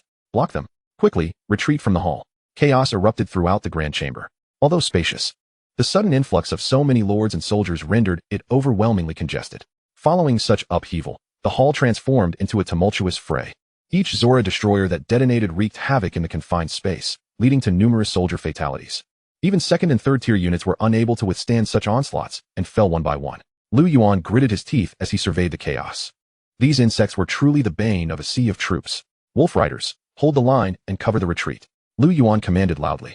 Fortunately, their position was towards the back, not far from the entrance, allowing them to withdraw swiftly. However, just as Yuan stepped outside, a horde of massive figures came rushing toward them, the gleaming black Zora sandwalkers. Click, click, click. Over 30 Zora sandwalkers charged like a battalion of war chariots, causing the ground to tremble beneath them. The lords who had exited with Yuan initially believed they had narrowly escaped disaster, only to realize they had merely fled from the tiger's den into the wolf's lair. Their formation was in disarray, utterly incapable of halting these terrifying insects. With a cry, they urged their troops to flee. Retreat that way. Yuan issued orders swiftly. He had no intention of sacrificing himself to shield these individuals from the insects. Mulan led the charge, directly severing one insect's leg. The massive body collapsed with a mournful screech. However, the breach created was quickly filled by the insects, which used their powerful forelimbs to harvest the panicked crowd. Soldiers fell amidst pools of blood, and even a lord found himself crushed in the throng, torn apart by the Zora sandwalker's mighty jaws, unwilling to succumb. Chaos. Utter chaos. Cries of terror, wails of anguish, and the sounds of battle reverberated throughout the grand hall. Yuan observed wave after wave of beetle troops converging on their location, all drawn by the cacophony. He noted swarms of insects, some numbering a mere 10, others as many as several dozen. We must change direction and head that way. Yuan pointed toward the left side of the corridor, leading to a cluster of buildings shrouded by dense foliage. Charge! The wild wolf knight brandished his lance, forcefully colliding with the colossal beetle that obstructed their path. Mulan's great sword descended with ferocity, cleaving a Zarasa stalker to the ground. In the hands of Phaline, a verdant gem spun, causing branches and vines to erupt from the earth, ensnaring the hind legs of two Zarasa stalkers, preventing their advance. The group, unwilling to linger in combat, briefly impeded the Zarasa stalkers' progress before swiftly extricating themselves from their grasp and surging forward. Mulan led the charge into the perimeter of a nearby structure, promptly followed by her companions. Yuan surveyed the surroundings, reassured to find no loathsome cocoons of insects present. Yet, the hiss of pursuing vermin echoed ominously behind them. Relentless in their pursuit. Prepare for battle, Yuan commanded. The entrance was modest, accommodating no more than 4 individuals standing side by side. The massive Zarasa stalkers could only enter one at a time. Attack!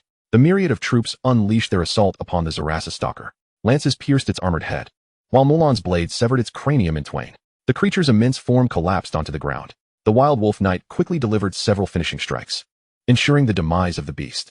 Though these colossal insects possessed substantial vitality, they fell easily under the concentrated fire of Yuan's forces. As the first insect fell, the ones behind eagerly sought to breach the threshold, yet they found themselves thwarted by the formation of the wild wolf knights, unable to advance.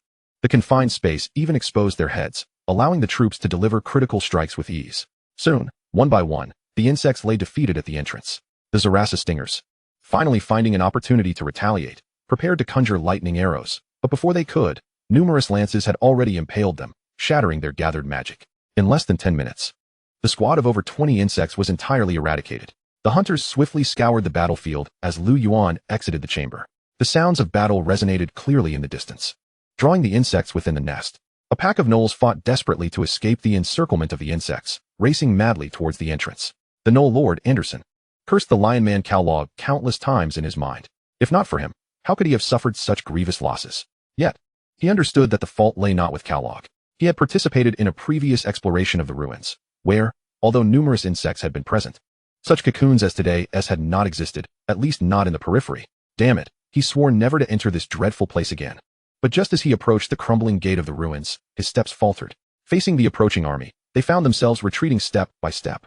The goblin lord, bloodied and battered, stumbled out of the fray, only to witness the gnolls retreating once more. Anderson, what is the meaning of this? Soon, The Goblin Lord noticed the army trailing behind the gnolls, 15 human assassins and 10 elite archers wielding crimson longbows, advancing under the command of a human hero. Chapter 54. This human lord is still too young. Noel Anderson cast a glance at the tumultuous hall behind him, where the fighting had intensified to a fever pitch. He could not ascertain how much longer his unfortunate allies could endure. My lord, I harbor no intent of enmity towards you. I merely wish to vacate this place. Anderson managed to force a smile that was more painful than tears. Yet, the human hero offered no reply, only regarding him with an icy gaze that sent shivers down Anderson's spine. No, something was amiss. Anderson realized that the hero's expression had shifted to one of respect. The gaze was not directed at him, but rather at the young man named Yuan, who strode into the chaos of battle, exuding an air of calm authority.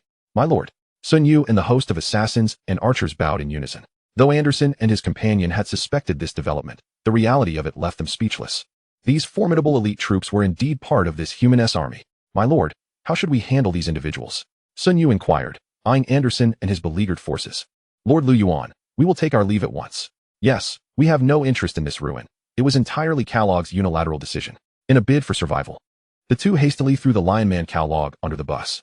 Before Yuan could respond, a commotion erupted behind them as a contingent of lords finally burst forth from the hall. Anderson, you treacherous scoundrels. Kalog roared in fury.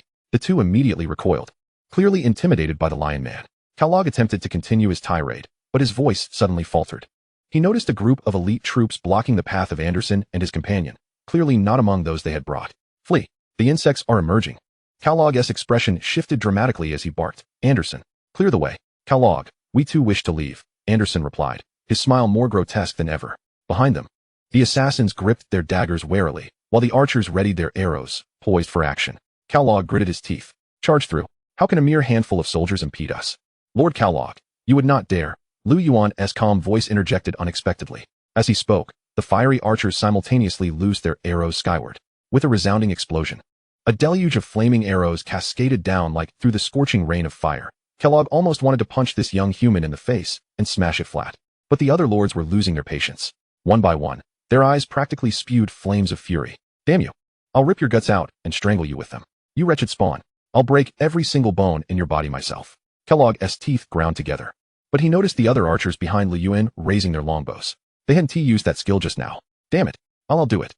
Kellogg almost spat the words through clenched teeth. A wise decision. Yuan offered a polite, easygoing smile. A pre-prepared contract flew toward the Lion Lord. Teresa followed behind Yuan, her enchanting eyes fixed on the young human lord, her heart already in turmoil. This young lord, he had threatened the entire Watchwind Valley single-handedly, and he had actually succeeded. For a brief moment, looking at his upright silhouette, she felt an overwhelming sense of awe. Just as Teresa's thoughts began to wander, Kellogg glanced over the contract and quickly signed it. Now what about the rest of you? Yuan's deep gaze swept over the remaining alien lords, who were still visibly resentful, their faces flushed with a mix of anger and fear, yet no one spoke first. I agree. The Serpent Lord, Barton, spoke up first. With two taking the lead, the others quickly signed as well. Within 3 days, they were required to deliver 3,000 units of any basic resources to Teresa's territory. Once all 8 lords had signed, Yuan finally stepped aside. Let us go, Kellogg barked, charging forward with his forces, passing by the young human lord. A hint of mockery flashed in Kellogg's eyes. This human lord was still far too inexperienced. The contract forbade attacks among them for 3 days, but his back was covered by hundreds of insects. With just his own strength, how could he possibly hold them off? Young and reckless, he hadn't thought things through. Kellogg didn't leave immediately, but formed a circle behind Yuan. Surrounding you from behind isn't attacking, is it? And if you can't escape, that's your weakness. Not mine. A cruel smile spread across Kellogg's face. He couldn't wait to see the miserable end of this self-righteous human. Serpent Lord Barton immediately understood his intention. He slithered closer, extending his long, thin tongue. When he dies, I'll personally tear open his chest and drink his blood. The others also showed eager expressions, all waiting for Yuan to suffer, to scream and plead before their destruction. Amid everyone's expectant gazes, the Zorisha walkers, like charging war machines, slammed into Yuan's troops. The poison blade assassins in black cloaks darted past the wild wolf knights, throwing black pellets onto the ground. Boom. A thick cloud of smoke erupted instantly, shrouding a 10-meter area in front of Yuan's forces. The smoke blinded the Zorisha walkers. Panicked, the massive insects scattered chaotically. Some even collided with each other, and losing their sight, began attacking one another. Only a few reached the smoke's edge near the wild wolf knights, but they were blocked by long spears. Not just the walkers, some Zorospikers charged too fast and became lost in the smoke. Whiz. Whiz. 5 arrows shot into the sky. Boom. 5 scorching fire rain skills detonated over the 10-meter smoke zone. A dense rain of flaming arrows delivered a brutal punishment. Slowed and defenseless from the smoke. The arrows pierced their shells easily, spraying dark green blood everywhere. Screeches and wails filled the air. The overlapping scorching fire rain skills dealt terrifying damage, rapidly draining the insect's health. The archers, whose skills were cooling down, switched to normal attacks. Though smoke lingered, friendly forces had a clearer view, so aiming was not much affected. Arrow after arrow flew, some flaming, cutting through disoriented insects with devastating effect. Soon, Zora spikers riddled with dozens of holes fell to the ground. Even the weakened Zorasha walkers succumbed to the hail of arrows. After one round of scorching fire rain, more than half of the insects were dead, the rest were severely injured. Attack, Yuan commanded. The wild wolf knights pierced one large insect emerging from the mist with crossed spears. Pulling the reins, they charged. The mist still hung thick. The large insects couldn't orient themselves, only to suddenly be pierced by spears, dark green ichor splattering. The Zorasha walkers let out angry roars, finally finding their target. They raised their hard forelimbs, ready to tear them apart. But the poison blade assassins appeared suddenly behind them. Their green glowing daggers struck weak points in the shells, spraying more dark green blood. Poison blade. Vital strikes ended the life of the Zorasha walkers. Their massive bodies collapsed. For large insects fell instantly. The wild wolf knights charged the remaining ones. The poison blade assassins and scorching fire archers eliminated the rest one by one. Zora spikers still outside tried to gather lightning arrows, but many arrows were already lodged in them. The archers' relentless assault made their flight unstable. 2 poison blade assassins struck, slicing through the creatures. Blood sprayed wildly. The Zora spikers gave one last screech before collapsing. Under the combined assault of the poison blade assassins and scorching fire archers, the insects fell rapidly. Within minutes, only insect corpses littered the ground. The battlefield was eerily silent. The alien lords had expected to watch Yuan cry and beg for mercy under the swarm. Instead, he cleared them effortlessly, with not a single soldier lost. The contrast was glaring. The gap in power was staggering. Even if Yuan had turned on them immediately, wiping them out wouldn't have been difficult at all. Kellogg could only feel the burning sting of embarrassment on his face. He had planned to watch Yuan suffer. But now if you want, I can also polish this into a high-intensity, fast-paced English web novel version that reads more like a battle scene from a popular fantasy novel, keeping all the tension, skill names, and visceral imagery punchy. Do you want me to do that? However, it now appears that the one in a predicament is none other than oneself. Kellogg raised his head, locking eyes with Yuan's profound gaze and the faint, elusive smile gracing his lips. To Kellogg, it seemed nothing short of mockery. Yet, their capabilities fell short in comparison, as those advanced combatants were beyond their means to contend with. Even if their adversary wished to tread upon their dignity, they could only endure in silence. My dear Kellogg, do you intend to linger for some tea? Yuan's lips curled upward. He was acutely aware of the intentions harbored by these individuals. Yet he found their continued presence to be of utility. It was precisely for this reason that he refrained from eradicating them outright. However, that did not imply he relished their company as they observed the unfolding events. Kellogg's expression shifted, and with a frigid demeanor, he departed. The others hastily followed suit, not daring to utter a single harsh word. The group did not pause until they exited the confines of the ruins. The visage of the serpent man, Barton, was one of utmost displeasure. This venture had inflicted severe losses upon him. Even his hero had sustained grievous wounds, rendering the combat strength of his territory incapable of recovery for the foreseeable future. Kellogg, I truly mourn for you. Barton scoffed. Perhaps you believed you could utilize my strength to eliminate this threat, yet you have grossly underestimated the prowess of this human. Kellogg maintained his composure, replying, Barton, I must confess, I too was unaware of his formidable strength. My intention was merely to exploit him to eradicate the peripheral forces of these pests, and to seize the treasures within. I underestimated him gravely.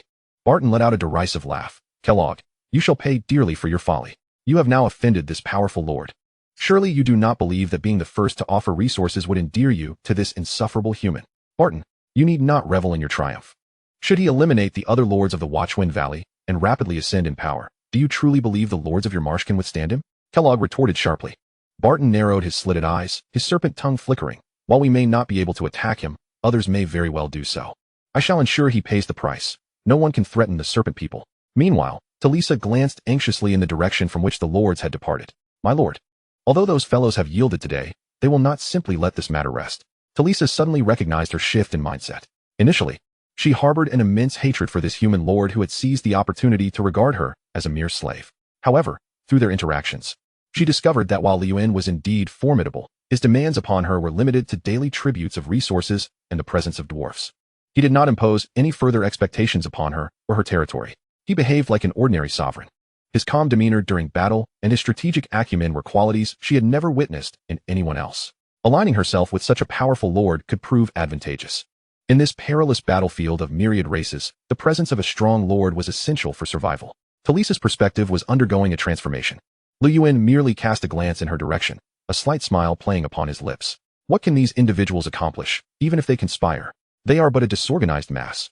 Should they dare to return, I would not hesitate to ensure they pay dearly once more. Lu Yuan's words exuded unwavering confidence. Chapter 56. The Ancient Elven Tree. The expedition pressed onward, under the formidable assault of the blazing archers and the venomous blade assassins. Entire swathes of insects fell before the advancing party, hardly requiring the intervention of heroes. After dispatching dozens of the pests, the team traversed a corridor. Suddenly, a horde of insects appeared, predominantly Zorasha stalkers, their segmented abdomens clutching logs and oars, while Zorasha spikers circled overhead. These insects formed an orderly line, heading deeper into their lair with a clear sense of purpose. Lu Yuan quickly deduced that they were likely foraging for sustenance. Although he was uncertain if it was to nourish the mother insect, the task was straightforward. Attack! Lu Yuan commanded decisively. Upon seeing the invaders, the insects emitted a series of shrill cries, launching themselves at the party. 10 minutes later, the battle concluded, leaving a multitude of insect corpses strewn across the ground. Lu Yuan soon discovered something of great interest. He brushed aside a piece of wood that had clearly been gnawed upon by the insects, revealing a stone beneath. This stone was interspersed with translucent olive-green gems. This is raw peridot. Lu Yuan searched and astonishingly found 5 raw stones among the insect carcasses. It was evident that these creatures had not stumbled upon them by chance in the wild. It was highly likely that a peridot mine lay hidden nearby. Talisa, having noticed Lu Yuan's discovery, approached him. My lord, to my knowledge, the Extreme Fire Alliance does not control any peridot mines. Lu Yuan nodded slightly, recognizing that this was a concealed vein, yet to be exploited. His heart swelled with joy. Peridot was a 3-star material of considerable value. If he could secure this mine, the Abyss Cloud territory would gain a stable source of income beyond the trade of black iron gear. Once they conquered this ruin, he would certainly dispatch troops to uncover the mine. The expedition continued onward. My lord, there appears to be combat occurring ahead, reported one of the venomous blade assassins. Combat. We have delved deep into the insect nest. What could possibly be fighting these creatures? Lu Yuan ordered everyone to remain vigilant as they advanced cautiously. Lu Yuan heard the commotion and pressed on for another 100 meters, exiting the confines of the structure. What lay before them was a scene that left the entire group in awe. At the center of the building, an enormous tree towered, its trunk requiring the embrace of 30 or more people, stretching toward the heavens, while its branches and leaves formed a canopy that obscured the sky for miles. Surrounding this colossal ancient elven tree, glimmers of life energy radiated a vibrant green, akin to ethereal sprites encircling the tree. Yet on the outskirts, a swarm of insects buzzed in dense clusters. Zorasha stalkers and Zorasha spikers swarmed around the perimeter of the ancient elven tree like an army of ants. As Lu Yuan gazed upon the massive tree, he caught a whiff of an intoxicating fragrance. The scent was faint yet seemed to penetrate the very soul, tugging at his heartstrings and inciting an insatiable desire to possess it at all costs. Hundreds of Zorasha destroyers advanced with elongated limbs toward the tree, their abdomens swelling rapidly. A clear sign of impending self-detonation. However, before these troublesome insects could reach the tree, the dense branches of the ancient elven tree transformed into long spears, swiftly piercing the Zorasha destroyers and pinning them effortlessly to the ground. The slender branches impaled the bodies of the insects, extinguishing their lives. Yet, a dozen or so Zorasha destroyers managed to breach the defenses and reach the base of the ancient elven tree, their grotesquely swollen abdomens reaching their maximum expansion. In the next moment, a thunderous explosion erupted, scattering fragments of flesh and blood against the trunk of the ancient elven tree. In certain areas, the bark was violently torn apart, revealing the inner branches. The immense foliage of the ancient tree swayed as it gradually absorbed life energy from the soil. The wounds on its trunk began to heal, yet more insects continued their relentless assault on the ancient tree. This was a battlefield between the colossal tree and the voracious beetles. Lu Yuan's gaze fell upon the ancient elven tree, and a line of information materialized before him.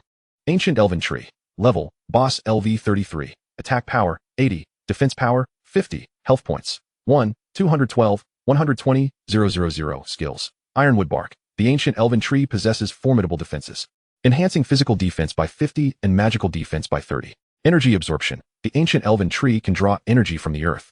Branch of the ancient tree. The ancient elven tree can launch fierce attacks using its branches.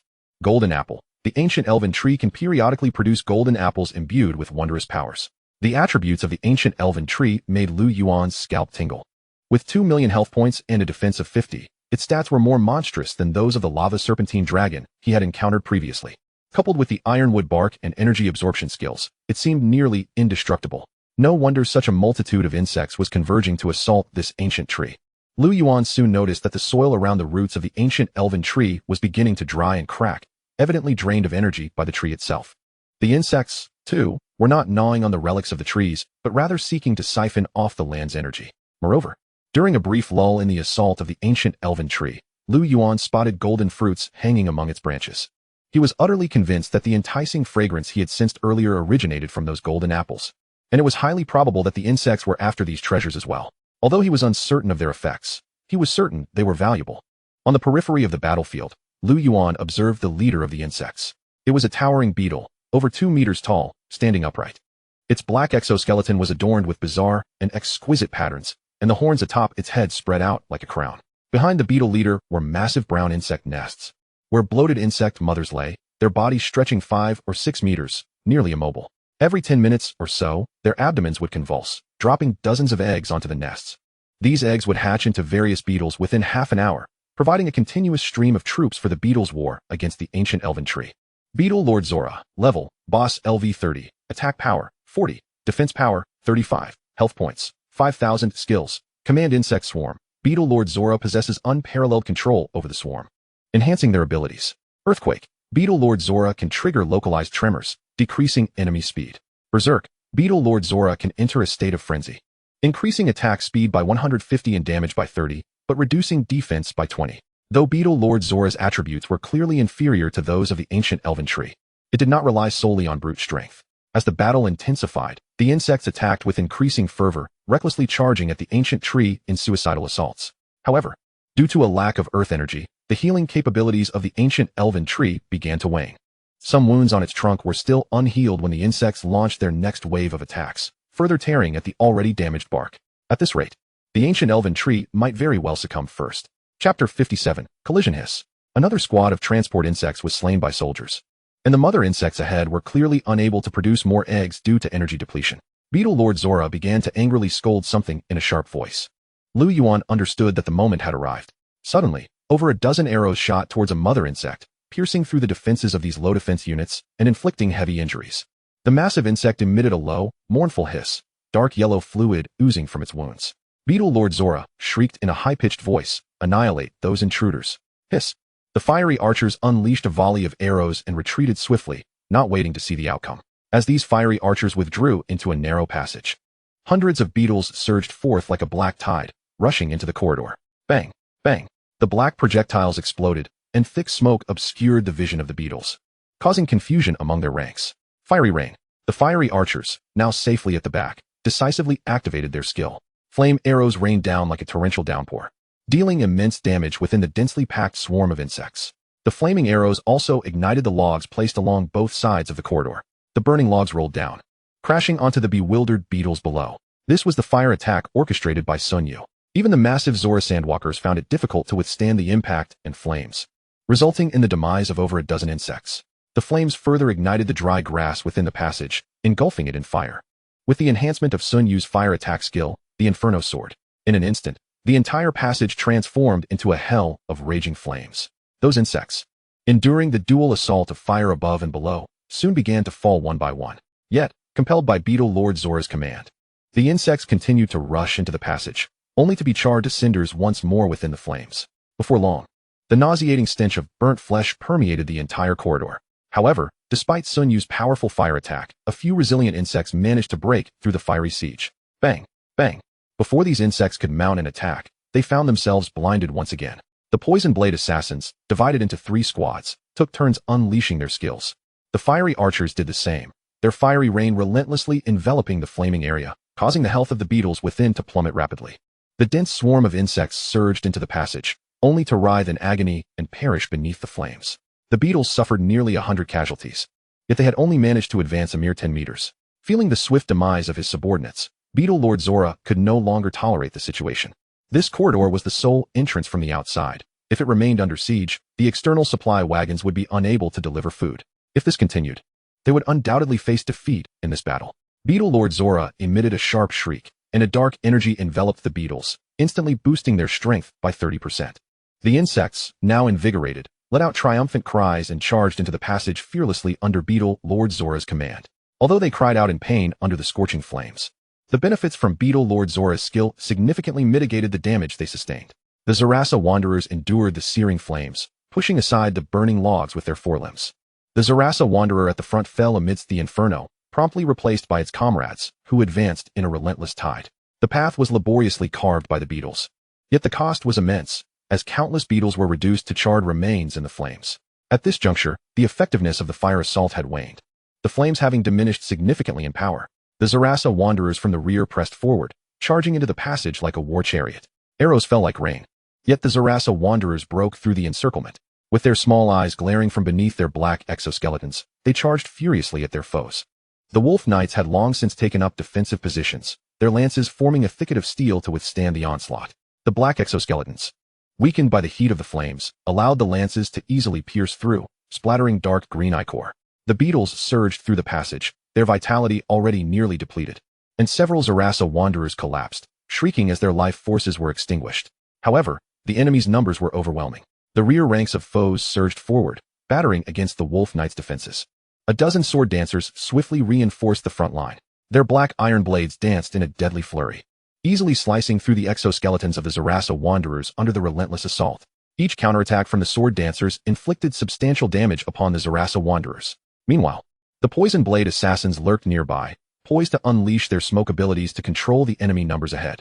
They periodically coordinated with the frontline warriors to encircle the beetles, their poison daggers swiftly reaping the lives of the weakened foes. The Inferno archers in the rear continuously drew their bows, intermittently unleashing their rain of fire skill, engulfing the beetles in flames. The dense barrage of fire rapidly diminished the foe's vitality. Mulan also plunged into the swarm of insects, her great sword swirling like the wind as she harvested the lives of these creatures. Although they temporarily staved off the enemy's assault, the front line was frequently compelled to withdraw wounded soldiers and replace them with healthier warriors. Even some Wolf Knights, unable to retreat in time, were directly slain by two Zarasa Wanderers. Lu Yuan noted this situation with concern.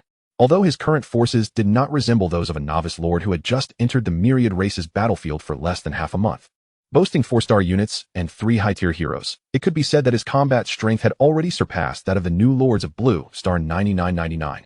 Even among these alien lords, few could contend with him. Only the lords of the great families, endowed with abundant resources, stood a chance of competing with him. Yet Lu Yuan understood that his combat prowess still had significant shortcomings, particularly the lack of competent frontline tanks. The Wolf Knights were light cavalry, primarily intended for harassment and diversion of the enemy, or for launching surprise attacks. The sword dancers were also more suited for containment. Using them as shields was somewhat inadequate. As the most crucial frontline, they were of utmost importance. It appeared that upon his return, he would need to focus on developing a capable tank frontline. While Lu Yuan pondered, the battle on the field reached its climax. The remaining insects standing were few, being systematically annihilated by the combined forces. By the time Lu Yuan led his army out of the passage, the battle ahead had entered its final phase. The ancient elven tree's vitality had dwindled to below 5,000, rendering this towering giant woefully tragic. Countless branches lay broken, the trunks severely damaged. Large swathes of bark stripped away, stained with blood and flesh fragments, creating a gruesome sight. At this moment, the ancient elven tree was devoid of the life energy that had once enveloped it, its wounds irreparable. In the sky, numerous Zarasa stingers crackled with the light of thunder, unleashing bolts of blazing white lightning upon the ancient elven tree. The cascading arcs of electricity seared the tree's branches and leaves, causing large clumps to fall. Although it continued to slay numerous insects with each attack, the loss of branches had weakened the ancient elven tree's offensive capability. Branches struck down with a terrifying rush of wind, kicking up clouds of dust.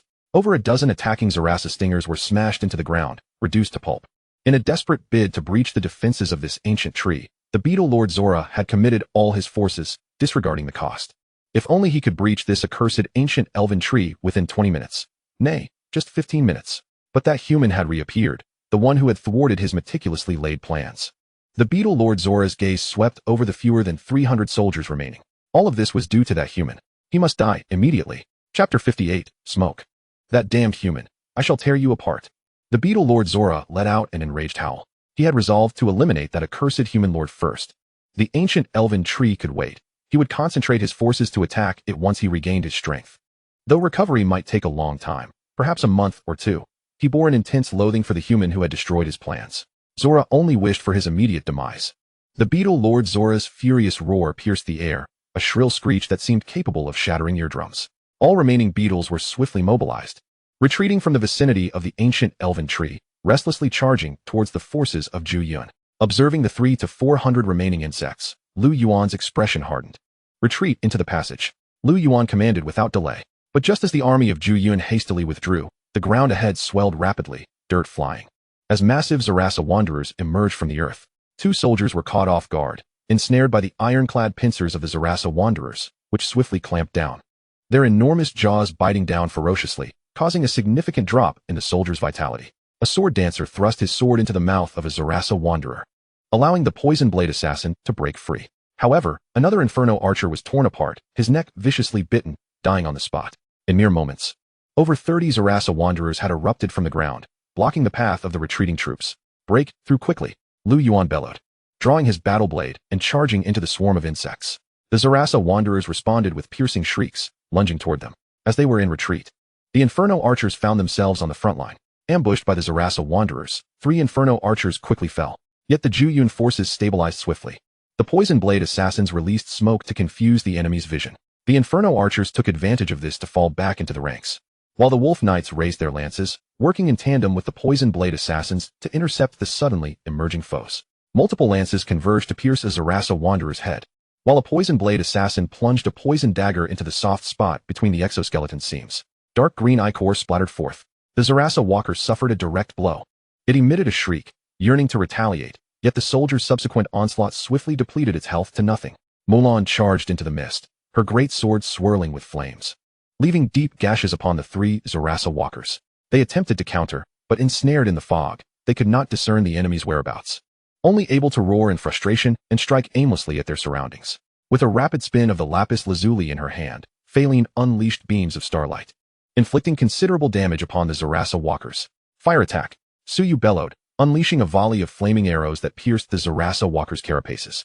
Immediately, 8 torrents of fire rained down upon that area, the dense barrage enveloping the Zarasa walkers above. The searing heat and arrows inflicted immense agony upon them. Kill! Lu Yuan's battle knife released a gust of energy, extending outward for 5 or 6 meters. The sharp blade severing one Zarasa walker's forelimb and slicing through the abdomen of another behind it before vanishing. The first insect, having lost a leg, let out a wretched cry as it toppled to the ground, several spears stabbing through its head. The combined might of the Zhu Yuan Legion erupted, and one after another. The insects fell swiftly. The beetle Lord Zora, witnessing this scene, felt a surge of anxiety and rage.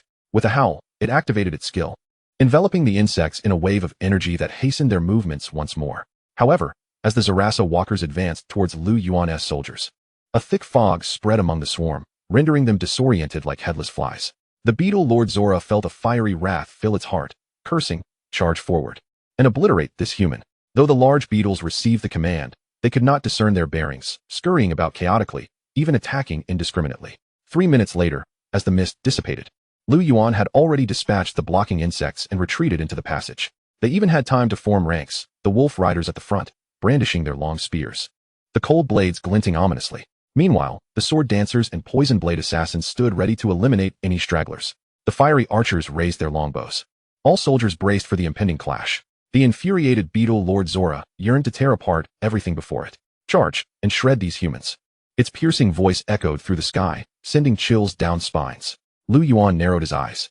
Beetle Lord, I shall witness your prowess. The massive Zarasa walkers advanced swiftly, kicking up clouds of dust. Empowered by the beetle Lord Zora's enhancement, these colossal beetles charged forth like war chariots, their momentum formidable. Boom!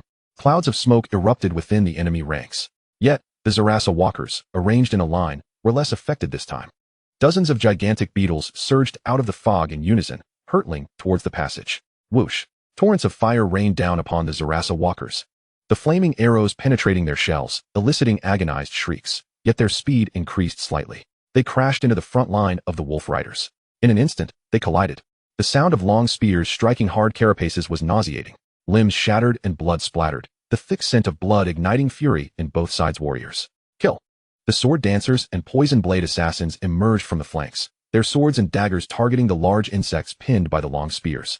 The sword dancer thrust her sword at an oblique angle, piercing a Zarasa walker's eye and penetrating its brain, causing it to emit a pained howl. With a twist, dark green blood sprayed forth as the Zarasa walker let out its final, unwilling cry before collapsing. The fiery rain enveloped the foggy area, and any enemy attempting to breach the mist faced the purging of flaming arrows. Those Zerasa stingers with diminished health were pierced by the fire arrows before they could escape the fog, plummeting to the ground. After losing more than 10 Zerasa stingers, the Beetle Lord Zora ordered them to hold back. Die! Mulan swung her great sword, stirring a tempest of bloodshed among the swarm, countless insect limbs flying apart. After slaying one Zerasa walker, its massive black body crashed down, kicking up a cloud of dust. Yet, in that instant, a Zerasa destroyer, its abdomen grotesquely swollen, emerged from beneath it. This cunning creature had been biding its time for the perfect strike. Flame Cleave.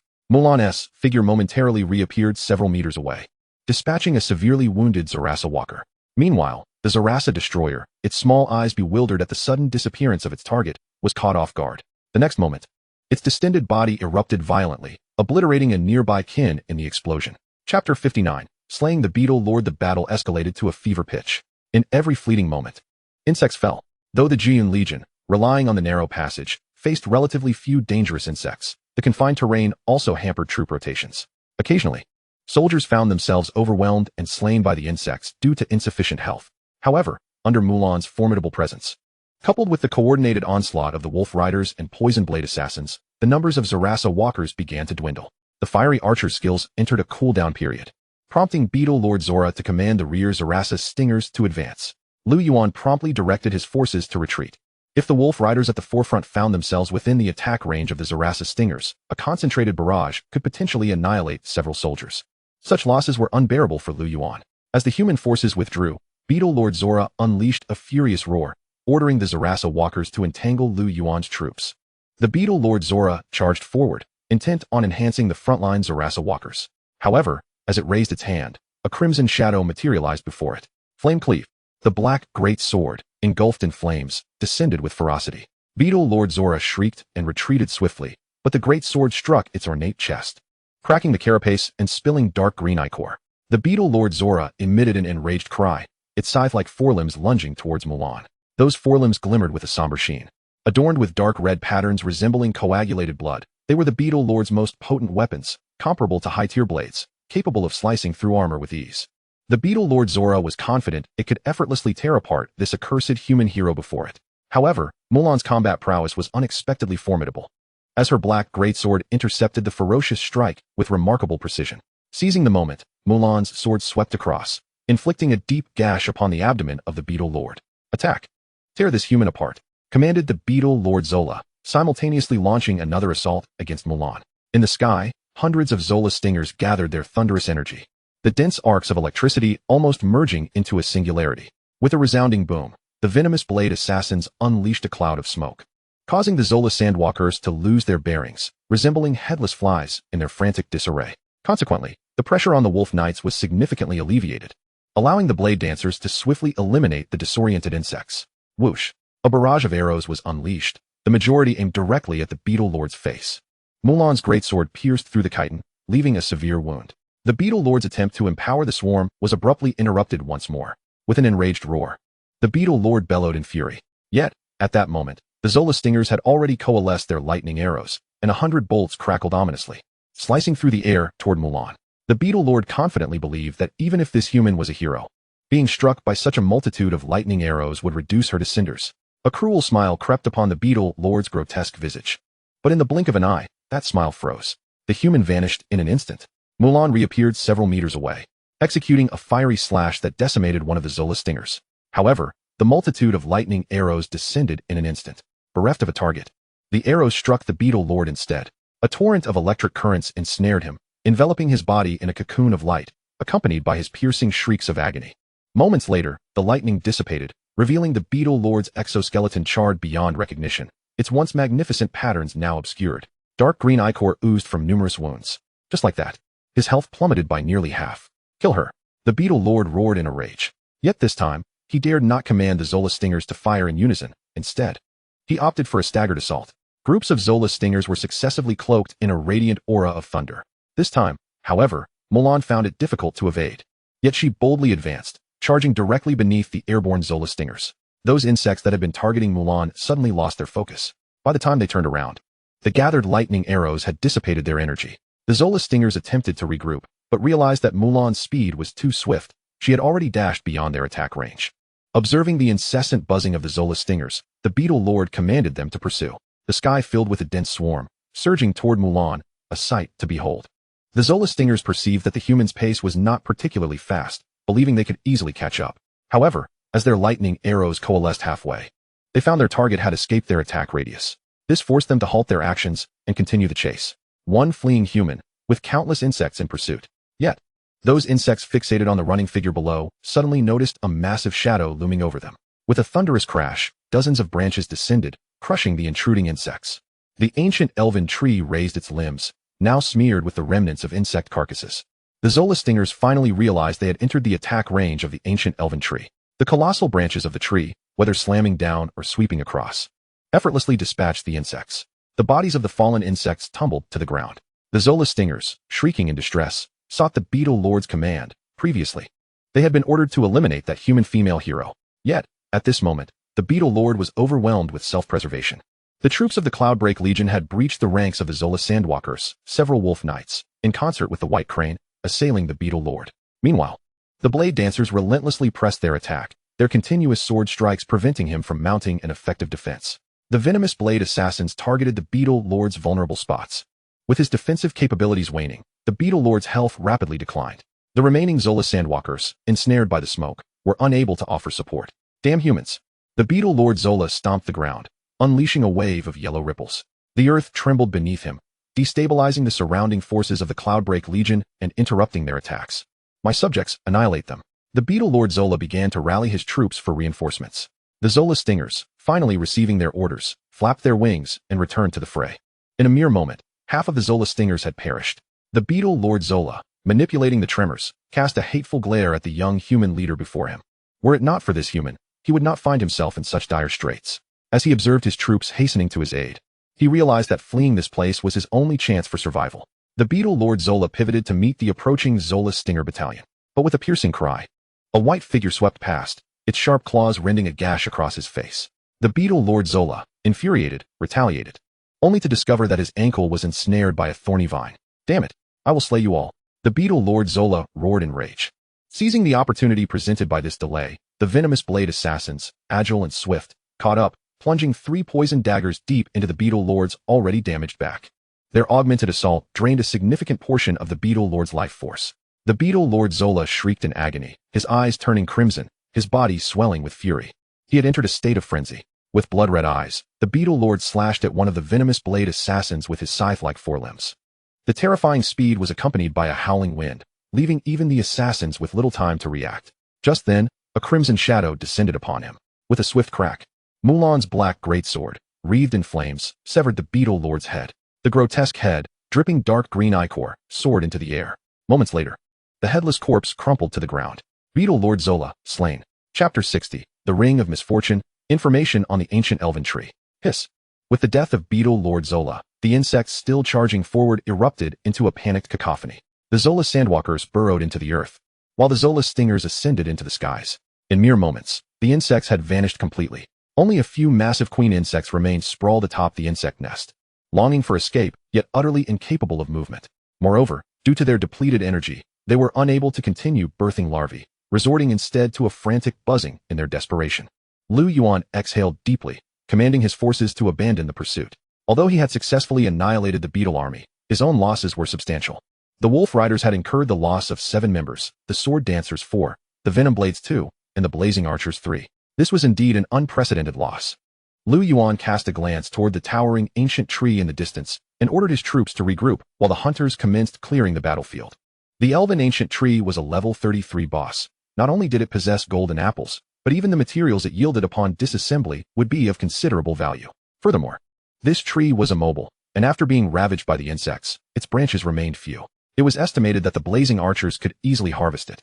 After all, their attack range far surpassed that of the Zola spikers. Contemplating this, Yuan felt a lift in his spirits. He approached the beetle lord Zola. Retrieving 2 items, a dark purple ring adorned with an eye-like gem, peculiar in appearance, and an ancient scroll. Ring of Doom. A ring tainted with ominous energy. Its purpose remains unknown to you for now. To his dismay, it turned out to be mere junk. Yuan furrowed his brow, thinking how such a large lord could possess no useful equipment. Serves you right for falling. However, His mood brightened upon discovering the scroll. Blueprint for Zola Spiker Barracks. Level. Allows you to construct a production facility.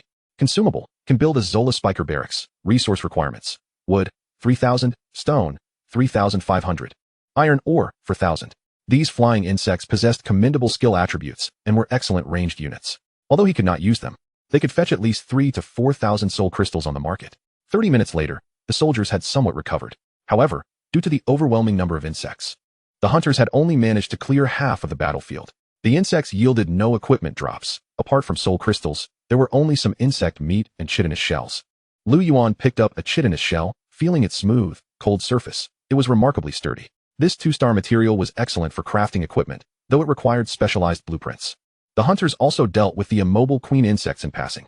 Under the guidance of one hunter, Lu Yuan arrived at the insect nest. While the large insects dropped nothing of value, he stumbled upon some discoveries within the nest, aside from a few unhatched eggs. He picked up an irregular crystal. Insect nest crystal. Level. A crystal formed from numerous unhatched larvae within the nest. Using it increases health by 20 for 30 minutes. This was indeed a commendable combat enhancement item. Additionally, the insect nest itself was a 3-star material, to be collected later. Though the haul was not entirely satisfactory, there remained a severely weakened boss nearby. Lu Yuan shifted his gaze toward the towering ancient tree. The soldiers rose, weapons in hand, preparing for battle. Yet, before Lu Yuan could issue the command to attack, the elven ancient tree spoke. Its gnarled bark revealed ancient features as it slowly opened its mouth. Human, I sense the essence of life upon you. The voice of the elven ancient tree resonated with a deep hum. Lu Yuan was taken aback. This did not seem to herald an imminent confrontation. On the battlefield of myriad races, while most beasts were brutal and would assault intruders, there existed neutral entities. Creatures like the elven ancient tree, having lost their territory and lord, were capable of communication. Although he was unaware of the original level of this elven relic, the existence of such a formidable elven ancient tree indicated that this territory was far from ordinary. The treasures hidden within it could be imagined. The tree's recognition of his familiar essence soon became clear to Lu Yuan. It must be the life seed he had previously acquired. He resolved to engage in dialogue, hoping to extract some information. As for how to deal with this ancient tree later, that could be addressed at another time. To be candid, I have indeed received the legacy of the elves, and I share a connection with this relic, which is precisely why I have come here. Lu Yuan stated with a calm demeanor. My lord, when did you acquire the legacy of the elves? How come I was unaware of this? Zhuge Guo exclaimed, her eyes widening in curiosity. Lu Yuan gently patted her head to silence her. Fortunately, her voice was not loud, and the elven ancient tree did not catch the full extent of her words. Never would I have imagined, after slumbering for over a millennium, to encounter a bearer of elven legacy. The ancient tree's branches rustled, emitting a sound akin to joy. Thank you for rescuing me from those filthy insects. There is no need for such gratitude. I seek information about this relic. What do you know? Lu Yuan inquired. The elven ancient tree's branches swayed, its ancient eyes seemingly lost in recollection. I have slept for far too long. The past has grown hazy. This place once belonged to the formidable lord of the Silverleaf family. She was so young, yet possessed immense talent, her renown enough to instill fear across the region. However, my great lord vanished during an exploration of the secrets beyond. Although this elven city remains powerful, intimidating the surrounding lords, it fell victim to a dreadful tide of magic, leading to the city's outer defenses crumbling. Those filthy undead and orcs united, igniting the flames of war throughout this city. I too was caught in the flames, succumbing to slumber until recently when those insects discovered me. The information conveyed by the elven ancient tree was abundant, yet of little utility to Lu Yuan. After a millennium of upheaval, many powers had undergone significant changes, potentially vanishing into the annals of history, their traces lost. What a sorrowful tale. I share your hatred for those undead and orcs. To be frank, my territory is currently under siege by those filthy beasts, which is why I seek a solution. Perhaps you know where the treasures of this place are hidden? Lu Yuan revealed a grimace of vexation, as if he bore a deep-seated grudge against the orcs. Were the Lion Man Kellerog present, he might have erupted in indignation, for it was only this fellow who took pleasure in bullying him, now feigning pity. What an affront to justice. Chapter 61. Stupefied, the gifted elven ancient tree regrettably, although this ancient tree bore no enmity toward him. Yet, we are not close enough for me to divulge the location of the elves' hidden treasures. No, I am bound by duty to guard this secret. Only the members of the Silverleaf lineage are entitled to this knowledge. The voice of the ancient elven tree resonated with unwavering conviction. Lu Yuan furrowed his brow slightly. If reason would not prevail, then conflict would be inevitable. However, if you agree to assist me in locating the members of the Silverleaf family, I can permit you to claim a portion of the treasure. After a moment's contemplation, Lu Yuan acquiesced. Very well, but you must first provide me with the treasure. I can agree to your terms, human, came the deep, resonant voice of the ancient elven tree. Very well, reveal to me the location, and I assure you, I shall not take more than I am due. Lu Yuan offered a sincere smile. Should any of my subordinates take more than their share, that would be beyond my control as their lord. Follow me, human. As the ancient elven tree spoke, the ground trembled, and hundreds of colossal roots abruptly emerged from the earth.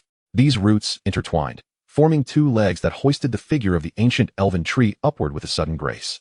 Dust swirled, and the leaves obscured their vision. The onlookers stood in stunned silence. The tree had sprouted legs and was making its escape. Each step of the ancient elven tree was monumental, causing the very earth to quake with every descent. Lu Yuan and his company followed closely behind. Soon arriving at a derelict site, the branches of the ancient elven tree rummaged through the remnants of decayed structures, quickly revealing a look of hesitation. Perhaps all the treasures here have been plundered by those accursed undead. Lu Yuan could almost perceive the awkwardness etched upon its bark. Nevertheless, I am aware of a concealed chamber. The ancient elven tree traversed a pathway and arrived at a dilapidated building, immediately commencing to excavate. Its branches were more efficient than any excavator, effortlessly shifting aside large stones. Before long, the ancient elven tree unearthed a narrow passage. A hidden chamber indeed. Lu Yuan, however, did not rush in recklessly. He instructed one of his hunters to descend and scout the area. The hunter soon returned with a report, stating no danger was present. Lu Yuan nodded slightly. Milan, take 10 men. We shall descend together, while the rest remain above to keep watch. As Lu Yuan led his group down the stone steps into the subterranean passage, they found it surprisingly dry, devoid of any foul odors despite its depth. This chamber was indeed meant for storage, originally filled with copious amounts of food and water. Alas, after a millennium, the provisions had long since decayed, and the water had completely dried up. Even the barrels that once contained it had disintegrated. This left Lu Yuan thoroughly disappointed. It was merely a storeroom for survival supplies, unlikely to yield any valuable treasures. Not to mention, all the food was rotten. My lord, there are some items on the shelves here, Milan pointed out. Lu Yuan approached and noticed several metallic racks in the corner, upon which lay a number of chests. 5 3-star resource chests. These contained basic resources, each yielding 2,000 units of wood, stone, and iron ore. 5 chests meant a total of 30,000 basic resources, enough to elevate his territory to level 3. If he relied solely on farmers to gather these, it would take at least a month or two. Aside from these resource chests, there was also 1,000 units of mercury. Mercury, as a high-tier resource, is essential for constructing advanced buildings and is required for summoning certain troop types, an exceedingly rare find. In terms of value, it even surpassed that of the 30,000 resources. Without hesitation, Lu Yuan collected it all. My lord, look at this, Milan said, handing him 2 scrolls. Magical scrolls, preserved intact even after a millennium. Blueprint for Elven Ballista. Tier. Teaches you to forge powerful Elven Ballistae, requiring materials. 100 wood, 30 iron ore, 300 soul crystals, 5 emerald stones, and 1 powerful tendon. Blueprint for Night Elf Scout Barracks. Tier. Consumable, allowing you to construct a Night Elf Scout Barracks, requiring a level 3 Lord's Hall. Lu Yuan was instantly elated, having acquired 2 4-star blueprints, one of which was for a barracks. Upon reviewing, he noted that the Night Elf Scout's attributes were quite impressive, making them well suited for reconnaissance. This would further bolster the military strength of Juyan territory. Unfortunately, after obtaining these 2 blueprints, they found no further treasures. After a thorough search, Lu Yuan could only exit the underground chamber with his companions. Human, it appears you have made some gains. The ancient elven tree's deep voice resonated once more. This place stored food and water, but alas, I could utilize little of it. Thankfully, I acquired a modest bounty. Lu Yuan raised 2 fingers, signaling a small gesture. The ancient elven tree fell silent, while Lu Yuan prepared his troops for an assault, awaiting only his command. The branches of the ancient elven tree swayed. Human, I understand that these rewards may not fully satisfy you, but in this forsaken city, there are no other treasures remaining. If you are willing to assist me, I can remain here in your territory, safeguarding your city. What? Lu Yuan was momentarily taken aback, his expression transforming into one of astonishment. He had been prepared to eliminate this boss for materials, and yet here it was, offering itself freely. Could it have discerned my intentions? Yet, it seemed implausible. With such thick brows and large eyes, it did not appear to be a master of deception. Agreed. I am willing to formalize an agreement. I shall do my utmost to assist you in reclaiming the bloodline of the Silverleaf family. Lu Yuan readily consented. This ancient elven tree represented a formidable ally. Should it be stationed in Juyan territory, it would undoubtedly play a pivotal role during the impending magical tide. Furthermore, with a contract in place, governed by the power of rules, there would be no fear of any ulterior motives from the other party. Lu Yuan swiftly drafted a contract and presented it before the ancient elven tree. The tree, whether out of trust or sheer simplicity, did not scrutinize it, and simply placed its branch-like hand upon the document. The ancient elven tree has joined your territory, temporarily becoming your subordinate. Lu Yuan was left speechless. Did this creature not fear being sold off? Although, he realized his own thoughts were not far from that notion. With such a free laborer at his disposal, what could he possibly find unsatisfactory? This expedition yielded significant rewards, leaving Lu Yuan in high spirits. By the way, what is your name? Lu Yuan inquired. My former master did not bestow a name upon me. I am merely an ordinary war tree, unworthy of your esteem, the ancient elven tree replied, bowing its head slightly. Without a name, it is difficult to address you. How about Maokai? Lu Yuan pondered before speaking. Maokai, yes, a fine name. I shall be called Maokai. The ancient elven tree replied, its branches swaying, rustling its leaves. The ancient elven tree's branches twisted gracefully, plucking a golden fruit from its crown and presenting it before Lu Yuan. My friend, please accept this gift. As the golden apple drew near, an exquisite fragrance, rich and intoxicating, filled Lu Yuan's nostrils. Chapter 62. The transformation of the ancient elven tree. As the golden apple approached, its overwhelming aroma enveloped Lu Yuan entirely.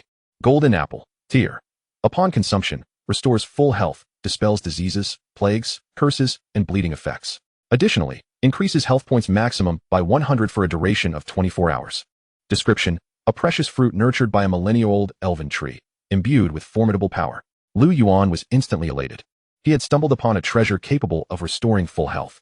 Although some high-grade potions could achieve a similar effect, it was exceedingly rare to find a potion that could simultaneously eradicate diseases and plagues, not to mention the added buff to health points. In the heat of battle, if wielded by a formidable hero, this item might very well alter the course of the conflict. Undoubtedly, it was a splendid find. With hopeful eyes, Lu Yuan gazed up at the canopy of the ancient elven tree, where 4 more fruits dangled among the sparse branches. However, he knew it would not relinquish them easily. Yet, as long as the ancient elven tree remained within the territory of Yuan, he had no doubt he would find a way to obtain them. Thank you for your friendship. Now, let us return, Lu Yuan declared with a smile, leaving a few soldiers to guard the spoils. He led the ancient elven tree and the other soldiers back to Yuan. The towering figure of the tree loomed behind him, akin to a small mountain, bestowing upon Lu Yuan an air of authority. With each step it took, the ground trembled, causing numerous magical beasts in nearby squads to flee in fright. This, however, resulted in a diminished hunt for him, a double-edged sword. Meanwhile, the lizard-man mage Adrian, diligently constructing fortifications on the outskirts of Yuan, suddenly felt the earth quaking beneath him. As he looked into the distance, he was met with a scene that left him utterly astonished. A colossal tree was advancing towards him, its immense form blotting out the sun. What manner of creature was this? Adrian could scarcely believe that this second-tier territory could withstand such a terrifying being. Flee! I must escape. The thoughts surged through him, yet his body, bound by the highest of rules, remained immobile. Instead, he found himself compelled to step forward, confronting the ancient tree with an instinct to protect the city with his very life. No, that was not his own thought. Just as Adrian widened his eyes in sheer terror, he spotted Lu Yuan striding confidently in front of the great tree. The young human lord stood tall and assured, his robes immaculate, devoid of any trace of panic. Behind him, the ancient tree resembled a faithful guardian, a diligent protector. As Adrian beheld the tree's massive feet, he was reminded of the trance nurtured by the elves. But how had this human lord earned the loyalty of such a being? As the ancient elven tree drew nearer, its towering presence instilled dread within Adrian. The sheer scale of the creature exuded an oppressive force. A single strike from it could unleash catastrophic devastation, potentially obliterating the territory in an instant. And yet, this formidable entity was under the dominion of Lu Yuan. Initially, Adrian had been coerced into servitude under Lu Yuan, harboring resentment in his heart. However, since joining the territory, he had witnessed Lu Yuan's extraordinary capabilities. This lord could facilitate the advancement of heroes and units alike. It was common knowledge that in the battlefield of myriad races, few lords possessed such recipes for enhancement. Even the most powerful high-tier lords typically held only 2 or 3 such recipes, yet they wielded them to gain an advantage in warfare. Not to mention the even rarer recipes for hero advancement. Lu Yuan had managed to elevate 2 heroes within his territory, along with an abundance of upgraded units, an astonishing feat in Adrian's eyes. Originally, Adrian had presumed Lu Yuan to be an heir of a great power, blessed with a plethora of advancement recipes. Yet, as he witnessed Lu Yuan cultivate both the flame archers and the venom blade assassins, his perspective shifted. Perhaps this lord possessed extraordinary strength. If he continued to follow Lu Yuan, there was a chance he too could seize an opportunity for advancement. With this thought blossoming in his mind, Adrian immediately redoubled his efforts. Lu Yuan observed the lizardman mage laboring with fervor, a satisfied smile spreading across his face. Indeed, he had subtly hinted to the mage about the existence of advancement recipes. However, the extent of Adrian's dedication was somewhat unexpected. It seemed this tactic was remarkably effective on heroes. As Lu Yuan contemplated this, he cast a discreet glance at the young girl, Faline, beside him. Perhaps she too harbored similar thoughts. At the very least, she appeared less resistant to integrating into this territory now. Makai, you may establish your roots here. Lu Yuan designated a location on the southern side of the territory, adjacent to the cultivated fields and not far from the river, all within the protective embrace of the territory's core. The branches of the ancient elven tree swayed slightly, seemingly satisfied with its new surroundings. During the journey back, it had rooted itself in the soil to recover from its injuries, and now it appeared far healthier than before. Its dense roots spread apart, burrowing into the earth. And as the ground trembled gently, the ancient elven tree gradually sank into the soil. Moments later, aside from the soil that had heaved up around it, it seemed as though this great tree had always belonged here. The lush canopy cast a shadow over a vast expanse of land, yet it did not encroach upon the neighboring fields. However, as the ancient elven tree took root, a beam of green light shot forth from the central Lord's hall of the territory, softly descending upon the ancient elven tree. A verdant halo enveloped the entire tree, causing its previously fractured branches to mend swiftly, sprouting new shoots. Tender leaves burgeoned forth, blossoming into vibrant purple flowers that swayed gently with the branches, exuding an alluring fragrance. A few soldiers found themselves irresistibly drawn towards the ancient elven tree. Halt! At Mulan's sharp command, they suddenly snapped back to reality. Lu Yuan, too, was captivated by the sight of the ancient elven tree, his gaze flickering. For a brief moment, even he had felt his mind waver. This ancient elven tree possessed such extraordinary abilities. Lord, the life essence within the territory is imbued with wondrous power. I sense my strength increasing. The ancient elven tree's delighted voice echoed. Lu Yuan immediately checked its information. Ancient elf tree. Level, boss LV 35. Attack power, 90. Defense power, 60. Health points, 600, 025000. Skills. Ironbark. The ancient elf tree boasts formidable defenses, with a 50 increase in physical defense and a 30 enhancement in magical defense. Energy absorption. The ancient elf tree can draw energy from the land. Branch assault. The ancient elf tree can launch fierce attacks using its branches. Golden apple. The ancient elf tree can periodically produce golden apples imbued with magical powers. Enigmatic bloom. The ancient elf tree grows flowers that emit a mesmerizing fragrance, ensnaring the minds of the weak-willed foes. Chapter 63. The lucrative iron plates. Lu Yuan felt a surge of joy as the ancient elf tree's level increased, enhancing all its attributes. Most importantly, it acquired a control skill.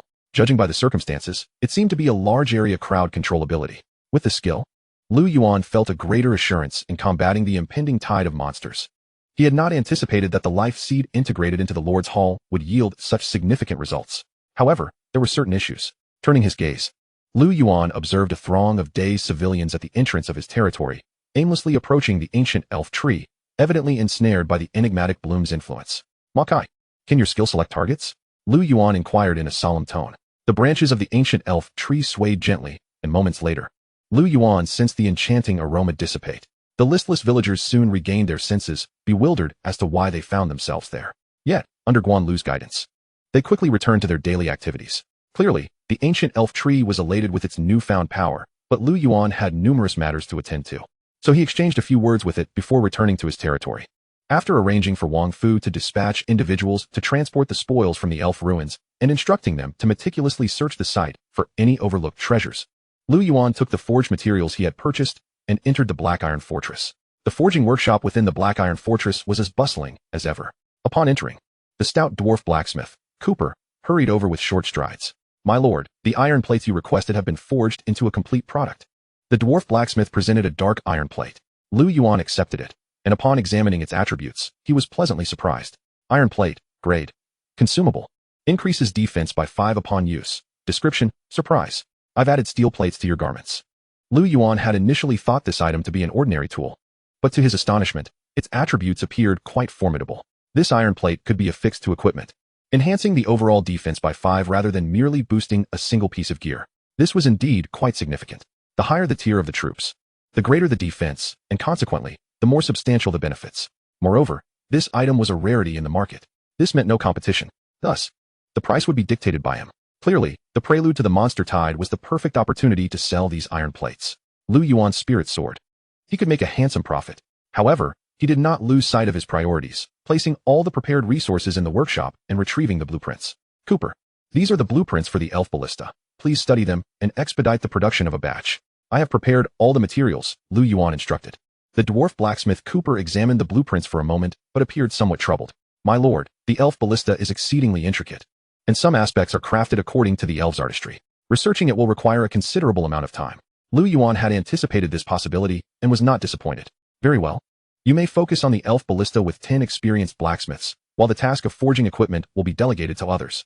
As you command, my lord, Cooper replied, visibly pleased. For a blacksmith, crafting familiar equipment could never compare to the allure of developing new designs. Only then could he rapidly accumulate experience and elevate his blacksmith level.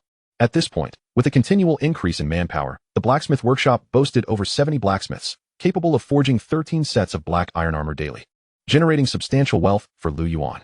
It was akin to a living cash cow.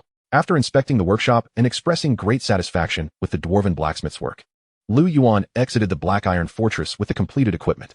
Upon returning to his territory, Lu Yuan traded 5 sets of black iron armor and 10 iron plates with Chu Hai. Over the course of several days, he had successfully equipped his entire army.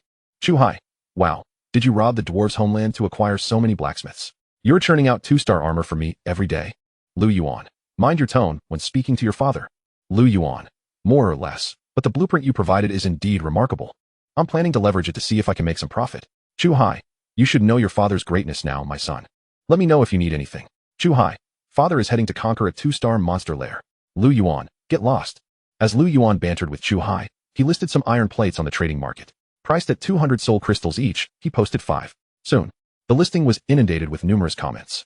Farmer Sanquan, is the seller out of their mind for wanting money this badly? Are you a fried dough cake, selling a 2-star consumable for 200? Is there something wrong with you? Sugar in disguise. I'll eat dung upside down if it sells. Lu Yuan glanced at these comments, noting they were all from second-tier lords. Clearly not his target clientele. He paid them no mind.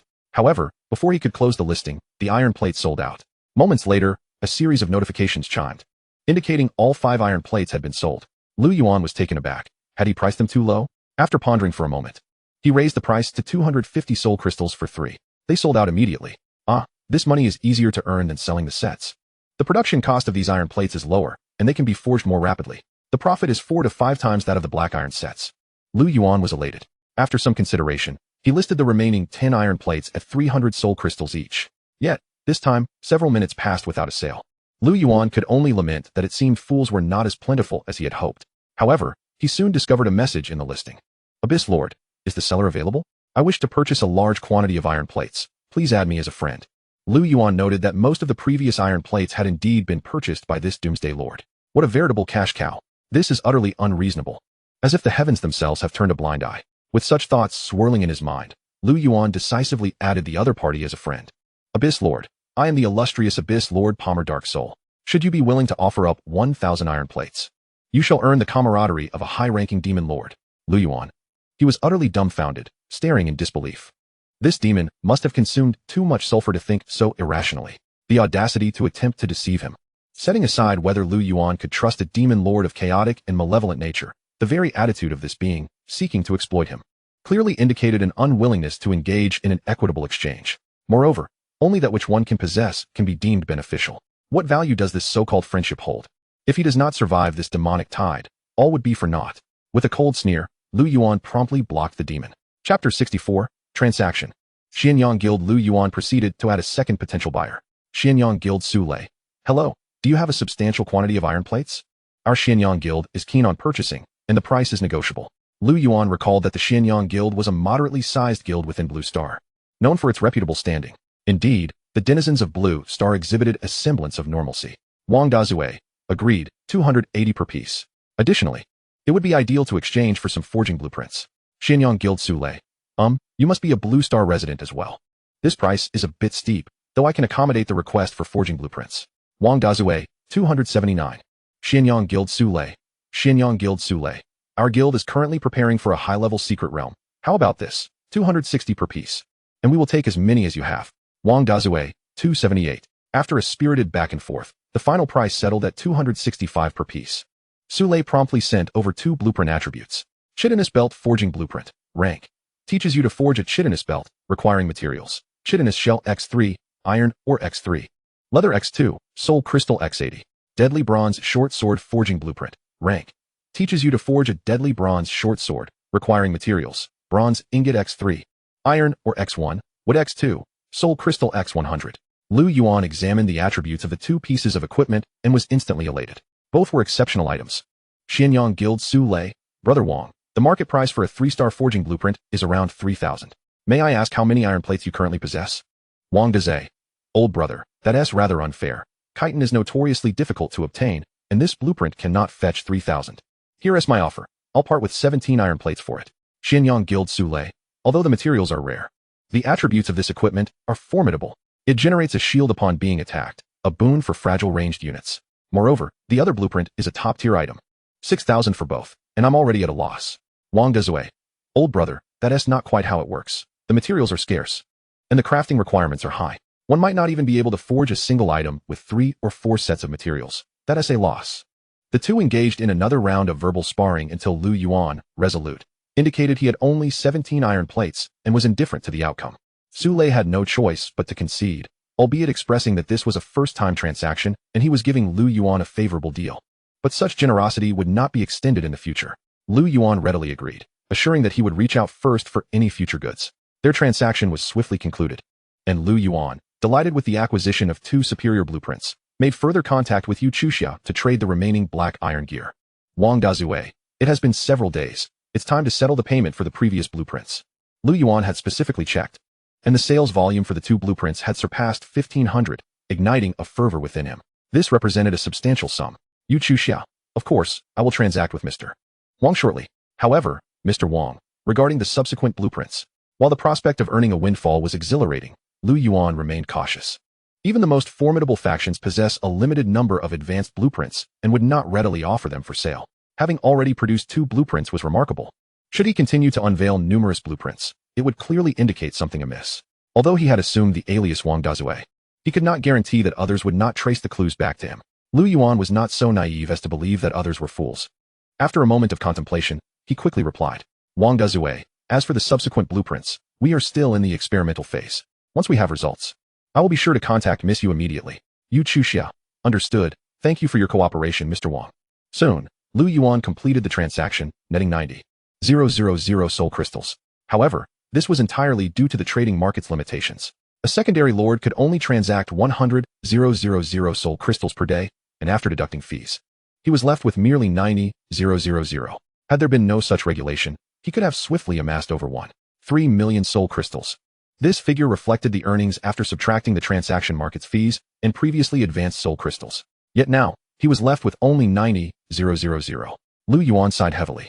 Yu Chuxia. Is Mr. Wang merely a secondary lord? Upon reading the message from the other party, Lu Yuan felt a sinking sensation within. Indeed, no one was a fool. The other party had discerned this detail through the regulations. He had anticipated that his identity as a secondary lord might be revealed during the transaction, and it seemed his concerns were warranted. Wang Dazue. Yes. I am a newcomer within the organization. Meanwhile, Yu Chuxia sat in her office, contemplating Lu Yuan's message while rubbing her temples. A newcomer within the organization. It was undeniable that the other party was affiliated with a substantial organization.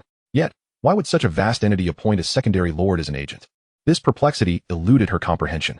Perhaps the organization was filled with renowned and powerful lords who were unable to act directly, thus delegating responsibilities to a newcomer. This was the most plausible conjecture that Yu Chuxia could muster. It was also reasonable for Lu Yuan not to possess any new general blueprints. If he had a continuous supply, that would indeed be strange. However, as long as they maintained their collaboration, substantial benefits could be reaped. And Yu Chuxia was determined to sustain a favorable partnership. Yu Chuxia. However, this does present some inconvenience. Henceforth, please limit daily transactions of black iron gear to 100,000 soul crystals. Wang Dazue. Certainly, though I anticipate reaching a tier 3 territory shortly. Yu Chuxia had no doubts regarding this. As a representative of a formidable faction, ascending to tier 3 territory would indeed be quite manageable. This would facilitate transactions considerably. Wang Dachui. I still require some materials. Ancient jade, jadeite, black jade bracelets, spirit-worshipping staves, essence of mithril, elven cloaks, and hearts of gemstones. It would be ideal to procure some soul stones as well, preferably of 3 stars or above.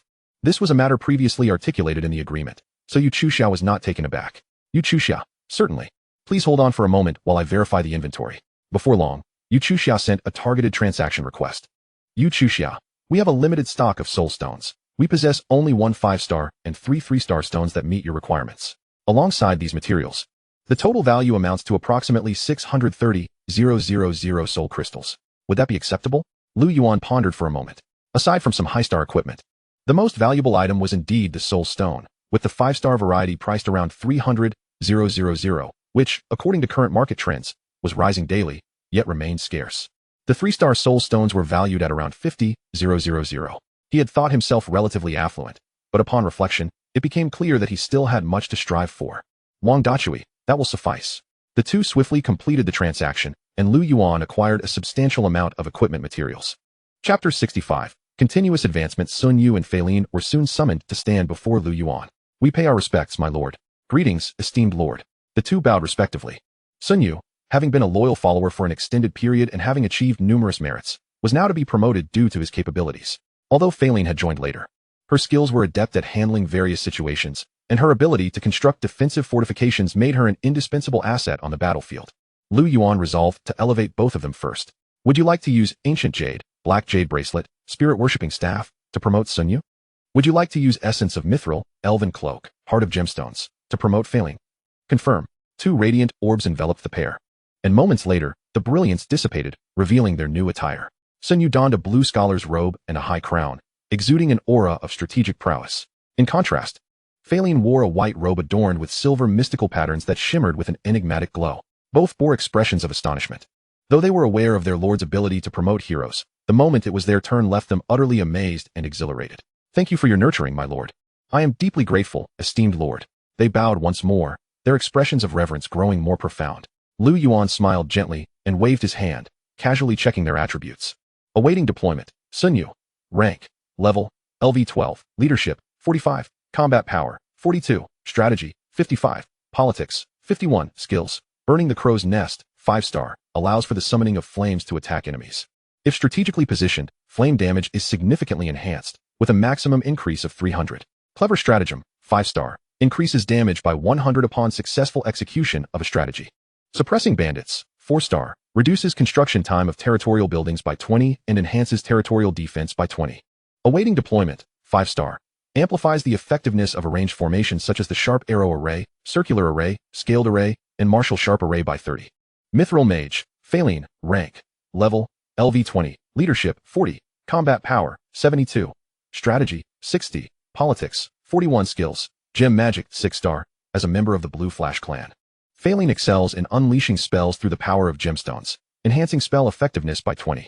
Gem Spire. 4-star. Enables the transformation of arrow towers into specialized gem spires. Gem Crystal. 4-star. Allows Fei Lin to condense 1 gemstone daily, with quality varying randomly.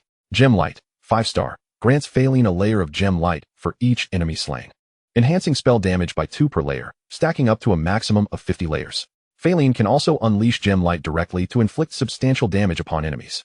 Upon reviewing their attributes, Lu Yuan felt immensely satisfied. Sun Yu's fire attack skill had evolved into Burning the Crow's Nest, significantly increasing its damage. Furthermore, he had acquired Awaiting Deployment, enhancing the effectiveness of his formations. Formations were the most potent capability of the heroes of the Xia Kingdom. While their impact might not be immediately evident in the early stages, their true might would become terrifying in large-scale battles later on. It was said that high-tier heroes could even endow their legions with soul power, allowing such formidable heroes to vanquish higher-tier monsters and even deities with lower-tier troops.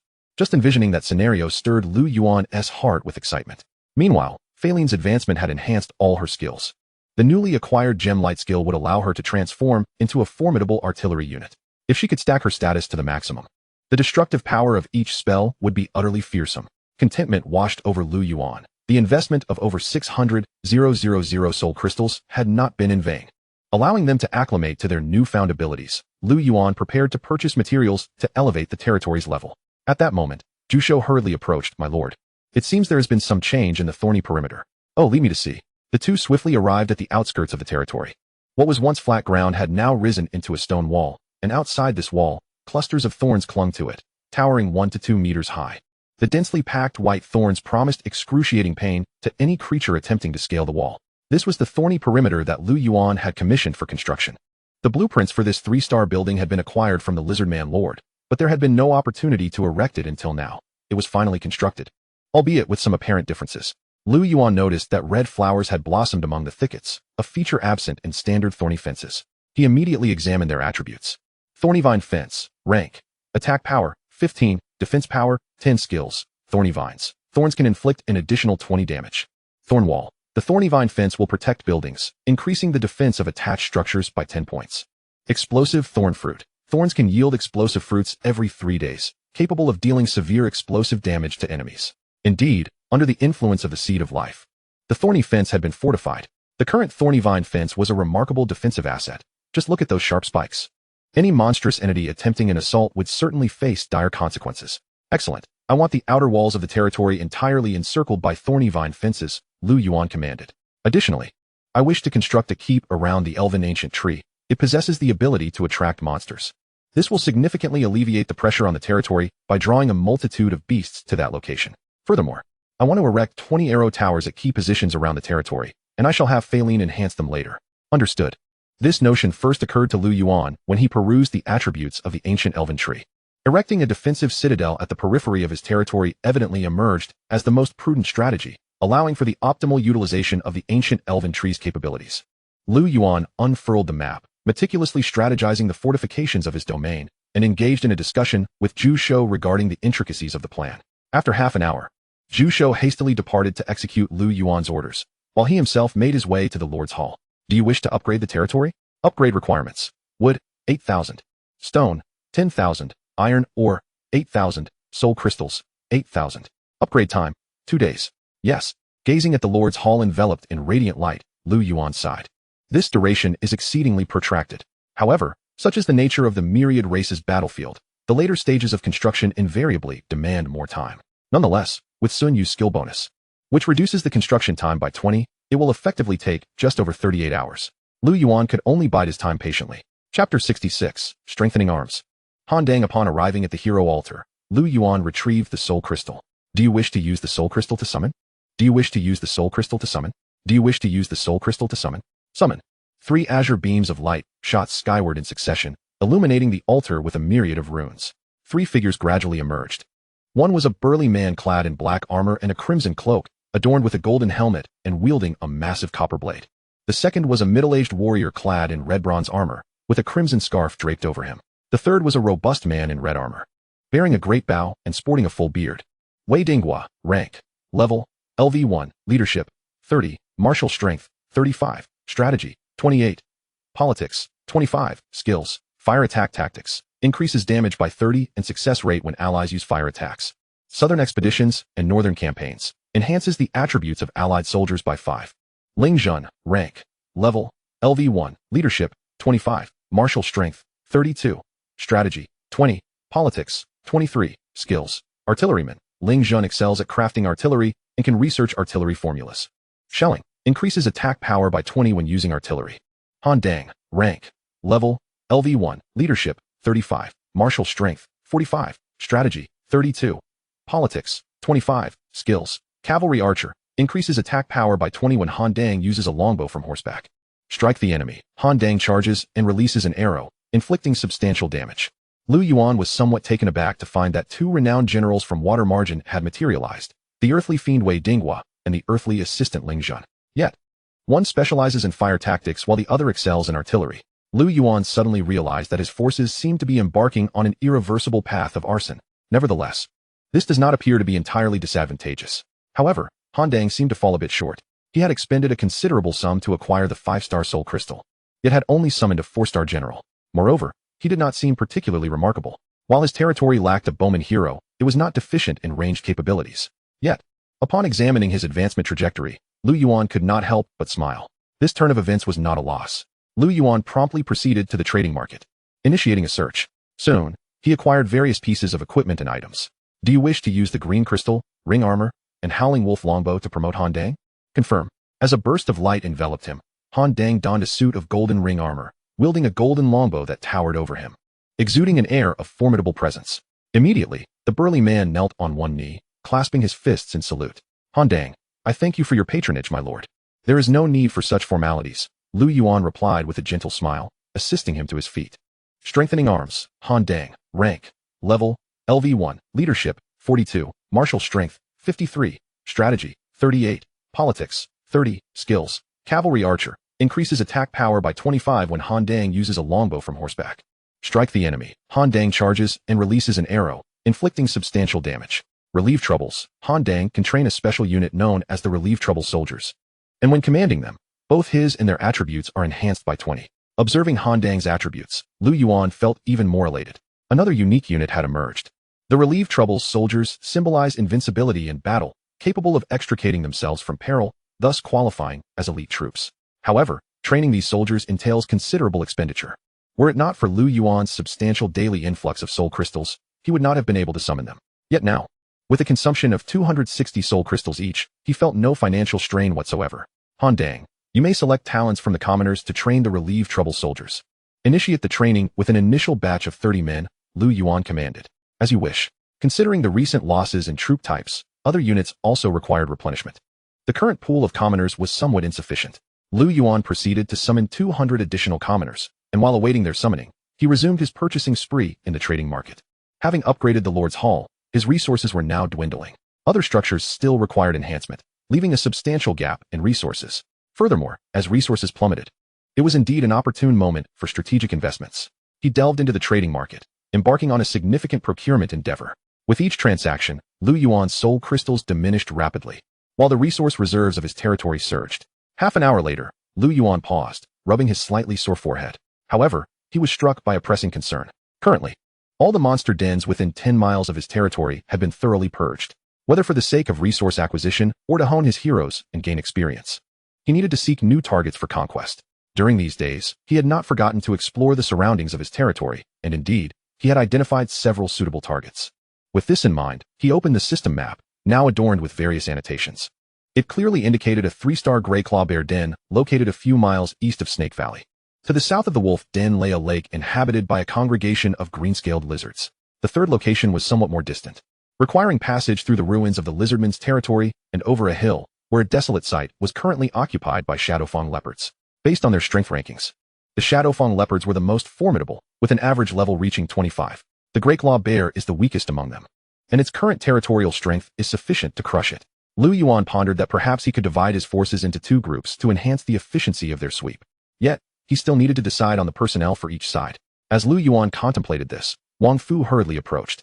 My lord, the resource transport team has returned, and it seems they have made a discovery within the ruins. Following Wang Fu to the territory's warehouse, they found several wooden carts laden with various resources harvested from the beasts. Some workers were busily transporting the items into the warehouse, while several hunters directed the activity. One of the hunters, upon seeing Lu Yuan, swiftly approached to pay his respects. Greetings, my lord. Lu Yuan recognized this hunter as Xiang Shi. One of the commoners transformed into a hunter alongside Wang Fu, now serving as the captain of the hunter squad. Xiang Shi, what have you discovered in the ruins? Lu Yuan inquired. Reporting to you, my lord, we searched the entire ruins as per your instructions and discovered a secret realm deep within. Chapter 67. The Secret Realm. Despairing Rock Beach amidst the remnants of shattered walls, lush grasses thrived. A vortex of dark blue light concealed itself among the towering trees, nearly impossible to spot without keen observation. The bright radiance, enticing in its allure, beckoned one to enter. The blue glow signified the presence of a 4-star secret realm.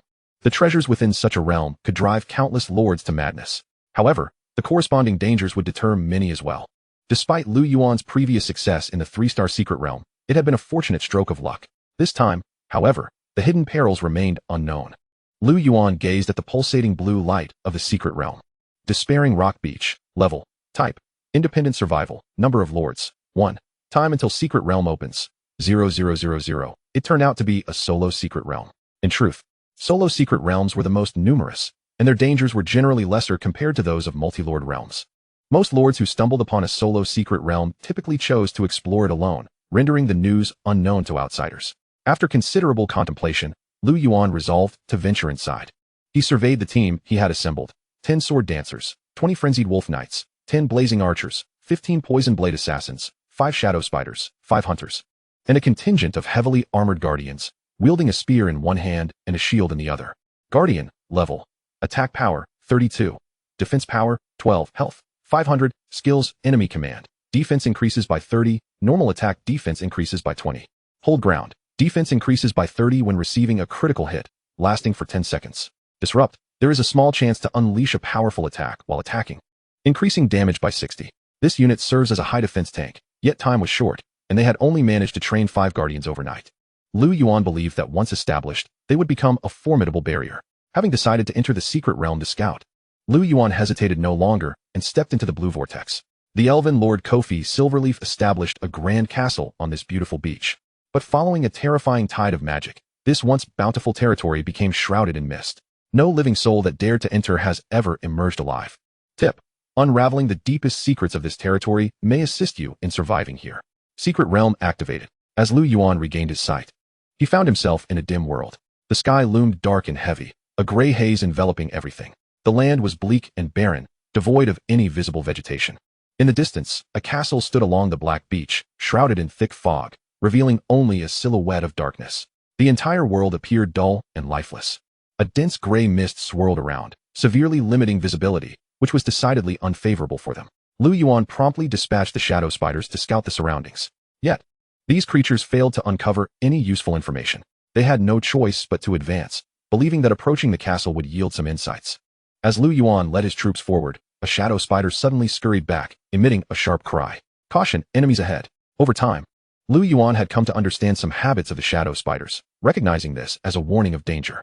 As expected, soon enough, flickering crimson lights appeared within the fog, rapidly closing in on them. Moments later, dozens of slender, pitch-black humanoid monsters, exuding an ethereal semblance, emerged from the mist. They resembled humans, but were cloaked in shadows, with only their blood-red eyes glimmering with icy malice. Wailing Spectre. Level: LV27. Skills: Whale, Ghostly Form, Shadow Claws. This place is not for your kind. Leave at once. The specters shrieked, charging at them. Lu Yuan's brows furrowed. They were incorporeal entities. These beings possessed a degree of immunity to physical attacks, making them formidable adversaries. Guardians in the center, sword dancers provide support, block their advance. Lu Yuan commanded. The poison blade assassins hurled black projectiles, and a cloud of smoke erupted, but regrettably, the blinding effect was ineffective against the wailing specters, who thrived in the mist. Nevertheless, the defense of the wailing specters was indeed diminished. With a whoosh, a barrage of fiery arrows rained down upon them, piercing through their forms. The wailing specters emitted shrill screams as the flames inflicted additional damage upon them. Most of the specters' health plummeted by nearly half. In a flash, one of the wailing specters appeared before the Guardians, suddenly extending its shadowy claws towards them. The Guardians were caught off guard, struck in the chest, but miraculously, they bore no visible wounds. However, the Guardian felt a chilling sensation in their chest, their movement slowed. Shadow Claws. The negative energy of the wailing specters eroded their enemies, diminishing their attributes. Two glimmering green daggers plunged into the wailing specter's body. Poison Blade. Alas, the toxins proved ineffective against the incorporeal beings. Nonetheless, the wailing specter suffered further damage. The fiery archers at the rear unleashed a relentless barrage upon the nearest enemies. Their arrows infused with flames that elicited anguished howls from the wailing specters. The specters employed their wail ability, causing the defenses of the surrounding soldiers to falter. Black Claws lunged towards the beleaguered warriors, only to be thwarted by their shields. In a mere moment, a fiery arrow extinguished the last remnants of the wailing specter's life, which let out a final shriek before dissipating into a cloud of black mist. Charge! The Wolf Knights brandished their long spears and surged forward. Their weapons pierced through the ethereal bodies of the specters, sending them hurtling away with tremendous force. The specter's health was utterly depleted, leaving behind a scattering of black orbs. Chapter 68. Desolate Rock Beach. 2. Lu Yuan picked up one of the black orbs, its surface cold and smooth to the touch. Orb of the Spectre. Rank: a gem imbued with spectral energy, an excellent alchemical material. The hunters found themselves at ease, collecting their spoils without the need to dissect corpses. The defenses of the beleaguered warriors exceeded his expectations, as they effectively withstood the onslaught of entities composed entirely of negative energy. The team pressed on, with an ever-increasing tide of specters encroaching upon them. As they neared the castle, new monstrosities emerged. Towering black treants loomed before them, their dark trunks adorned with grotesque visages, their branches stark and barren of leaves, entwined with barbed vines that emitted eerie howls. Black Whip-Bearer. Level: LV28. Skills: Bark, Entangle, Whip. A dozen black treants surged forth, accompanied by over 30 specters. Sun Yu stepped forward, his sleeves billowing as he waved his arm. A thunderous roar echoed, altering the very fabric of the sky. Firestone Sword and flame arrows fell like rain, enveloping the fiends in an instant. Fire consumes the dark nest.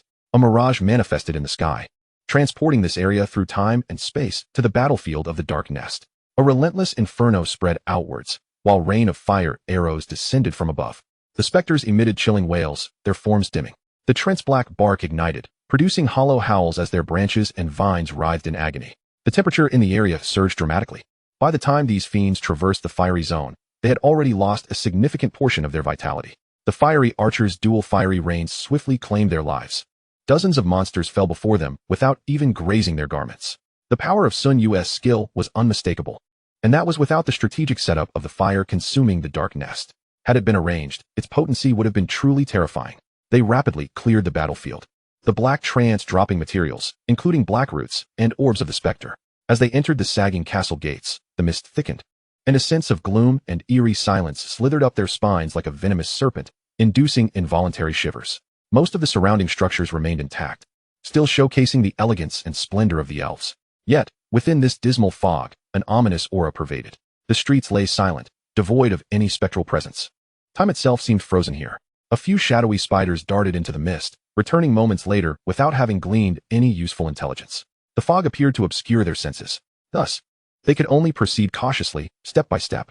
With their current forces, Lu Yin felt confident in facing the impending challenges.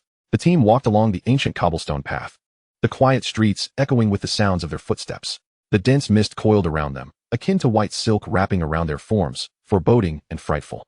Lu Yin attempted to open the nearby doors, only to find them empty, as if the inhabitants had just departed. After traversing a street, Lu Yin suddenly halted, sensing something amiss. The footsteps around him seemed to multiply.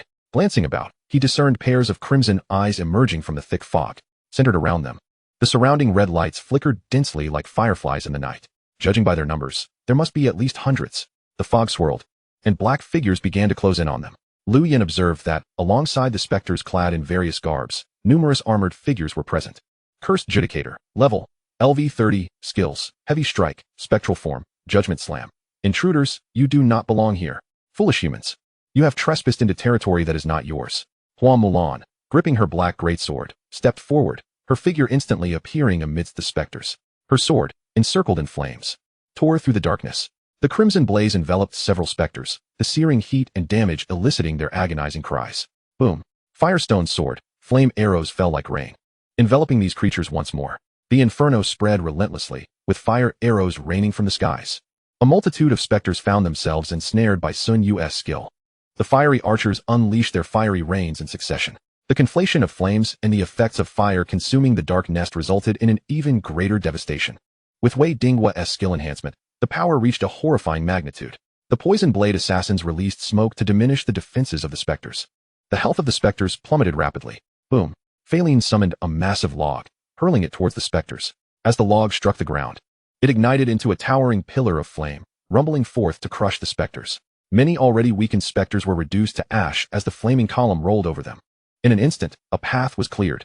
Han Dang rode atop a forest wolf, his great bow drawn like a crescent moon. In a heartbeat, he released the arrow, which soared with a terrifying whistle. The spinning arrow burst forth through the flames, trailing bright spirals of fire. Whoosh! The arrow instantly tore through the darkness, piercing several specters. The specters emitted shrill wails, instantly turning to ash. Bai Jinhui soared above the heads of the specters, flapping her wings, unleashing a barrage of feathers upon them. The forces of Jiyun erupted, swiftly decimating a multitude of specters. Yet, the number of specters here was overwhelming. Lu Yin realized that they numbered far more than just hundreds. A dense swarm of specters charged forth, sending shivers down his spine.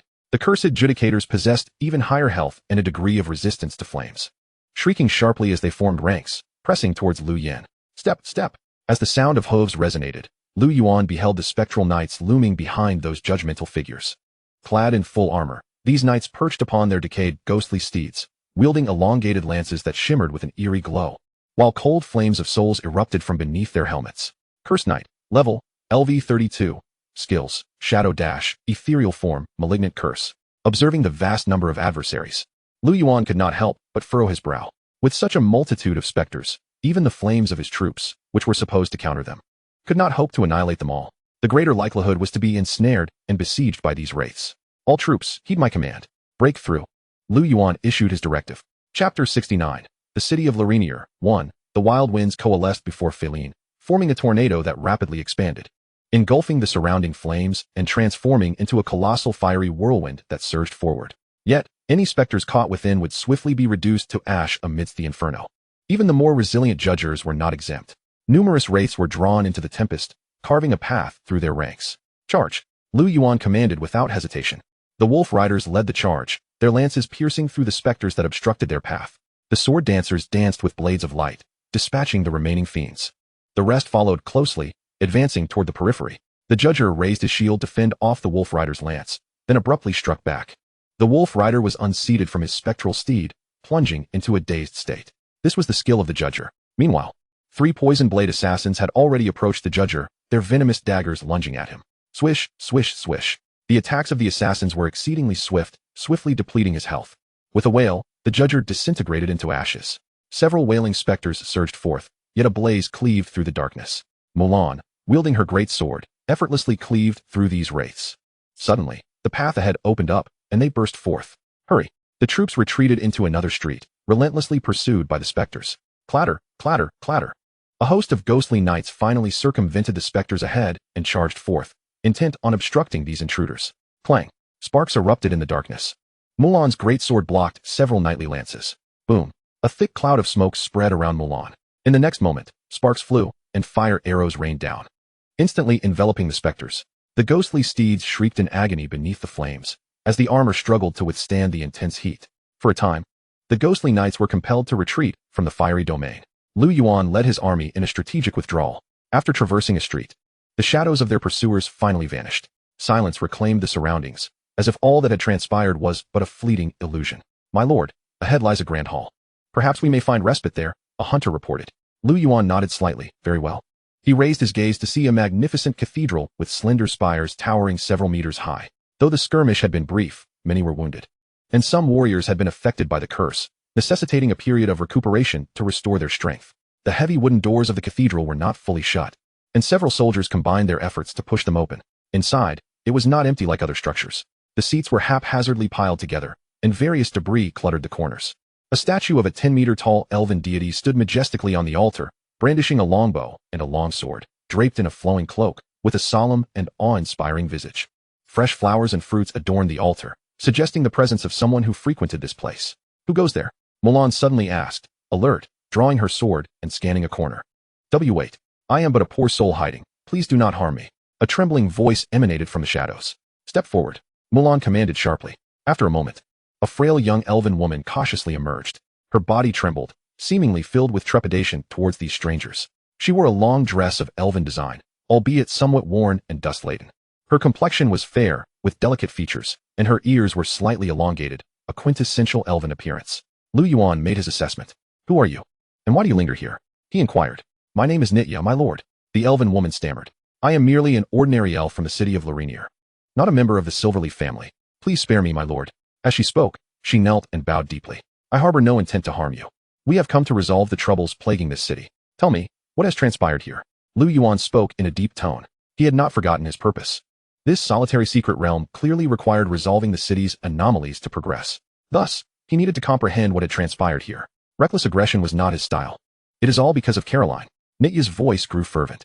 Caroline is the sister of Lord Kofi. She is a powerful mage and alchemist, utterly obsessed with the world of sorcery. During a battle, she acquired a necklace imbued with magical power, which captivated her. She devoted herself to studying this necklace, becoming a recluse. However, she did not realize that the necromantic energy within was beyond her control. She became deranged, capturing civilians for her experiments with necromancy. She even transformed the elven guard into specters. She has completely lost her sanity. It is she who has brought ruin upon this beautiful city. Only by ending her life can this nightmare cease. This cliched narrative left Yuan at a loss for words, yet he discerned a conspicuous flaw. This must all be clandestine. How is it that a mere civilian possesses such comprehensive knowledge? Nitya paused, lowering her gaze. I was once a maid in the Lord's manor and witnessed Caroline's madness firsthand. She sought to transform me into one of those monstrosities. But I seized the opportunity to escape. Since then, I have been hiding throughout the city, evading their pursuit. Yuan nodded slightly, finding merit in her account. Yet he smiled faintly. Let them emerge.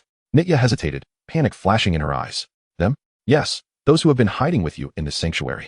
The clutter in the corner seems far too extensive to be the work of just one person, Yuan replied with a smile. Nitya hesitated for a moment before stating. You must ensure that they remain unharmed. Of course, I assure you, came the reply. It was only then that Nitya made her way to a corner, lifted the carpet, and removed a tile to reveal a hidden passage. Nitya, have you found food? A child's voice called out, and a head emerged from the tunnel. Upon seeing the multitude of unfamiliar faces outside, the child gasped in surprise. Nitya? A middle-aged elven man soon appeared. Uncle Wild, this lord has come to assist us. Nitya explained. Is that so? Chapter 70. The City of Loreniel. 2. Lu Yuan approached, and an unpleasant odor assaulted his senses, causing him to subtly wrinkle his brow. Before long, several elves emerged from the tunnel, young and old, male and female, totaling more than 10. They were all ragged and disheveled, appearing even more destitute than Nithya. These unfortunate souls had taken refuge here to escape the clutches of Caroline. Nithya gently touched an elven boy who was staring intently at Lu Yuan. The boy immediately lowered his gaze. If, indeed, you have come to resolve the crisis of Lorienial, I might be of assistance, he said. Oh. Lu Yuan's expression shifted to one of intrigue. You see, I was once the Lord's maid. And I know of a secret passage that leads directly from the city to the Lord's manor, where Caroline conducts her necromantic experiments. If we can eliminate her, we can resolve the crisis in Lorienial, Nithya whispered. Such an opportunity. Lu Yuan's lips curled into a smile. In that case, lead me there. It is my duty to eradicate the evil here. Seeing that the group had rested sufficiently, for young elves joined Nithya to guide them. Could this be the elven guiding party? These individuals were indeed well acquainted with the terrain, expertly navigating them through narrow alleys. And they did not encounter any specters along the way. After about half an hour, they arrived in a wealthy residential area. Nithya led them into an ordinary two-story house. The interior was somewhat disheveled, with a workbench cluttered with decaying plants and scattered tools. The owner appeared to be an alchemist. Lu Yuan's gaze was suddenly drawn to an object on the shelf, a book. He pulled it out and gently brushed away the dust. The hefty tome showed no signs of decay. The first half of the book detailed various insights and techniques of alchemy, while the latter portion contained the diary of an alchemist named Eve. Year of the Griffin, May 9th. A den of ghost wolves has appeared outside Lorienial, posing a grave threat. The Lord has instructed us to concoct some holy potions. Damn it. Does she not realize that the research on the runic mana potion is about to yield results? Year of the Griffin, May 12th. The Elven Guard's expedition against the Ghost Wolf Den has not gone smoothly. The Lord has decided to send Lady Caroline personally along with the alchemists. What the hell? Are those Elven Guards nothing but useless sacks? Year of the Griffin, May 14th. Lady Caroline is truly a genius of the Silverleaf family. She has obliterated the Ghost Wolf Den. Ah, that necklace is exquisite, and the magical energy it contains is utterly captivating. Year of the Griffin, May 17th. Lady Caroline has paused the research on the runic mana potion, wanting to focus solely on that necklace. But the first batch of the potion is nearly ready. Has Lady Caroline lost her mind? Year of the Griffin, May 30th. Without Lady Caroline's leadership, the progress on the runic mana potion has almost come to a standstill. Year of the Griffin, June 10th. Lady Caroline has decided to lead us in studying the magical necklace. My goodness, it truly is a gift from the elven god. Nothing in this world could be more wondrous. Year of the Griffin, June 30th. The research on the magical necklace has hit a snag. It seems to conceal something sinister. Year of the Griffin, July 3rd. Something is amiss. It appears that a malevolent spirit resides within that necklace. This is terrifying. Yet Lady Caroline remains undeterred in her research. This is certainly not a wise choice. Year of the Griffin, July 23rd.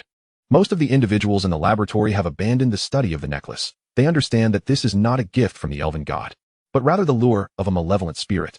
Year of the Griffin, September 5th. Lady Caroline has gone mad. She locks herself away day and night, intent on resurrecting her lover. But this is utterly insane. She is doomed to fail.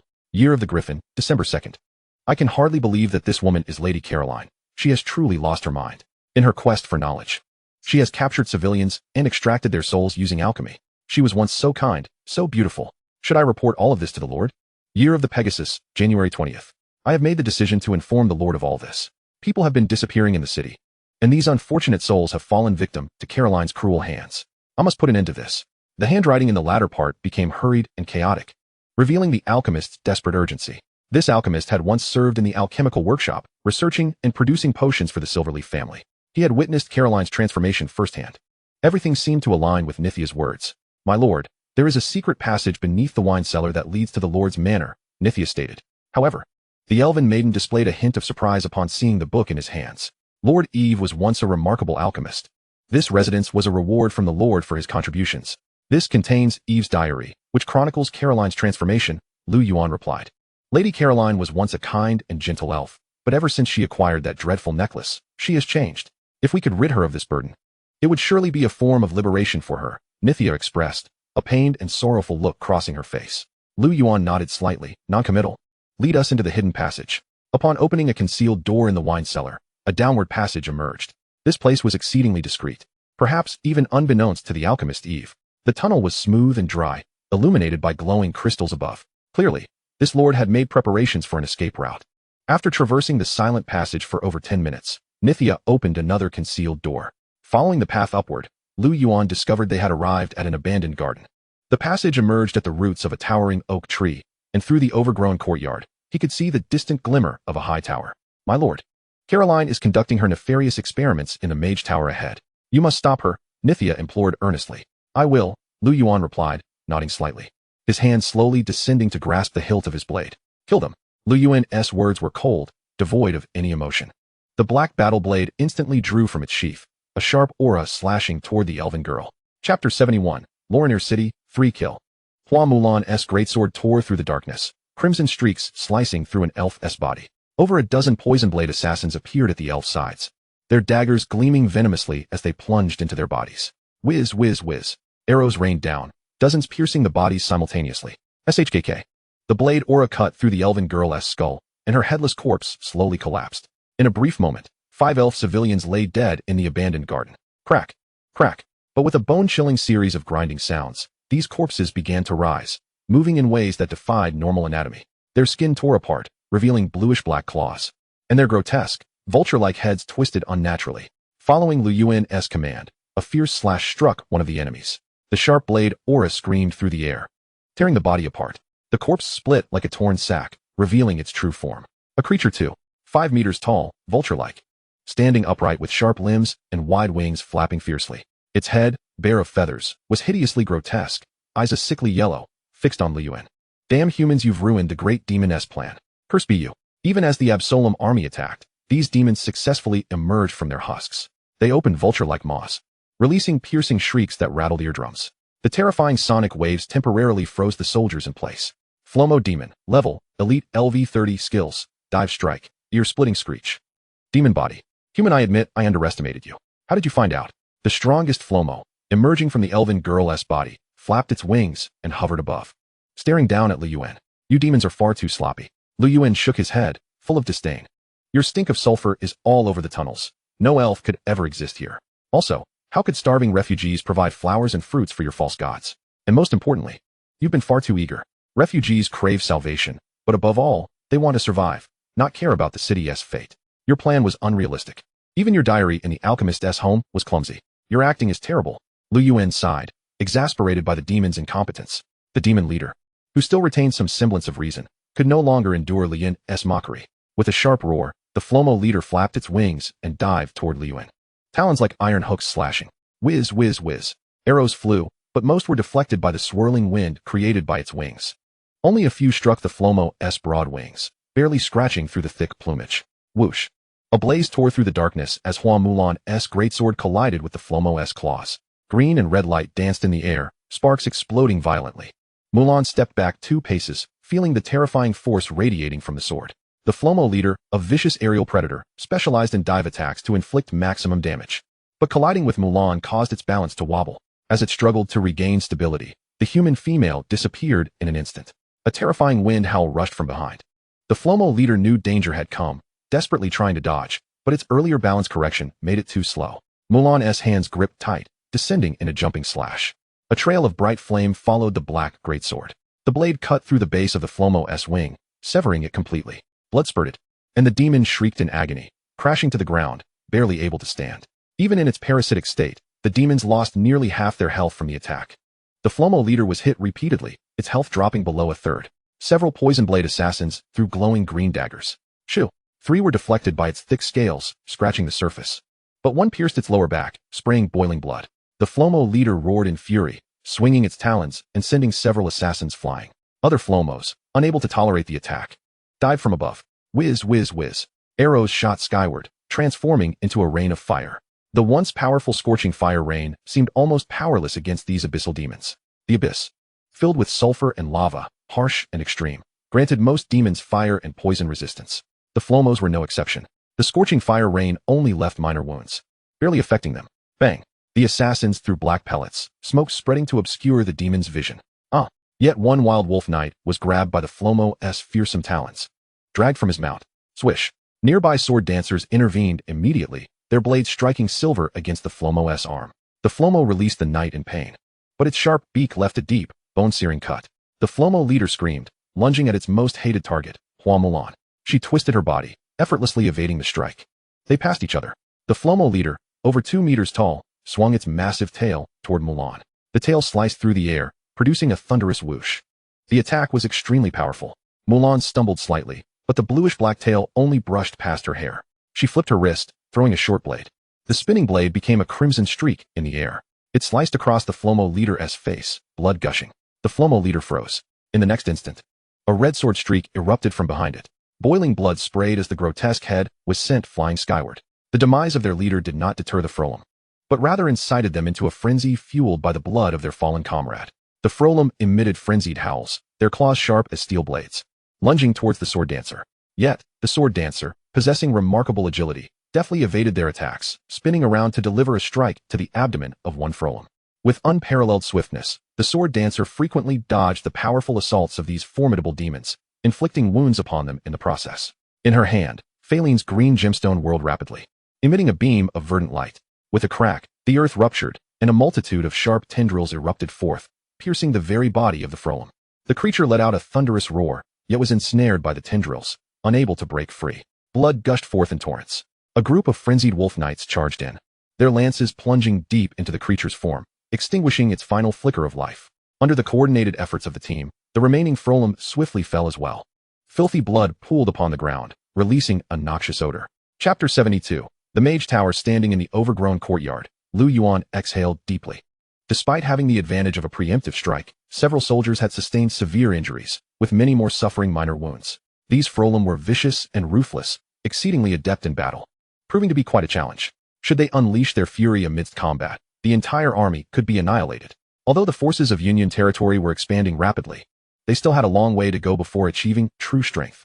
My lord, we have found these on the corpses. A hunter approached, scales emitting a sulfurous scent. Razor-sharp demon claws. Sulfur. Lu Yuan's gaze fell upon two items. Evil Seal Ring. Rank: enhances summon creature attributes by 10. Duration increased by 30. Kar's Evil Eye. Rank: reduces skill cooldown by 10, with a small chance upon normal attack hit to increase your attack power by 10. Lasting for 10 seconds. A thrill of joy surged through Lu Yuan. Both accessories were indeed valuable. The Evil Seal Ring was naturally intended for Zhuge Gua. Although he possessed summoning abilities as well, the Ice Golem's strength was mediocre. It would be far more effective to enhance the White Crane. Meanwhile, Kar's Evil Eye was designated for Hua Mulan. If its effects were unleashed in conjunction with the Dark Knight's demonic seal, Mulan's attacks would become extraordinarily fearsome.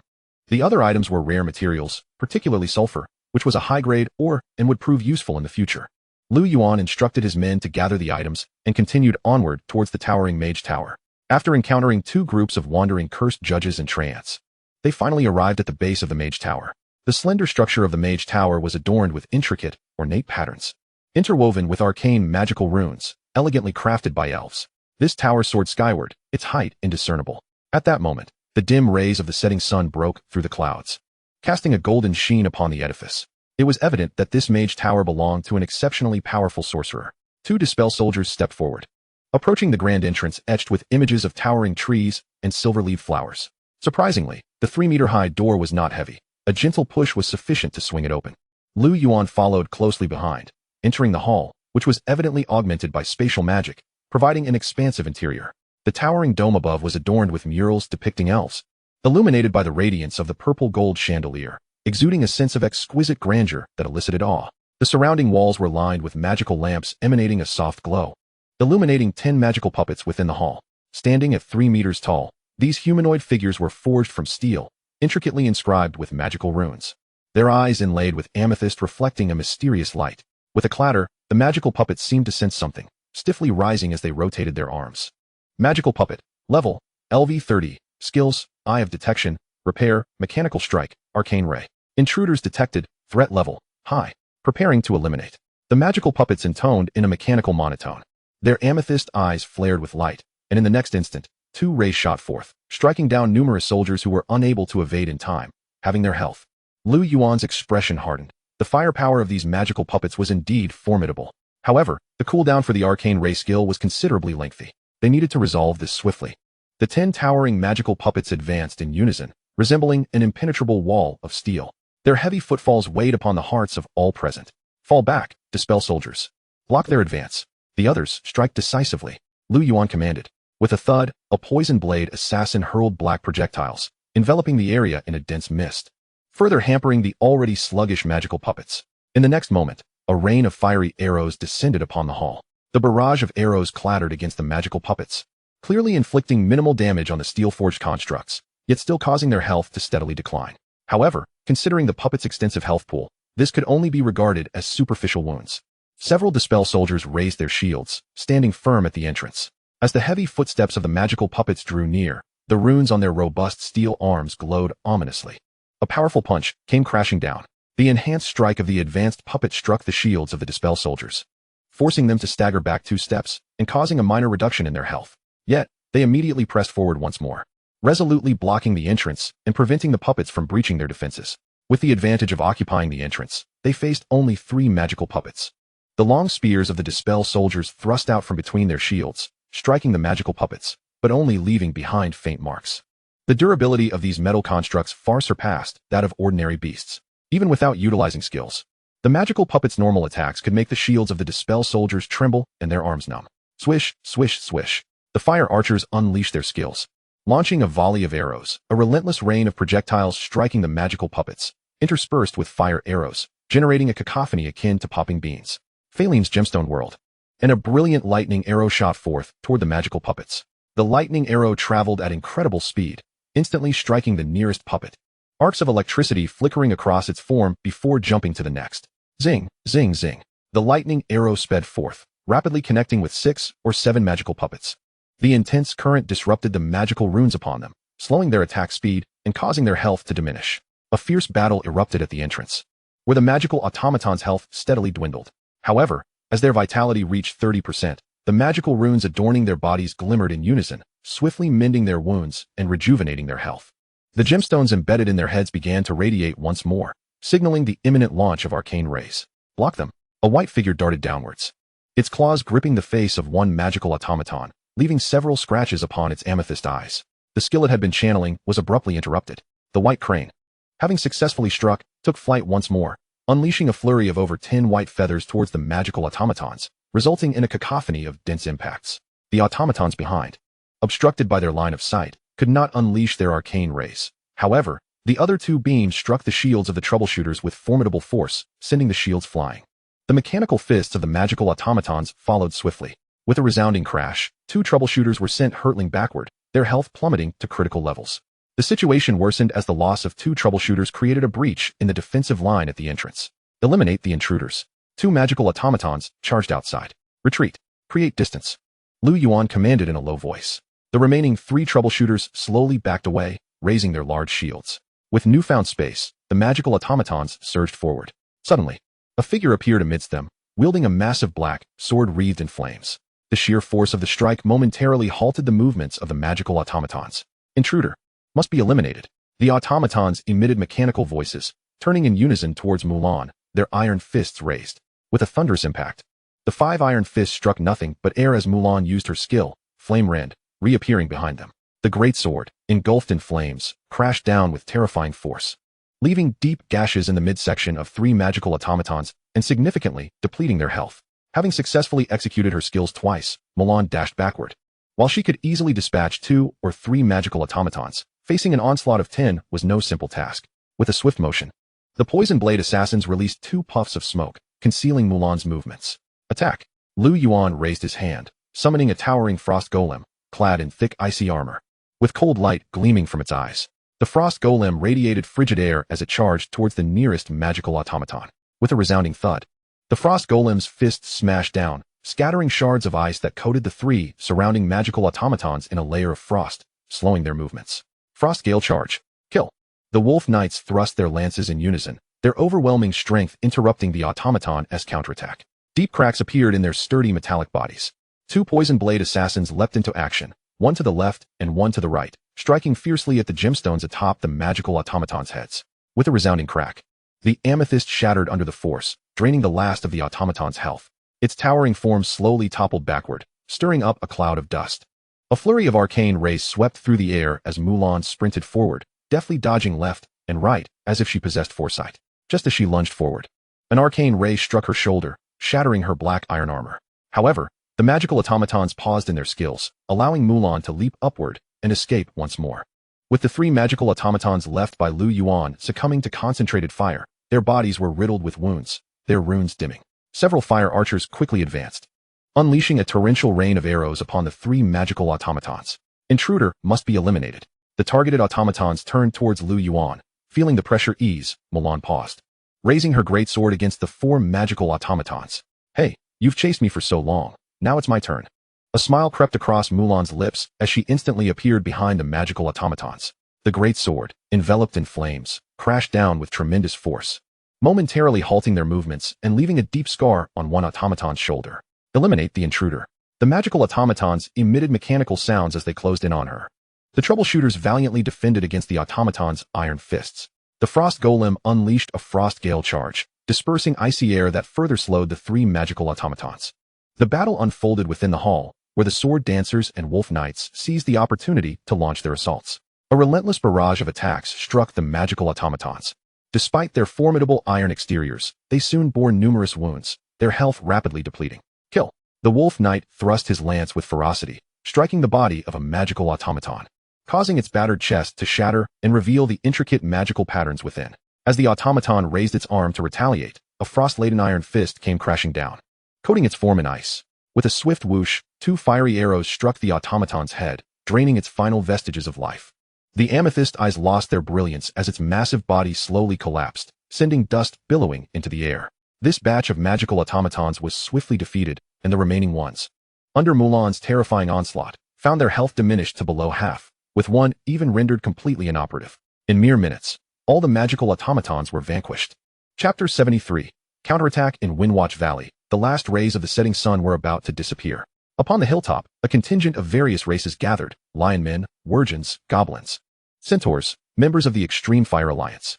In addition, a larger group was present: serpent folk, lizard folk, and frogmen. The assembled forces totaled 500. This was the reinforcement summoned by the Lord of the Extreme Fire Alliance and the serpent folk, Barton. 16 lords of various races stood at the cliff's edge, gazing down below at a grand tree with lush foliage, its canopy sprawling for hundreds of meters. Beneath the tree's branches lay a territory that appeared quite rudimentary, with sparse buildings and vast open spaces within the walls. That wretched Talissa has allied with a human, which has made her insufferably arrogant towards us. A flicker of resentment flashed in the eyes of Lion Lord Kaelger. Had it not been for her, we would not have discovered this human territory so swiftly. Barton replied with a cold smile. That accursed human dared to threaten us. Today, I shall avenge that arrow. Kaelger clenched his fists. The resources we sacrifice today will soon be reclaimed, and we shall gain even more. Barton stated coldly. This human possesses merely a level 2 territory, with scant architecture within. How could he possibly command such elite troops and a multitude of formidable heroes? Keloge recalled the days of humiliation, having been compelled to yield in the face of those powerful forces. A surge of fury welled up within him. Merely a failure from some unknown origin. Unable to contend with a mighty lord, forced to relocate his territory here in hopes of a resurgence. Barton's voice was cold and disdainful. The battlefield of myriad races is fraught with peril. Countless territories fall to siege every moment. Some lords who survive retreat to the corners with the core of their territories to rebuild, aspiring for a comeback. Others, however, may find themselves in dire situations, opting to relocate their cities using potent artifacts. In Barton's view, Lu Yuan was clearly of the former kind, having fled to this unchallenging region of Wangfeng Valley due to his inability to thrive elsewhere. Today, we shall once again obliterate this territory, Barton declared, his serpent-like tongue greedily licking his lips. The thought of the high-tier treasures within the high-ranking lord's vault ignited a fervor in his heart. Barton, there are scant defenders in his territory, and that fox spirit has just departed. She is unlikely to return. This presents the perfect opportunity to assault this land. Keloge clenched his fists. Indeed, it was an opportune moment, the sole complication being those arrow towers. Barton gazed at the few towers below, evidently distinct from ordinary ones. Yet, I command forces that can counter them splendidly. A triumphant smile spread across Barton's face as several enormous lizards emerged slowly. Petrifying lizards, Keloge exclaimed in astonishment. Indeed, their petrifying rays can incapacitate even the arrow towers. We have ample time to dismantle them. Barton's expression was one of smug satisfaction. Tonight marks the demise of that human. Attack. With a wave of his hand, Barton signaled his army to advance down the mountain. As the sun dipped below the hills, the last vestiges of light vanished from the heavens. Darkness reclaimed dominion over the region, but for these aberrant beings, the shadows did not exert the same influence as they did on humans. Many of the alien races possessed dark vision, merely a matter of strength and weakness. The dark posed no hindrance to the serpent folk. Under Barton's command, the coalition swiftly approached the territory of June. The lights of the watchtowers were now within sight. Merely 1,000 meters from the domain, Barton raised his hand to momentarily reorganize the troops. He could see that the earthen wall outside the territory stood no more than 3 meters high.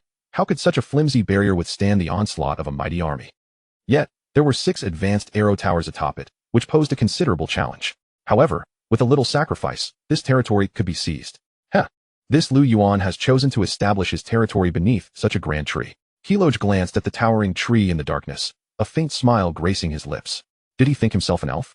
The most contemptible of humans dared to rise above us. Today, he shall be made to confront reality. Attack! Barton commanded, cloaking the petrifying lizards in a murky glow. Instantly, their massive forms shimmered, blending seamlessly with the surrounding flora. Even in their movements, they were nearly indistinguishable. This was Barton's innate talent. At his command, the army surged forward in unison. The ragtag militia, armed with an array of weapons, let out anguished cries as they charged headlong. These were the lowest tier 1-star soldiers under various lords, employed as fodder. The vigilant soldiers atop the walls quickly discerned the unusual activity outside. A prolonged horn echoed through the night. Wang Fu had yet to return to his quarters, and upon hearing the horn, a sense of dread enveloped him. With the lord absent, the defenses of the territory were perilously thin. An assault could prove disastrous. He hastened toward the walls. A pack of over 10 jackal soldiers, clad in tattered leather armor and wielding various weapons, sprinted with all their might toward the 3-meter-high earthen wall. Yet in the next moment, a defensive tower behind the wall emitted a brilliant light, and a radiant star shot toward them. The jackal soldiers felt an overwhelming force as their bodies were hurled away, their health plummeting to 0. A scorching fireball descended, exploding upon impact. The fiery shockwave claimed the lives of those jackal soldiers. The assaults from the 2 defensive towers directly felled 6 or 7 soldiers.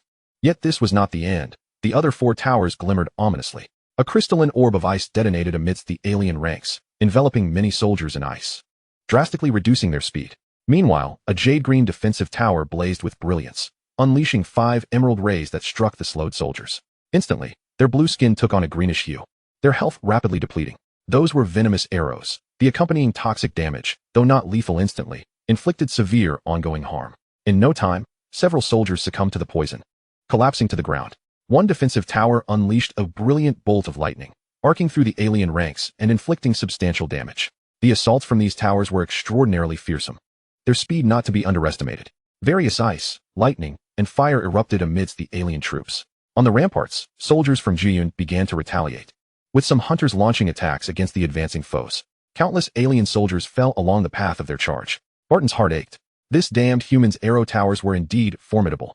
Yet, once the petrifying lizards entered skill range, the tide of battle could be turned.